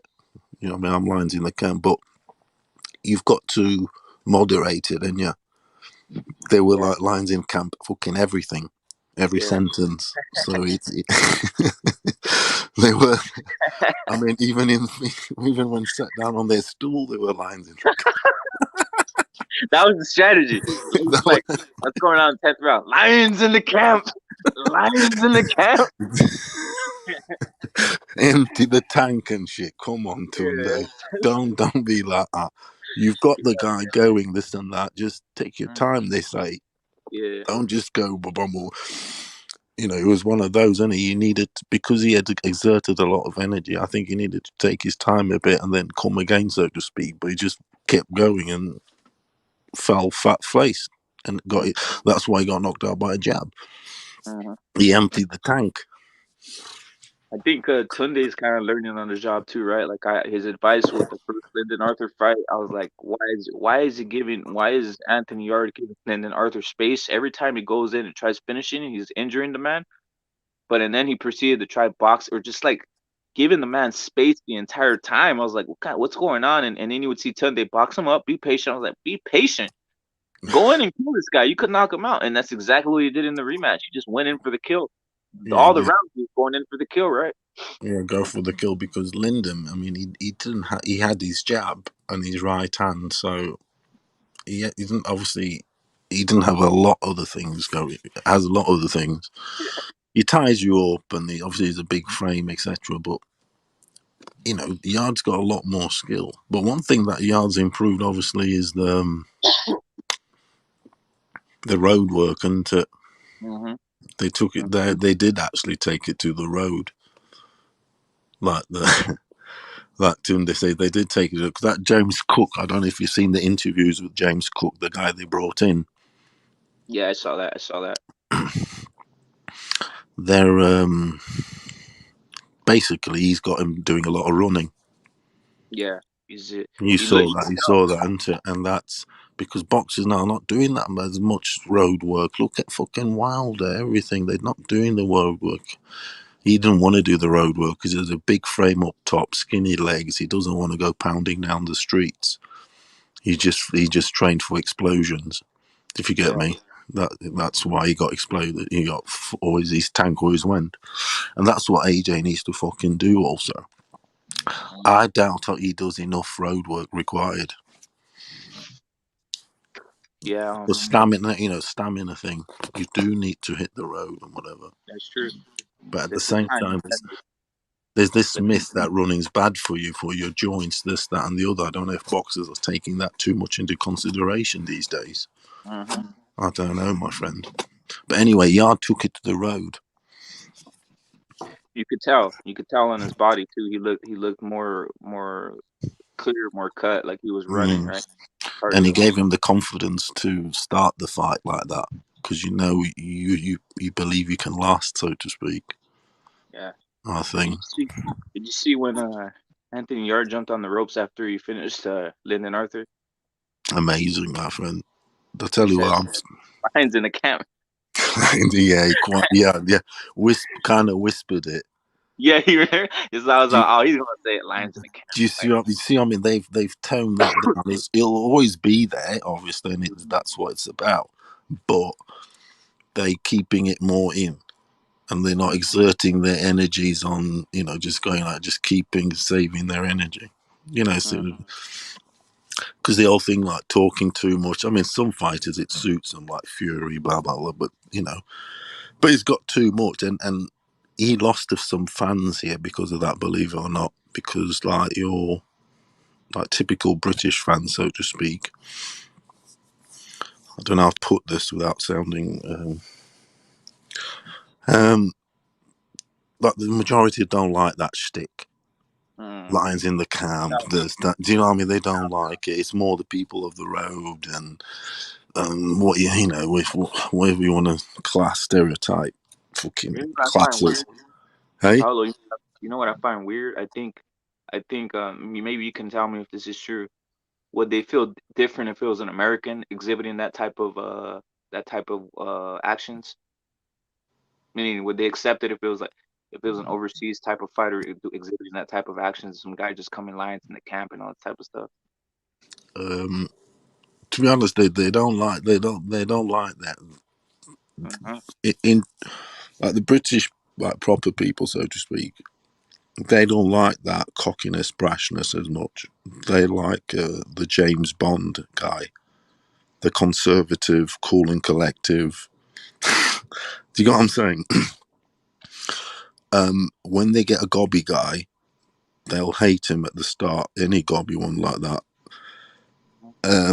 But then if he does do the business, this and that, they come to love him. Perhaps that is that like everywhere, but is that they didn't like Nassim, they didn't like Muhammad Ali, they hated Muhammad Ali. Have you seen stuff how they were here, the press, old school footage, and all that? Absolutely hated Muhammad Ali, and now he's the most loved guy. Yeah, so Prince Nassim, all your brash guys, you bangs, they didn't like it. Billy Joe There's isn't this. Sorry. isn't Billy Joe kind of brash though? Yeah, he is. They don't like him, but then the majority won't like him because of his race. That's fact. Mm.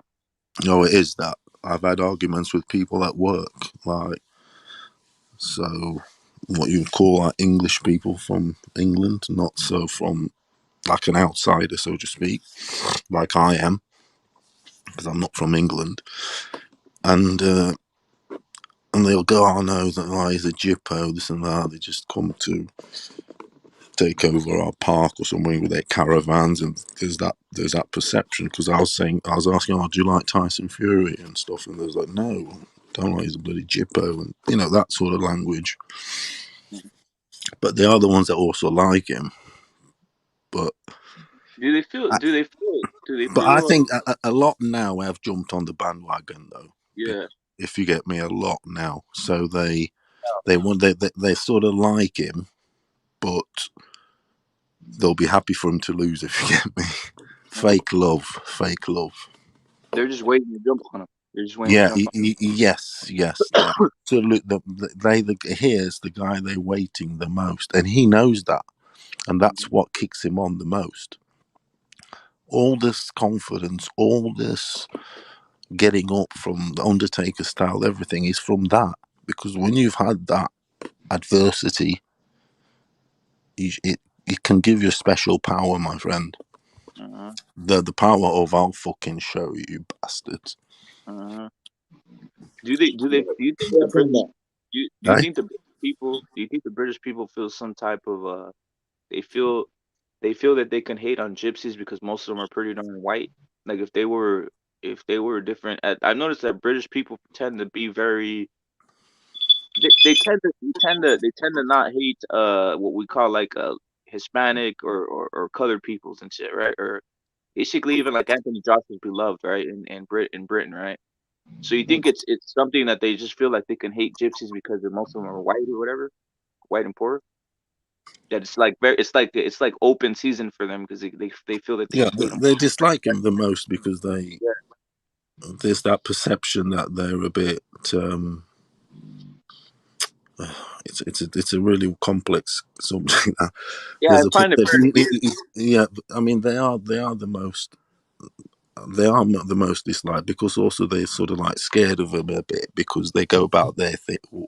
their ways in a very different way to what and how society lives, if you get me. So that it's a lot of it is fear. That's why they also detested, because if you're in an altercation with them, and just the way they hang and the way they are, it's just that they'll be loud and brash. They don't give a fuck. They really don't. You don't get a quite shy gypsy guy, if you get me. Yeah. No, you don't, my friend. So, but people that walk and talk it, they're not necessarily liked because of fear. And they are like that, trust me. They just don't give a fuck. I mean, for instance, I'll just give you an example. I was playing pool once, like 9-ball, and like 2 of them turned up, like what you say, gypsy, because they have the accent, everything's different. It's like sounds like a slangy Irish accent, if you get me. Anyway, they played and they bought these like peanuts or whatever. When they finished playing, they just crushed the peanuts on the floor and just walked out without paying. Just shit like that. And the bloke on the counter said to me, I said, well, do you call the police? And they says, oh, no, we don't bother. They're gypsies. They're jippos, he said. So it's mad shit like that, because they go about their rules, so to speak. Are they only and they're not registered. Are they only in Britain, or are they in all They're over not. Europe? It's not all like that. Don't get me. You know what I mean? It's not all that. I'm not going to go on here and stereotype that it's all like that, because it's not. Yeah, there are people that this is the ones that are not perhaps still live in the caravan side, so to speak, but they are gypsy heritage, whatever, and that don't live in caravans, if you get me.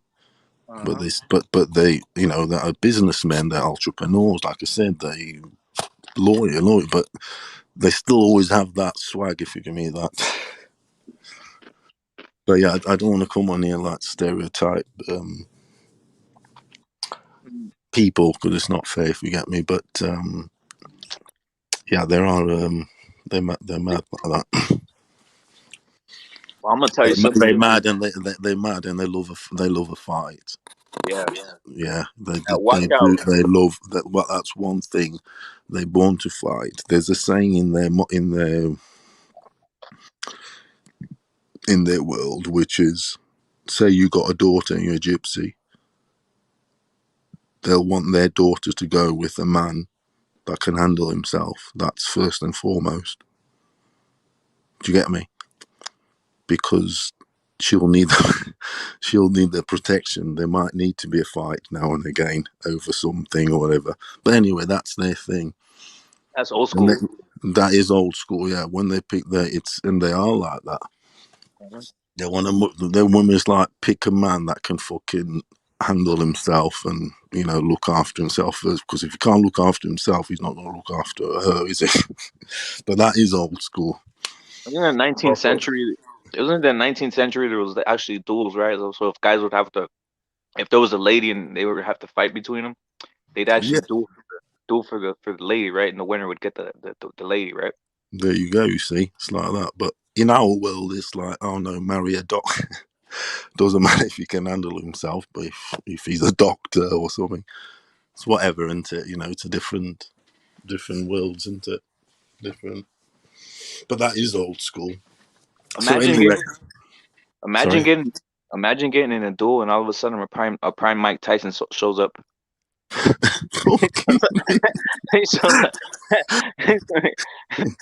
Yeah, I know 17-year-old Mike Tyson. He's coming around to pick up your daughter. Just not even prime. 17-year-old Mike Tyson, who come around to pick up your daughter. Your 15-year-old daughter, 16-year-old daughter.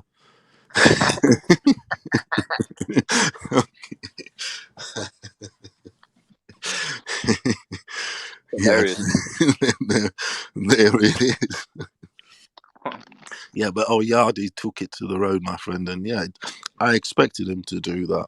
But then there's, like, you know yourself, there is the levels to the game, and like I asked myself, will he beat Johnson or Callum Smith Smith. or Smith? Callum Smith's a fighter that I see about a lot, actually, because I live in Lincoln, and when Callum, and he's from Boston, which is 20 kilometers away, not very far.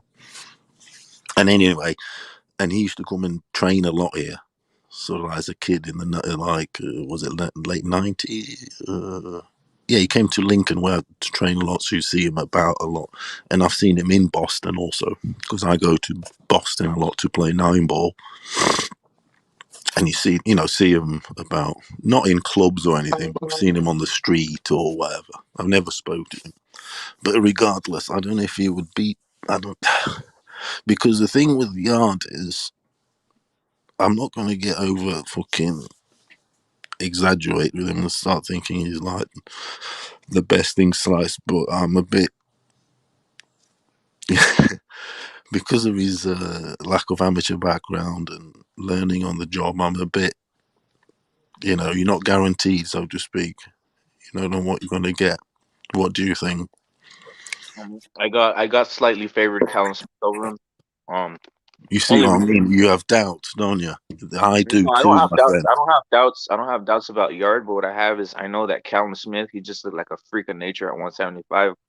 His There you go. power, Yep. his power just increased by dramatically, in my opinion. The way he Yep. laid out this guy, was crazy, right? I tell you what, Rap, I said it earlier on the show. Pound for pound, Callum Smith's one of the hardest hitters in boxing. Pound for pound. The guy can hit very hard.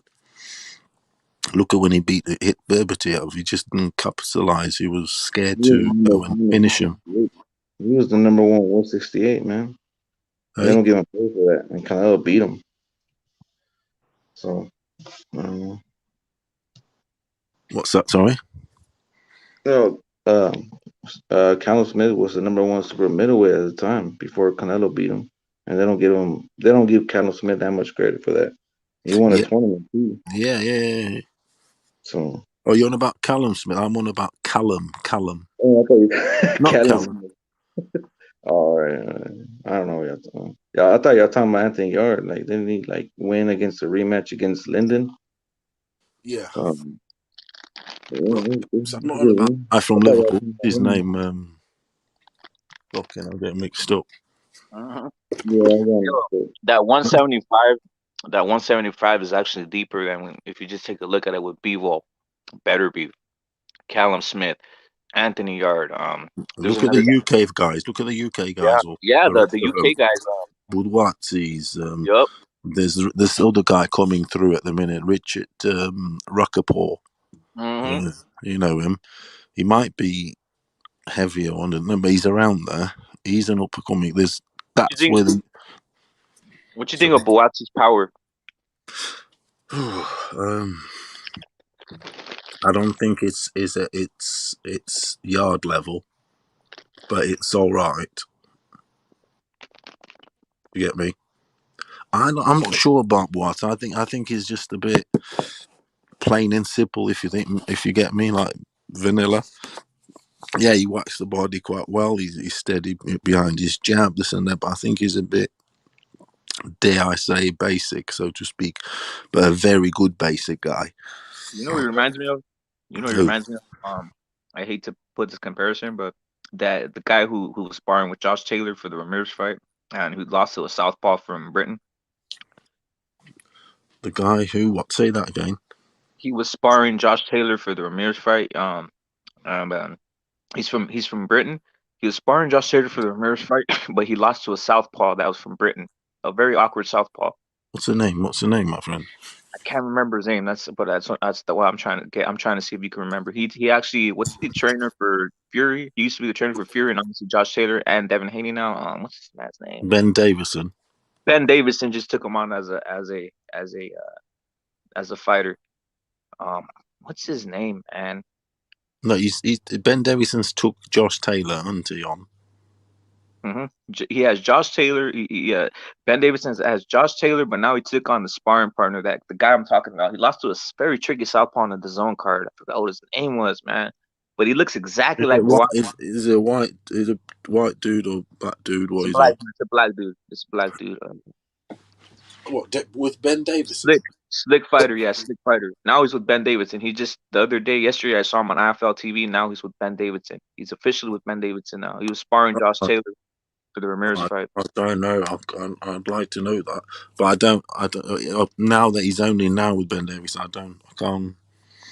He's a very slick fighter. Man, I wish I could remember his name. Oh, shit. But it reminds me of Buatsi. 147. 147. Oh, okay, no. Black dude. Is he young or old or what? He was younger. He was a younger guy. They were saying that he had high prospects, but he lost to a very sneaky southpaw from Britain. Oh. So they were both from Britain, and he lost to southpaw. A white dude. He lost to a white dude. Fucking hell. Let me look it up. Let me see if I can find it. Yeah, see you can. There is a guy around that way that was on MTK. I can't remember his name, but he didn't have a lot of power, but he had all the shots. That's probably the guy. Yeah, he hasn't got a lot of power, but he's got all the shots in the book, so to speak. Not lovely jab, but I can't remember his name myself now. I know which one. Shit, I thought literally y'all were talking about the light heavyweight division. I thought y'all were talking about what's his name? Who should we be fearful then of in the light heavyweight division? Do you think light heavyweight? Most people. Who? Curvy? No, people. No, underdogs. Tell me underdogs. We know the Lions. Tell me the the guy like who's gonna is Yard gonna be unified? Anthony Yard versus Conor Smith would be a good fight. Yo, Chris Congo. Chris Congo. Yeah, I do know him. Yes, that isn't the one that was a tight fight actually. Rap, as in at the bookies, everything if I remember. No, I can't remember if he did fight, but I think he was the favorite though. Yeah, he was the Congo was the favorite, but that southpaw, he was landing some competition and kind of had his. It's just that Congo doesn't do he doesn't he just stays on the back foot too much. Like he doesn't know how to engage. I don't know what it is. Not initiating enough and like like dominators. I don't like fighters like that. They're just sort of on the back foot and not being reacting to the other guy sort of thing. I mean, I like a fighter to initiate and take control, so to speak. Yeah, they were very high on Congo, right? They were. Yes, you're right. You are right. Or yeah. Or Josh. But yeah, the light heavies. I'd like. Yeah, it's stacked everywhere, isn't it? Light heavy. Yeah, I just wish they would fucking make this fucking fights though, because the thing is though, they'll end up fighting in between each other around here. It's like the Yard Buatsi, that fight could have been made soon, but then they all want to go their own path, if you get me. They don't want to face each other because they're both from London, this and that. It's like, we'll make our path to the top separate ways, I feel, with them. Because they're always like, there's always been that talk, I'll match them up. Buatsi Yard or something, but it's like, no, we'll get to the destiny and avoid each other.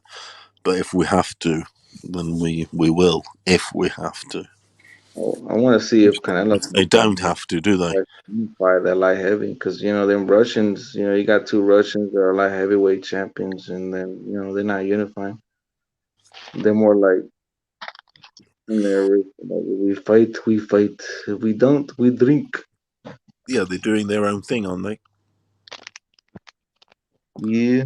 doing that. They don't want to give up. If they can both be champions, why fight each other and give up? You know what I mean? The crowd sort of thing, unless they have to. It's all fucking bullshit. It is. I mean, motherfuckers, we don't get the. I want to see Benavidez go to light heavyweight. Me too, brother. Me too. Me too. Jovan Soto, brother. You're speaking facts. I want to see him get up there and with more power, brother. It seems like at 168, he's drained. Just kind of like keeping his power. He should do and all because you. I don't want to be funny, but you'd make weight. I mean, He might not though. He might not. He might not though. It would suit him and not weight in fat, but he also needs to. He's definitely one of those that needs to. He's not gifted with the body of, let's say, like the Adonis. Some guys have to work harder than others with the old weight, dietary. Do you know what I mean? People burn fat quicker than others. And he's one of those. Look at when he was a kid, he's chubby fat boy, so to speak. And there's I probably need some steroids. Sorry? I probably need some steroids or something. Well, whatever they were, or spray, or whatever it may be. Yeah. Or to good some good amphetamine, actually. Yeah, for real. Some good amphetamines, good speed, a few ecstasy pills, and you'll be and you'll be Paolo, you ever heard of the deer antler spray and shit? The what? The deer antler spray? No. Deer antler spray is like some shit that you spray it on your armpits. You spray it on your armpits. You spray it on your armpits, and basically it's like a PED. It's a testosterone booster. Fucking hell. Yeah, he needs some deer antler spray. So you put that? Hold on a minute. So you mean you put that on your armpits, and what? You lose weight? You start sweating. Well, your testosterone goes up, so you get more muscle mass. So it just that boosts your libido. It boosts your libido, and also gives you muscle mass, and also makes you burn fat, right? So mad shit. Does that shit work actually? Yeah, it does work. Good question. It's mad, isn't it? Mm-hmm. Motherfuckers are making out there. You spray. The reason you spray it in your armpits is so it could soak in, so your body could soak it in. But like a lot of testosterone, they even have some creams. They have some creams that you rub on your leg, or you rub on you could rub it, like I said, under your armpit. Well, it'll go in more. Yeah, I know what you mean. Yeah. Underneath your ball sack or like that. Yeah. Like that, you know, shit like whatever, place. Yeah, your armpits. That's mad, isn't it? Yeah, man. That's the way we live in. People are in denial. People are in denial that it's out there. People are in denial that these guys are doing shit like that, right? I'll tell you what though. Uh-huh. That shit was going on already in the 70s, and I wouldn't even be surprised in the 70s because the Germans were already making shit like that. Yeah, they were making already amphetamine for soldiers to last all week or whatever, to last through the night. Motherfucker can't be in the jungle with just not feeling normal on a tin or something. So they were drugged. It's fact. That's why they were out there like exactly. Notorious rapers and shit. Exactly, and you got fucking the Olympics, right? You know them motherfucking hairy German women athletes with hairy armpits were juiced up. No, I'm not. Look, it sounds like I'm like. I don't want someone like German listening thinking, "Oh, you're giving us smoke." No, but Germans were big inventors in their medicine. I mean, you know it was, and motherfuckers in the Olympics, they were already doing it in the steroids, everything in the 70s, in the 80s. Look at Ben Johnson, that 100 meter. Ben Johnson, Paulo, I'm gonna say something though. Did you know that Carl Lewis was on steroids too? God, he was such a hero of mine, brother. Trust me, but I didn't know any better, and we don't, do we? Until the book unfolds. They hacked the American database. Yeah. And this was in retaliation because, as you know, the Russians have gotten banned from the Olympics, right? They got banned from the Olympics without even testing positive. It was just on some shit of we know you're doing some shit, so we're banning you. Even though we can't find it, we know you're doing some shit, right? So the Olympic Committee banned the Russians, right? So in retaliation, the Russians did a whole hack job and they released files that Carl Lewis was on roids. A lot of these athletes were on roids that the United States was hiding, and that they actually had like a favor in the Olympic committees to hide that these guys were testing positive for steroids and shit like that. I tell you what, Brad, I would believe it because it's a fight for supremacy. Things like Olympics, the chips, master, this and that. It's all it gives you the country's empowerment, and these countries will go to any lengths to do this. They fucking will. State sponsored drug schemes. Which goes on. That cyclist Pantani, the Italian, one of the greatest documentaries you'll ever watch, my friend. How a country, and he just couldn't help it. He just fell into a protege cyclist. He won the Tour de France, whatever. He was basically on a state-sponsored drug scheme. Yep. Yeah, just look at Maradona. Look at Maradona. Maradona was on all the shit. It's just like, because the doctors, this and that, they'll come up to you and think, we can make you better this way, and we can give you that edge here. You know how it is. Always after the edge, my friend. Yeah, for real. Tyson allegedly, they said they're gonna boost his maturity. So that's what Custom Mom said. He says we need to speed up the process here with Mike Tyson. I'm dying soon. Do you reckon that's true? I mean, that's true. I wouldn't put it past him, my friend. It's true because look at him in the amateurs. He was like 170 pounds, and they said, "Well, how the hell are we gonna make him grow to heavyweight?" Yeah, he was an animal. Yeah, he was an animal. Yeah. Yeah, that's for fucking steroids. They just he did that in the 80s, in the 80s and 90s, in the 80s and early 90s. Yeah, of course it was. Yeah, these guys were juiced to the gills. They were. That's where they got away with it the most. Have you not watched the old fight? Of course you have. The 80s, even late 70s. Before we go on, they Paulo, look. Paulo, before we go on real quick, Frank Bruno was juiced to the gills, man. Just look at the guy. You know what I'm saying? Yeah. Them boys are. They are. Are you telling me that Holyfield didn't have anything? You know it, man. I haven't seen nobody like that looking like that since. I'm sorry. Look at those guys' bodies. Well, look at those guys' bodies. When you do research on like allegations and this and that, obviously the proof is proof. He never popped, so to speak. But the stuff out there on him is incredible. Hence why he's wins. Hence why he's got the heart. He had the heart problems, everything. I mean, them guys. Yeah, I think he was a big abuser of it. But I mean, not all of them can get caught, and some do, some don't. But the fact is, they kind of all were on it. Not all, but it's like the cycling. Motherfuckers are all on it. I follow loads of soccer. I'm mad on soccer. And them teams in the 70s, 80s, this and that. It's fact, some have been already banned, and it's been proven. Motherfuckers were fucking on the best juice going, man. They would run forever. Yep. You know what I'm saying? But look at Maradona before the World Cup '94. The World Cup '94, they caught his ass with some shit. He was on the juice. Yeah. When he scored that goal, when he celebrated, his eyes were like fucking. He was on the best fucking stuff. Yeah, he's like. He was on the best. Shit, I'm superhuman. He was on that goal versus England.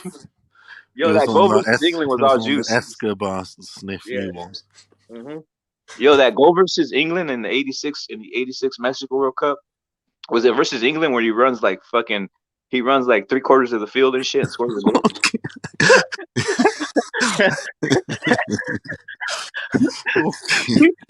No, that's fucking Lucozade, my friend. Yeah, man. That's Gatorade. That's not. Yeah, that's just sugar with water in it, right? That's all. That's an orange at half time. Yeah, that's it. You know what's crazy? No one looks back at that and thinks anything, right? Like literally, the man ran 3/4 of the field on a full sprint, and people were acting like it's natural and shit. It's crazy, man. Yeah, it's like anything. It's like there's that, and there's other robbers, basketball, everything, point shaving, tennis. Tennis. Some of these bastards they get beat on purpose. This, that, and the other. You fucking don't know what's going on, my friend. Tennis is the easiest one, man. But Tennis is the easiest one. Big time. I gamble on tennis. It's hard. It's hard.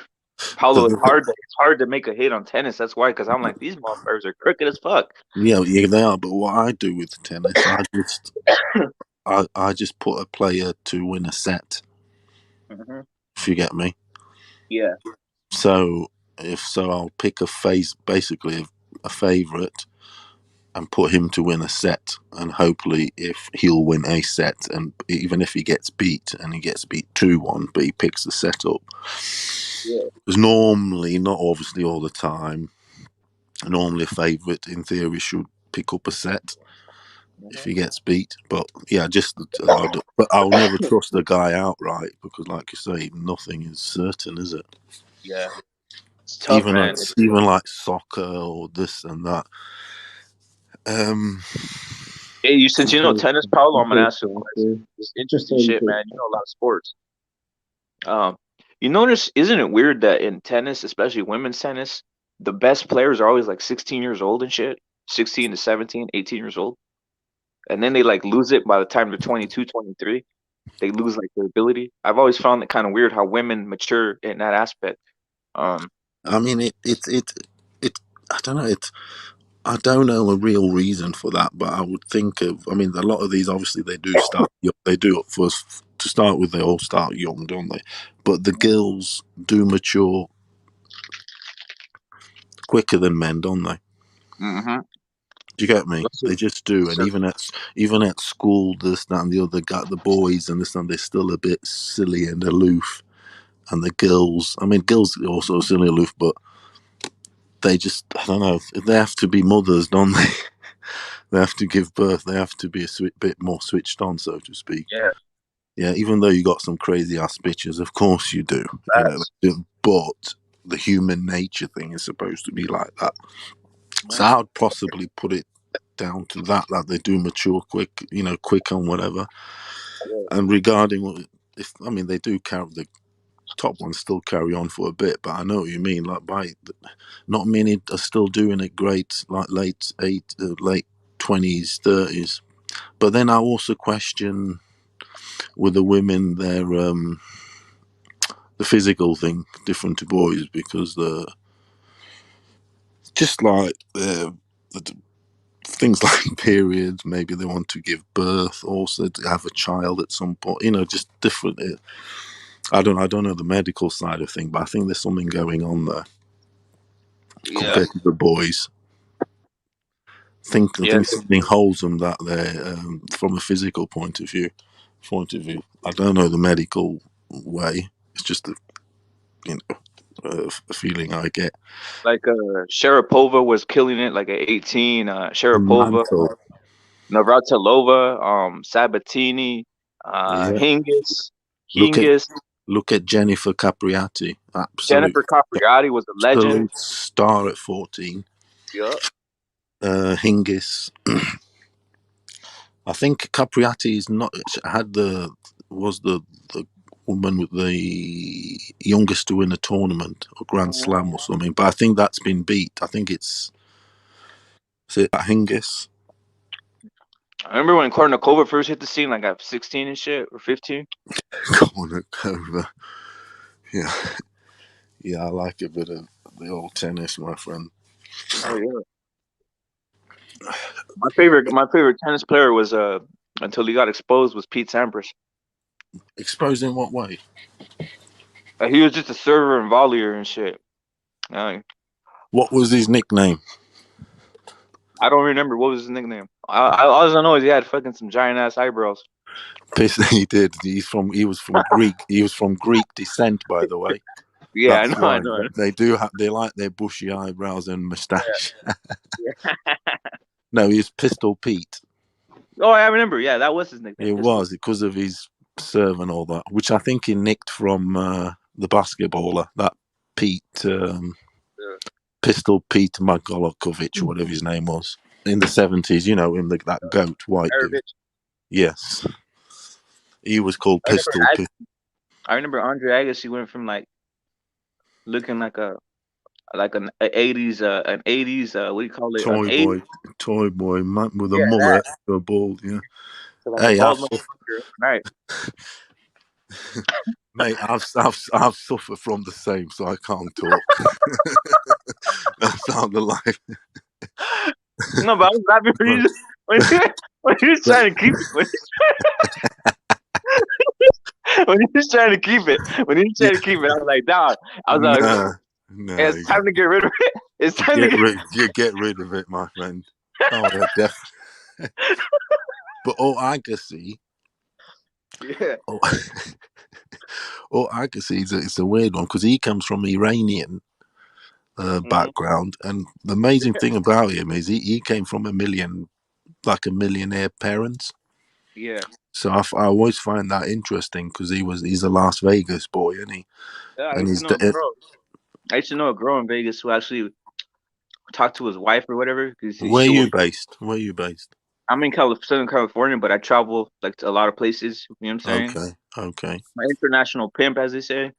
Okay. But yeah, I'm kind of joking around, the international pimp, but yeah, I do get around. What's that? International pimp? Yeah, international pimp is what we call myself. Yeah, where I land is where I get. Yeah, I like that. It's like that song. What's it called? Wherever I lay, fuck, it'll come to me. Something to do with the hat. Paul Young sat with the Paul Young song. Wherever I lay my hat, that's where my home is, I think. Yeah. That's the song by Paul Young. So it was a big hit, actually. Yo, before I forget, remember McEnroe started losing all his hair, and all of a sudden now he has like a full head of hair. I'm weirded out by that. Who's that?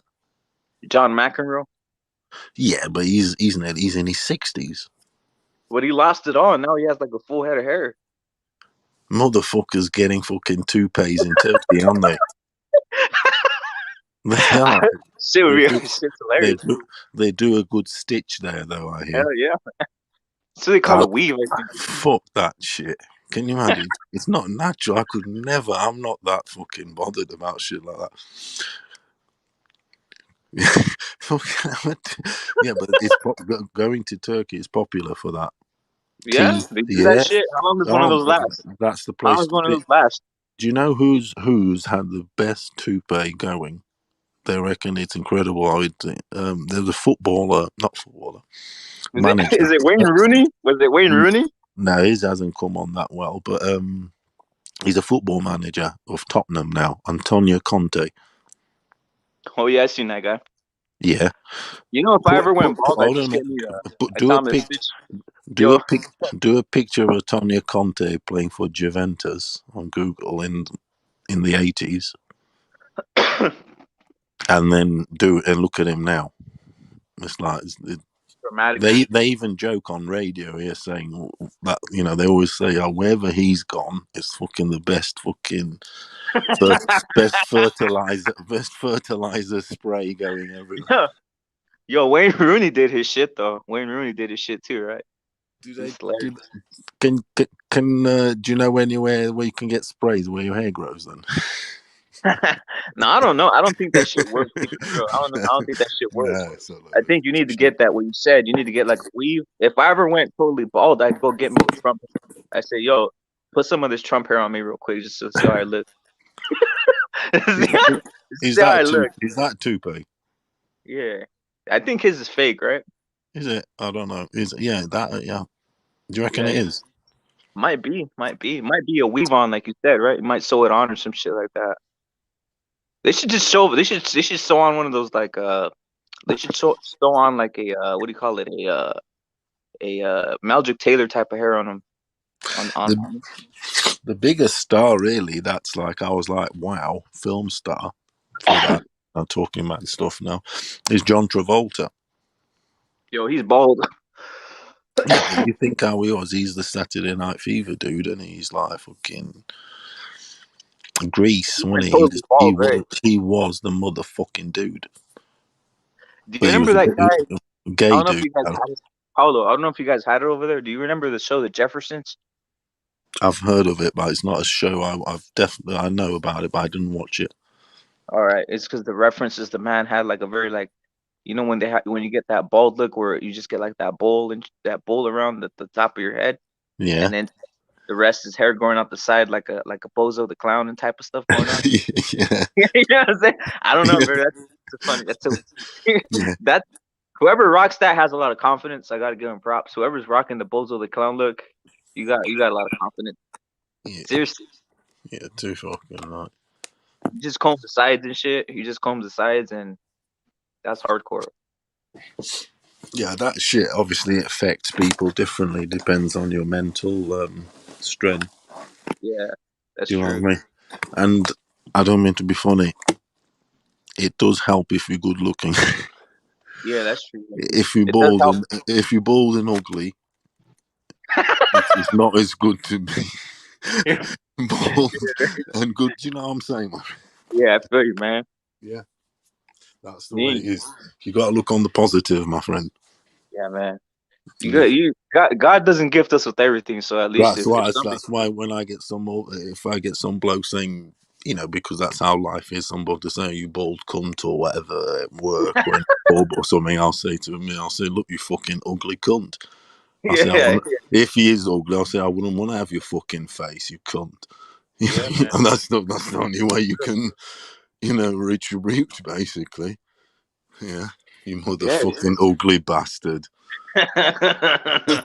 You need a lot more fucking plastic surgery Yo, than fucking. I wanted Agassi to keep on rocking that. Like, Yeah, but I want Agassi, Agassi to keep on rapping.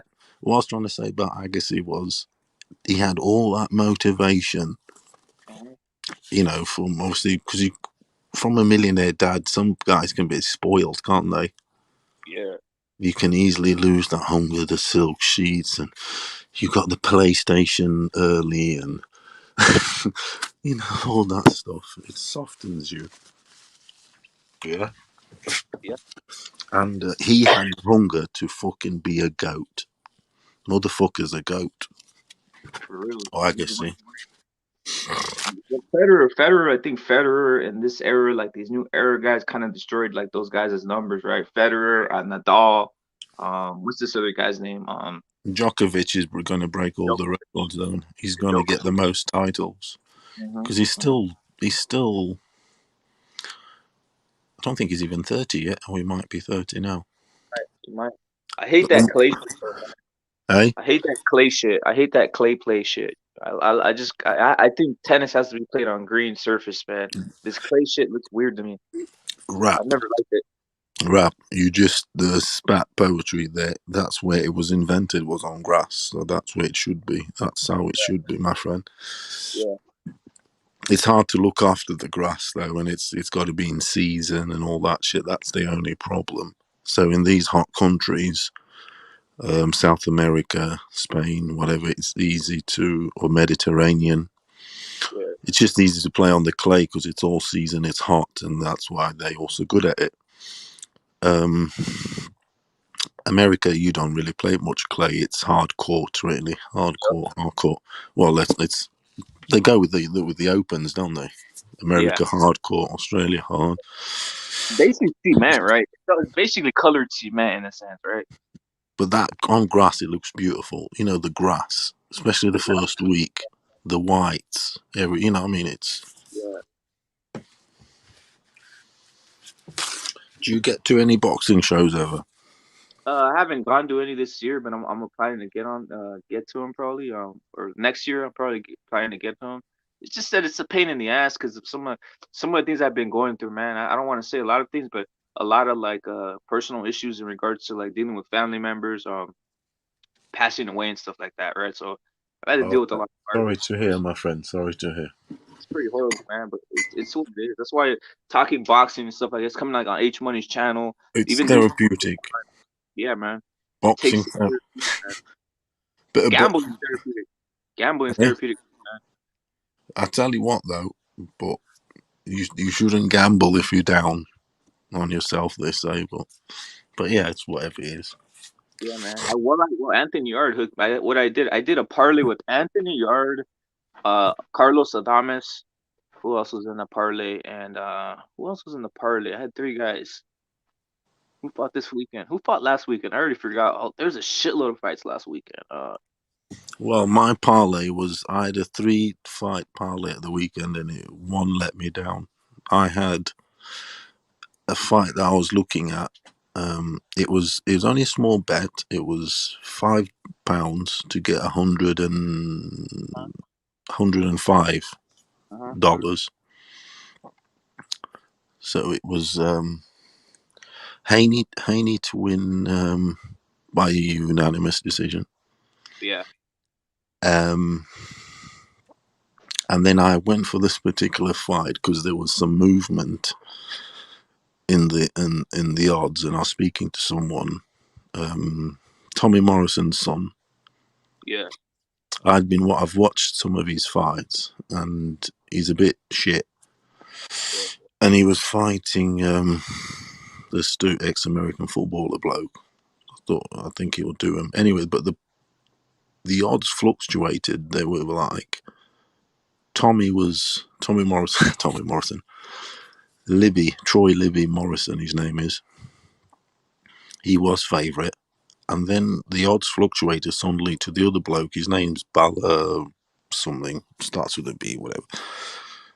And anyway, but I put it on the other dude when he was more of an underdog. So he's like a 2-1 or something. And then I had, guess which one let me down? Which one? Oh no, sorry. I had, I put Tank to win, yeah. I had Haney let me down because I had Haney because the odds were big. Haney to win by knockout. Oh shit! Yeah, That's what I'm saying. That was the big gamble. I had, you know, I had a Because lot of the odds. Do you get me? Yeah, I had like 4 bets out with like minimal, like with minimal, like I think it was like $3, $4 bets, but the output would be like $100 on each one, right? And all of them resided around either Jojo Diaz or Pitbull Cruz. They were big parlays, right? But I literally got all the whole parlays right to get those big payouts. But obviously the upsets didn't happen. But I did get the other parlay, which made me go positive 50 with all the betting. I got So what did you go for then? I had Carlos Adames, the guy who fought on PBC. He fought Derevyanchenko. I picked that one. That was a fucking quality fight. That was. Yeah. So you picked Adame. I picked Adames. I knew what was going to happen there. I tell you what, balls out to you, my friend. Bro, I knew that was going to happen. So I got that one. And by the way, I had that Adames. I had Adames like on various parlays. Like I was real confident on it. Like I literally was like, his fucking odds would have been well good. They were good. No, they were 3-1 maybe. Yeah, something like that. Yeah. So I had him, and then I had who else fought on that? Who else fought those days? Did you do Fundora? I did Fundora. Thank you. I did Fundora. So he was to me it was automatic, but it was a harder fight than I thought. But I thought it was going to be an automatic. Well, you could have shouted a draw in that fight. I'll tell you. Yeah. Oh, there was one fight that was a draw that screwed me. Who's the one that had a draw? Somebody had a draw this weekend. That really screwed my shit. The heavyweight. Forrest. Who was it? Michael Hunter. No, there was another fight that happened on Saturday or Sunday that was a draw. Oh, on the undercard on the zone card, a Robert Garcia fighter. Forgot his name. Yes. Piece of shit guy got a draw. He was a prospect. He got a draw, and that really fucked up a couple of my parlays. I had like 4 with minimal. 4 with minimal was just like an attack. Whatever happened was gonna happen. I was gonna come out positive, and the one that came out positive was the Adames, Fundora, and who else was in that parlay? Somebody else. Who else was in that parlay? Fundora, Adames. Another guy in that parlay. I can't remember at the moment, but I really killed it with the Adames one. That's the pick that really did me right there. Because a lot of people had Derevyanchenko winning that, right? Adames, yeah. That was hell of it. He was 9-2 I remember. Yeah, I don't want a channel is exactly right. It's Espino. Yeah, it was Alex Espino, bro. He killed me with that shit, man. Where's it wrote here? Oh, Espino too. Yeah. Mm-hmm. I lost my money. Who was the fight there? I can't remember.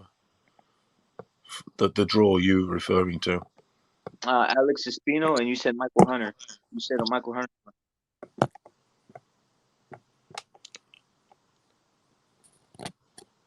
Who are And your this was top this was fighters in the UFC? um Do you know who's my favorite fighter? I'm not. Conor I don't. McGregor. He's joking me. Are you winding me up? Yeah, I Sam. do. What I'm talking about. Tell me you're joking. Madonna? Of Rep course I it. am. Who's your Rep Hey, favorite? it. what's it? Rep it. Tell me you're joking. I am joking, brother. Ah, that's why. That's why you're a good lad. Come on, man. Fucking hell! Don't you scaring me? Yeah, who's your favorite? Who's your favorite fighter? Look, Rep it. I'm not. I'm not. I don't know a lot about the UFC. I don't follow it religiously, so to speak. But my favourite fighter's inactive at the minute. Is it Khabib? But he will fight. I think he will fight when he. I'll give you clues. He's having family, a child. He's had a baby daughter recently called America, to a Brazilian lady. Henry Cejudo? And who? Cejudo? Henry Who? Cejudo? Henry Cejudo. He knows. I like the king of cringe. Yeah, my brother actually is friends with his coach. He's Really? actually the same, yeah. Peace out. I love that. I do love. He's so dislike here. They don't like him and all that. That's what I was trying to say to you, Rapid, about. They don't like them guys like that. That shtick. But I can see why he's playing the heel shtick and all that. I love him. I like his. Obviously, he's lost before this and that, but like he says, he's Olympic and fucking 3-time champion. He rocks his medals. Everything. Yeah, he's my favourite, but he's only active. But active. Oh God, I don't know him all, so to speak. So I'm not gonna. Who's the best out there? It's hard, man. It's hard. Put it UFC's this hard. like I was. Put it this way. I was like high on Masvidal. I was too. I That's was one of my high. favorite I was high on Masvidal. I like all that. The whole Cubano thing and blah blah blah. I'm not gonna lie. I'm a Latin, so I just I like that whole Cubano. I like it all. Cubano, Nicaragua, everything. I like everything. I'm just saying I like the whole shtick and all that. Yo, I'm gonna hit you with the story called Scarface, and his history, and backstreet fight. He's got a cool, he's proper fucking street. the way he two-paced Leon Edwards and shit. The way he did Leon Edwards. Yeah. But then, with Usman, fucking Usman's an absolute beast, isn't he?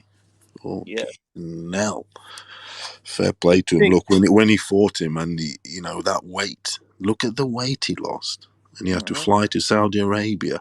He lost 20 fucking pounds or something like that in a week, and he still put. I know he got done afterwards. They had 2 fights, didn't they? The second one's more convincing, wasn't it?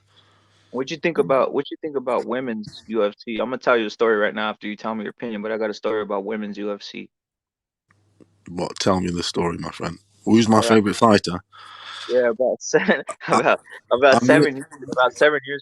or 7 years ago, I was in Las Vegas, and I was with 2 female UFC fighters. Right, one was Don't Cyborg. say Right? their names. Don't say their names. Well, one I'll just say. Well, I won't say. Well, I already said it, but you Just guys heard. Cyborg and the Yeah, Cyborg and some other one. I'm not gonna say her name. Right. yeah. Was And my favorite one. Yeah. Woman. Right, is Yeah, I might break the lioness. Yeah, I might break your heart right now. So here we go. So I'm gonna say I was with another one, right? So I was right there chilling. I obviously somehow met them in Vegas right there, right? But I was That's mental. Yeah, in the casino, right? Just chilling. And by the way, Cyborg built like I'm not attracted to Cyborg, but you know what it is. She was dressed. They were both dressed up to like. They were dressed up like. They were dressed up for like to try and attract the men or whatever, right? That's Well, you so didn't it's want to bump shoulders with her, did you? she's She pretty might. buff. She's pretty buff. But lit. So and anyway, as I was right there talking to him, right, spitting like game, especially to the other one, not Cyber, to the other one. And there's a fucking weirdo right there standing right there. Just somebody that we all know in the UFC, right? A fucking weirdo, right? This is the story, right? So I was like, yeah, this is fucking weird, dude. This dude's right here just like fucking cock blocking me or whatever, you know? And I was like, this is hella weird. So I was like, what the fuck? And I said, what the fuck or whatever with this guy, right? And I was like, yeah, we're gonna go up to the room right now and do some things. I was like, oh, I know what it is, and I just fucking had to leave. Basically, you have to go fuck this motherfucker to be in the UFC, is what I'm saying. What Both these chicks, the women have to fuck. yeah, they had to fuck this motherfucker to go in. That's what I'm just keeping it real. That's what it is. He said But they the said thing they is, were gonna go up to the were room. they nice? Were they nice though? Because I wouldn't want to fuck Cyborg. Cyborg I wouldn't touch Cyborg. The other one, I'd probably. That's what I'm do trying to say. something. Even Amanda Nunes. I mean, they're quite big and blokey. Yeah. I mean, if they fucking get you in a headlock and that, Yeah. and give you a fucking leg squeeze, you fucked.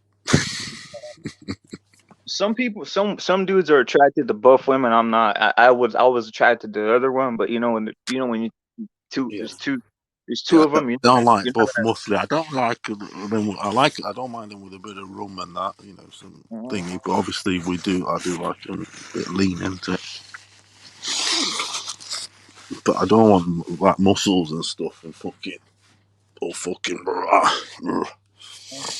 I like them like lean like a tennis player, woman tennis player. Yeah. Yeah, like I don't like them. Sharapova. I don't like them. I don't like them too much when the arms are too Yeah, fucking. exactly. Just like a Sharapova, no more. Yeah. When the arms are developed, I'm feeling some type of way. I'm like, it's just kind of weird. It can look. I mean, on some of them, it can look sexy, but when everything is proportioned, like nice ass and How all do you that. feel? How would you feel? How would you feel? I'm gonna ask you a question. How would you feel? You're right there eating. You're having dinner with one of these ones that is kind of buff or whatever. And then when they go reach to like, they're like, oh, you got something on your face or whatever. You see a big veiny hand. Like that's kind of tripped out, right? Like a veiny ass muscular hand. So who is this UFC bloke then? Which one? The other one I'm not gonna say because I already split the Cyborg one, but the other one is a known UFC women's fighter. And Shevchenko. the guy doing dirty is the guy one of the top guys at the UFC. A lot of people know the guy. Is he on TV or not? Yeah, he's on TV. He took him up to the room. Basically, he said they were going up to the room, and I was like, "What the fuck? I don't give a fuck. I'm out of here. I'm a stud. I don't need these bitches. I'm out of here." You know what I'm Really? saying? That's mental. So basically, so you can't say. And I'm gonna say something else. You can go look at reports. And if you guys don't believe me, just go look at reports, and you guys see that there's actually allegations. There's allegations against the UFC against women having to do certain things to get into the UFC to certain people. So I'll just say that. Do you reckon it's like that? Is it? Shit is like that. It's just like in the music industry.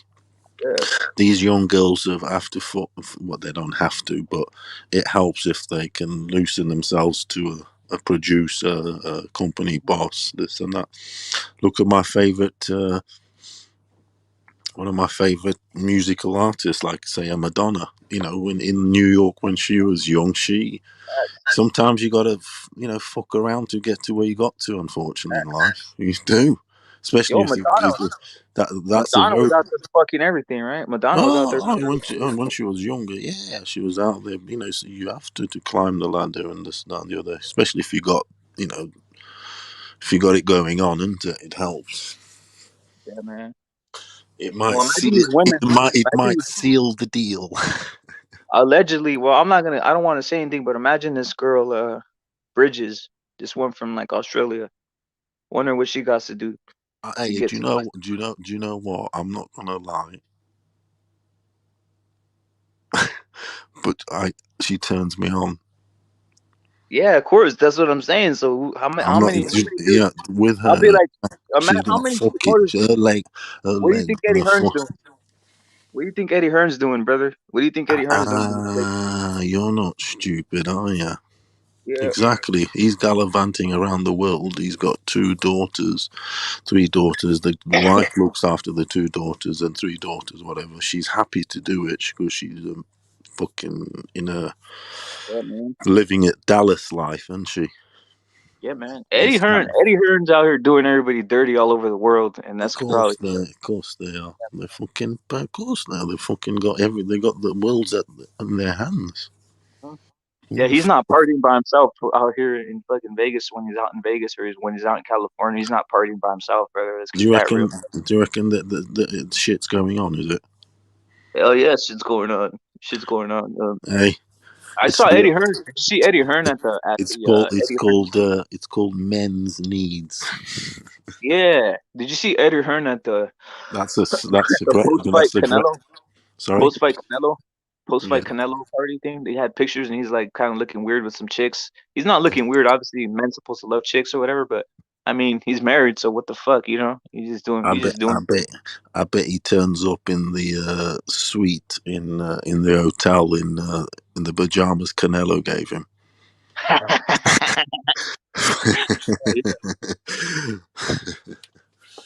Yo, but it's what it tell is. you what, those outfits Canelo wears are fucking cool as fuck. Do you know what I'm saying? Them like pajama things. Just his wear, even his tracksuit is fucking cool as fuck. Yeah, man. That's You know, what. like from the Dolce Gabbana sort of tracksuit, but like his shirts and like I like the whole pajama thing because you've been on a plane and this and that. You don't want tight jeans on. You've been on a plane, everything. You don't want to be all tight, this and that. But that stuff, I mean, you feel swag. Yeah. Yo, you know what's crazy? I like that. I love that. I love that swag. Hey, Paulo, you know what's crazy? You know, right now we're talking about like UFC women doing shit, which they have to do, and like maybe some boxing women. Imagine what these women have to do, the ones that get scored on points, like in figure skating and fucking gymnastics and all this other shit, where literally judges have the control of their whole life in front of them. Do you know what?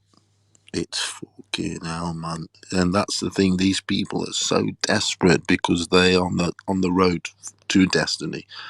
They are so desperate that they will do anything. My friend, girls will do. I mean, it's mad. It is mad. Yeah, man. Like if you're a diver or some shit, if you're a chick and a female diver, you're really gonna have to do something to get that gold medal. I'll tell you that right now. They ain't playing around out there, brother. Them diver girls are fucking well nice, man. Yeah, man. Some of these. They're well nice. Some of them, fucking hell.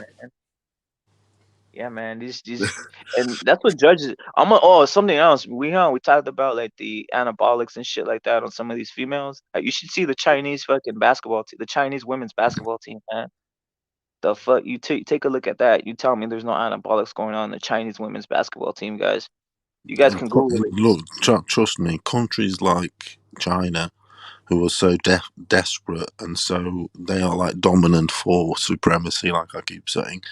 They fucking and they can cook up anything, can't they? Yeah, look how they've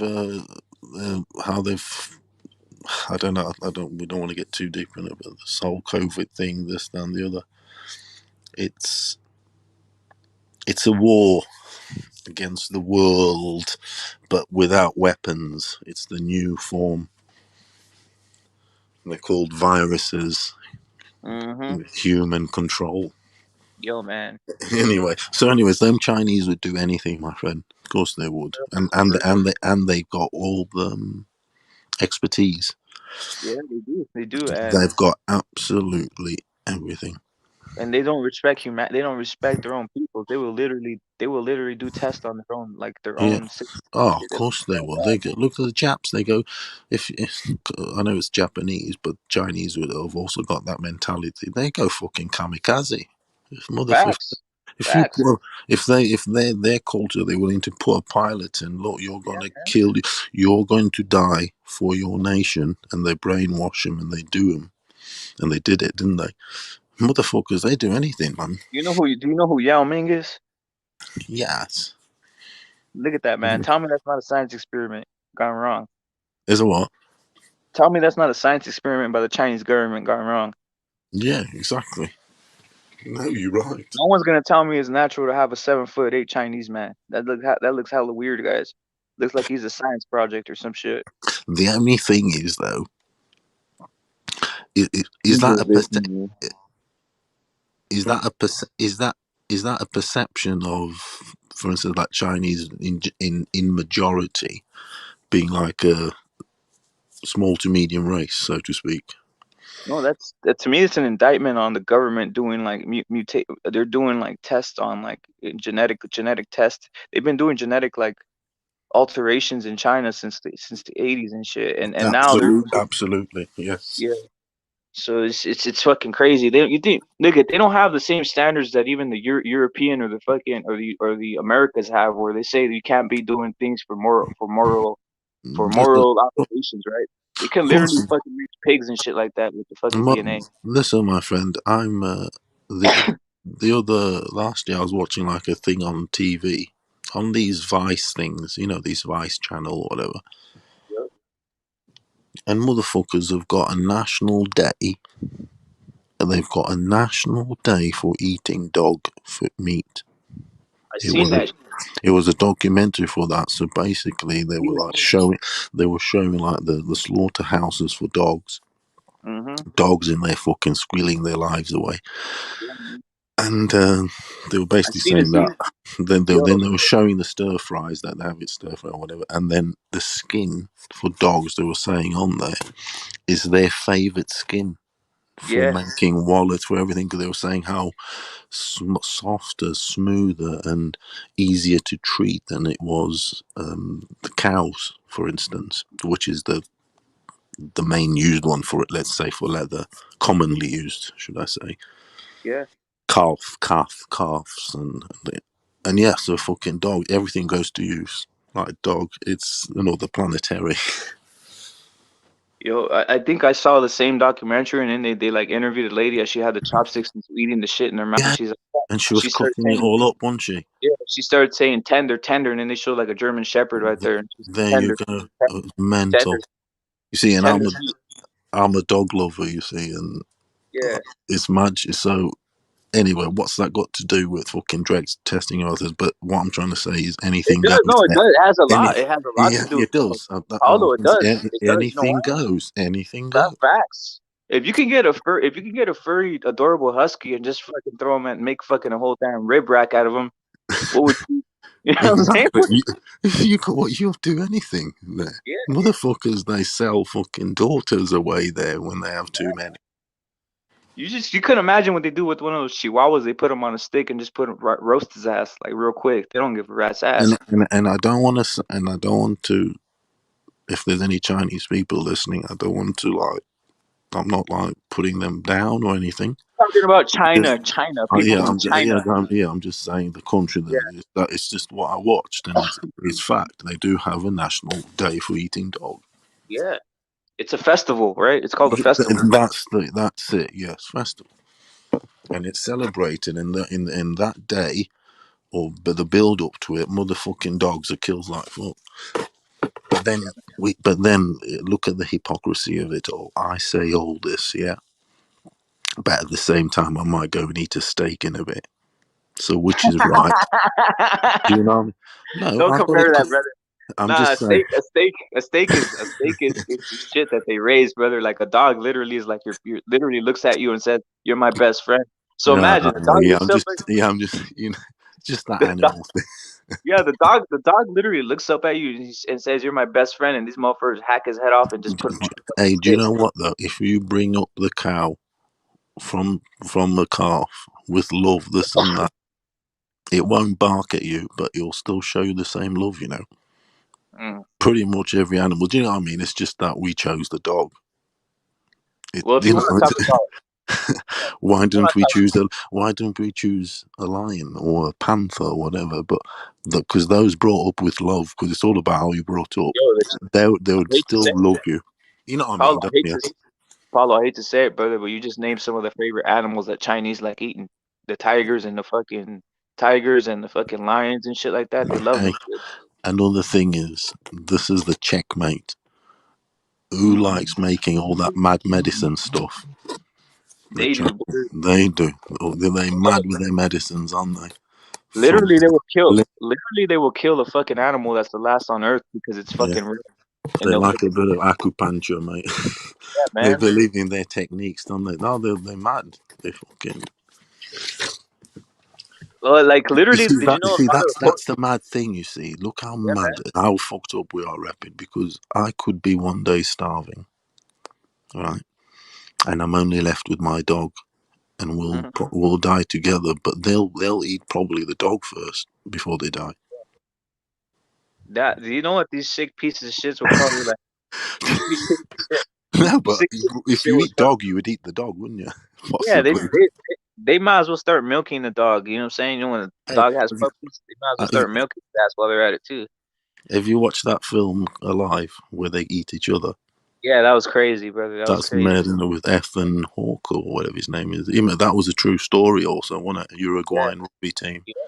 That God was forbid, though, Paulo. Just what you said, though. God forbid we ever have to go through starvation and look at an animal. You know what I'm saying? And the and fact is, we never know. We talk this, that, and the other.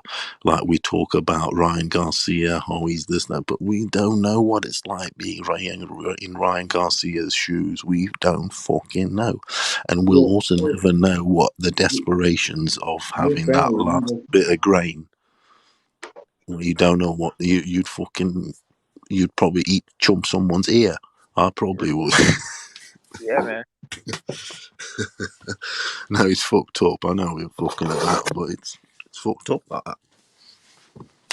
You know what's crazy about that dog festival though? Why do they hide it now? I noticed that they made videos about that. Now that the YouTube like hides that shit, they don't let you see those videos. Yeah, because it's been I remember when it was showed that there's absolutely huge protests. It was all over Twitter, everywhere.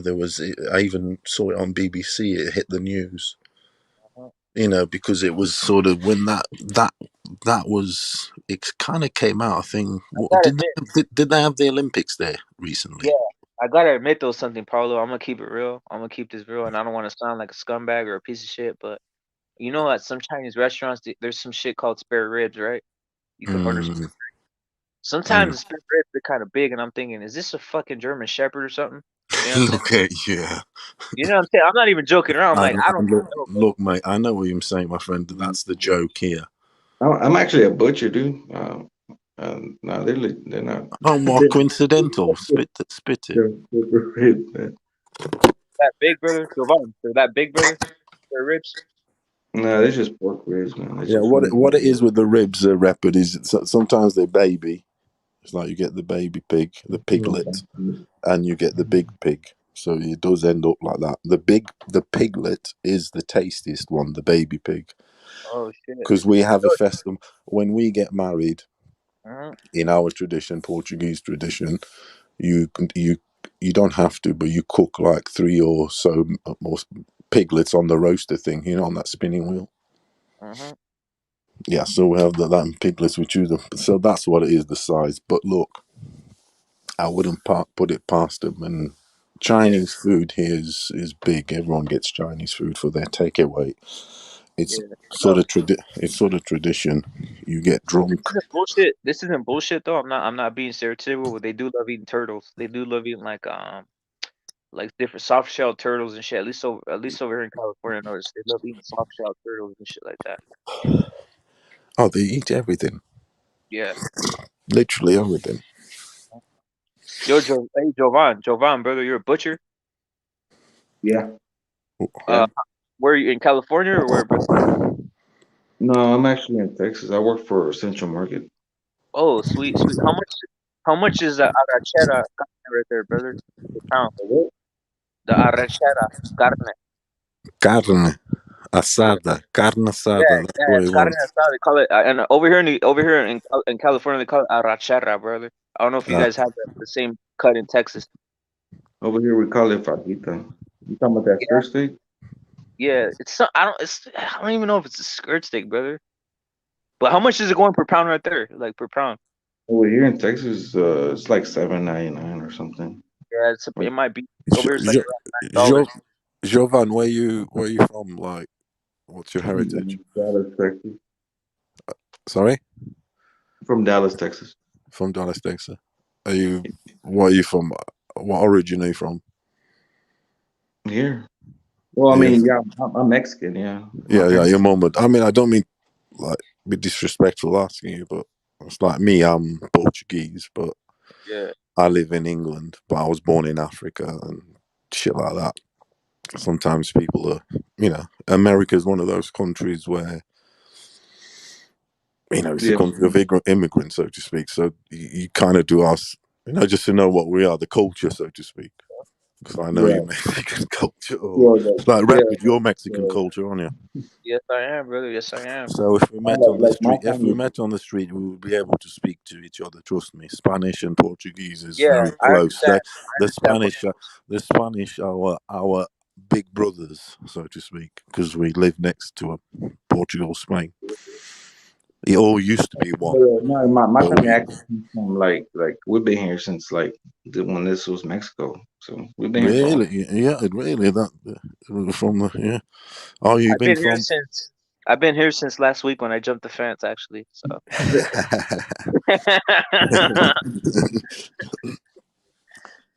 No, but so you from back in the day. Yeah, before they invaded. You know what I'm saying, when we lost. How old are you? How old are you, Javon? I'm 34. What about you, Rapid? I'm 29, 30, 31, 32. I just don't want to get doxxed. You know what I'm saying? I don't want to get doxxed and shit. So I wouldn't say it, but you know what I mean? I'm young. I'm pretty there. I'm there, guys. Yeah, it's all good fun, mate. That's what it's all about. Have you ever boxed? Oh, I boxed everything. I've done boxing. I've done MMA. I've done everything. Wrestling since a young age. Really? Yeah, wrestling, boxing. That's why, like I said, my brother, my whole family's been into all type of shit. So my brother's actually been mentioned on the Joe Rogan podcast. So really, what's his name? that's what I'm saying. I'm not gonna dox myself because I'm on my channel. I do a lot of PED, like a lot of PED talk, and the reason I know is because I have insider information. You know what I'm saying? So I don't want to if I say something, they're gonna know where the source is coming from. I tell you what, I like that. That's a mad subject because at the end of the day, I know that shit. Fucking, it's littered in every fucking sport. Mm-hmm. All these fucking great champions, this and that. We do not know the fucking truth. Mm-hmm. Simple as well. We touched on it Say earlier. this. I'll just say this, I Paulo. fucking know that, my friend. I do. Paulo, like the greatest UFC fighter, what people consider the greatest UFC fighter of all time. He was on all kinds of shit. Or Jonesy.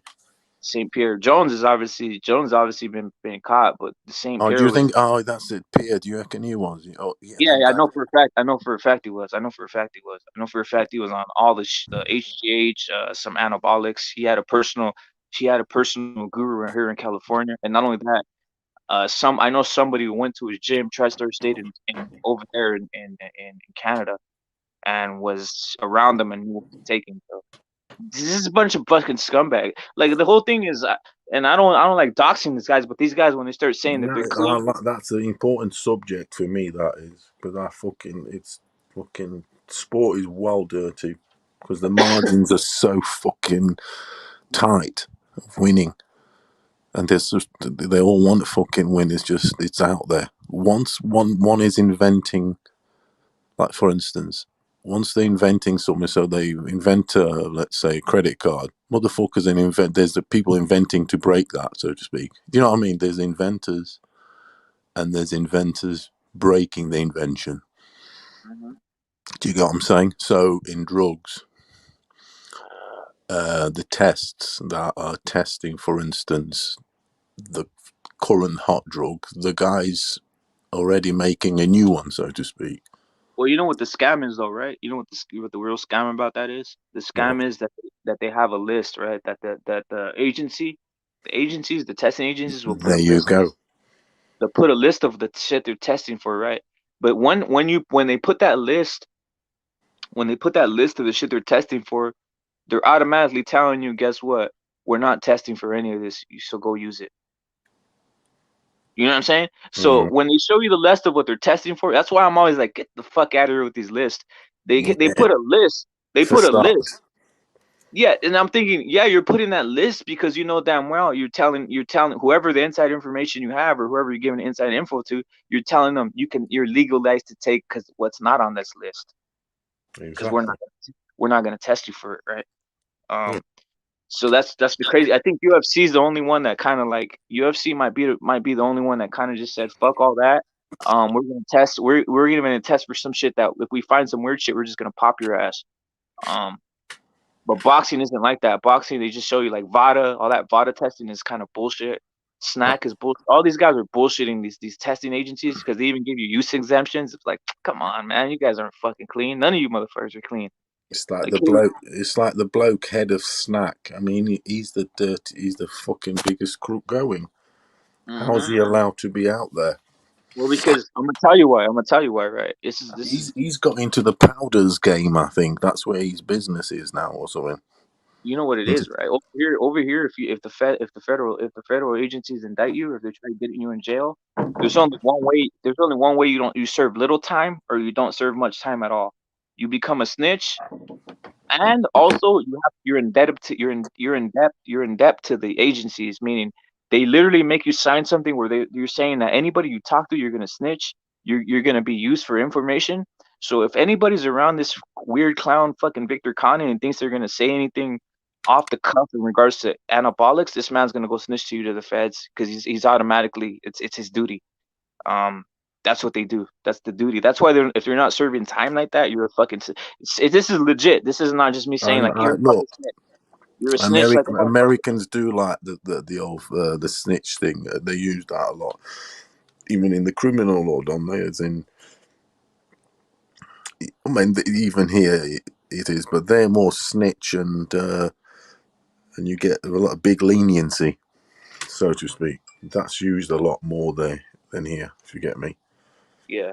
To be a snitch, look at that in the what's like the equivalent to like criminal underworld, for instance. You become a snitch, you only do 5 years, but then you'll always, I know what you mean, you'll always be on the tag, so to speak. Yeah. You under eye forever, basically. Yeah. And they literally they make it part of your life. Like that's what it is. It's real. This isn't like I'm inventing something. I don't know if you believe in certain things.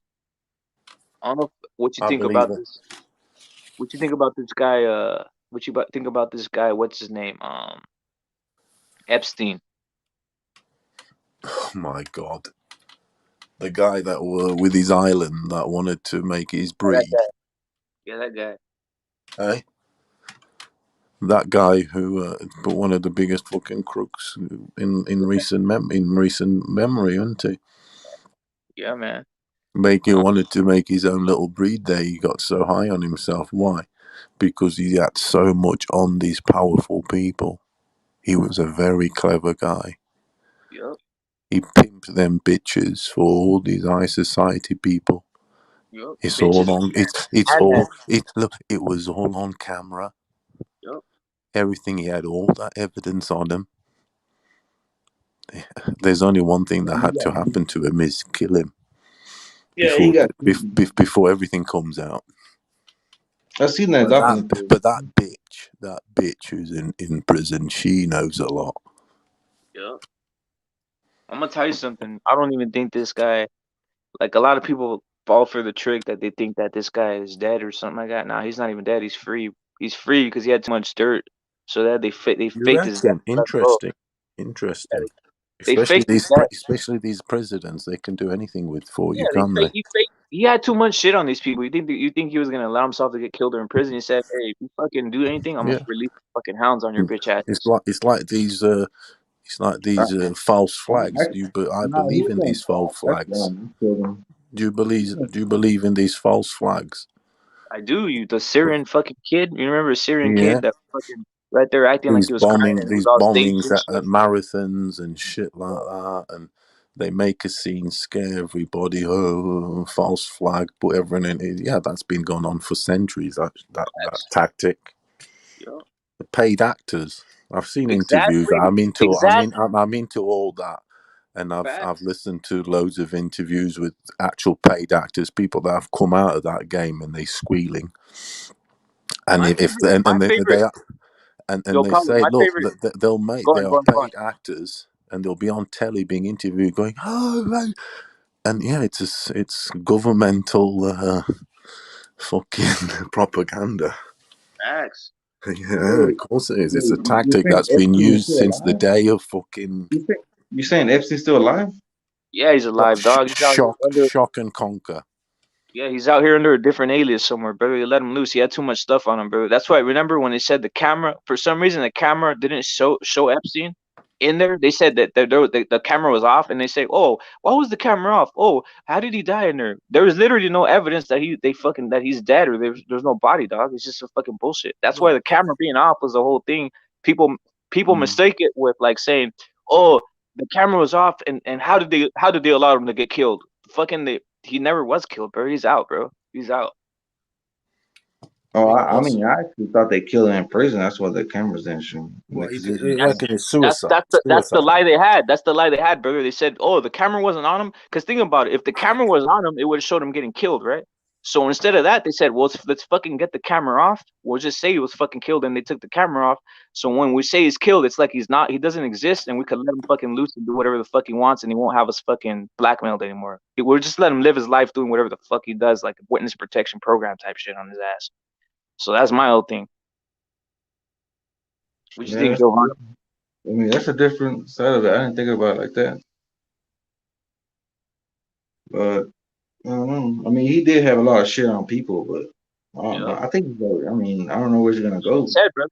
Jovan, he even said that he has a bunch of like fucking, he had like 10, 20 out, he had like a shitload of outlets that he was ready to release. Someone was ready to drop the fucking like bombs on their asses. He says, if anything happens to me, all the shit's gonna get released automatically because I got like 15, 16 outlets that are ready to go, like different types of ways to explode or to let information out, bro. So he had like a lot of like backup plan, and that probably had these fools shook, and they said, "Fuck it, just let this guy out." You know what I'm saying? Fucking fake his death and let him the fuck out of here on some witness protection. But that's my fucking theory, dog.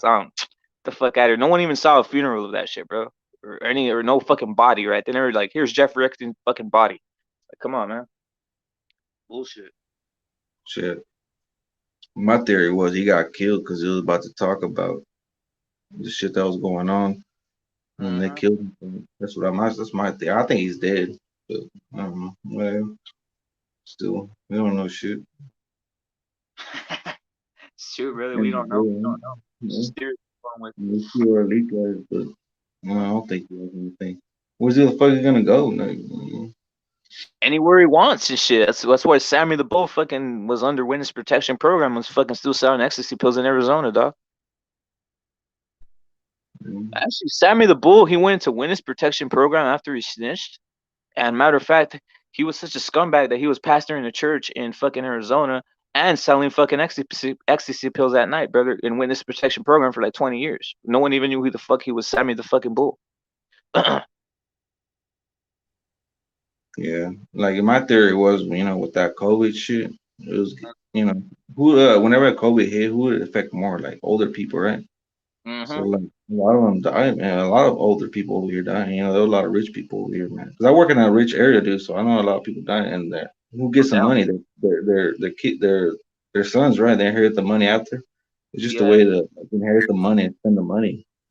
Crazy. That's what I feel about COVID. Yo, I'm gonna ask you something, Giovanni. That's tripped out because I've thought about the same thing. Keeping it real, isn't the laws in Texas? Do they trip out on like in the hospitals? Do they make motherfuckers take a fucking a jab and shit, or can you go into the hospital without a jab? A jab? Yeah, which is an injection, brother, like a COVID injection and shit, like for the vaccine.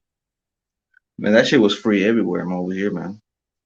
Like you can get in your job anywhere, workplace you get, like you can get it for free. But it's not forced on you right there, right? It's not forced. No, you don't have to take it. They'll actually give you like money just to take the fucking. They will give you like $200 just to take the COVID shot. Crazy, dog. Crazy, bro. Yeah. I never done it just because I never gotten sick. since I was like 17. So I don't know. Like I never took it, just But I mean, it affected a lot of people, and affected a lot of older people too. And like the way like George Bush was trying to do shit, like he was trying to get older people to spend their money because they just leave it in there without any, because whenever you spend money, you get the economy rolling. And Yeah. so a lot of like older people die, a lot of old rich people die, and whenever they pass on their money, they live into their sons, and they're the ones that spend the money. So they were just trying to keep the economy going. And like it's crazy how the stimulus checks come out of nowhere. You know what I'm saying? We're just spending money. Like, Yo, Armando Colon. I don't know. Yeah, man. Armando Colon saying, "What do I think about the boys going? What do I think? What do you think about the prison system in Colombia? That this guy who raped and killed over 300 girls gets released in the witness protection program, and the other dude who raped and a kid over 400 little boys is going to get released in witness protection too. That's crazy. Do you know what it is, Armando? These guys are fucking these weirdo piece of shit scumbags are involved with the fucking secret agencies, so they let them loose, brother. They let them loose to keep on raping, molesting, and doing all this weird MK Ultra shit. You know what it is, Armando? It's a fucking sick world where these pieces of shits are let loose because they're part of the fucking club. It's Hey, what it is. there you go, and that the old MK Ultra shit. Yup. That stuff was being used already by the Germans and everything. Saw that. The Germans Back were in the doing it dirty, way dirty. They were yeah, they releasing were fucking orphans into pedophiles, right? They were giving orphans to mental pedophiles and shit. stuff. Like they were mental what they did, but not just that. Even the Russians, everything. Even back in the day, at the end of the day, we've all been savages. But going on about back to that Epstein thing, the Clintons. They're the biggest fucking corrupt shit going. It's fact that they had people killed on the way up. For real. That's facts. On their way up. So say to, I don't know what you call it there, to like the district before they get to president or whatever, the Senate or what do you call it, like the mayor of say California or anyway, it's fact that they've killed people on the way up. Opposition competitors. That's always been a big tactic used in loads of countries. Assassinations, but these guys, they disappear somehow. Yup. Somehow it ends up being a suicide. I don't know, but they hanged themselves. And they were found hanging from a door knob, and it's like, are these people really going to do it? Do you get me? Yep. And Clinton, he's definitely went to the island, didn't he? Epstein Island. Hey, Paulo, where you staying at? Are you like in England? Yes, mate. Yes, mate. Yes, mate. I'm in England, mate. Yo, I'm in England. No, but I've been living here. What is it? 30. I came here in 91. Yeah, 32 years. But I grew up in Africa, and I left there when I was 17. You speak Portuguese? Yeah, eu falo português muito bem. Bocado de espanhol, bocadinho de espanhol. Yeah, I speak Portuguese. Yeah. Hey, how old are you now? The Latin language I speak are more Italian. How old are you now, man? Hey? How old am I? Yeah. I was born in 1974. It's like I'll see you like 1974. My first fight, recollection of a fight on TV was, I've always said, is that Larry Holmes was out watching it around friends' barbecues and shit. Family. Because Ali was always like a gathering. This was in Africa. It was like watching the World Cup final of soccer or something when Ali fought. The world stopped. You didn't have anything else to watch. That's another thing. We keep going about Instagram, this, that, and the other. But when Ali and that fought in those days, the world actually stopped. Do you get what I'm saying? Because you only had those few channels, and it's Ali fighting, and then you got to think the dad and the mum's watching, but then the whole family's watching. That's more than Instagram. Because you might have Instagram, but not everyone's looking at the same shit.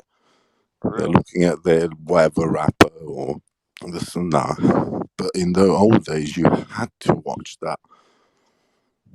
Especially in the countries, in most countries in the world. In America, you're spoiled because by the 70s, I think you already had loads of channels.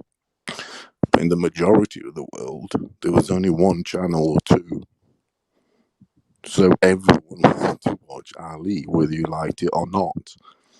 And that's where the goatness is.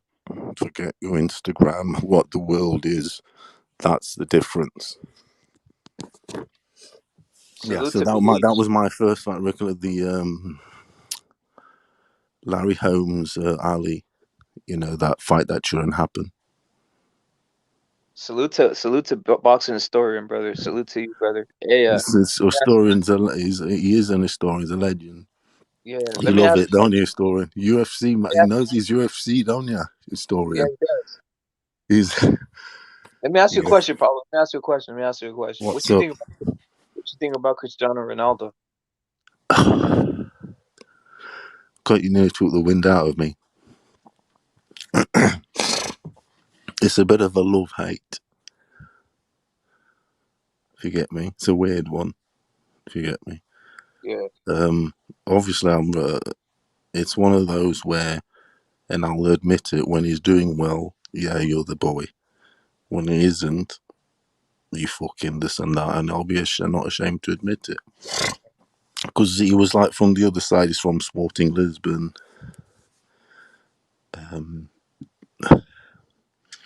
Even though his dad, funnily enough, was a Benfica fan and fought in Angola in the same war as my father, actually, in the early 70s. Because my father was in the civil war there for 4 years. It was mental there. And his dad fought in that same war as my dad, from 70 to 74. Well, it started in the late 60s. And he went on. Anyway, so what I think to him, yeah, he's incredible how I never thought you'd get to this stage, put it that way. Yeah. But them guys from that island where he's from, them boys are fucking grafters. They're not very educated. Not all of them go to school, if you get me. And they start ploughing and working on the fields. The potatoes, the tomatoes, and this, that, and the other. I'm not, it's fact. Especially from the 80s downwards. Obviously now it's a bit different. It's increased, put it this way. So what I'm trying to say is they work. It's that work ethic, if you get me. So he's put that work ethic into the football, soccer, what he does, and his work ethic is beyond comprehension. He's an animal. Yeah, he is. Or every person that's worked with him, everyone, even his coaches, have said, "Look, you like Bruce Lee, basically." Yeah. Because Bruce Lee never stopped, did he? If he wasn't training, he was making, doing, what do you call it? Writing out taekwondo or whatever, his styles, because he made his own styles, didn't he? Yeah. I gotta answer Armando Colon's 24/7, basically. And Yeah, the diet, no smoking, steroids. nothing. It's some steroids. Do you think so? Yeah, interesting. Yeah, I believe possibly because he was so skinny. Yeah. Lee was versus Chuck Norris. Do you know what? I would believe that. Or is it just hard work or not? Might be hard work, but he might be taking some supplementation. But it's Yeah, what it is. all these Messi, all these sprays and everything you say.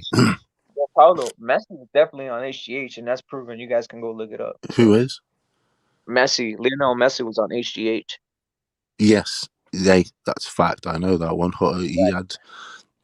He failed all his tests, like tests for to get into Barcelona. Not failed, yeah, he did at the start. But when he did pass it, they put him on a massive growth spurt thing. That's a fact. Because of his size, he was small.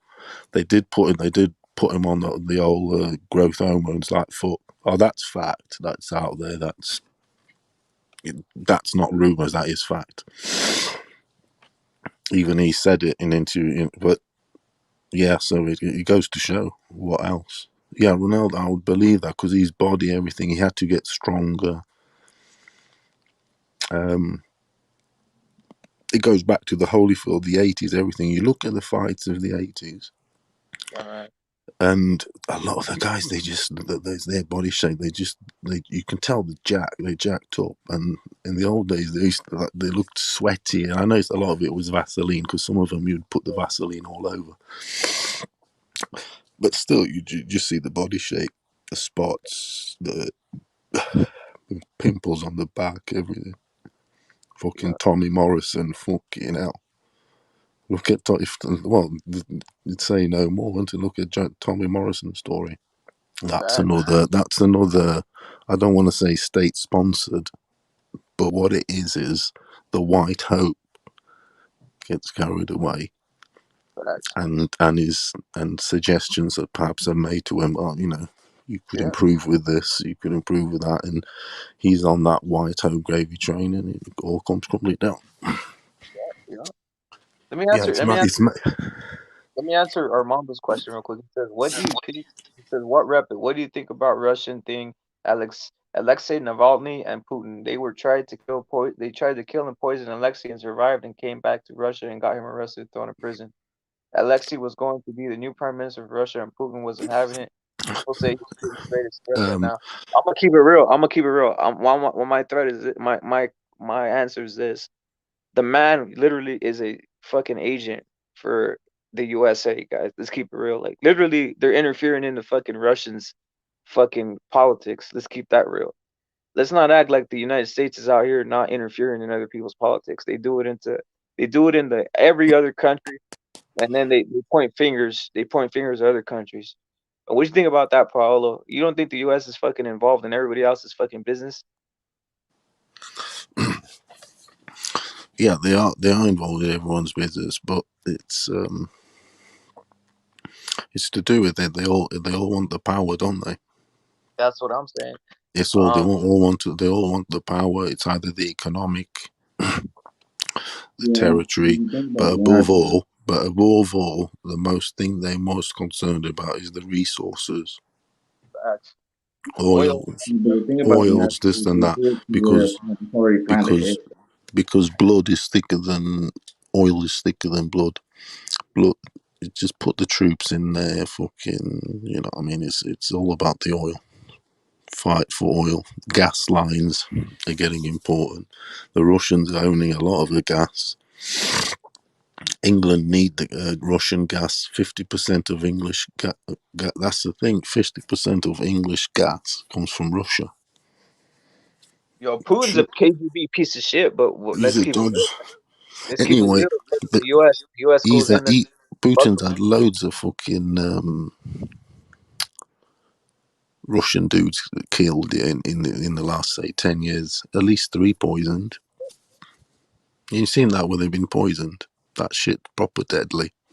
You know what's crazy though, Paulo? They pick up a glass and all that. It's got some sniff in it. This is what amazes me. This is what amazes me. They think this is what amazes me about this thing. They think that fucking Putin wouldn't just fucking outright kill you. No, he's just gonna poison you enough for you to survive and stuff like that shit. Yeah, and you've seen them guys have been 3 Russian delegates or whatever they are, like representatives in England. They just all of a sudden go funny and they're in hospital. Yeah. In poison. They're having their breakfast. Grab their cup of tea, their cutlery, and there's like you say, one of your magic sprays. And it is like that. That shit's, they can make anything now, can't they? Yeah. Awesome. I wonder if this COVID's been fucking sprayed around, to be honest. Well, I got one about that. It's in everybody's motherfuckers. You know how, isn't it weird how the whole world gets the whole fucking thing? They're like, how is the whole world getting this whole fucking like new variant? Well, there's just fucking like that variant after variant, injection after injection. They're throwing it in fucking. I mean, what's going on? In fucking 20 years round, we'll be walking around like fucking zombies. Our children will be walking. They're throwing this shit in the fucking canned fucking sodas and the fucking bottled water where no one's gonna test it. So everybody's getting a fucking soda. And your bolognese sauce, your cheap bolognese sauce, everything. It's all in there. Exactly, brother. Even in the pepper, even if you're fucking Your some pepper. cereals. Nestle is part of Monsanto. You know what Monsanto is? I don't know what it is, but I know what Nestle is. Yeah, but do you know what Nestle is part of? That pyramid, the Monsanto pyramid. Mm. The company Monsanto. Oh yeah, I know what it is. I know what you're talking about now. The Monsanto, all these companies are in that Monsanto pyramid, so they're like the big organization or whatever, and they the ones that say what goes in what, so to speak. Yeah.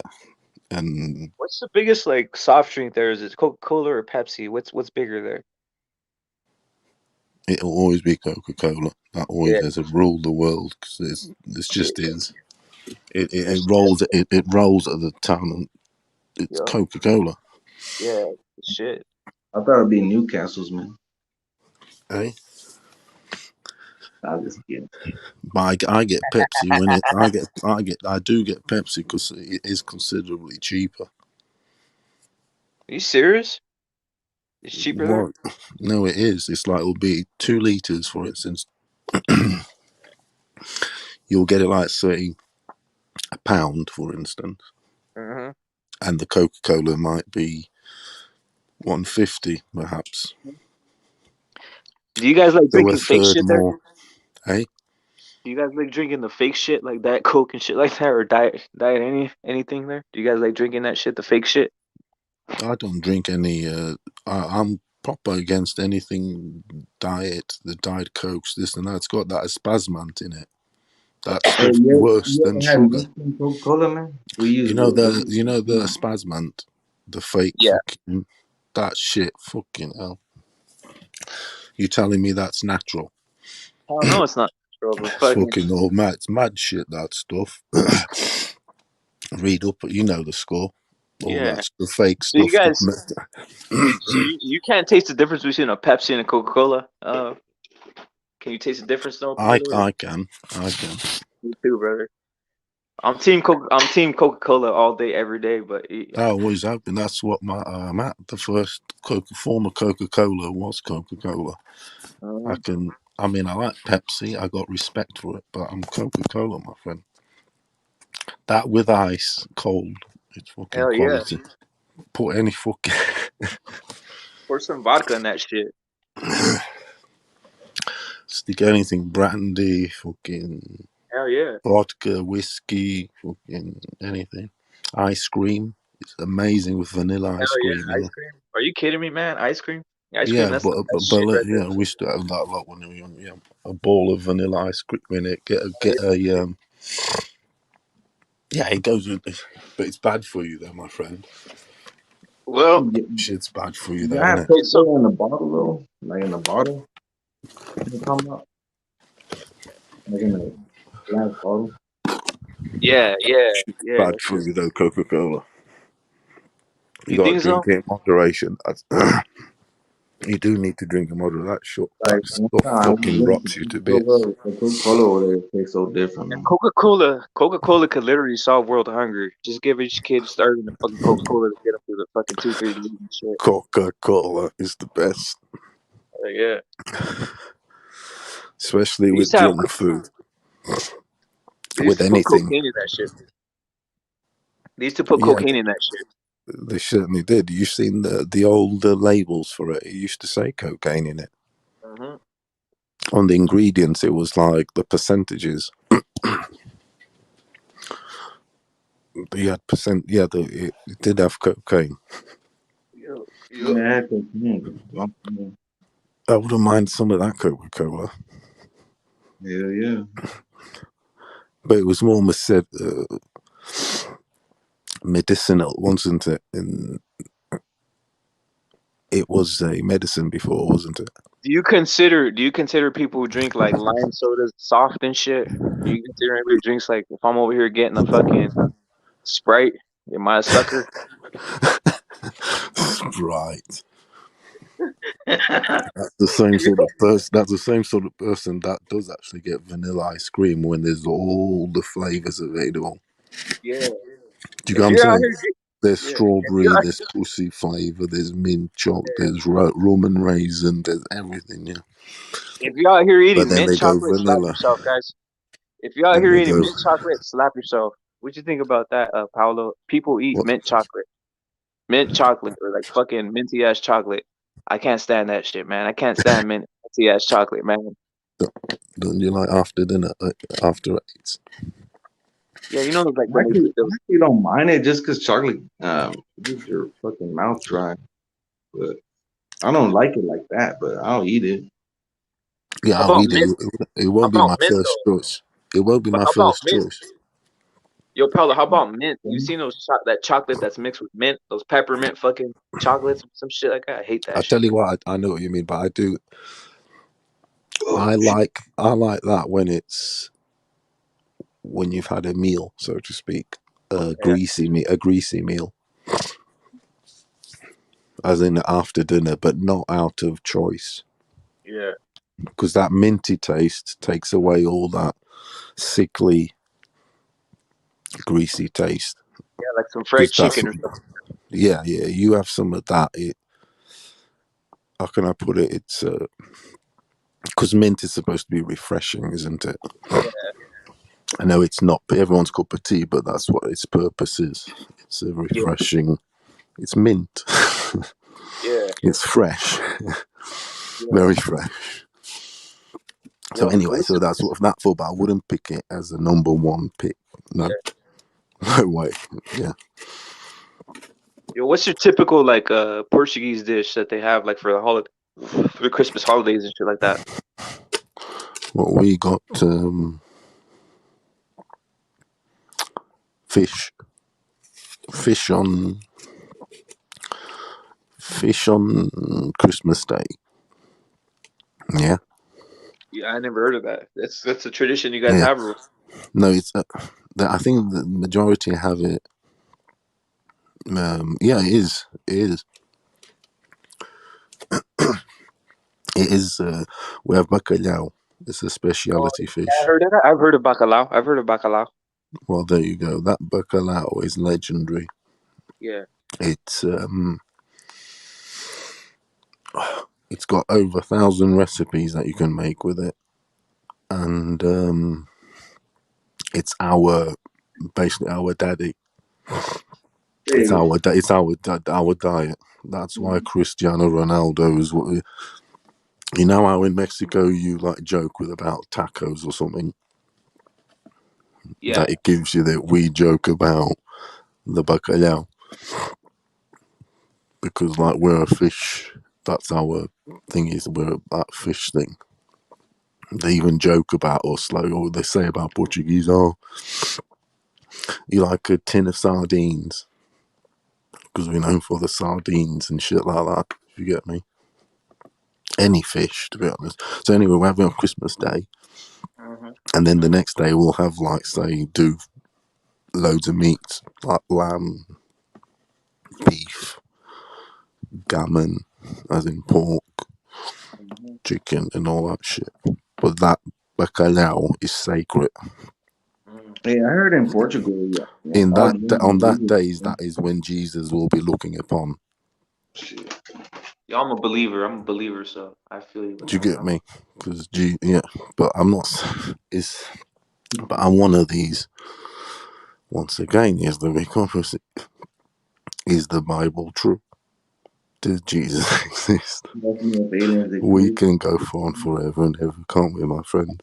How do not aliens exist, bro? Like, come on, man. Like, look at the galaxy or our universe we live in. What's the space? We're the only ones here.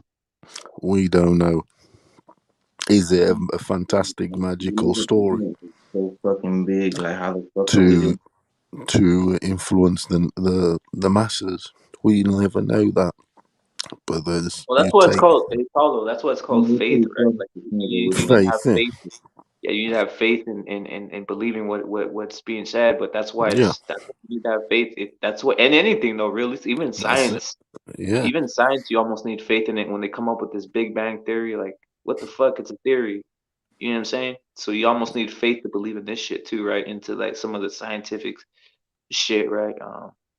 So you basically need faith in any belief in regards to like what's happened in life, right? Shit like that. Science is full of shit. Keeping it real though, I gotta keep it say that, Paulo, because everything's a fucking theory at this point for a lot of the shit they say. Yeah, theory, perception, and fucking. I mean, you're still growing. It probably won't be in our lifetime, but you know, humanity is still fucking. We're still going forward. Technology is taking off. So yeah, we'll probably get there, but I'm just saying, like, the universe. Do you guys believe in aliens? I don't know.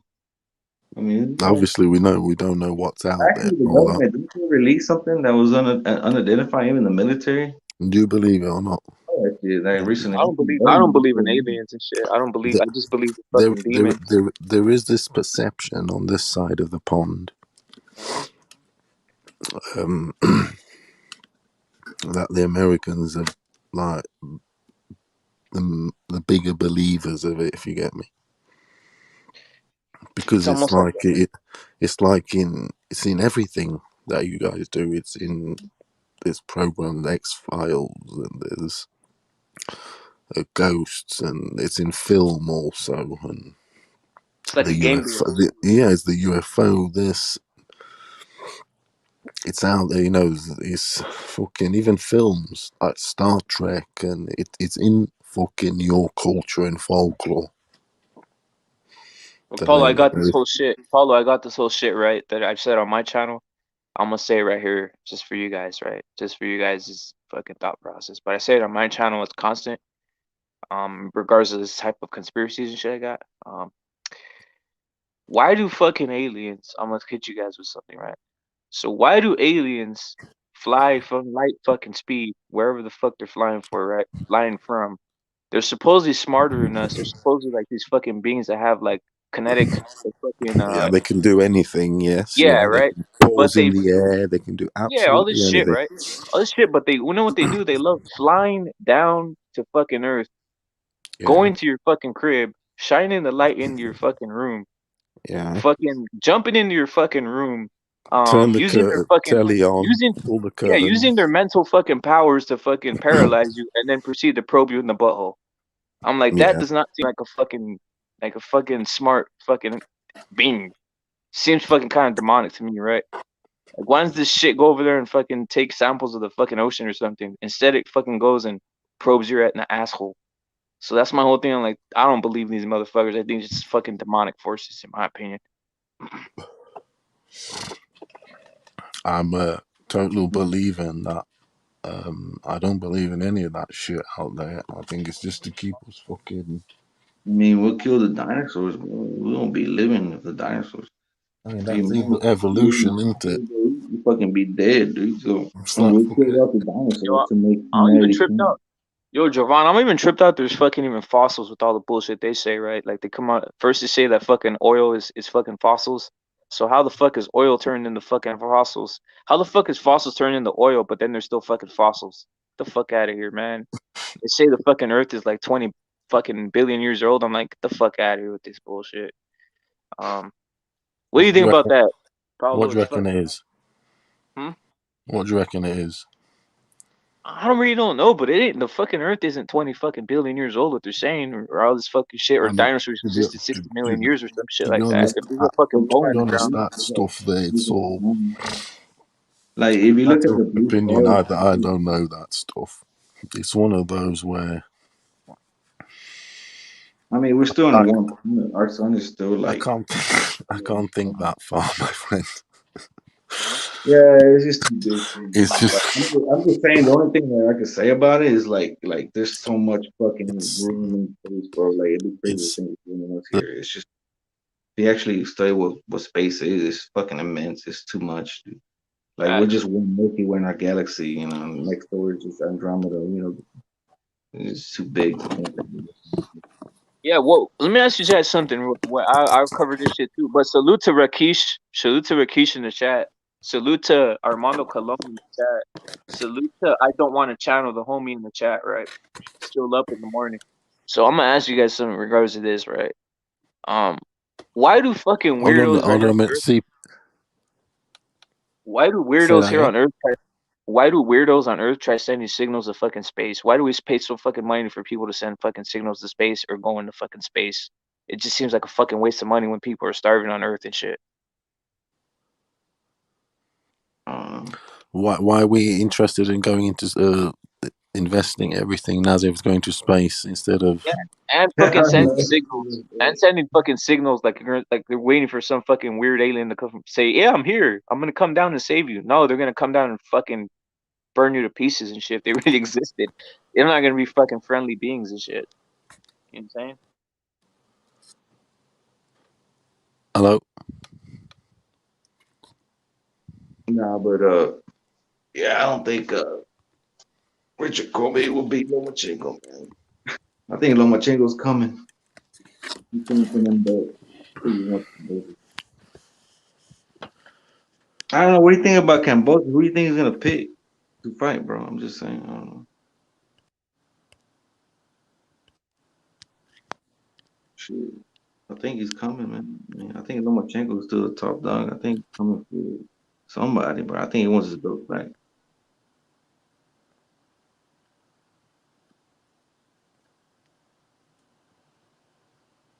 Shit, what happened?